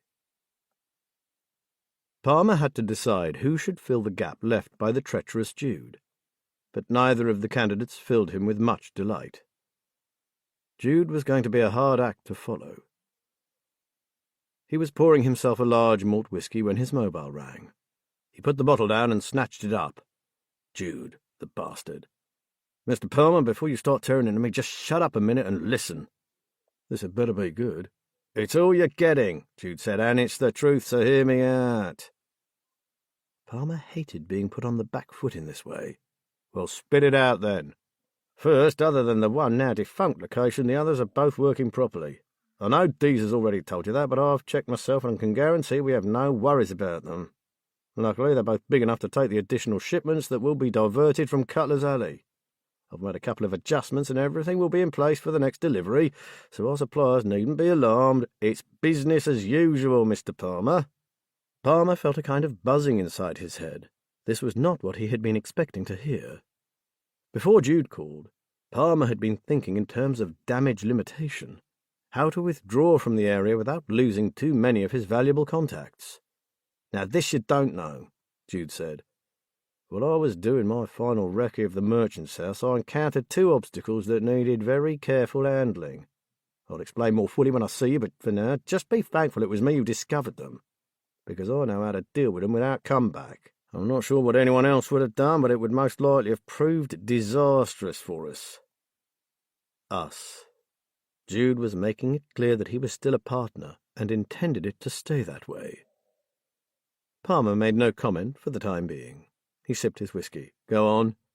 "Number one, the police will, or most likely already have, found a body in that house. There was no way to either remove or disguise it fast enough, so it stayed where it was. The cops can fumble around trying to fathom that one out. It has no direct connection to any of us, and it'll distract them." Palmer wondered who the dead man was, but decided to wait until Jude had finished his story. "The other one, Mr. Palmer, is a bit complicated and will take a few days to sort out. Now," Jude sounded almost patronizing, talking down to him as if he was a kid. It took all Palmer's self-control to hold his tongue. "I will sort it efficiently and permanently so long as you give me the time I need to do it in. If you do, then all will be well and we won't suffer financially or in any other way. If you don't, like the bard said, you'll be right royally stuffed." Palmer heard that word. You. What happened to the us he'd been talking about a couple of minutes previously? But before he could retaliate, Jude was talking again. "This is a critical point in our business, Mr. Palmer. It could destroy us or simply go away. Luckily for you, I can achieve the latter option, but it's worth a lot more than I'm getting from you at present." Palmer felt a pulse in his temples start to pound. He gritted his teeth. "I won't press the point right now. However, what I do know is that my normal cut isn't yet with my financial advisor, and it should be. Put it through, Mr. Palmer, immediately. When I get a text to say it's been received, I'll proceed, and all will be well in the world. Cut me out, and that wonderful world won't look half so beautiful or so lucrative." Jude softened his voice. "Trust me, Mr. Palmer, I've got this, so don't ask me any questions right now. You'll see soon enough that I'm still on your side, and I always was. We need each other at least for a bit longer, don't we?" After a stony silence, Palmer reluctantly agreed. "The dead man? Not one of ours, you said?" "Absolutely not. He was just an irrelevance. A handy little distraction for the police to play with. But right now, Mr. Palmer, if you would be kind enough to get my payment sorted, I'll attend to the more pressing situation and get us back on track. Do we have an accord?" An image rose in Palmer's mind of Jude as a pirate, complete with three-cornered hat and cutlass. Do we have an accord, indeed? "I'll sanction your money. You seem to have earned it." "Oh, I have, Mr. Palmer. I'm sorry I didn't contact you earlier, but it wasn't possible. And you must forgive me if it stays that way until I've concluded what I have to do. You'll just have to trust me, okay? One last thing. Does this have anything to do with Minty Agatha?" Palmer said. "Nothing whatsoever." "Now, I'll wait for that text, and then I'll put everything to rights again." The line went dead. Palmer stared at his phone. He took a long gulp of the whiskey and felt it burn its way down. He was both deeply relieved and horribly uncomfortable. For the first time in their strange partnership, Palmer was on the back foot. He had no idea what the fuck was going on. His junior partner had just demanded payment, and there was nothing he could do but comply. If not, the empire he'd so carefully built up could come crashing down around his ears. He drained his glass and picked up his business phone. Chapter 24. Kelly Burton never cried. Only after her mother's death had she given way to tears, and then only in secret. But now, as night fell and darkness enveloped the hotel, her eyes filled and a feeling of desolation swept over her. Outside in the car park, reporters and cameramen murmured and shifted, waiting to catch a glimpse of the teenager who was hunting for her missing brother, the distraught widowed father who had put out an impassioned plea to whoever had taken his son to please bring him back. Unheeding of the waiting crowd, Kelly lay on her bed and stared up at the ceiling. Things had gone from bad to worse. Poor Aunt Jessie had been taken to a psychiatric hospital in a nearby town called Greenborough, and was being allowed no visitors until they had stabilized her and decided on her treatment. The police were no further forward with finding her little brother. Simon was in far more danger now than when Aunt Jessie had been hiding him. At least she had meant him no harm. But now, who had taken him, and what did they want from him? Kelly had heard the police whispering. She knew what a paedophile was, and prayed Simon hadn't been taken by one of those. Still worse, she felt responsible. She had promised her mother that she would look after Simon, and she had failed. More than anything, Kelly wanted to do something. Doing nothing allowed your imagination to run wild. Debbie had called in earlier to check on them and make sure the reporters weren't harassing them. Seeing the number of people camped out in the car park, she had reported it to her sergeant, resulting in Kelly and her dad being moved to an undisclosed location. Right now, her father was gathering their few bits together in preparation for their evacuation. Already packed, Kelly wondered where they were to be taken. She was beginning to feel a bit like a prisoner. There was a knock on the door, and she was relieved to see Debbie and Jack. These two were her one safe haven in this terrible storm. Solid and dependable, they seemed to really care about Simon. "Your carriage awaits, madam," said Jack, whom she now called Swifty. He gave a little bow. "And let me tell you, where you going has the edge over this place. We'll sneak you out of a side door so you won't have to face the press. Just lie in the back seat till we're out of here and assure no one's followed us." Kelly noticed that instead of their usual uniforms, they were wearing normal clothes. They were taking no chances, sparing no effort. This made her want to cry all over again. "I suppose you haven't found that woman who looked after me, have you?" she asked. "Belle, who I think might really be Anna?" Debbie shook her head. "Sorry, Annie, we haven't found her yet, but we have found out her full name. It's Arabella Rosa Rackham, and she's always been called Belle. Her neighbours all say they've never heard anyone call her Anna." She smiled gently at Kelly. "But we've not given up. Swifty and me never give up." Kelly was sure they didn't. Still, doubt remained. Suppose it was just a pet name that Auntie Jessie had for her from when they were kids. When I was small, my best friend called me Kelly Welly, and it turned into just Welly. She always called me that even when we got older, but it was just between us. Debbie nodded. Could be, but we need to find her first, then we'll ask.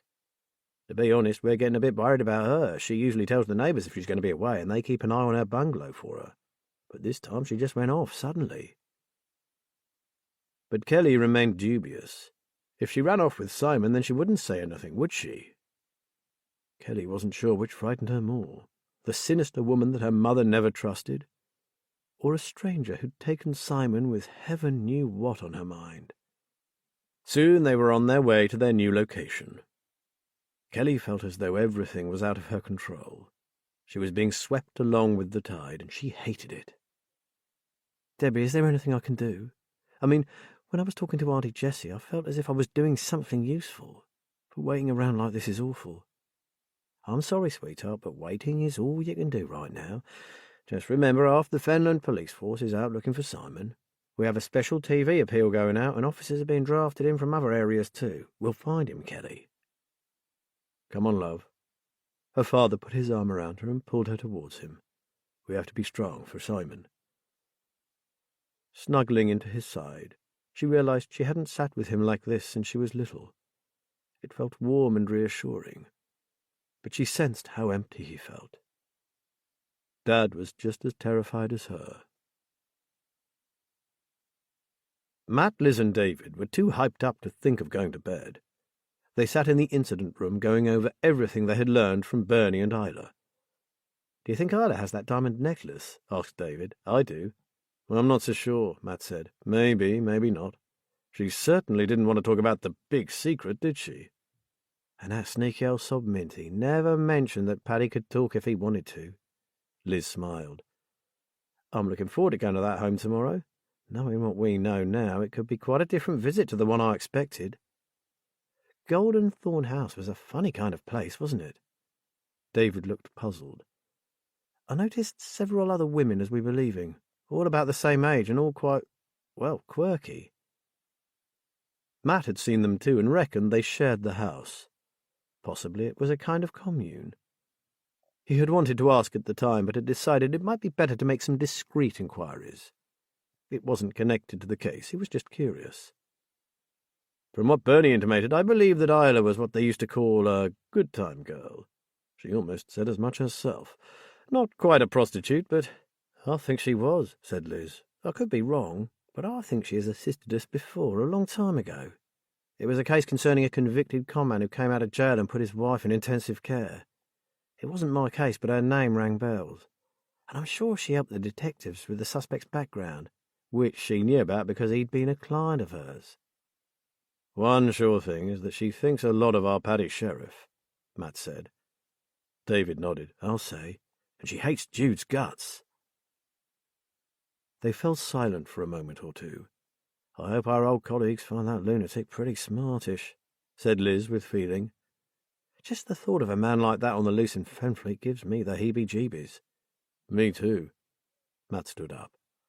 I think we should clear the whiteboard and start again, writing up our new targets and new info as it comes in. What do you think? The board wiped clean. It felt like a new investigation. Matt picked up a marker pen. Charlie Anders wants us to try to find the rightful inheritors of the merchant's house and figure out how Jessie Wright came to have a key for the place. Pen squeaking, he wrote, "The merchant's house," and "key," followed by "Visit Boone AM." She also wants us to look into Amblekirk and why Alex photographed the graveyard there. He stuck up the photo showing the lamp-post and the path and wrote, "Why Amblekirk?" "And we're going to do a little undercover sleuthing into Jude and his father," added Liz.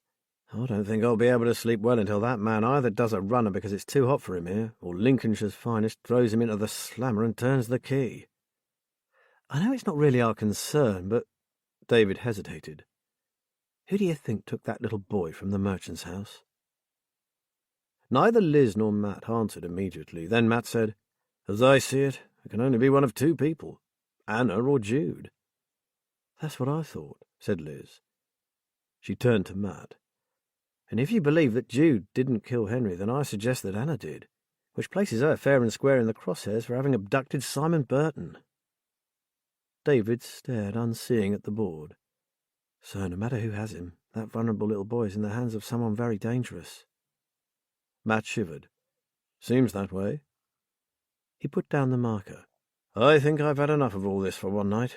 Shall we turn in? No one objected. Simon snuggled down under the duvet, warm and safe. He had his observer's book of birds beneath his pillow, and 2 inhalers on the bedside table. He even had a nightlight ready, in case he got frightened in the dark. Thank heavens that detective had found him and brought him to this safe house. No one would hurt him here, that was for sure. He'd even had a McDonald's for his supper. He wasn't sure what had happened to Auntie Jessie, but given how flaky she was, and getting worse all the time, who knew what had gone on in her mind? She even talked to herself. He was mighty relieved to be in the care of the police. Just a little longer and he would be home with Kelly and Dad. Simon closed his eyes. The detective had assured him that they were very close to making an arrest, so the worst was over and he was safe. As he drifted off to sleep, he hoped Auntie Jessie was safe too. Chapter 25. News of Henry's murder spread like a virus through the underworld grapevine. By early morning there weren't many people who didn't know. Different rumours circulated like flames in a forest, each new supposition catching hold and flaring before burning itself out, only for another to rise up in its place. Eddie Race, for one, had spent the night working her contacts, intent on getting to the truth. By the time the sun rose, she had the whole story. What did it mean that he was doing a job for her at the time? This enraged her. Henry was unique, irreplaceable. She knew no one else with the contacts Henry had.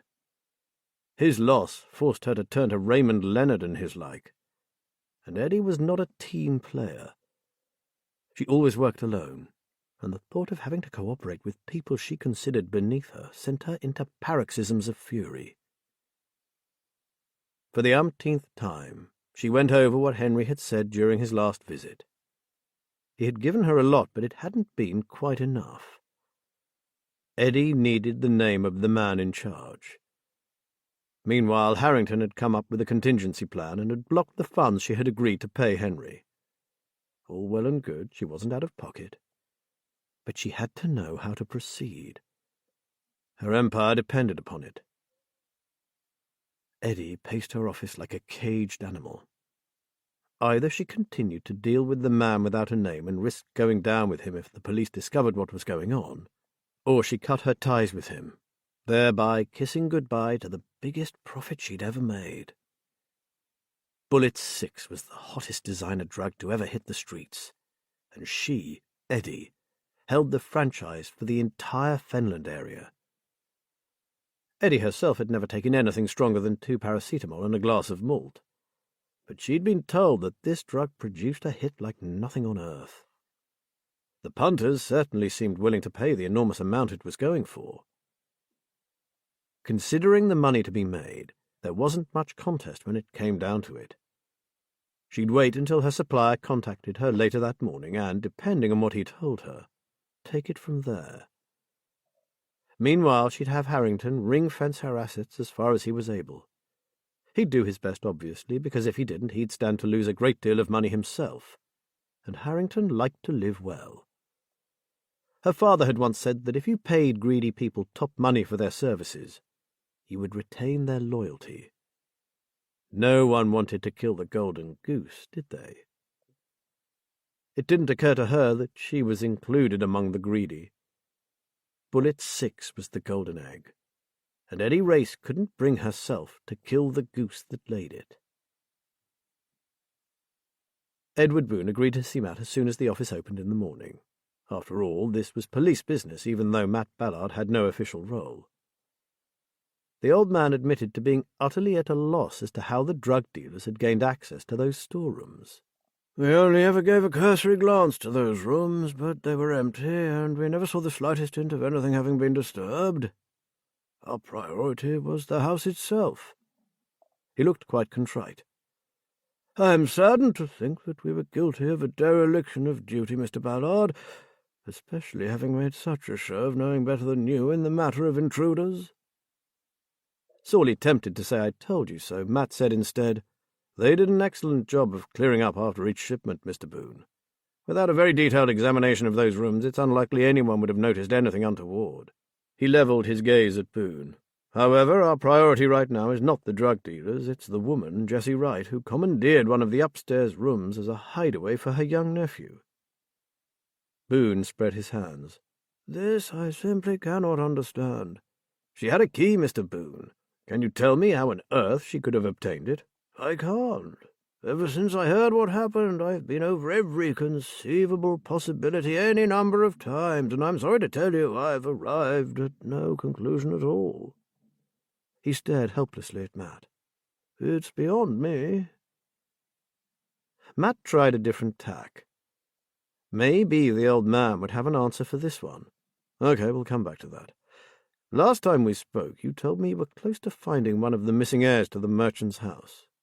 Can you tell me who it is, and also whether you have made any more progress in the last few days?" Edward Boone took a file from his top drawer. "It all got a bit exciting a month or so ago when we learned of the missing Garnet heirs.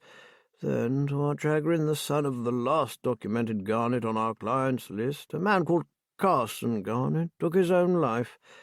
It seems he had mental health problems, and had made several attempts in the past. All terribly sad, of course. It meant we were left with one last heiress, actually, to find."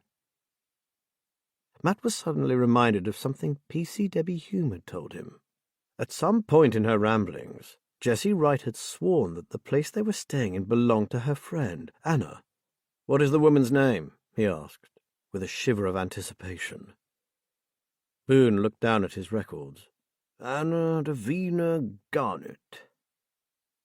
Matt took a sharp breath. So mad Jessie had been telling the truth. No, that couldn't be right, could it? The will hadn't been finalized at the time. He tried to sort out his tangled thoughts. "And did you find her? Have you met her, this Anna Garnet?" "I thought I had, but no, well—" Boone looked down. Matt wanted to shake the old man. "Sorry, I know that sounds ridiculous. Let me explain," Boone said. He looked so apologetic that Matt almost pitied him. The poor old man was in a difficult situation through no fault of his own. "We had a letter from Anna Garnet, as we believed her to be. It was in answer to one of our many notices in the Times newspaper. She wanted to come to the office, and she also wanted to see Satara House for herself. As you can imagine, we were in a state of high excitement and welcomed her with open arms. I mean, we had been searching for so long, it seemed like a miracle." His expression showed intense disappointment. "She produced a copious amount of documentation, including her birth certificate and so on, and she knew details about the history of the Garnets that only a Garnet would know. At my suggestion, my son took her to see the house. We didn't want her to think she was inheriting some mansion that she could move into after a lick of paint had freshened it up." "What was she like, this Anna?" asked Matt. "Oh, dear, rather scary. A bit of a tartar, actually. Very forthright. Spoke to us as if she was a headmistress addressing unruly children. Needless to say, she was singularly unimpressed by Satara House. Some of her comments were pretty damned rude, as a matter of fact. She said she didn't know that she actually wanted to inherit such a dilapidated old pile, and would come back to us after she'd decided what best to do with it." "Do you have the documentation she left with you, Mr. Boone? We're extremely anxious to speak to this Anna, and her address would make a great start." "I haven't, but it won't do you any good, Mr. Ballard." Boone sighed. "We verified the records she'd left us and made a startling discovery. Anna Garnet died over 50 years ago. We have no idea who came here, but it wasn't our missing heiress." Liz and David didn't get much of a welcome at the Linden House nursing home. Even after Liz showed them her ID card and explained that they were working in conjunction with the police, the administrator was still reluctant to leave them alone with Mr. Sheriff. Only when she mentioned Isla McGowan did the woman's attitude soften. "All right, Miss Haynes, but only 10 minutes. Paddy tires quickly. I'll take you to his room, but please don't overexcite him. He is a very sick man, you know." Liz said she wouldn't. "Has his son visited today?" The administrator shook her head. "No, and I'm wondering if he will. He didn't come yesterday. It's the first time he's missed a visit in 2 years." She didn't sound much concerned. In fact, at the mention of Jude, her face assumed an expression of distaste. "We know Jude's father never speaks in his presence," Liz said, "and we believe we know why. But we have absolutely no intention of upsetting Mr. Sheriff." "Can I ask the reason for your visit?" This time her voice was much gentler.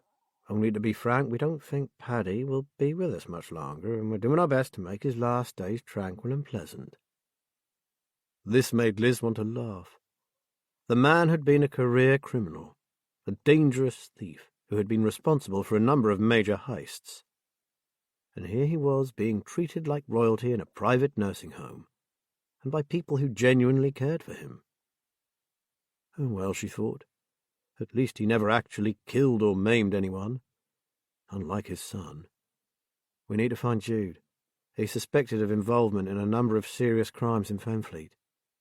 We wondered if there was anything Paddy could tell us about where he might be, or anything else that might help us, like what car he drives. Liz looked hopefully at the administrator. "Call in at the office before you leave.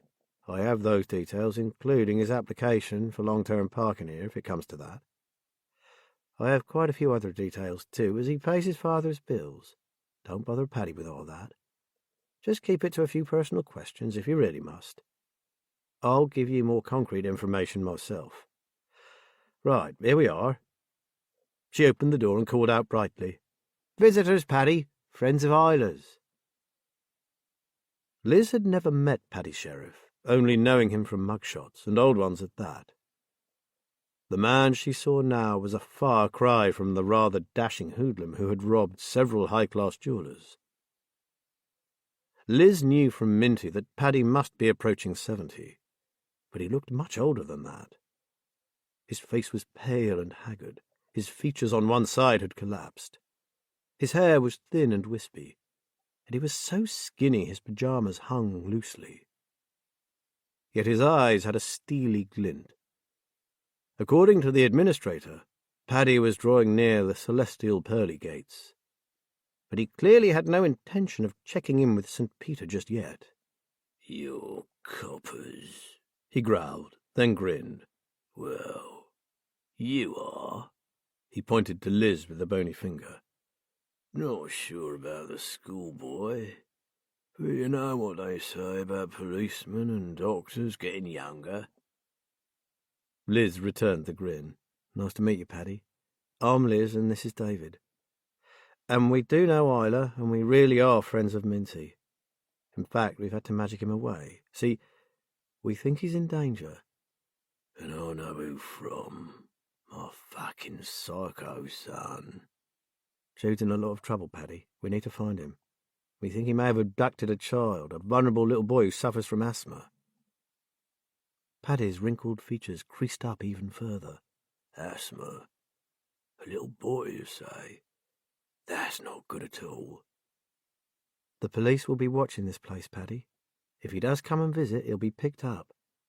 I'm sorry he's your son after all, but—" Paddy gave a stiff wave. "Forget the apologies.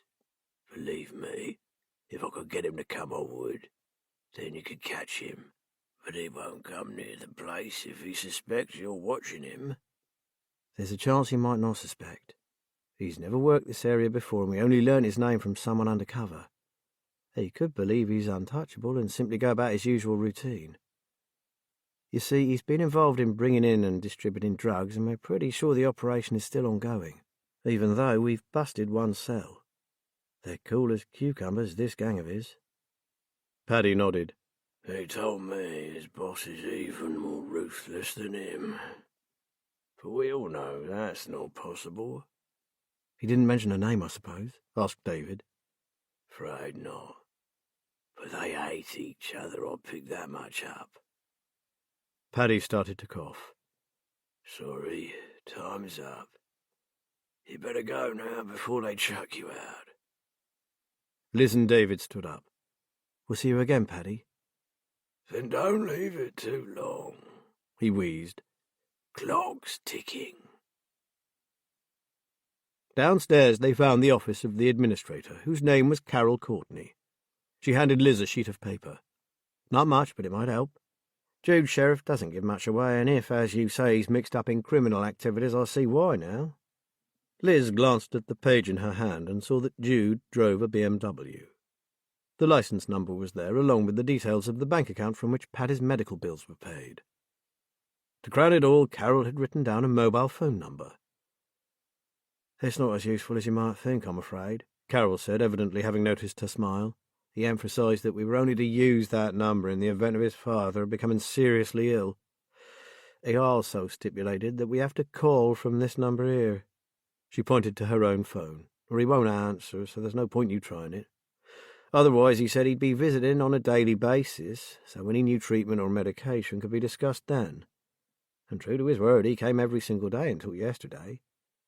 You have no idea where he lives, I suppose? Liz asked. Carol Courtney frowned. Not officially, but I could be wrong, but I suspect it's that posh gated community by the river just outside town. It's called Ravenswood. Liz knew it, and it certainly was posh. I had to deliver some rather sad news to one of the residents there whose mother had taken a turn for the worse. I couldn't get them on the phone, so I drove over to tell them. Jude's BMW was parked in a resident's parking bay. It struck me then that he must be very well off if he could afford to live in that place. He probably rents. Liz was thinking out loud. Most of the apartments there are leased to big companies or high flyers in the business world. In Fenfleet, Jude Sheriff was known only as a young hotshot who ran a successful IT company. The address would fit this guise perfectly. She decided to check out his company's registered address as soon as she got home. Thank you for all this. We do appreciate it. I'm sure we don't have to tell you to let us know immediately if Jude shows his face here. She handed Carol her number and also that of D.S. Bryn Owen. Ring the detective sergeant first. There'll be officers close by that he can call on. Don't worry, Miss Ames. If I even catch a glimpse of him, I'll ring. He's a very unsettling young man to have around. For some reason, he makes us all a bit frightened. And they were right to be, thought Liz. Be on your guard, and if you do speak to him, don't let on that anything's changed, okay? Just act as you always have. Liz thought Carol the perfect person to be in charge of Paddy Sheriff's care. She was cool, intuitive, and definitely no walkover. Paddy was in good hands. When they were back in the car, David asked, "That phone, can the police trace it? If it's a smartphone, it'll be easy. If it's a burner phone, not so much. They're essentially off the grid, which is why criminals use them. They have no internet connection, but they do have to go through a systems operator. It's only in the movies that they can't be traced. They can, and we can get an approximate location, the call log and so on. But it takes a lot longer, and we need to know where it was purchased, so it's tricky. And if he suspects anything, he ditches it and buys another. Yep, it's one of the drug dealer's tools of the trade." Before they left, Liz rang in everything they had discovered to Bryn. He thanked her, saying he was especially interested in the vehicle and would get someone over to Ravenswood immediately. "Where to now?" asked David. "Amblecirk, I guess. See if we missed something on our first trip to Lamplight Larry's old stomping ground." She didn't think they had, but as Charlie had said, it had to be significant for Alex and Toby to conceal the photo so carefully. "Maybe we'll try and talk to a few neighbours other than Mr. Woodall." "Good idea," said David, fastening his seatbelt. "That was a great photograph, wasn't it, Liz? Perfectly composed, with the light just right. Though for some reason I got the feeling he hadn't planned it, just saw that scene and clicked off some shots. Maybe he saved that one because it was the clearest, or because there was something particular in it. I'm still not certain what that shadow is.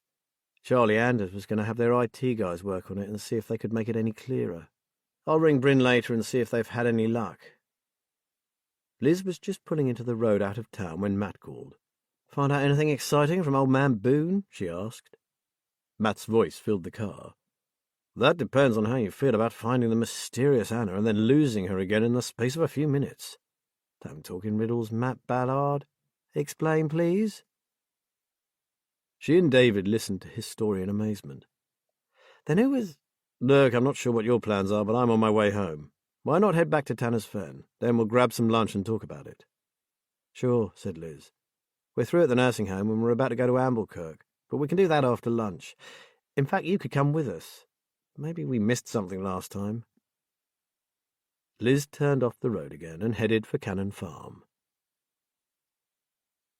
Matt was making sandwiches when Liz and David arrived home.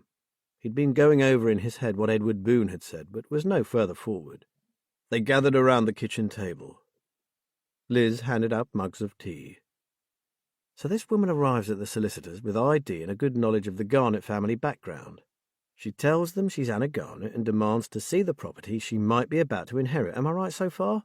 That's right. Then, after she's been given a whistle-stop tour of the merchant's house, she says it's a pile of rubbish and she's not sure if she even wants it. Matt frowned. She was pretty blunt about it too, apparently.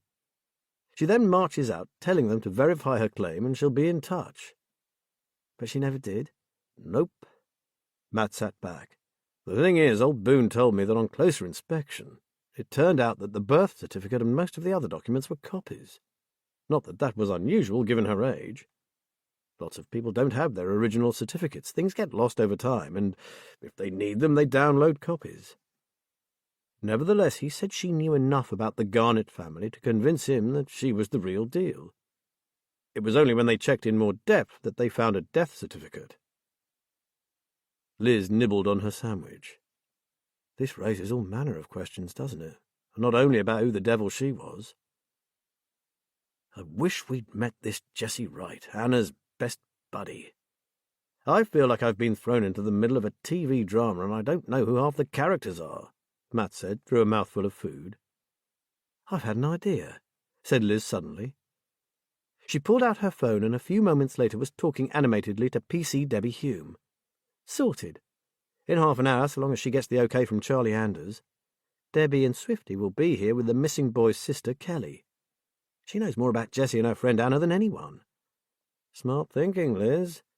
Let's get some questions together for her, shall we? Matt went to find a jotter and a pen. According to Debbie, Kelly believes that Anna is behind it all, Liz said.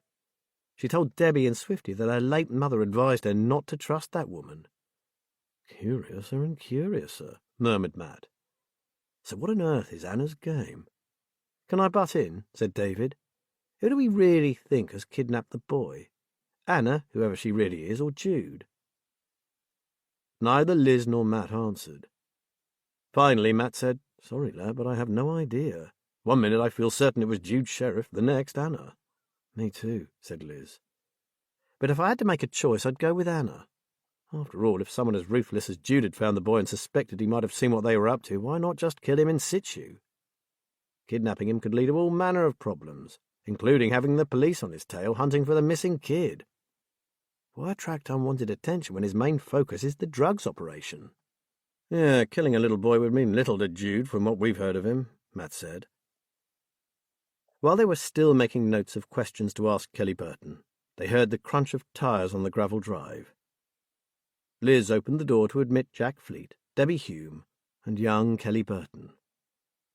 They accepted Liz's offer of drinks and sat down at the kitchen table. Knowing that she was only 15, Matt had expected Kelly to be shy and awkward, but she had a confident air and a serious, intelligent face. Having heard from Debbie how when Kelly thought her brother needed help she'd gone to him, totally on her own initiative, he admired her already. Once they were all settled, he thanked her for coming to see them. I'm glad you asked, Mr. Ballard. I was going crazy doing nothing. I just want to help. It's Anna we're really interested in, Kelly. Debbie said you don't trust her, he said. No, I don't, she said forthrightly. She bullies my aunt, I know she does. I know everyone thinks my auntie is just a nutcase, but she was so much fun when I was younger. She was kind of zany. Mum called her eccentric, but we had some great holidays with her. She was, like, artistic and sensitive. Otherworldly is the word for it, I think. How true, Matt thought. It was often the sensitive ones that were manipulated and bullied. Maybe this panic attack of hers wasn't so unreasonable after all, if she'd been coerced into doing something she didn't want to. I hated seeing her so confused in the hospital, said Kelly sadly. She looked like a pathetic old lady, and she really isn't that old at all. And now they've taken her to a psychiatric unit, and I'm not even allowed to see her. I'm certain it was Anna's fault she got like that. It seems very strange to me that you never met Anna. In fact, none of you did you? Matt said. Kelly shrugged. That was because Mum didn't like her, so when we went to stay with Auntie, she made sure Anna stayed away. Had they argued? Asked Liz. There's usually a good reason why you dislike someone that much. Well, Auntie Jessie was older than Mum, but Mum was the sensible one. Jessie and Anna had been friends since they were kids. I guess my Mum saw a different side to her. Not long before she died, she said to me, "Don't trust Anna. I know you will spend time with Auntie Jessie, and that's wonderful. She loves you both to distraction, but don't believe all she tells you about what Anna says or does. I don't think she's good for your aunt." That's exactly what she said. I remember every word. Oh, and once, Mum was looking through a box of old photos of her and Auntie Jessie when they were young, and she started to tear some up. I asked what they were, and she said they were pictures of Jessie and Anna playing together. She looked really angry, which wasn't like Mum at all, and she wouldn't show me them. I looked in the bin later, and they were just old pictures of two little girls. She shrugged. I didn't understand what was so awful about them. And I guess you never knew where Anna lived, Liz said. Well, it must have been close by because she was always dropping in at Auntie's. But you never saw her, mused Matt. Never, said Kelly. I did speak to her once on the phone. I rang Auntie and Anna answered. She said Auntie wasn't well and she was looking after her. Really? Exclaimed Debbie. What does she sound like? Fierce, kind of like real bossy. She reminded me of my history teacher, and she's a dragon. Matt recalled old man Boone saying how commanding, how headmistressy the woman had been. All at once Kelly burst into tears. If she's hurt Simon, I'll kill her. Debbie jumped up and went to her. Oh, Kelly, I'm so sorry. This is all too much for you, isn't it? Kelly sniffed. No, it's not, honest. I'm just so angry. He's a little boy. He's not strong either. It's just so unfair to do this to him. If he had a really bad asthma attack, he could die. I know what to do if he has an attack, but I bet she doesn't. He could go down, then he won't be able to breathe, and if she doesn't get him sitting up, he could suffocate. Matt's heart went out to the girl. She had taken on the role of mother to the little boy, and this had happened. She was quite right. It wasn't fair. Kelly blew her nose and apologized for being such a wimp. David said no, he thought she was a hero, especially for trying so hard to get information from her aunt when she was so anxious herself. Matt had to smile at the blush that flooded Kelly's cheeks. She seemed to see David for the first time and was clearly impressed. Kindly, Liz jumped in to save Kelly any further embarrassment. Well, from what Kelly has told us, it certainly sounds as if it was the woman who turned up at the solicitor's and claimed to be the heiress. I have a hunch that during her trip around the merchant's house, or while she was in the solicitor's office, she stole a key to the place. The key we found in Jessie's handbag, mused Debbie. Which does sound like she put Jessie up there, but I have no idea why. There could be only one reason. Although he had no idea why, Anna wanted to take Simon and make it look like it was all down to flaky Auntie Jessie. Matt wasn't about to share this with Kelly, and anyway it was a very shaky hypothesis. As they had said before, Anna could have taken him straight from Jessie's house, so why this elaborate subterfuge? He drank some tea to give him a moment to think. I've just thought of something, said Kelly suddenly, though I don't know if it's possible. They all looked at her. There's a letter. It was left with my father's solicitor. Even he didn't know about it until I told him the other day. It's from my mother, and it's not supposed to be given to me until my 18th birthday. Mum said it's about her family and about Auntie Jessie. It might have nothing to do with Anna, but maybe if the police asked for it, well, it could be important, couldn't it? Family secrets. Matt knew a lot about those and the trouble they caused. Jack Fleet frowned. We can do that, can't we, boss? If there's a lawful reason for requesting its release. Matt nodded. I don't know if the law has been amended since I retired, but I believe that if we require access to personal data of this nature to assist with the investigation and detection of a crime, we can apply for it. I think it's an important factor, and if we're all agreed, I'll throw it straight at DCI Charlie Anders to see what she thinks about it. It'll be down to her to put the request. All nodded. So Matt made the call. He waited for Charlie to answer with a feeling of trepidation.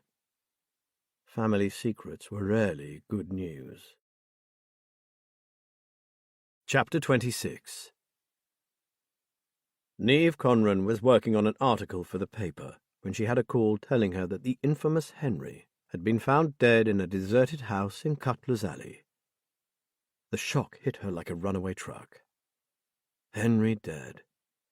It was inconceivable. She thanked the caller and immediately rang a friend of hers in the local constabulary. "Can you confirm that you're investigating the murder of Theodore Henry Arbuthnot?" she asked without preamble.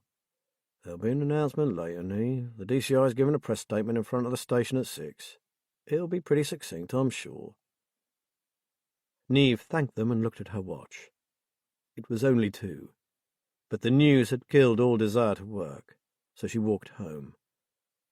Her mind was in a daze. She'd known Henry quite well. They hadn't been close, but she couldn't imagine the world without him. Indoors, she kicked off her shoes, let her dog Monty out into the garden, and threw herself down on the couch.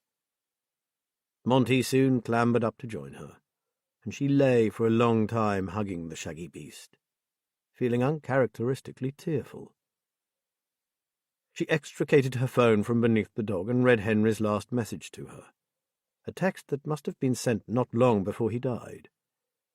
Her uniformed friend had said the body had been found that morning. He was thought to have died the evening before. She read it again. He had given her a name, and then he'd been killed. Was it connected? The name still meant nothing to her, and she had been too busy to check it out at the time. Suddenly she felt very tired. Life was a struggle these days. Gone were the days when she worked for the Nationals and was a force to be reckoned with. She loved her town and enjoyed running the local rag, but it wasn't the same. For a start, she had been fighting to keep it afloat. She was perfectly aware that the days of the printed newspaper were drawing to a close. Part of her wanted to fight on to the bitter end, but it was a losing battle.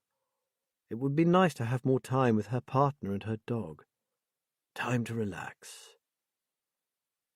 She stared at the name Henry had given her. Palmer. Had Henry given it to anyone else? For some reason she thought not. She had a strong suspicion that Henry wanted out of the life he'd been living, even if just for a while. By now he was rich as Croesus, and had recently made another packet, probably out of someone like Eddie Race or Raymond Leonard. And he'd found Ava. He was planning a new adventure, and he wouldn't be alone. Niamh sighed. She sat up, dislodging the dog. Ava! Oh my God, did Ava know what had happened? Perhaps she should ring her. She had her number. She had lots of numbers. Contacts were the tool of her trade. She lowered the phone. Being privy to that name meant she could be in possession of dangerous information. What if Henry's killer had taken his phone? They would see his text to her. See the name of the man he believed to be behind the biggest crime ever committed in Fenfleet. Niamh jumped up and, to Monty's surprise, ran into the kitchen and grabbed his lead. On the way to her car, she rang her partner. "Fliss, darling, listen, and don't argue, okay? Do not come home after work, I mean it. Go to your mother's and stay there. Don't call by to collect clothes or anything else. Just make do until I contact you." But why?"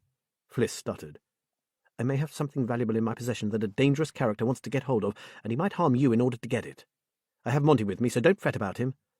"Are you in danger? Oh, my God, Niamh, who's this person that's after you?" "I have no answer to either of those questions, Angel. I could be overreacting, but I can't take any chances. I have to talk to a couple of people, then I'll call you again. Just promise me you'll go to your mother's. Leave work earlier than usual, go by a different route, and ring me when you get there." In a shaky voice, Fliss said she would. That taken care of, Niamh drove to a tiny car park at the back of town, tucked her small car in between two 4x4s and made her calls. Albie Grant answered immediately. "Hello, gorgeous. Got any sleazy stories to tell me?" "No time for that, Albie. I need a name, and fast." "You in trouble, girl?" "Maybe." Neve knew Albie well and liked him. They had been scratching each other's backs in a mutually beneficial relationship for more years than she could count. "Go on, then. Tell me." She told him. Albie let out a soft whistle. "That's bad. You did the right thing buggering off out of your house.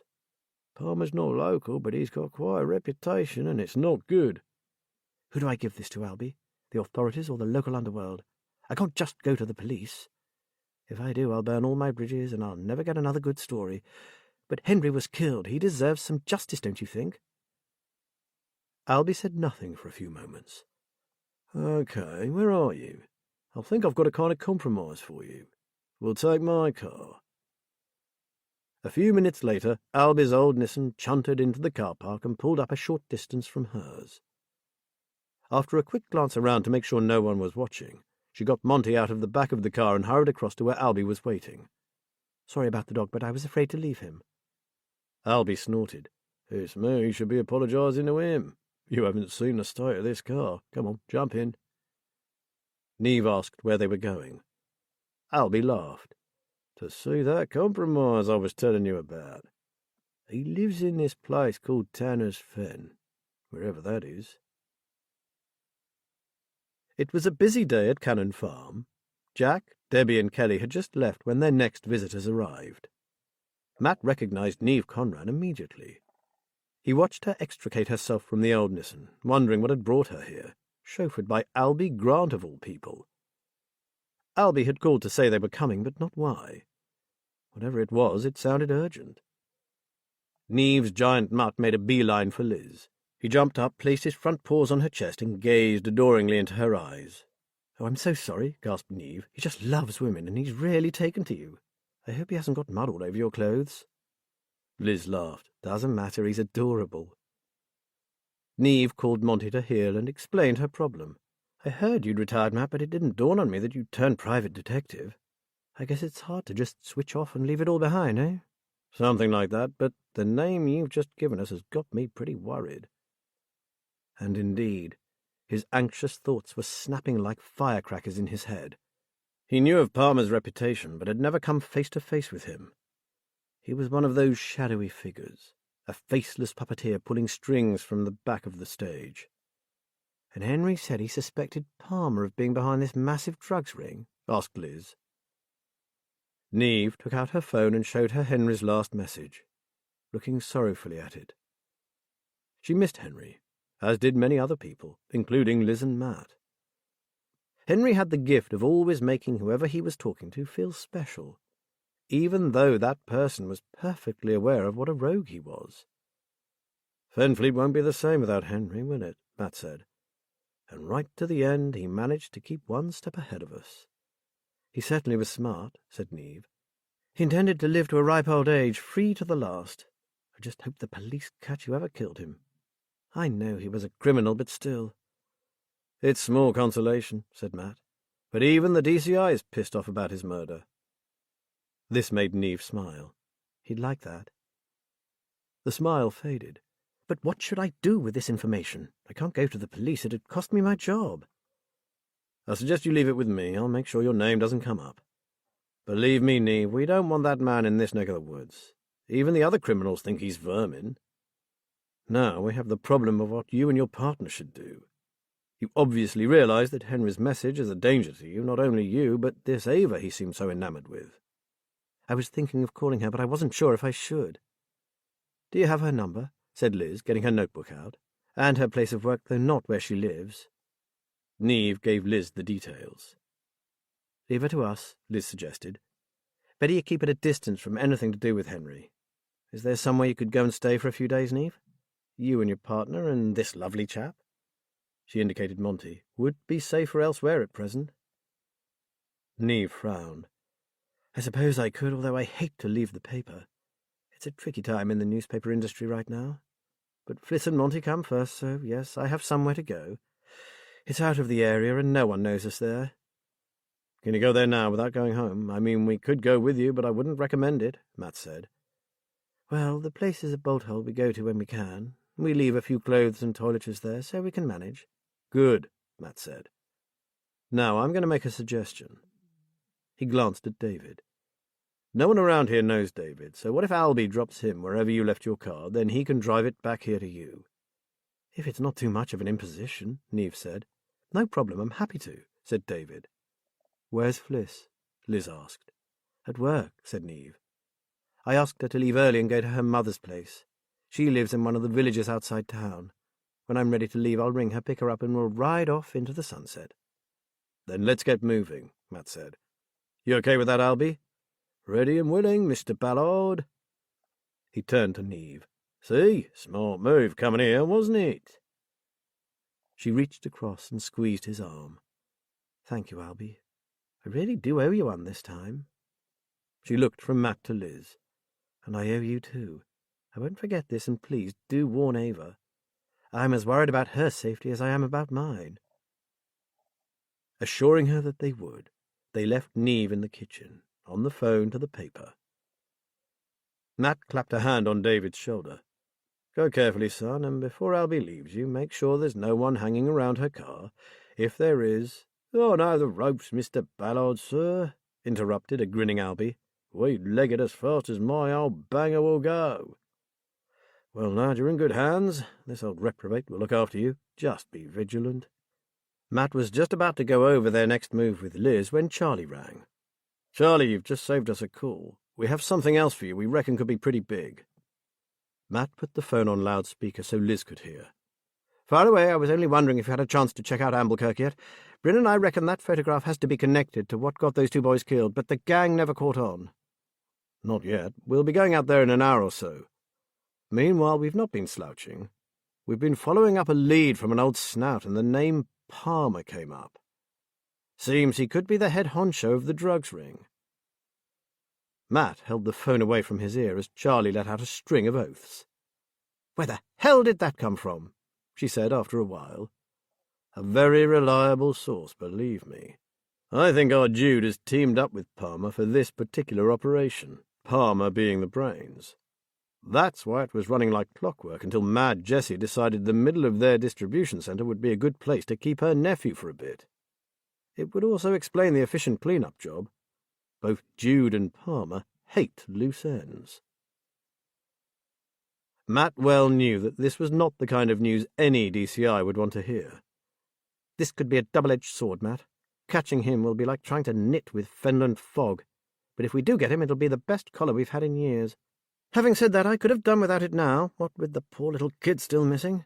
With every hour that passes, his chances of survival are getting slimmer. And is he being held by a psychotic killer or a long-dead woman? Matt added. Take your pick. Charlie groaned. Look, if you can, get out to that graveyard for me. Right now I've got every man jack on the force out looking for little Simon Burton. We're on it, Charlie. I'll contact you later.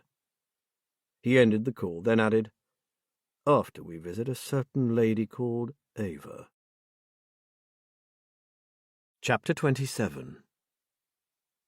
Jude hated feeling that events were slipping out of his control. He'd placated Palmer, who won himself some time to sort the issues that were bothering him. But with police crawling over every inch of Fenfleet, he was far from being his usual cool self. For a start, he couldn't visit his father. The last time he'd tried, the police had been there. He was sure this had to do with Minty Agatha. This enraged him. Nothing got in the way of those daily visits. Nothing. He had lost his temper twice recently, both times saying things he hadn't meant to. Jude sat in his car and tried to calm the rage that even now threatened to boil over.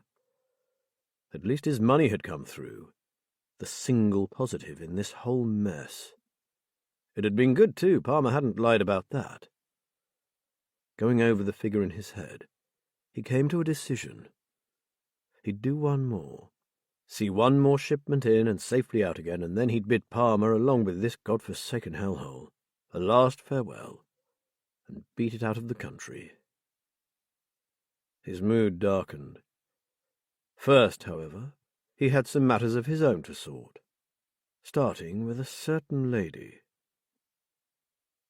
He watched Ava get out of her car and make her way to her front door. As she turned the key in the lock, he was right behind her. She started. "You got my message, then?" he whispered in her ear. "Good. It's been a trying few days.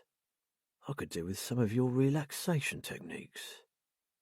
She immediately regained her composure, invited him in, and offered him a drink. But he sensed the change in her. She was going through the motions. He was no longer her favourite client. He wasn't particularly surprised. After all, it had always been that way for him.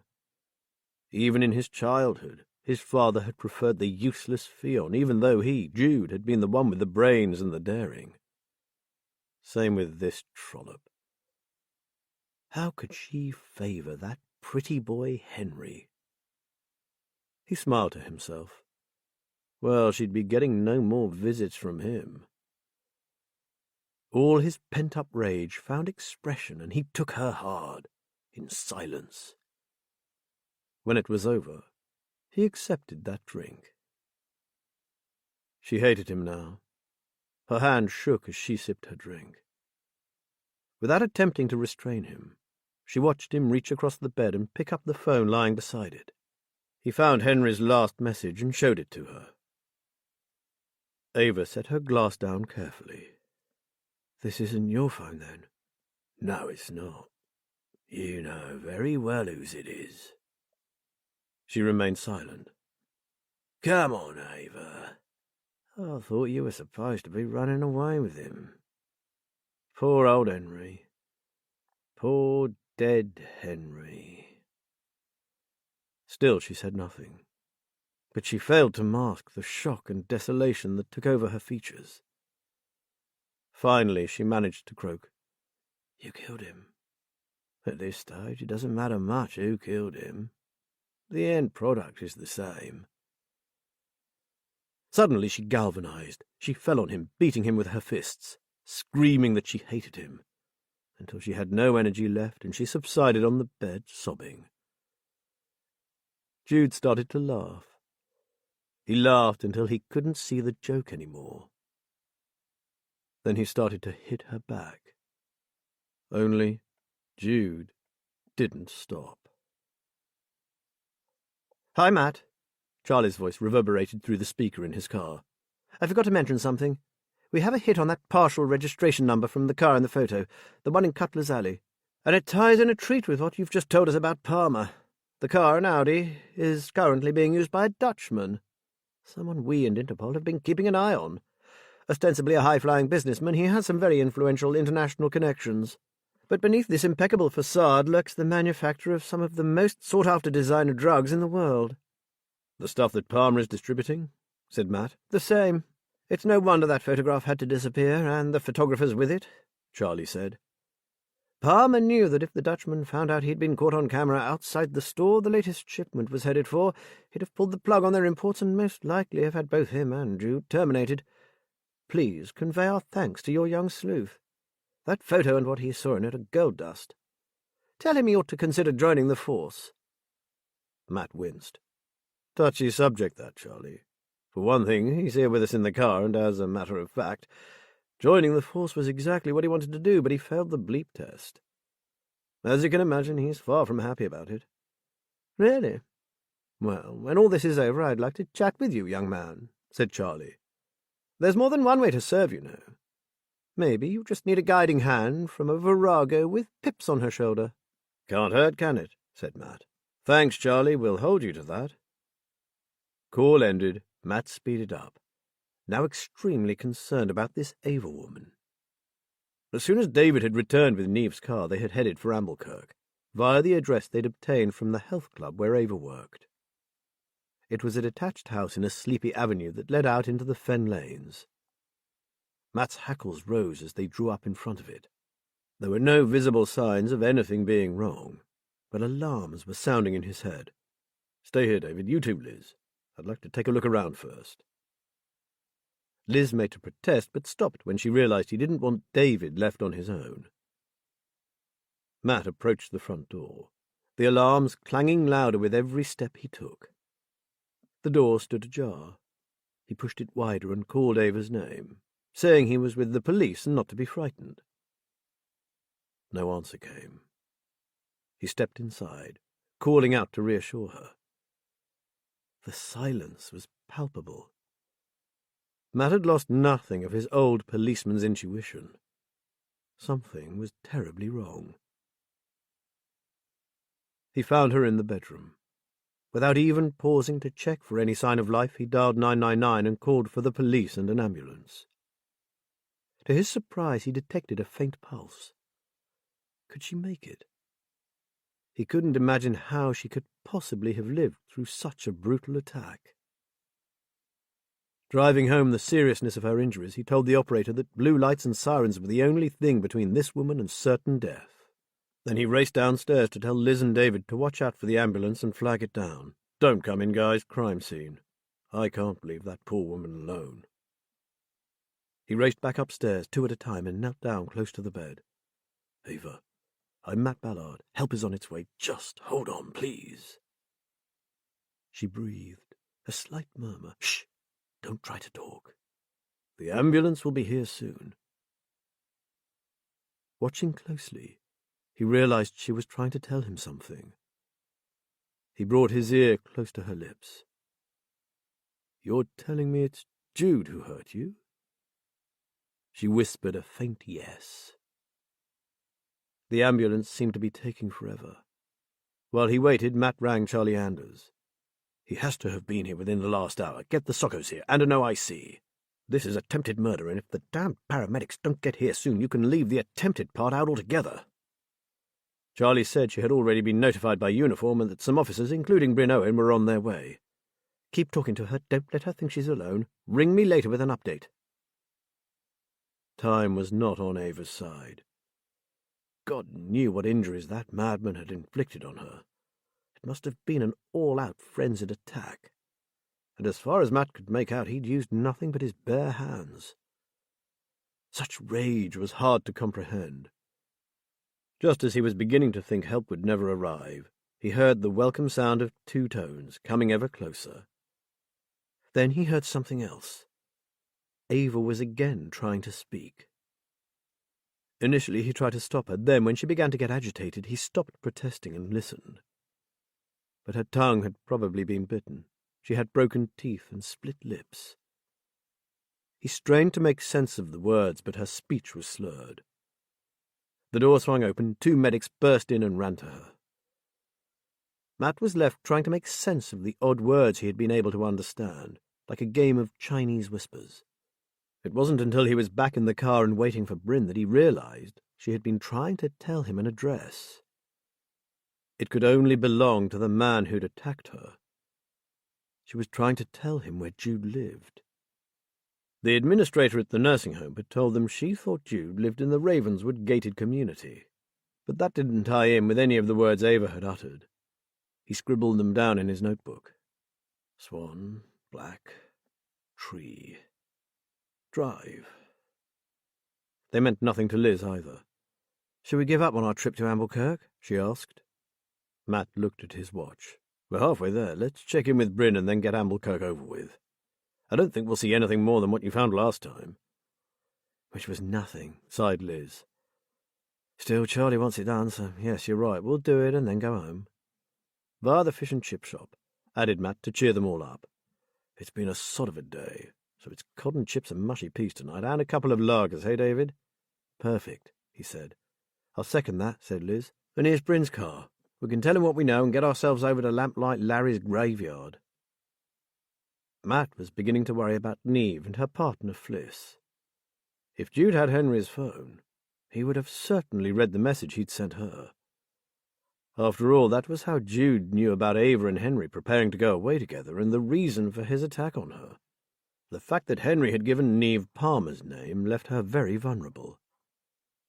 Matt wondered just how secret their bolt hole was. He didn't want to scare her further or bombard her with calls. But as soon as they had finished speaking to Bryn, he would ring her and tell her to go to some random hotel in the middle of nowhere and to use an assumed name. They should ignore all incoming calls except Matt's. And should Jude make contact, They were to disbelieve everything he said and report it immediately to Matt. On the drive to Amblenkirk, his fears for Neve's safety intensified.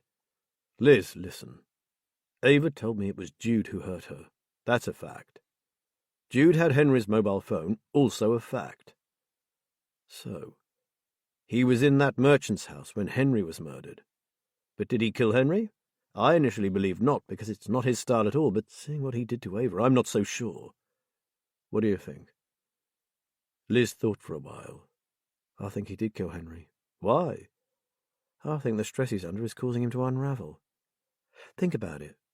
His father is off limits to him, and he needs to see Daddy, maybe from guilt or a wish to control him, or for some other reason we don't even know about. They have lost what I believe was their best facility for storing and distributing the drugs. Plus, and this is speculation, suppose he was in a relationship with Ava and found out she was about to ditch him and run off with handsome Henry. It's all about rejection, Matt. We know his father rejected him, now his woman has done the same." Matt nodded. "Yes, that's feasible. He's ruthless, but he's always been controlled. Now he seems to be falling apart. You're right, sweetheart, he did kill Henry in a fit of rage, and because he's never acted that way before, no one believes it was him. Certainly not Palmer, or anyone else he was working with." "One question remains," said David from the back seat. "What about the little boy? Did Jude kill him too, or had someone already taken him?" Matt had no answer to that. Neither, apparently, had Liz. They drove on to Amblenkirk in silence. Chapter 28. "We found the car, that Kia Picanto you're looking for." Debbie's sergeant's voice rang out through the office. "Get yourselves over to the hospital. It's in the visitors' car park." Debbie Hume and Jack Swift took one look at each other and raced out to their vehicle. "I thought we'd check the hospitals," said Jack, unlocking the door. "We did, but only admissions to A&E, as in accidents. And who's to say Bell Rackham hasn't parked it there and gone off somewhere else?" In reception, they were told that an Arabella Rackham had been admitted to Ward 11, second floor. They found her sitting in a chair next to her bed, looking pale and tired. When she saw the two police officers approach, she asked anxiously, "What's happened? Is it Jessie, her nephew?" One look at Belle's face told Debbie that this woman had not abducted Simon. Her concern was obviously completely genuine. "Can we sit with you for a while?" said Debbie gently. "We've been concerned about you. You dashed off so suddenly, leaving your garage wide open. What happened, Belle? Were you taken ill?" Belle pointed to the bed. "Please do sit, and yes, I have a blood disorder. Sometimes stress or other factors sends it into freefall. Luckily, I know the warning signs, and I can get myself straight here. I called for a taxi, but they were all busy, so I drove over. I'm all right to drive in the early stages." She looked up at them. "But this visit isn't about my welfare, is it?" "We still haven't found Simon, Belle," Jack said. "And, well, you see, we thought you might be the mysterious Anna whom we suspect might have something to do with his disappearance." Belle gave a weak laugh. "Me? Oh, dear. That was what young Kelly thought, wasn't it? She's a bright one, that kid. I knew straight away that she'd picked up on my hesitation when she asked if I knew Anna." "And do you know her?" asked Debbie. "First, can you tell me if Jessie has been found? I realize the boy hasn't, but you didn't mention her." "She's in Greenborough Hospital, Belle," said Debbie. "In the psychiatric unit. She's not well at all. Best place under the circumstances. I'm sure they'll be able to help her." Belle sounded relieved. "So what do you know about Anna?" Jack asked. Belle sighed. "Nothing, really. I couldn't give you a description because I've never seen her. All I can tell you is that Jessie can hardly take a breath without consulting Anna first." She sighed. "I spoke to Anna on the phone once, and didn't like the sound of her at all. One day I went to see Jessie about something connected with the village flower festival. I think the vicar wondered if she might play the piano on one of the open days or something like that. Anyway, when I went up to the door I heard the most terrible argument. I recognized Anna's voice and decided to tiptoe away and return later. Actually, I waited for a while to see if Anna would come out. I was dying to get a look at her, but she didn't, so I went home." Debbie frowned. "But why did you tell Kelly you didn't know her?" "I don't know, really." Belle hesitated. "I suppose I just liked her, and I felt so sorry for her. She'd come all that way alone to make sure her little brother was okay, then found him gone. I hated the thought of her getting mixed up with her aunt, his awful friend. Silly, I know, but that relationship is toxic, officer. Poor Jessie is such a gentle soul. I hate to think of her being bullied so." Bullied. The same word Kelly had used. This Anna really was a piece of work, and she seemed hell-bent on putting Jessie right down. "I wonder if it's jealousy," Debbie mused, almost to herself. "As in Jessie is talented, artistic, creative, and lovable," said Belle, "and Anna has none of those qualities." "That's about it," said Debbie. "Maybe she doesn't want other people to see her with Jessie because they might compare the two," added Jack. "Not only that. The real Anna Garnet died donkeys years ago, and this person is an imposter," Debbie said. "It's all very confusing." "What?" Belle said. "You mean Anna isn't who she says she is? I don't understand."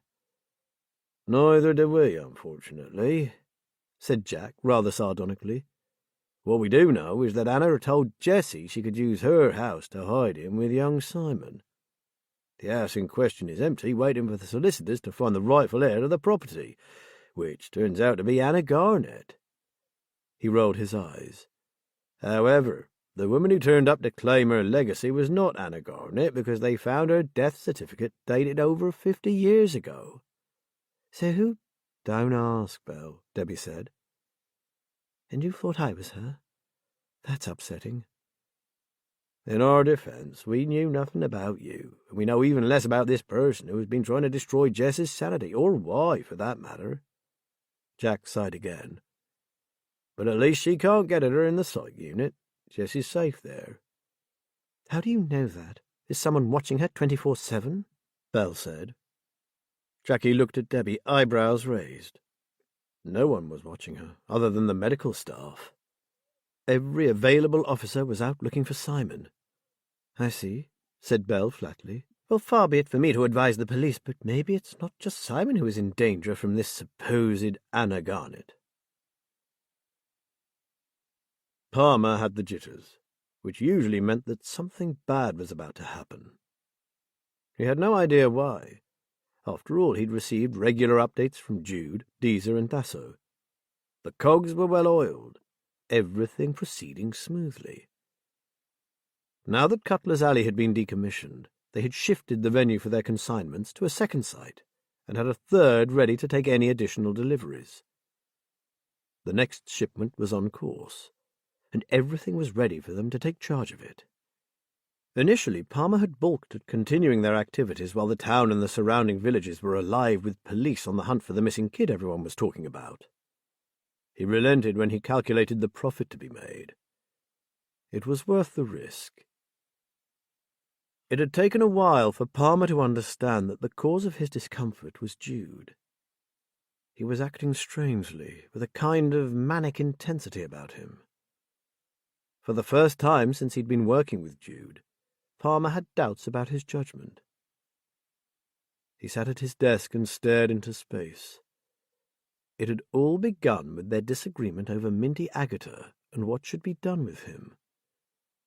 Since then, Jude had become secretive, especially about what was going on in that merchant's house. Following the call explaining his absence, in which his tone had been almost threatening, Palmer hadn't seen Jude at all. He communicated by phone, saying only that he was dealing with certain unforeseen problems and Palmer should leave him alone.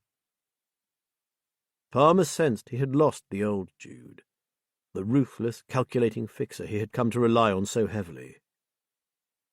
Jude's tone now verged on insubordination. Palmer's position as head of the organization was inviolable, and Jude had just crossed a line. He could see this next shipment through, after which Palmer would terminate their association. All that remained was to decide how. It was getting on for evening, and the shadows had lengthened, stretching across the old graveyard. Liz glanced around involuntarily, half expecting to see Lamplight Larry on the path, still searching for his lost daughter. She could never come to Amblenkirk without wondering what had happened to Larry's child. Liz hated unsolved cases, and having to retire from the force without knowing what had happened to young Adele was particularly galling. This evening the church looked brooding and sinister. Gone was the echo of voices raised in song. A ground haze drifted low across the fields, tendrils reaching like fingers to brush the tombstones. "Bugger this," muttered Matt. "It's not the best evening for a pleasant stroll, is it? Remind me what we're looking for so we can piss off home." "A reason to take a photograph and then realise it's so important you need to hide it," said David. "Righto, Davy. You're the ace when it comes to spotting things, so take a good look at that photo and describe what you see," Matt said. David extracted it from his pocket and moved to a spot where the last rays of the fading sun cast shafts of hazy light across the scene. "It was taken from this path here and shows the place where the paths all meet below the lamp-post. There are headstones scattered around and a dark shape that may or may not be a person just at the edge of the tree line. The church is outside the frame.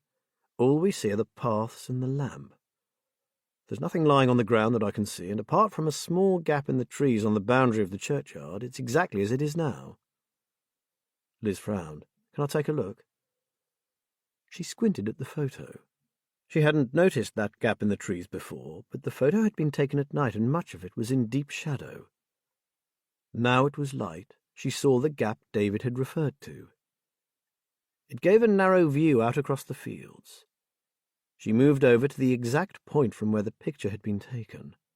Glancing back at it, she saw that there were several tiny glimmers of light out on the fen. Liz went to the gap and stared in the direction of those points of light. She realized that she was looking across the lane, directly at Barngate Farm. "Okay, Miss Holmes, you can stop looking as if you've deduced something that Dr. Watson hasn't," said Matt. "What are you seeing?"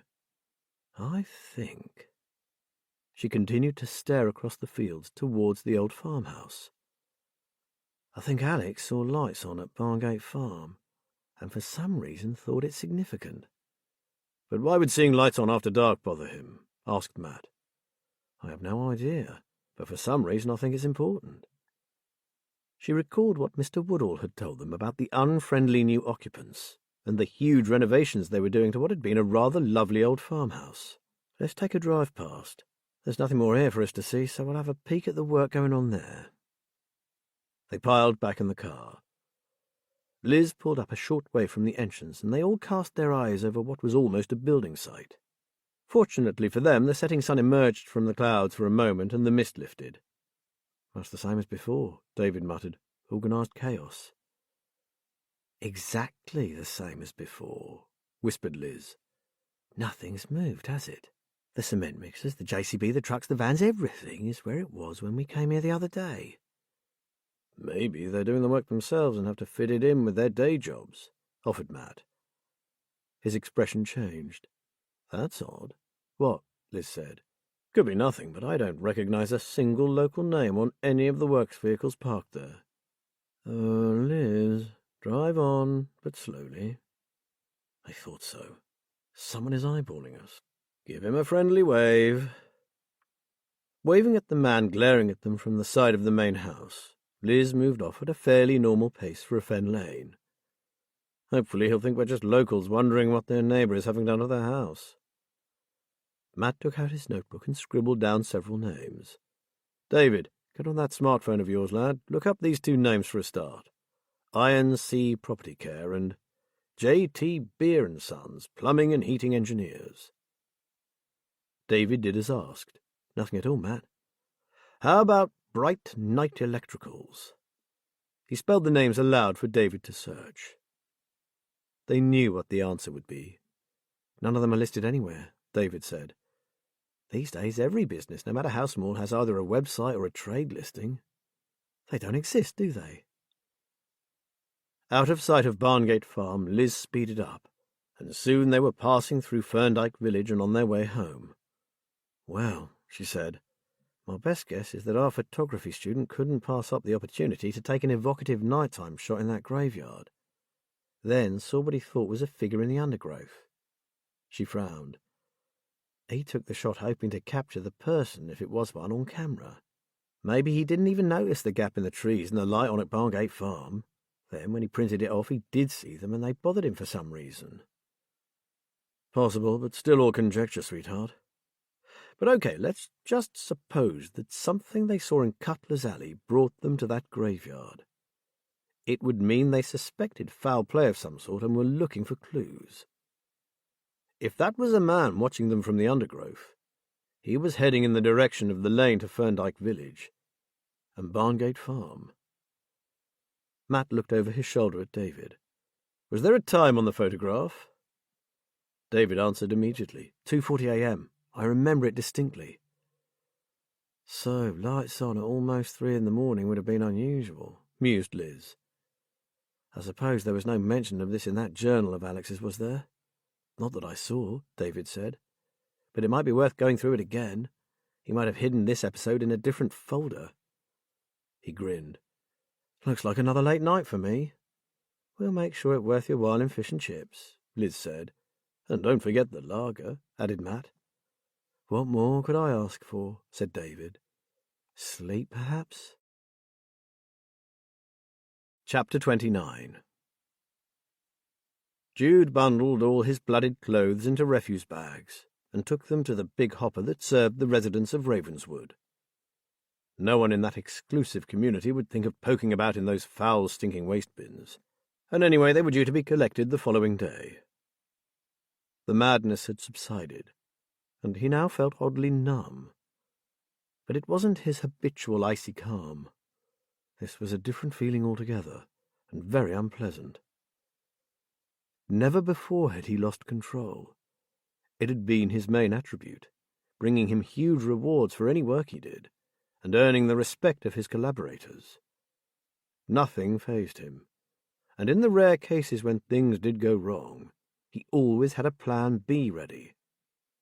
He never showed the slightest emotion, and he was proud of it. Jude poured himself a drink, going over in his mind what had led to his despicable behaviour.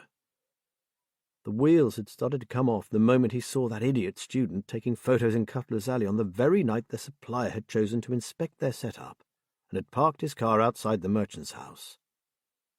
One click of his shutter had sealed the student's fate, along with that of his friend. It had been the perfect double murder.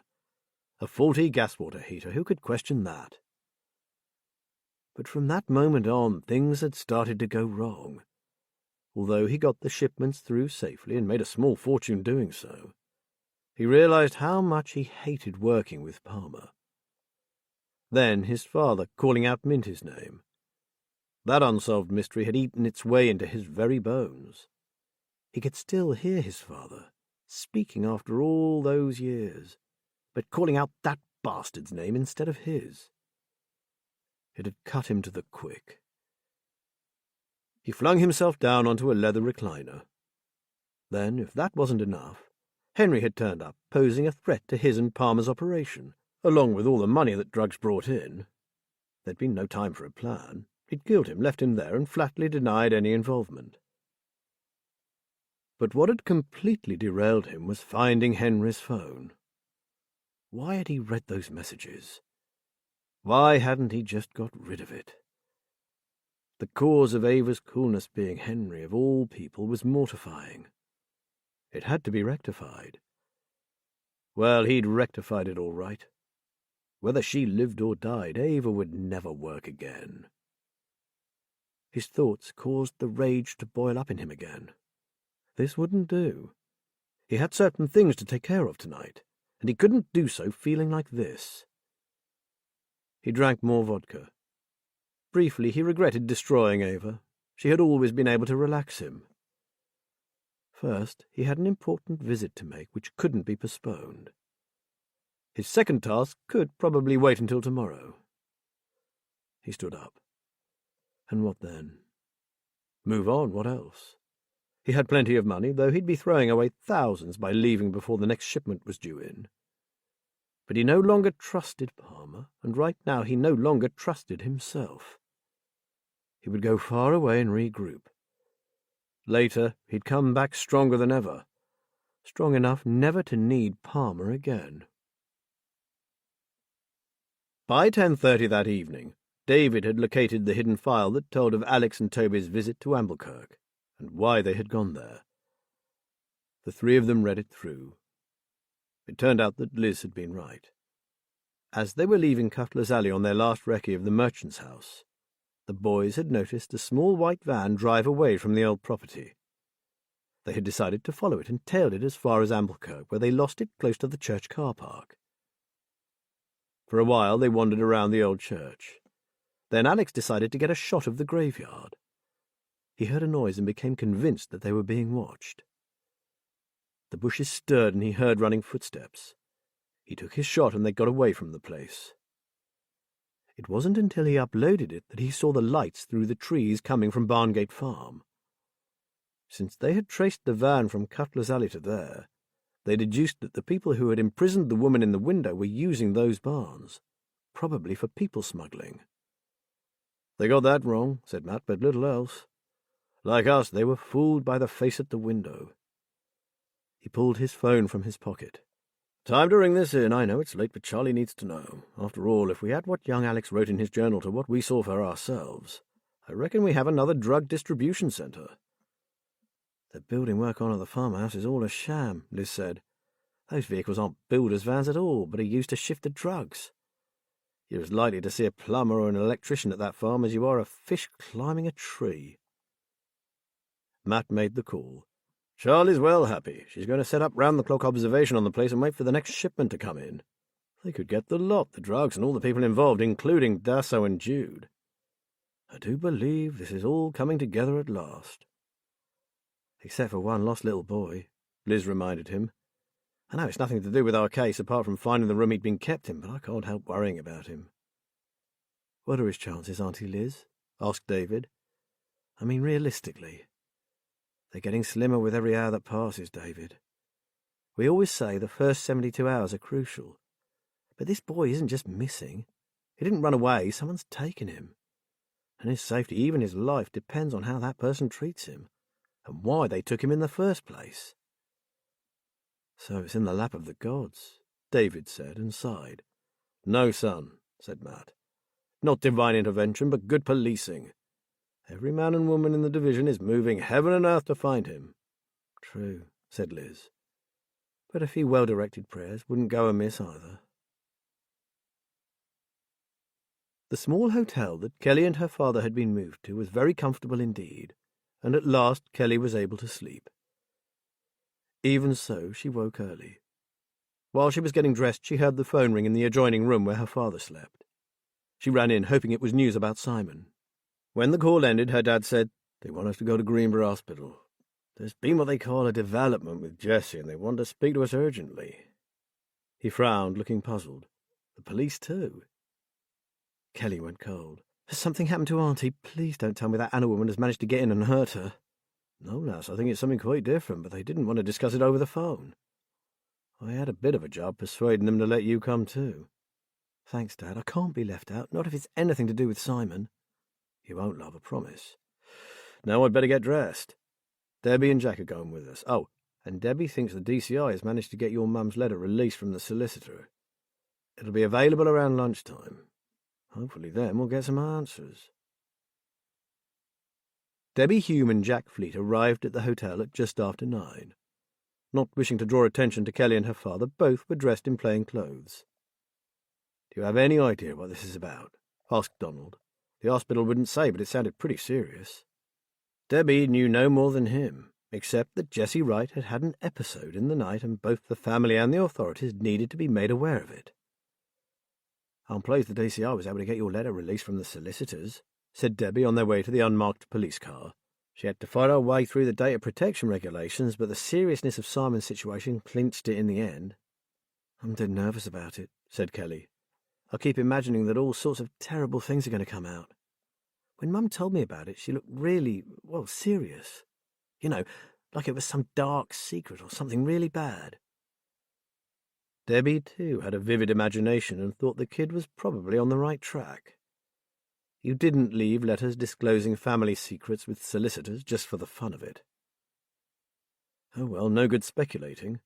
Hopefully they'd know soon enough. The half-hour drive to the hospital seemed to take an age. None of them spoke much. Jessie had been in a bad way when she was transferred to Greenborough, and the little they'd been told made it sound as if she had deteriorated further. Normally it wouldn't have been appropriate to have a girl as young as Kelly accompany them, and Debbie silently applauded her father for insisting that she be involved. Nervously they trooped into the consultant psychiatrist's office. His expression did nothing to allay their fears. He introduced himself as Dr. Lane Fitch, in charge of assessing Miss Wright's condition. "I must say her condition has given us considerable cause for concern, and we cannot understand why she hasn't been receiving treatment for it. If it had been addressed much earlier, there would likely have been no need to have her brought here." He looked at Donald. "I'm sorry, but Jessie has been living alone for years. We live nearly 200 miles away. Since my wife died, all my energy has gone into holding my family together. Though we're fond of her, Jessie has never made it easy for us to keep in touch. For a start, she's always hated using the telephone. She was a bit, eccentric, you see. My late wife, who was much younger than Jessie and who adored her, called her an enigma. Jessie is very artistic and quite talented, so we just put her idiosyncrasies down to her imaginative nature." Kelly added, "You can't blame Dad, Doctor. He's always busy working hard to keep us in school and put proper meals on the table. My brother and me used to stay with Auntie Jessie in the holidays, and she was fun. She was a bit batty, but she was sweet and kind." The doctor nodded, looking faintly amused at Kelly's defence of her father. "I see.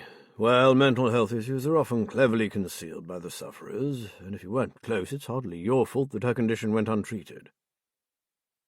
He lowered his gaze to the patient's records in front of him. "Well, we know now that Jessie is suffering from a complex psychiatric condition, and at least for a while will require specialist care and treatment in hospital." Debbie wondered what he meant by complex. "What exactly is wrong with her, Doctor?" asked Donald. "We suspect a form of dissociative disorder, Mr. Burton. In explanation, I would like to ask you a few questions and then show you a short video, if that's all right with you. It might be a little distressing, but it will help you understand what we are dealing with here. I'll leave it up to you to decide if the film is suitable for your daughter." Kelly shot the doctor a poisonous glance. "We'll start with Anna," the doctor said, not missing a beat. "What can you tell me about her?" After a few moments' silence, Donald said, "Anna has been Jess's best friend since they were children. They were inseparable, apparently. Jessie was timid, delicate, otherworldly. Anna, slightly older, was the leader of the two, strong, independent. Jessie looked to her for everything. She bullied my aunt, and she still does," Kelly snapped. "There's a bit of confusion regarding Anna, Doctor," Jack Fleet said. "A search of the records showed that the woman we believed her to be had died over 50 years ago. Someone calling herself Anna has been playing the part of Miss Wright's friend ever since. We don't understand who this impostor can be, because Jessie herself insists that this woman is her dear childhood friend. Yet the documentation says otherwise. We're hoping that a letter the late Mrs. Burton left with her solicitor might throw some light on the mystery, sir," added Debbie. "We'll have it later today." The consultant nodded. "I think I have an explanation for this, even without your letter. But first, the video. It will make everything crystal clear, but, as I say, it's distressing." He looked at Kelly. "My brother is missing, Doctor," she cried, "and unless you've been in this situation, you can't possibly know how much it hurts. If Anna has got my brother, I have to know every single thing about her, and if watching a video about my aunt's illness will help, then I have to see it. Please." Donald nodded at the consultant, who gave a slight shrug. "This film was taken last night after Jessie went into a kind of fugue state following a panic attack. She suddenly became very calm, sat up in bed, and began to talk. If you are ready." He pressed play. On the screen, Jessie became suddenly animated and started to address the empty chair next to her bed. I still don't understand why I'm here, dear. After all, it was just a bit of a panic that came on when I saw all those people in that restaurant. You know I hate crowds, and you, naughty Anna, didn't come to meet me like you said you would. I just felt out of my depth, that's all. It's quite simple and all very understandable, but now I'm in hospital, it's not fair. Shut up and listen to yourself, Jessie. Come on, you're mad as a hatter and you know it. Heaven knows I've tried hard to help you. Now it's time you admitted it. You're quite beyond help. You are, aren't you? Debbie felt her blood go cold. She wished they'd listened to the doctor and kept Kelly from having to see this. This voice did not belong to Jessie. It had a hard, commanding edge. It was deeper, harsher, and seemed to issue from a completely different throat. No one spoke. The atmosphere in the office hummed with tension. Jessie Wright began to march around the room, the strong voice reprimanding, chastising. Then suddenly she'd be sitting on the edge of the bed, hunched, simpering apologies and trying to placate her angry friend. She even looked different in the role of Anna. She had a straight back and a haughty air that gave her more height. This was the headmistressy woman Solicitor Boone had met. The consultant stopped the video. It's called dissociative identity disorder, or DID, formerly referred to as multiple personality disorder or split personality. It's often caused by a childhood trauma. The sufferer assumes two or more distinct identities. You will now have realized that Jessie and Anna are the same person. It was hard for Debbie herself to take in. What it must be like for Kelly, she couldn't begin to guess. I spoke to Anna on the phone, said Kelly in a small voice. That was what she sounded like. So it was Auntie Jessie all the time? She was Anna as well? She looked at the doctor. He nodded kindly. Yes, Kelly. She is a very unwell lady, but now we know what's wrong, we can help her. There are a number of therapies we can try. He turned to Debbie. You mentioned a letter. If I could be made privy to its contents, it would be of enormous assistance to us when we come to make our assessment of Jessie, especially if it says anything about the trauma that probably gave rise to her illness. Donald was nodding. The doctor has to have that information, Debbie. Can you okay it? I'll make the situation clear to the solicitor and to the DCI, never fear, she said. The doctor went on to tell them they feared that the stronger, more dominant persona was beginning to take over and swamp the passive one. Then he glanced at Kelly and suggested they take her home. Outside, Jack took himself out of Kelly's hearing and rang the DCI. It had occurred to both him and Debbie that since Anna had been in hospital when Simon had been taken from the room, the boy had to have been taken by Jude, or someone else no one knew about. His call over, they headed back to the hotel. Debbie drove, her mind replaying again and again the terrible one-act tragedy they had just been witness to. Chapter 30. After Liz had spent a fruitless morning at the computer, David spent a further couple of hours trying to extract the name of a road, building, or feature of the landscape from the words Ava had whispered. But he had no more luck than Liz. Matt decided she had been rambling, and what he'd thought was Jude's address was no more than disconnected words. I wish Swifty would ring, said Matt, starting on his third mug of tea. I hate being out of the loop like this. Oh, I forgot to mention, said David. I heard from Peter earlier. Minty hasn't turned up, but neither have there been any reports of anyone found injured or dead, and no strangers discovered in a local detective's potting shed as far as he knows. Peter reckons our bird just took fright for some reason and flew the nest. Liz nodded.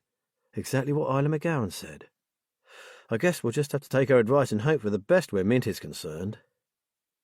Matt's phone rang. He grabbed it, sloshing tea over the table.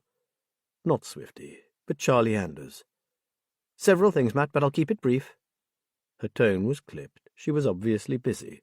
If you could go to the hospital as soon as possible, the officer on duty outside Ava Kaminsky's room has said she is conscious but will only talk to you. Can you do that for me? He assured her he'd go immediately. Good, and ring me straight after, please. Things are rather full on here, as you can imagine. Where Simon is concerned, it seems that the mysterious Anna is out of the running completely. and our fears have increased further, as we are left with Jude Sheriff as the main suspect in his abduction, which, you can imagine, is giving us serious cause for concern. Don't ask about Anna right now. Jack Swift will ring you shortly and explain. Sorry, Matt, but it's manic here, and I'm due to give a press conference in 10 minutes. Is there anything else we can help you with, Charlie? He asked. After you've seen Ava, could you get over to the nursing home and see if Paddy Sheriff's son has been to visit? I doubt he'll try, but his father does seem very important to him, so maybe he'll risk it. Oh, and finally, some officers went to his posh apartment in Ravenswood, and he's not been there for days. Another resident told us he has more than one place of residence, but doesn't know where it or they are. Apparently Jude had said one was a relaxing retreat, but never mentioned where. Oh, my God, look at the time. Charlie swore and rang off. Matt finished his tea. Right, you lot, we're off again. Tell you what, I'll go to the hospital while you two check out the nursing home. They know you're there, and maybe they'll let you have another word with Paddy. Get his take on whether he thinks Jude really would abduct a child, and if so, where he would take him. It's just dawned on me that Paddy has probably learned a whole lot about Jude from listening to him babble while he lay there pretending he couldn't speak. Liz stood up. You're right, we'll see what we can find out. Keep in touch, won't you, darling? Especially if Ava gives you an address for Jude. Will do. See you both later. Matt hurried to his car, feeling that all the different strands were about to come together. He just hoped the threads would lead them to one little boy. Wasn't that Isla McGowan in that black car? Said David. They were turning into the entrance to the Linden House nursing home. There's no mistaking that hair, said Liz, which is not good news for us. If she's just spent time with Paddy, he'll be needing a rest, so I doubt Carol will let us visit him. I bet she's the one with the diamonds, said David with a grin. Who else would he trust that much? They're clearly pretty close. Soulmates, Liz said, echoing Isla's words. She knows Minty too, and all about the big secret. Yeah, it has to be her. Well, that's one secret we may never be privy to, Davy boy. No one is going to cough to having a fortune in stolen gems under their bed, are they? Hadn't thought of that. Probably not, muttered David. Carol was not in the office, but another member of the staff allowed them a few minutes with Paddy, so long as they didn't overexcite him. I thought you'd be back, but we've not heard hide nor hair of him. The old man chuckled. One thing's for sure, stopping his visits will hurt him a lot more than me. It's been ever so relaxing without him whining away by my bedside every bloody day. We saw Isla as we came in, Liz mentioned casually. She brought me a few things I needed. Now that's someone who could stay all day, and I'd be all the better for it. Pity the boss doesn't feel the same way. She puts a limit on our time together. Miserable old cow. Would it tire you if we asked you a few questions, Paddy? Liz said. I'll soon be having a very long sleep, won't I? So ask away. It appears that Jude is in the frame for abducting that little boy we told you about, Paddy. Do you think he's capable of abducting a child? Liz asked. If it's to his advantage, Jude would do anything. So the answer is yes to that one. Next question. Liz wasted no time, mindful that at any moment Carol could turn up with an eviction order on them. We've been told he has left his main residence in Ravenswood, but that he has other addresses. Do you know what they might be? Can't help you there, I'm afraid. He only ever told me about Ravenswood. He did say he had a place close to water somewhere. Relaxing, he said. But he never gave an address. I've a feeling he may have another apartment, too. Smaller. Not as classy as Ravenswood, but still fairly upmarket. Jude doesn't do slumming it. Oh, and he never buys, just rents. Says it's easier to up sticks and move on sharpish. And he has more than one because it makes him harder to trace. Liz said, I suppose you've not heard from Minty. He seems to have done a runner. Well, we're hoping that's the case. He's not where we hid him. Paddy frowned. Knowing Minty, something scared him and he's legged it. He'll be back, though. He knows I haven't got long, and he won't let me shuffle off my mortal coil without saying goodbye. He'll just wait until the coast is clear. I'm telling you, my friends, Minty is a diamond. Liz noticed he was looking rather pale and decided he'd had enough. They stood up to leave. Hang on a minute, Paddy said. Jude will come back here, you know. He has to. He has no choice. It could even be today. Can I ask a favour? Liz nodded. Your officers have to let him in. I've got to talk to him one last time. It's to do with our family. Can you make sure that happens? It's my one wish before I go. I'll make sure everyone knows it's your wish, Paddy, I promise. He lifted his hand, and his eyes closed. Carol still wasn't around, so they decided to leave. Back in the car, David said, It's not an act, is it? He really is close to dying. Carol says so, and she'd know.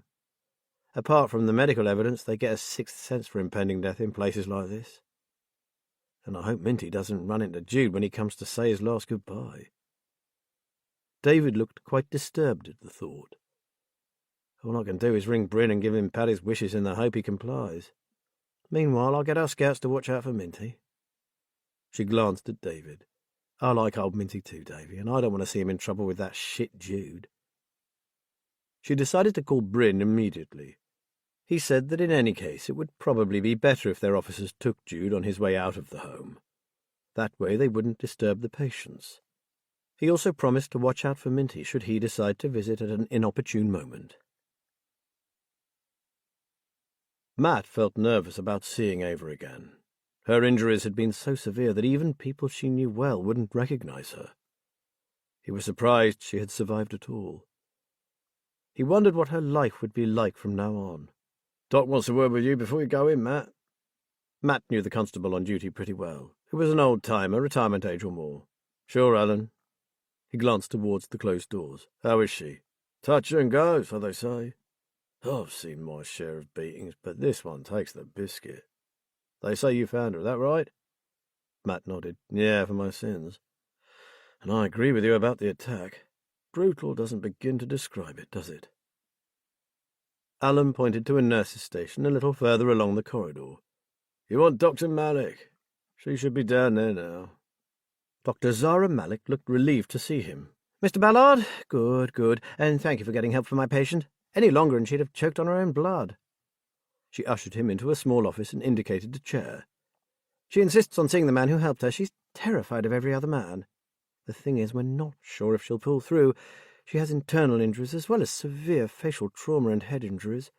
But we're monitoring them carefully in the hope that the internal bleeding will settle without surgical intervention. Our main problem was that her facial fractures were too severe for safe placement of an endotracheal tube, so we needed to take an emergency option. By this morning, though, things had improved and we were able to wake her up. As soon as she was stable, she began to ask for you. I think I know why, Doctor. She was trying desperately to tell me something when I found her. It's to do with the man who hurt her. Zara Malik nodded slowly. Ah, yes, we did wonder. Now, before you go in, Mr. Ballard, you need to know that she can barely speak, and we have to keep her as calm as possible. If she manages to tell you what's worrying her, just reassure her and then go. She looked apologetic. I'm sorry, but we are far from happy with her condition. If it wasn't for the fact that it would be more upsetting for her not to see you, I wouldn't allow you to visit either. Matt said he understood. He made his way to the critical care unit slowly, reluctantly. He hadn't told the doctor that he wouldn't be able to bear staying with Ava any longer than was absolutely necessary. His fears were realized. Matt hoped he would never again have to undergo such a shocking, saddening few minutes. He left the critical care unit sick to his stomach, so angry that he feared for his blood pressure. Somehow Ava told him what she needed to say. He thanked her and whispered that he'd move heaven and earth to bring Jude to justice. He meant it. Leaving her room, he ran to the gents' toilet and threw up. As he washed his hands and doused his face with cold water, he knew that should he ever meet Jude's sheriff, he would very likely kill him for what he had done to Ava Kaminsky. Simon heard the key turn in the lock. "Have you arrested them, Inspector Sheriff?" "It's imminent, Simon. That's what I came to tell you. My officers are getting ready for the raid right now. I just wanted to make sure you were okay first. Will you be all right for a bit longer? Our men are outside, so you have no need to fear. Can you stay put and be brave for me? It'll just be a few more hours. Then we'll move you out of this safe house." He tousled Simon's hair. "You're not frightened, are you?" "Not with you around, Inspector." "Good boy. Tell you what, how about you finish off that picture of the owl, the one we started yesterday? There's food in the fridge and plenty of soft drinks. I'll be back as soon as this is over, then we'll celebrate, yeah? Just you and me." Simon gave him a broad grin. "Yeah." His smile faded a little. "Inspector Sheriff, be careful, won't you? I'd hate the bad men to hurt you." "They won't hurt me, son. I'm the biggest, baddest man in town, believe you me. Now I have to go. I'll lock the door and give the key to the officer watching outside. So keep your head down. No looking out of the windows. Stay in this room and wait. That's your orders until this op is over. I'll be back as soon as we've slapped those handcuffs on the bad guys, okay? Now remember, no one comes in except me. Got that?" "Got it, Inspector Sheriff." But Simon felt anxious. He recalled being told that very thing once before, and being left alone for ages. "Hey, buddy, I'm not your batty aunt, okay? It won't be like before, I promise." The inspector eyed him thoughtfully, flopped down on the leather couch and patted the seat next to him. "Come here and sit with me. I'll tell you a story." Simon sat and felt the man's strong, reassuring arm around his shoulder. "I know what it's like to be alone, sport. When I was a kid, I was lonely. I was ill too, just like you. No one loved or even liked me, and I had to learn to be brave and stand on my own 2 feet. Men like you and me don't need other people, kid. They always let you down. Think about it. Your dad sent you away even though you were poorly. And take your auntie. She said she loved you, but where is she now? See, she let you down too." The detective drew him closer. "Yes, I have to go out too, but I'm different. I'm going to catch those bad men you tell me about, and when that's done, I'll be back. So just be happy to be alone. It makes you stronger, Simon. I know, because it made me what I am today." He stood up. "Time for action. High five, partner." The key turned in the lock, and Simon swallowed hard. He had no doubt that the inspector was a brave man and strong. But Simon couldn't help thinking he'd got it a bit wrong. Kelly loved him, and Dad. Even Dotty Auntie Jessie did. Still, he was in trouble, and it was Inspector Sheriff who'd come to his rescue. So perhaps the detective was right. He was certainly right about the bad men, though. Simon was sure of that. The inspector had told him that these men were clever. If they discovered where Simon was, they would pretend to be from the police. They might even say they'd brought his dad or his sister with them, a trick to get him to open the door. Inspector Sheriff said that wasn't likely, but they had to be prepared, just in case.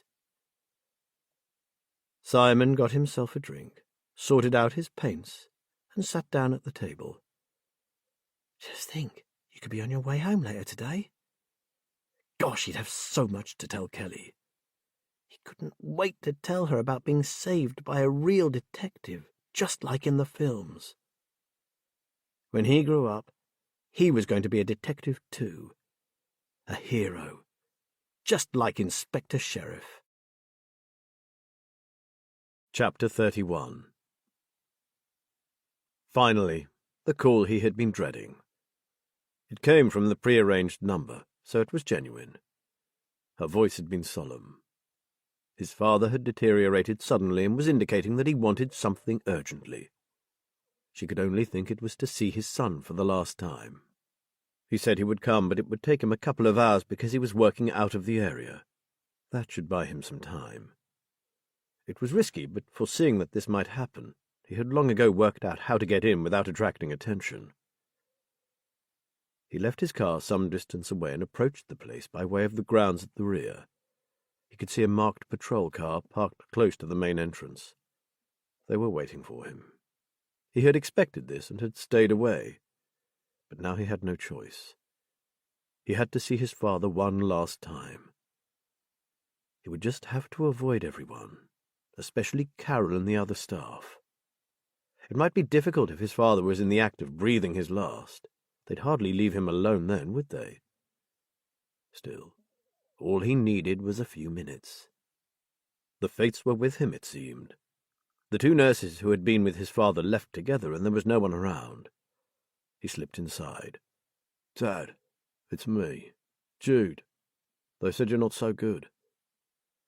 His father looked pale, his nose sharp and narrow, corpse-like.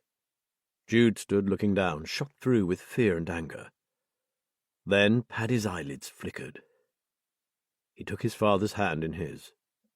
"Just you and me, Dad, father and son, like it always should have been. We'd have made such a partnership, the best team ever." He sighed. "Even after I got rid of everyone who stood in our way, you never accepted me. Why, Dad?" Did he feel a slight pressure from the hand in his? "Jude," he gasped. "Dad? Yes, it's me, Dad. Jude, your one true son." His father struggled to say something else. Jude couldn't catch it, so he leaned closer. His father made a sudden movement. At first, Jude hardly felt the long blade enter his body. He looked down at his father's benign face. Paddy's voice was clear when he said, "It's the kindest thing I could do for your son, and I hope you rot in hell." Jude heard no more. Matt was about to ring the station and let them know the address Ava had given him when he received Liz's call. She said she and David were on their way back to the nursing home and Matt should get there as fast as he could. She'd explain later, but the bottom line was that Jude was dead. Matt arrived some 15 minutes later to find Liz and David waiting for him in the car park. "As soon as I heard he was dead, it all made sense," Liz began. "We saw Isla leaving here earlier. She seemed preoccupied and didn't see us. When I mentioned it to Paddy, he said she had brought him some essentials. I should have twigged then. What essentials would Paddy need in that place? Jesus, Matt, she must have brought him a bloody great knife." Paddy killed Jude? It shouldn't have been a surprise, not after what he'd said, but somehow it was. "Paddy told me that he might be able to lure his son to the home. Then the police could catch him on the way out." Liz exhaled. "He used me, fool that I am, to make sure that the officers on Obbo let Jude in so they could have a supposed final few words. Have I got mug tattooed on my forehead?" Before Matt could answer, a nurse hurried towards them across the gravel drive. "Liz Haynes, Paddy wants to see you. Can you come, please?" They all trooped after her, only to be stopped at the entrance. "Crime scene, sir. Sorry, but it's rather unusual circumstances. I'm afraid it's only the Sarge who can go in, and only after you've suited up." The PC handed Liz a coverall and boot covers, while Matt stood at the door and gazed on the strangest tableau he had ever seen. Paddy lay back in his bed, which was awash with blood, his arms around the body of his son. The old man looked almost happy. He looked up when Liz approached him. "Ah, my accomplice. I owe you an apology, I know, but it had to be done. It was the perfect solution." Matt was almost inclined to agree with him. "I don't like being used, Paddy," said Liz, almost tempted to smile. "Smarts, don't it?" The old villain grinned at her. "But you know what they say about breaking eggs to make an omelette. Anyway, the fact is, it's over. I suppose no one should set himself up as judge, jury, and executioner. But in this case, it was my right. After all, I brought the abomination into this world. As Liz turned to leave, Paddy murmured, Thank you, Liz, ex-detective Sergeant Haynes. I still wonder if you didn't know all along. But anyway, I appreciate your help. Liz left the room without looking back. Matt followed, trying to read the expression on her face. It remained inscrutable, but he could guess what she was thinking. Had she really not put two and two together? Outside in the car park, they breathed in the fresh air. I think he forgot one important thing in his perfect solution, said David. Matt looked at him. Simon. If Jude was holding him and Jude's dead, how do we find the boy? Matt thought he had the answer to David's question. The address Ava had given him was that of a riverside chalet that Jude used when he wanted to relax. There was a small cruiser there, too, called the Black Swan. The words all tied in with what Ava had tried to tell him when he found her. The name of the chalet was Rowan Trees, and it was approached from Marsh Drive. But when the police got to the place, it was empty, with no indication that the little boy had ever stayed there. Immaculate, as if waiting to be photographed for an interior design magazine. Jude's main apartment had been searched too, drawing another blank. We've come full bloody circle, haven't we? Cursed Charlie Anders. First his crazy aunt turns into a Fruit Loop and forgets where she left him. Now a psycho killer gets topped by his dad and we have no way of knowing where he's being held. Wonderful! Fucking wonderful! Paddy says he has another apartment somewhere. How many can there be in a small town like this? Asked Liz. Too many. People call a flat an apartment, and there are big old houses all around the villages that are now split into you-got-it apartments. Charlie looked ready to blow. I'm giving yet another press conference followed by an urgent plea on TV for people to please check flats and rooms in shared accommodation. It won't be anywhere rough, Charlie, Liz said. Paddy assured me Jude didn't do slumming it. It will be pretty high-end, whatever it is. And judging by his other homes, he definitely liked luxury. That helps, said Charlie, calming down somewhat. And we are checking with every rental and letting agent in the area in the hopes that he used his own name. That, however, is doubtful. His main residence was listed under a company name and the bills were paid from an account abroad. He didn't want to be found easily. If it's all right with you, I'd like to go back and see if I can jog Paddy's memory, said Liz. Maybe he can come up with something that might give us a lead. He's been lying there for 2 years, listening to his son deliver regular monologues. He has to have heard something in all that time, and the old bastard owes me. It's the least he can do. Be my guest. He's under a hospital restriction order due to his failing health. He's going nowhere other than a one-way trip in a box. Ring me direct if you get anything. And maybe another chat with Ida McGowan, Matt said. She's here, Matt, being interviewed about that knife. Then maybe get whoever is doing the interview to ask her if she has any idea where Jude's third address might be. There's a chance she knows a bit about Jude Sheriff from his dad. Matt would have dearly loved to have conducted that interview himself, but that wasn't going to happen. Sure, I'll send someone down straight away. Now forgive me, I have to prepare for this TV appeal. Keep in touch, okay? Before we go, Matt said, are you still raiding Barngate Farm? Tonight at nightfall, why wait? Now Jude is out of the equation, we suspect the whole thing will fold. I can't see them bringing in another shipment without him, and with the area alive with police, they definitely won't take the risk. We might as well go in and close it down. She looked irritated.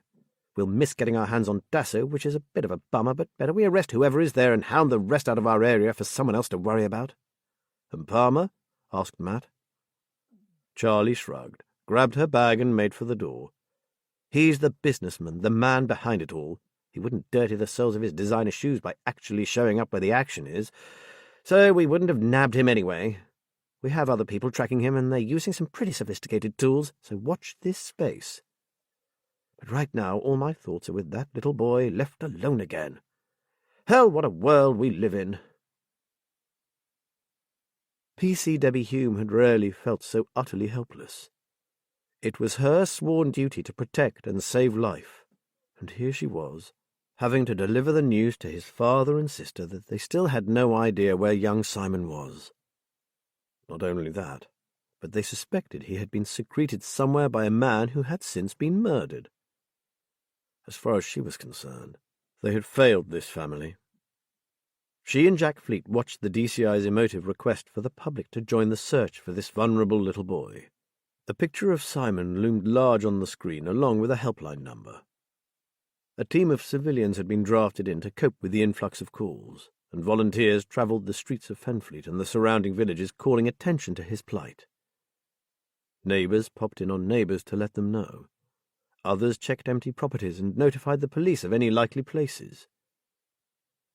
It was hard to keep Kelly and Donald's spirits up when you felt so despondent yourself. And as the evening drew in, Debbie decided that if she didn't do something positive, she'd start climbing the walls. Leaving Jack at the hotel with the Burtons, she drove back to the station and went into the control room. As she had hoped, one of the officers on duty was a guy called Reese. Debbie was well aware that he fancied her. She wasn't interested, but he never gave up hope. At least he wasn't a nuisance about it, and over time it had turned into a bit of a standing joke between them. "Okay, Reese, I have an unofficial request. Will you help me?" His face lit up. "For you, Deb's anything." She gave him a quick hug. "Then if any of the crews ring in with something really viable, and I mean really, will you keep me in the loop? I feel particularly responsible for that little lad and his family, and I want in on any possible locations where he might be being held. Can you do that for me?" Reese's smile stretched from ear to ear. "We'll discuss payment later, sweetie, but sure, anything I think worth following up, I'll hand over to you." Even before she got back to the hotel, an unofficial heads-up was passing from crew to crew. "All units, after official procedures are followed, alert our Debs if you have anything of interest. Could mean free donuts for a week." Debbie drove back to the hotel in a more positive frame of mind. It wasn't much, but at least if anything happened she'd know about it immediately. Until then, all they could do was wait. The Sockos were still finishing up at the crime scene. Jude's body had been taken to the mortuary and Paddy had been moved to another room. Liz went in and found him looking exhausted. She guessed that now the adrenaline had worn off, he was beginning to grasp the reality of what he had just done. She was surprised the effort hadn't killed him, but when she entered he gave her a tired smile. "I know why you're here, but I really don't think I know any more than what I've already told you."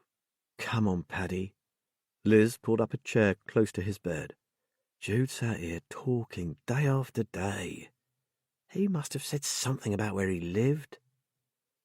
She looked at him, willing him to make an effort. "We've got a loving father and a distraught sister going mad with worry over that little boy, who, to make it worse, is asthmatic. Help us out here." "I'm tired, Liz Haynes. It's been rather an eventful day, in case you hadn't noticed." He closed his eyes. "Then wake yourself up, you old bastard. You told me earlier that you'll soon have plenty of time to sleep, so make your last waking hours worthwhile. Help me find that child." He chuckled. "I bet you were a force to be reckoned with in your day." "You haven't seen anything yet, Paddy Sheriff. And by the way, the boss isn't here tonight, so I'm free to get the thumbscrews out if I have to." She fixed him with an unblinking stare. "I'm beginning to wish I'd picked someone else to run that little errand for me." He sighed. "Okay. What kind of thing do you want me to remember?" "Anything, no matter how unimportant it seems, about where he was living or staying. We know he had a chalet on the river, and we know about Ravenswood. It's the other place we think he's in Little Simon in." Paddy shifted a little in the bed. "I'm sure he never mentioned where it was. He only said that he felt easier knowing there was more than one place where he could hide if he needed to." "Did he ever say if it was far from his main home, or close by, or in a village maybe? Or perhaps that there was something like a pub or a shop or a church nearby?" Liz tried to think of anything Jude might have mentioned in passing. How about things he liked to do? Did he play sport or do exercise? "He did go to a gym. He was a member of one, he said. He would work out and then swim for a while. I thought that was funny because he hated water when he was a boy and he was scared of the swimming pool. He paused. Did you say this boy's asthmatic? That's right, why? Then I can't see Jude hurting him. Jude understood about asthma. He was asthmatic as a child, but he grew out of it. In fact, we wondered if it wasn't actually allergies caused his breathlessness. The thing is, it frightened him, and he never, even as an adult, went anywhere without an inhaler in his pocket. He swore that if he always had one with him, he'd never get short of breath. He was a bit superstitious at times. That did interest Liz. It had been assumed that because they'd found an inhaler on his arm, the boy had been left without one. If Jude had taken him and did as his father had said, Simon had a better chance of surviving. She'd need to ring that in. But first she had another question for Paddy. So where was this gym? I don't know, but he said it had the best pool in the area, if that helps. She knew immediately which one he meant. Liz gave Paddy a break while she rang Matt. If I throw a few things at you, can you pass them on for me? Then I can press on here. Matt naturally said he would. Right, Kingsmere Sports Club. I think Jude was a member. Check if he registered with them using a different address to the Ravenswood one. And Matt, tell Debbie that Jude had an inhaler with him. Paddy doesn't think he'd hurt the boy, so there's a greater chance he's still alive. I'll pass on anything else as it arises. Paddy seemed to have drifted off to sleep. Liz watched him for a while, though she didn't intend to let him off that easily. She had more questions yet. She went out into the hallway and had a few words with the officer assigned to watch Paddy. Infirm he might be, but he had just murdered his son and was therefore under arrest. She went to find an orderly and asked for tea for Paddy and herself. She was told that Paddy usually had a small malt whisky in the evenings, from a bottle his friend Isla brought for him, and since he was dying, no one saw fit to deny him this small pleasure. I'd make it a large one if I were you. He's had a bit of a day, what with one thing and another. She went back to Paddy's room and woke him up. Oh, you again. I was hoping you'd have gone by now. I'm thinking of asking to be taken in and put in a nice, quiet cell where I can die in peace. No such luck, chum. And anyway, you wouldn't get your evening Glenfiddich in the slammer, would you? With a grin, she handed him his whisky. Cheers. Liz hated being so hard on the old man and wouldn't have, but for the fact that Simon's plight was so desperate. I wasn't really asleep, Paddy said. I was trying to remember something that might help you to find that kid. Like you said, I've lain here listening to hours of Jude going on about his life. Some of it made me sick to my stomach. He would tell me things he thought would make me proud of him, but I wasn't. I was horrified. He tilted his head to one side a little and said, Look, Liz, I've been bad, I admit. But I've never killed before today. I know. You made plenty of noise, but to my knowledge you never actually harmed anyone. You were a bloody good jewel thief, though. I bet you think I'm a monster for what I did. I mean, a father who deliberately kills his son, plans it even. It would take a big heart to forgive that. What you did was against the law, but he broke your youngest son's back and most likely caused your wife's death. I'd call that extreme provocation. You're not a monster, Paddy, and I'll never think of you that way. Well, he did say something once. It was around a month ago after that big wind that caused so much damage. I remember. It blew some of the tiles off our roof. Jude said he'd been asleep and was woken up by this huge crash. A massive old horse chestnut tree in the grounds had been uprooted and had come down across 3 of the cars in the car park.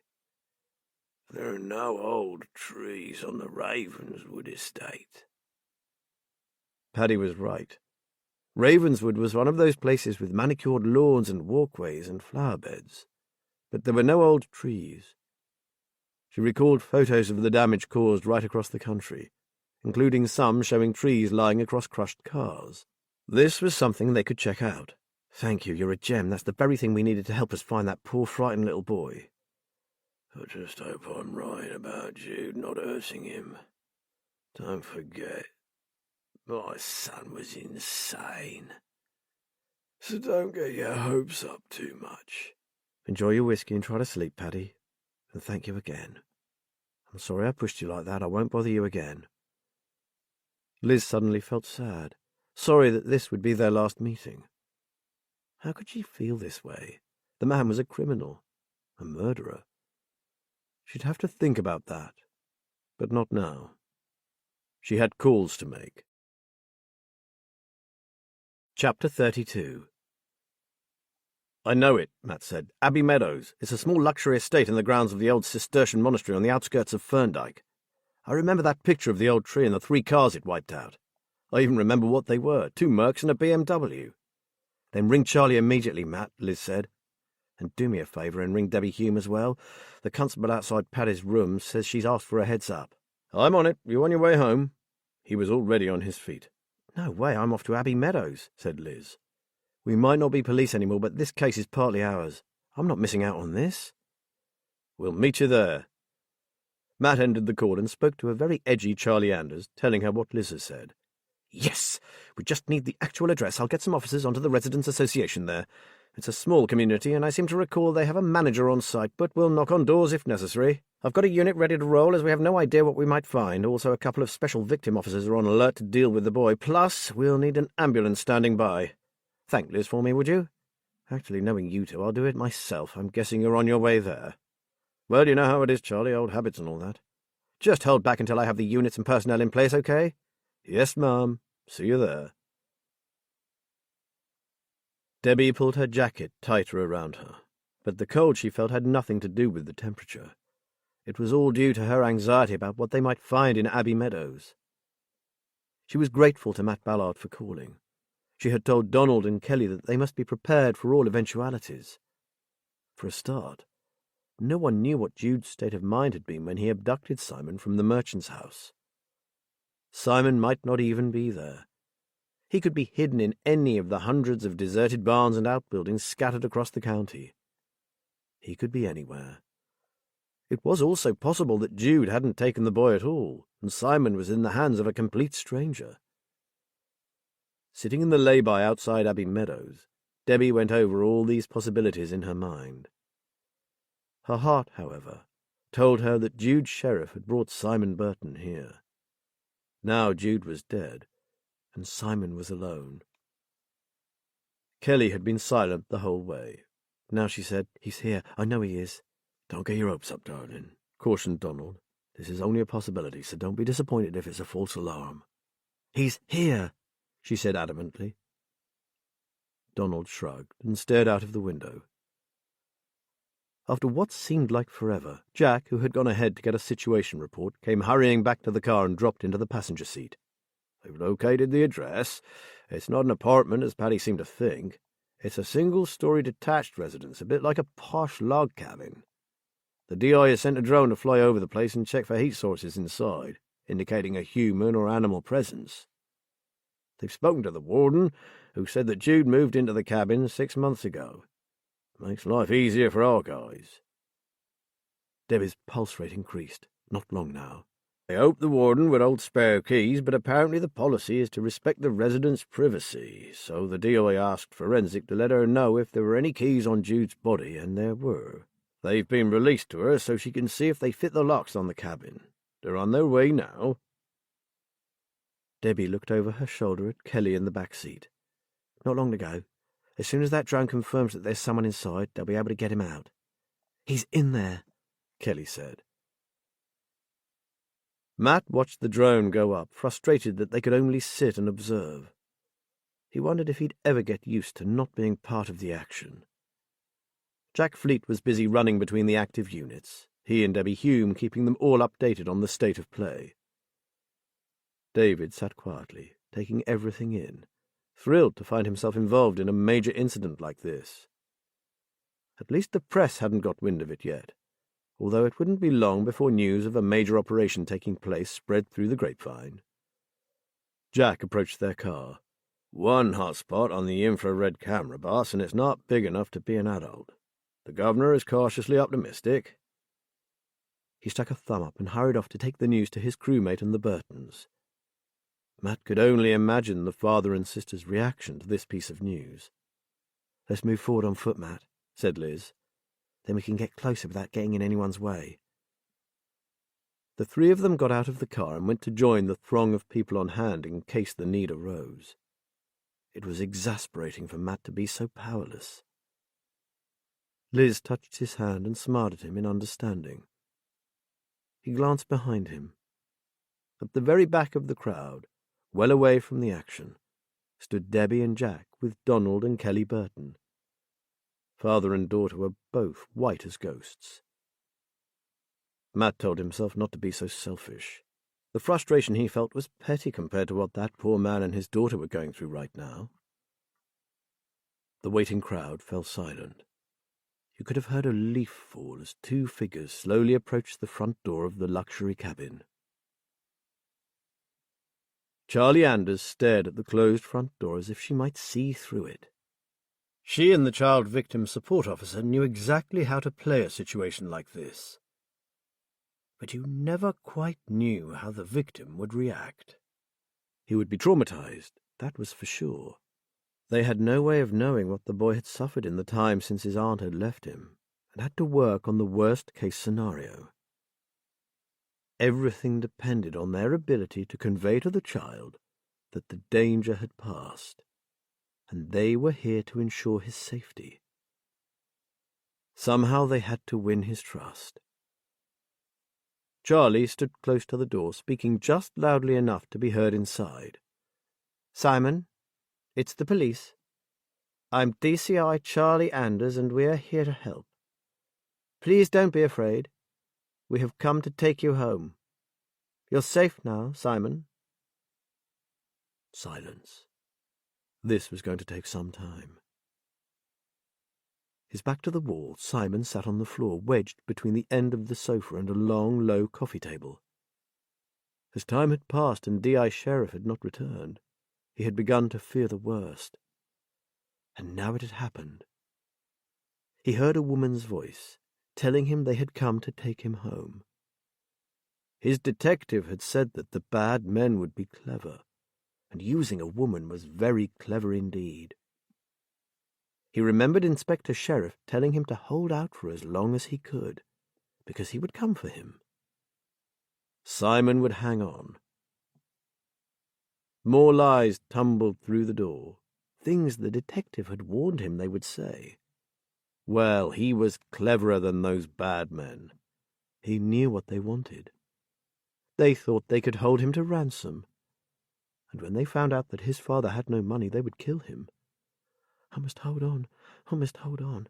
He will come," Simon muttered. As his fear increased, it became harder to breathe. He pulled the detective's inhaler from his pocket and took 2 puffs. He closed his eyes and tried to concentrate on breathing. Yes, now there were 2 voices, both trying to trick him into believing them. "I must hold on, I must hold on." He stopped. Inspector Sheriff had been right. People did let you down.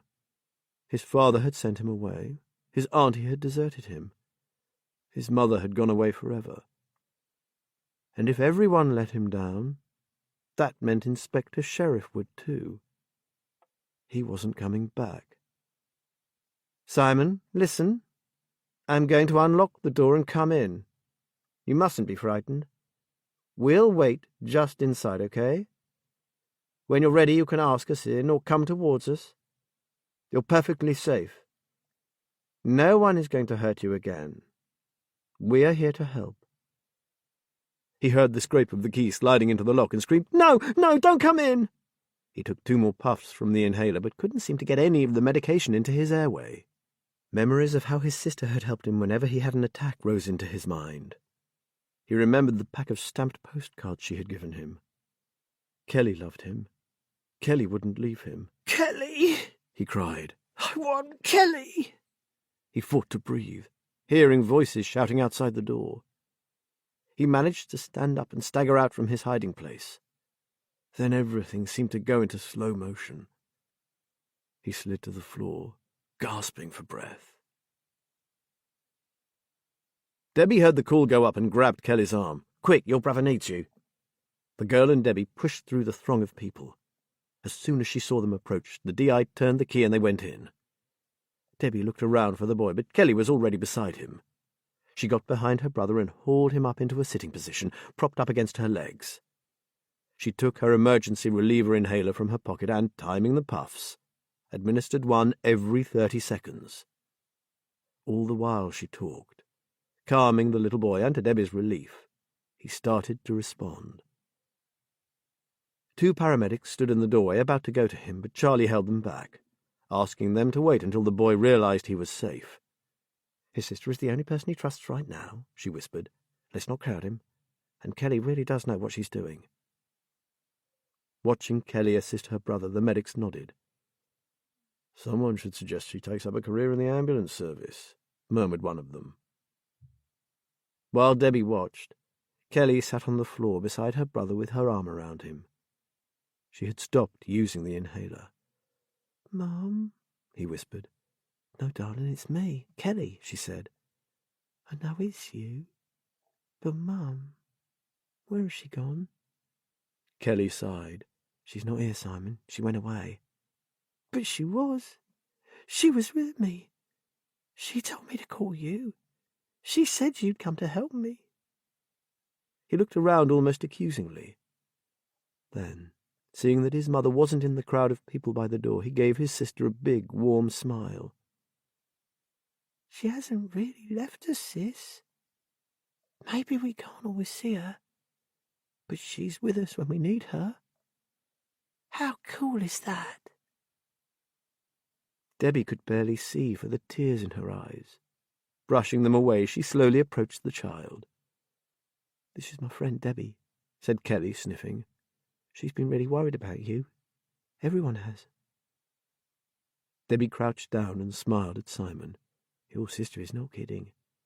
We've had every policeman in the county out looking for you." Simon looked around him in wonderment. There were emergency services vehicles everywhere, their blue lights illuminating the room. He shrank back against his sister. Charlie ordered everyone to stay back until only Debbie, Jeanette, the victim care officer, and she remained. The 3 of them waited while Kelly spoke soothingly to her brother. All these people had come to help him, she said, make sure he was safe. "Is the detective dead?" he asked. Debbie narrowed her eyes. "What detective, Simon?" "The man who saved me. Detective Inspector Sheriff." He turned to look at her. "One of the bad men killed him, didn't they?" "You'll never know how close to the truth you were, my son," thought Debbie grimly. For indeed, one of the bad men had killed him. "We'll talk about all that later," said Jeanette, the VCO. "Right now we need to get you away from here." Frightened again, Simon began to breathe faster. "It's all right, Simon, in your own time. Kelly will come with you. She won't leave you, will you, Kelly?" Kelly said wild horses wouldn't drag her away from her brother now they had found him. "And Dad's here too. He's been worried sick about you. Would you like to see him?" Hesitantly, the boy shook his head. "No rush," said Jeanette. "But he's missed you terribly. Whenever you're ready, he'll be really pleased to see you're okay. He loves you very much." It took a while for the little boy to feel confident enough to leave the house. Then he and Kelly were taken to a special trauma centre where he would be assessed. Debbie found Donald Burton talking to the DCI and Jack Fleet. "I can't believe my son didn't want to see me," he said, his voice unsteady. She squeezed his arm gently. "Simon just needs a bit of time, Donald. We've no idea what lies he's been fed. We'll take you to the centre so you can be near him. The people there will tell you how he's doing. I'm certain he'll bounce back really quickly when he learns the truth about what happened." Charlie nodded. That's exactly what I just said, and thankfully he doesn't appear to have been, harmed.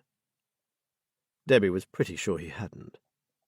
She had seen victims of sexual abuse too many times in the past, and Simon didn't have that terrible, haunted look they all wore. I'm just so grateful to have him back. From now on, I'm going to make sure he knows that he is loved and always will be. Things in our house are going to be different. Well, you have a remarkable daughter, Mr. Burton, said Charlie, and from now on I'm sure you'll support her in whatever she wants to do. I think it'll probably be her supporting me. He managed to smile. She has a much better head on her shoulders. Debbie smiled. Sensible man. First, let's get you all reunited. Chapter 33. 1 month later. David stayed another week after Simon Burton was found, helping Matt and Liz tie up loose ends and prepare their reports to Charlie Anders. David was a different man to the one who turned up at Cannon Farm, having lost all hope of leading the life he wanted. He was with them when they gave Georgia and Terry Hallam the full story of what had happened to their son and his friend Toby, and left the house determined to make more time for his own parents, separated or not. The deaths of Alex and Toby had made him realize that life was too short to waste in petty disagreements. To Liz's surprise, he contacted Richard Lake, the boy's tutor. He told him of the incredible photographs the students had produced and asked Richard if, when they were released by the police, he would consider mounting an exhibition at the university in memory of his two talented students. Richard thought this an excellent idea, and said he would contact the boys' parents and get their permission. He then suggested putting them online and possibly holding a public exhibition. David was thrilled. The icing on the cake had been a visit to Fenfleet Police Station to see DCI Charlie Anders. She made time to take David on a tour of all the various departments, showing him numerous different roles he might consider. Becoming a detective wasn't the be-all and end-all of police work, she explained, and advised him to look for something he would really enjoy doing. Maybe he should consider going to university. A degree would give him even more options. David left, full of gratitude to Matt and Liz. They had turned his life around, he said. The last few weeks had been the most thought-provoking, scary, and rewarding of his life. If all my plans go tits up, I'll be coming to ask for a job in your detective agency. They reminded him that there was a big world out there. Would he really want to spend years on the fens? Nothing ever happened here. This made him laugh. Having said their goodbyes to David, they paid a visit to Charlie Anders, and were surprised to find they no longer felt like outsiders. People acknowledged them now, like friends and colleagues. Matt realized that his old office no longer felt as if it belonged to him. It was Charlie's, and that was fine. Maybe he had moved on at last. Charlie was smiling at them both. I thought we needed to catch up. We've had so many things occur in the last couple of weeks that I reckon it's time to dot the I's and cross the T's. We were thinking the same, Charlie, said Matt. We have a few things to tell you, too. The door opened and Charlie's office manager came in with a large tray of teas and a selection of sandwiches. Not exactly the Ritz, but it's better than old custard cream, so dig in. I've told everyone I'm incommunicado for the next hour. While they helped themselves, Matt said how grateful they were for the interest she had taken in young David. He's well chuffed at your offer of a reference. He really appreciated the time you took to talk to him. He's a very bright young man, said Charlie. It's such a pity when health issues come between someone and their hopes for the future. I'm just glad it lifted his spirits a bit. Oh, it did that all right. He went home a completely different person to the one who arrived. His relaxing break in the fens wasn't quite what he expected, Liz laughed. But it certainly gave him a change of perspective and of priorities. Did you hear about Minty Agatha? Matt said. Charlie nodded. Not the whole story, just that he was back. Liz placed her mug on the desk. He turned up exactly a day after Jude died. It was as if he had second sight. He went directly to see Paddy Sheriff and managed to talk his way into having 15 minutes with his old friend. And later that very day, Paddy passed away. Minty came to give us the news, Matt said. He was well cut up. He said he suddenly had this strong feeling that if he was ever to see Paddy again, he had to go now. so he jumped on a train and went to Linden House. Where on earth had he been? Asked Charlie. He said he really liked it at the vicarage and wanted to stay, but one day he went into the village post office and saw a tall man stopping people and showing them a photograph. He didn't wait to find out what it was all about. He was certain this man had been sent by Jude to find him. He went back, grabbed his things, and legged it. Matt sipped his tea. He said he made his way to Norwich, hitching lifts, and got a bed in a shelter. He wanted to contact us, but didn't dare. He stayed there until he got that weird feeling about needing to see Paddy. Minty had told Matt a little more than that, but it was something not meant for official ears.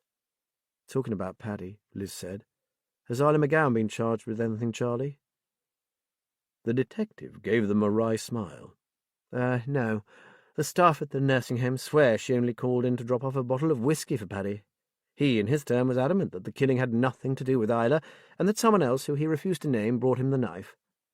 Isla, too, denied it emphatically, so without evidence and following Paddy's death, we've decided not to proceed. Said Liz. Interesting. Neither Matt nor Liz believed a word of this, but Matt thought that in Charlie's place he would probably have done the same. So, he said, dropping the subject, what do you have for us? Ah, the big story. Charlie grinned broadly. Did you by any chance notice a general air of satisfaction in the place when you came in? They nodded. Well, it was down to Operation Obscure, as we called it. The night you told me about it, we hit Barngate Farm hard and fast. You guys would have loved it. They obviously hadn't expected us to know about the second location, so had transferred everything there from Cutler's Alley. Everything being what? Asked Matt. The designer drug. It was manufactured in an underground laboratory in Holland, a synthetic hallucinogen in the form of a crystal powder. Some was already packaged and labelled Bullet 6, but we also found large bulk packs which they were busy emptying into sachets. Charlie took a couple of small tangerine-coloured foil sachets from her drawer and tossed them onto her desk. Meat roulette, second generation. She smiled smugly. We copped the lot, scales, measures, packaging, the heat, sealing machines, everything. Although Cutler's Alley was basically a storehouse where the shipments were held only briefly before being moved out, they still had a small packing plant in operation for special customers who preferred roulette over Bullet 6, and that, too, had been shifted to Barngate Farm. Matt picked up a sachet and stared at it. Hard to think that this tiny pack can fry brains. Was the farm well set up? Incredible, Matt. From the outside it looked like an old house that was undergoing major renovation, but the outhouses in the barn cleverly concealed a mini-factory. And, of course, the vans and the bogus trade names that you guys clocked for us were delivery and collection vehicles. Liz eyed Charlie speculatively. Okay, tell us the rest. Impressive as it is, you're far too upbeat for just that, so what haven't you told us? Observant as ever, Liz Haynes. The raid on the house produced a laptop. Luckily, we got hold of it before they could delete anything. It contained lists of suppliers, dealers, and middlemen, names and contact details. Their whole marketing network was there in black and white, incontrovertible. Charlie tapped one of the sachets. And the funniest thing was that the laptop didn't belong to Palmer, but someone else in his organization. A villain with either exceptional skills as a hacker or connections to a professional IT baddie. Whoever it was, they had cloned Palmer's virtual little black book. How tasty is that? And, Liz said, and, wait for it, along with most of their gang, we got Andre Dasso, arrested and charged and well and truly up to his eyes in deep shit. Oh, how I love being a copper sometimes. Matt had never seen Charlie look so delighted. After all the stress of the past months, she deserved it. The only negative is that we didn't get Palmer, but we are basking in the knowledge that his whole empire is wrecked beyond redemption. He'll probably regroup somewhere else one day, but this will have hurt, really hurt. The suppliers will be very wary of working with him again once this fiasco hits the grapevine. And he'll find it hard to recruit another second-in-command with the same deadly skills as Jude's sheriff, added Matt. And hopefully it will be far from here, praise be. Charlie drained her mug of tea and set it down with a flourish. This should be champagne. We would never have had a result like this without you two and your insistence that something was going on in the merchant's house. The main thing was that you listened to us, Charlie, and went out on a limb to get that warrant. I wouldn't dare not listen to the inimitable Matt Ballard, she said with a grin. They sat eating for a while, going over the events of the past few weeks in their heads. "How is little Simon? Is he doing okay?" asked Liz. "What a resilient kid he turned out to be. He's home and happy, something else to be grateful for. With Kelly's help, he described a very different side to Jude, Sheriff. The psychologists believe that Jude must have seen something of himself in Simon, especially when he found him alone and frightened in that old house. Simon told us he had an asthma attack when he was discovered, and Jude produced an inhaler and helped him over it.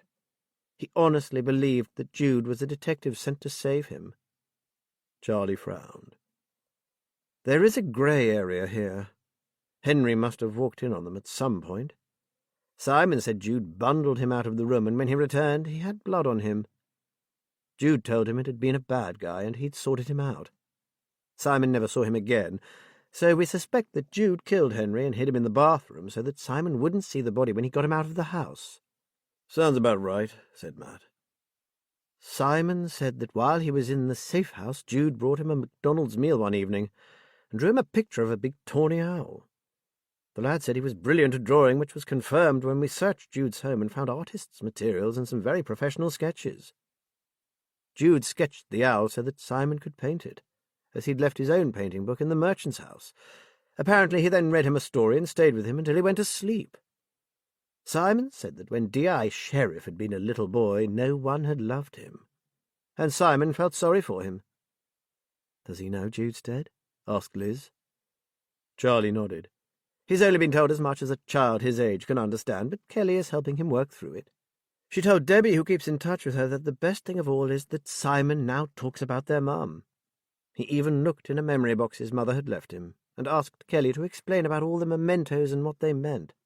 He's going to be fine, I'm sure." "And Jessie?" asked Liz. "I keep thinking about that poor soul and wondering what on earth happened to make her the way she is. Ah, yes, well, the letter that her mother left for Kelly to read when she came of age did explain it." Charlie sighed. "It seems some of the girls in Kelly's mother's family had a tendency to become oversensitive to certain things.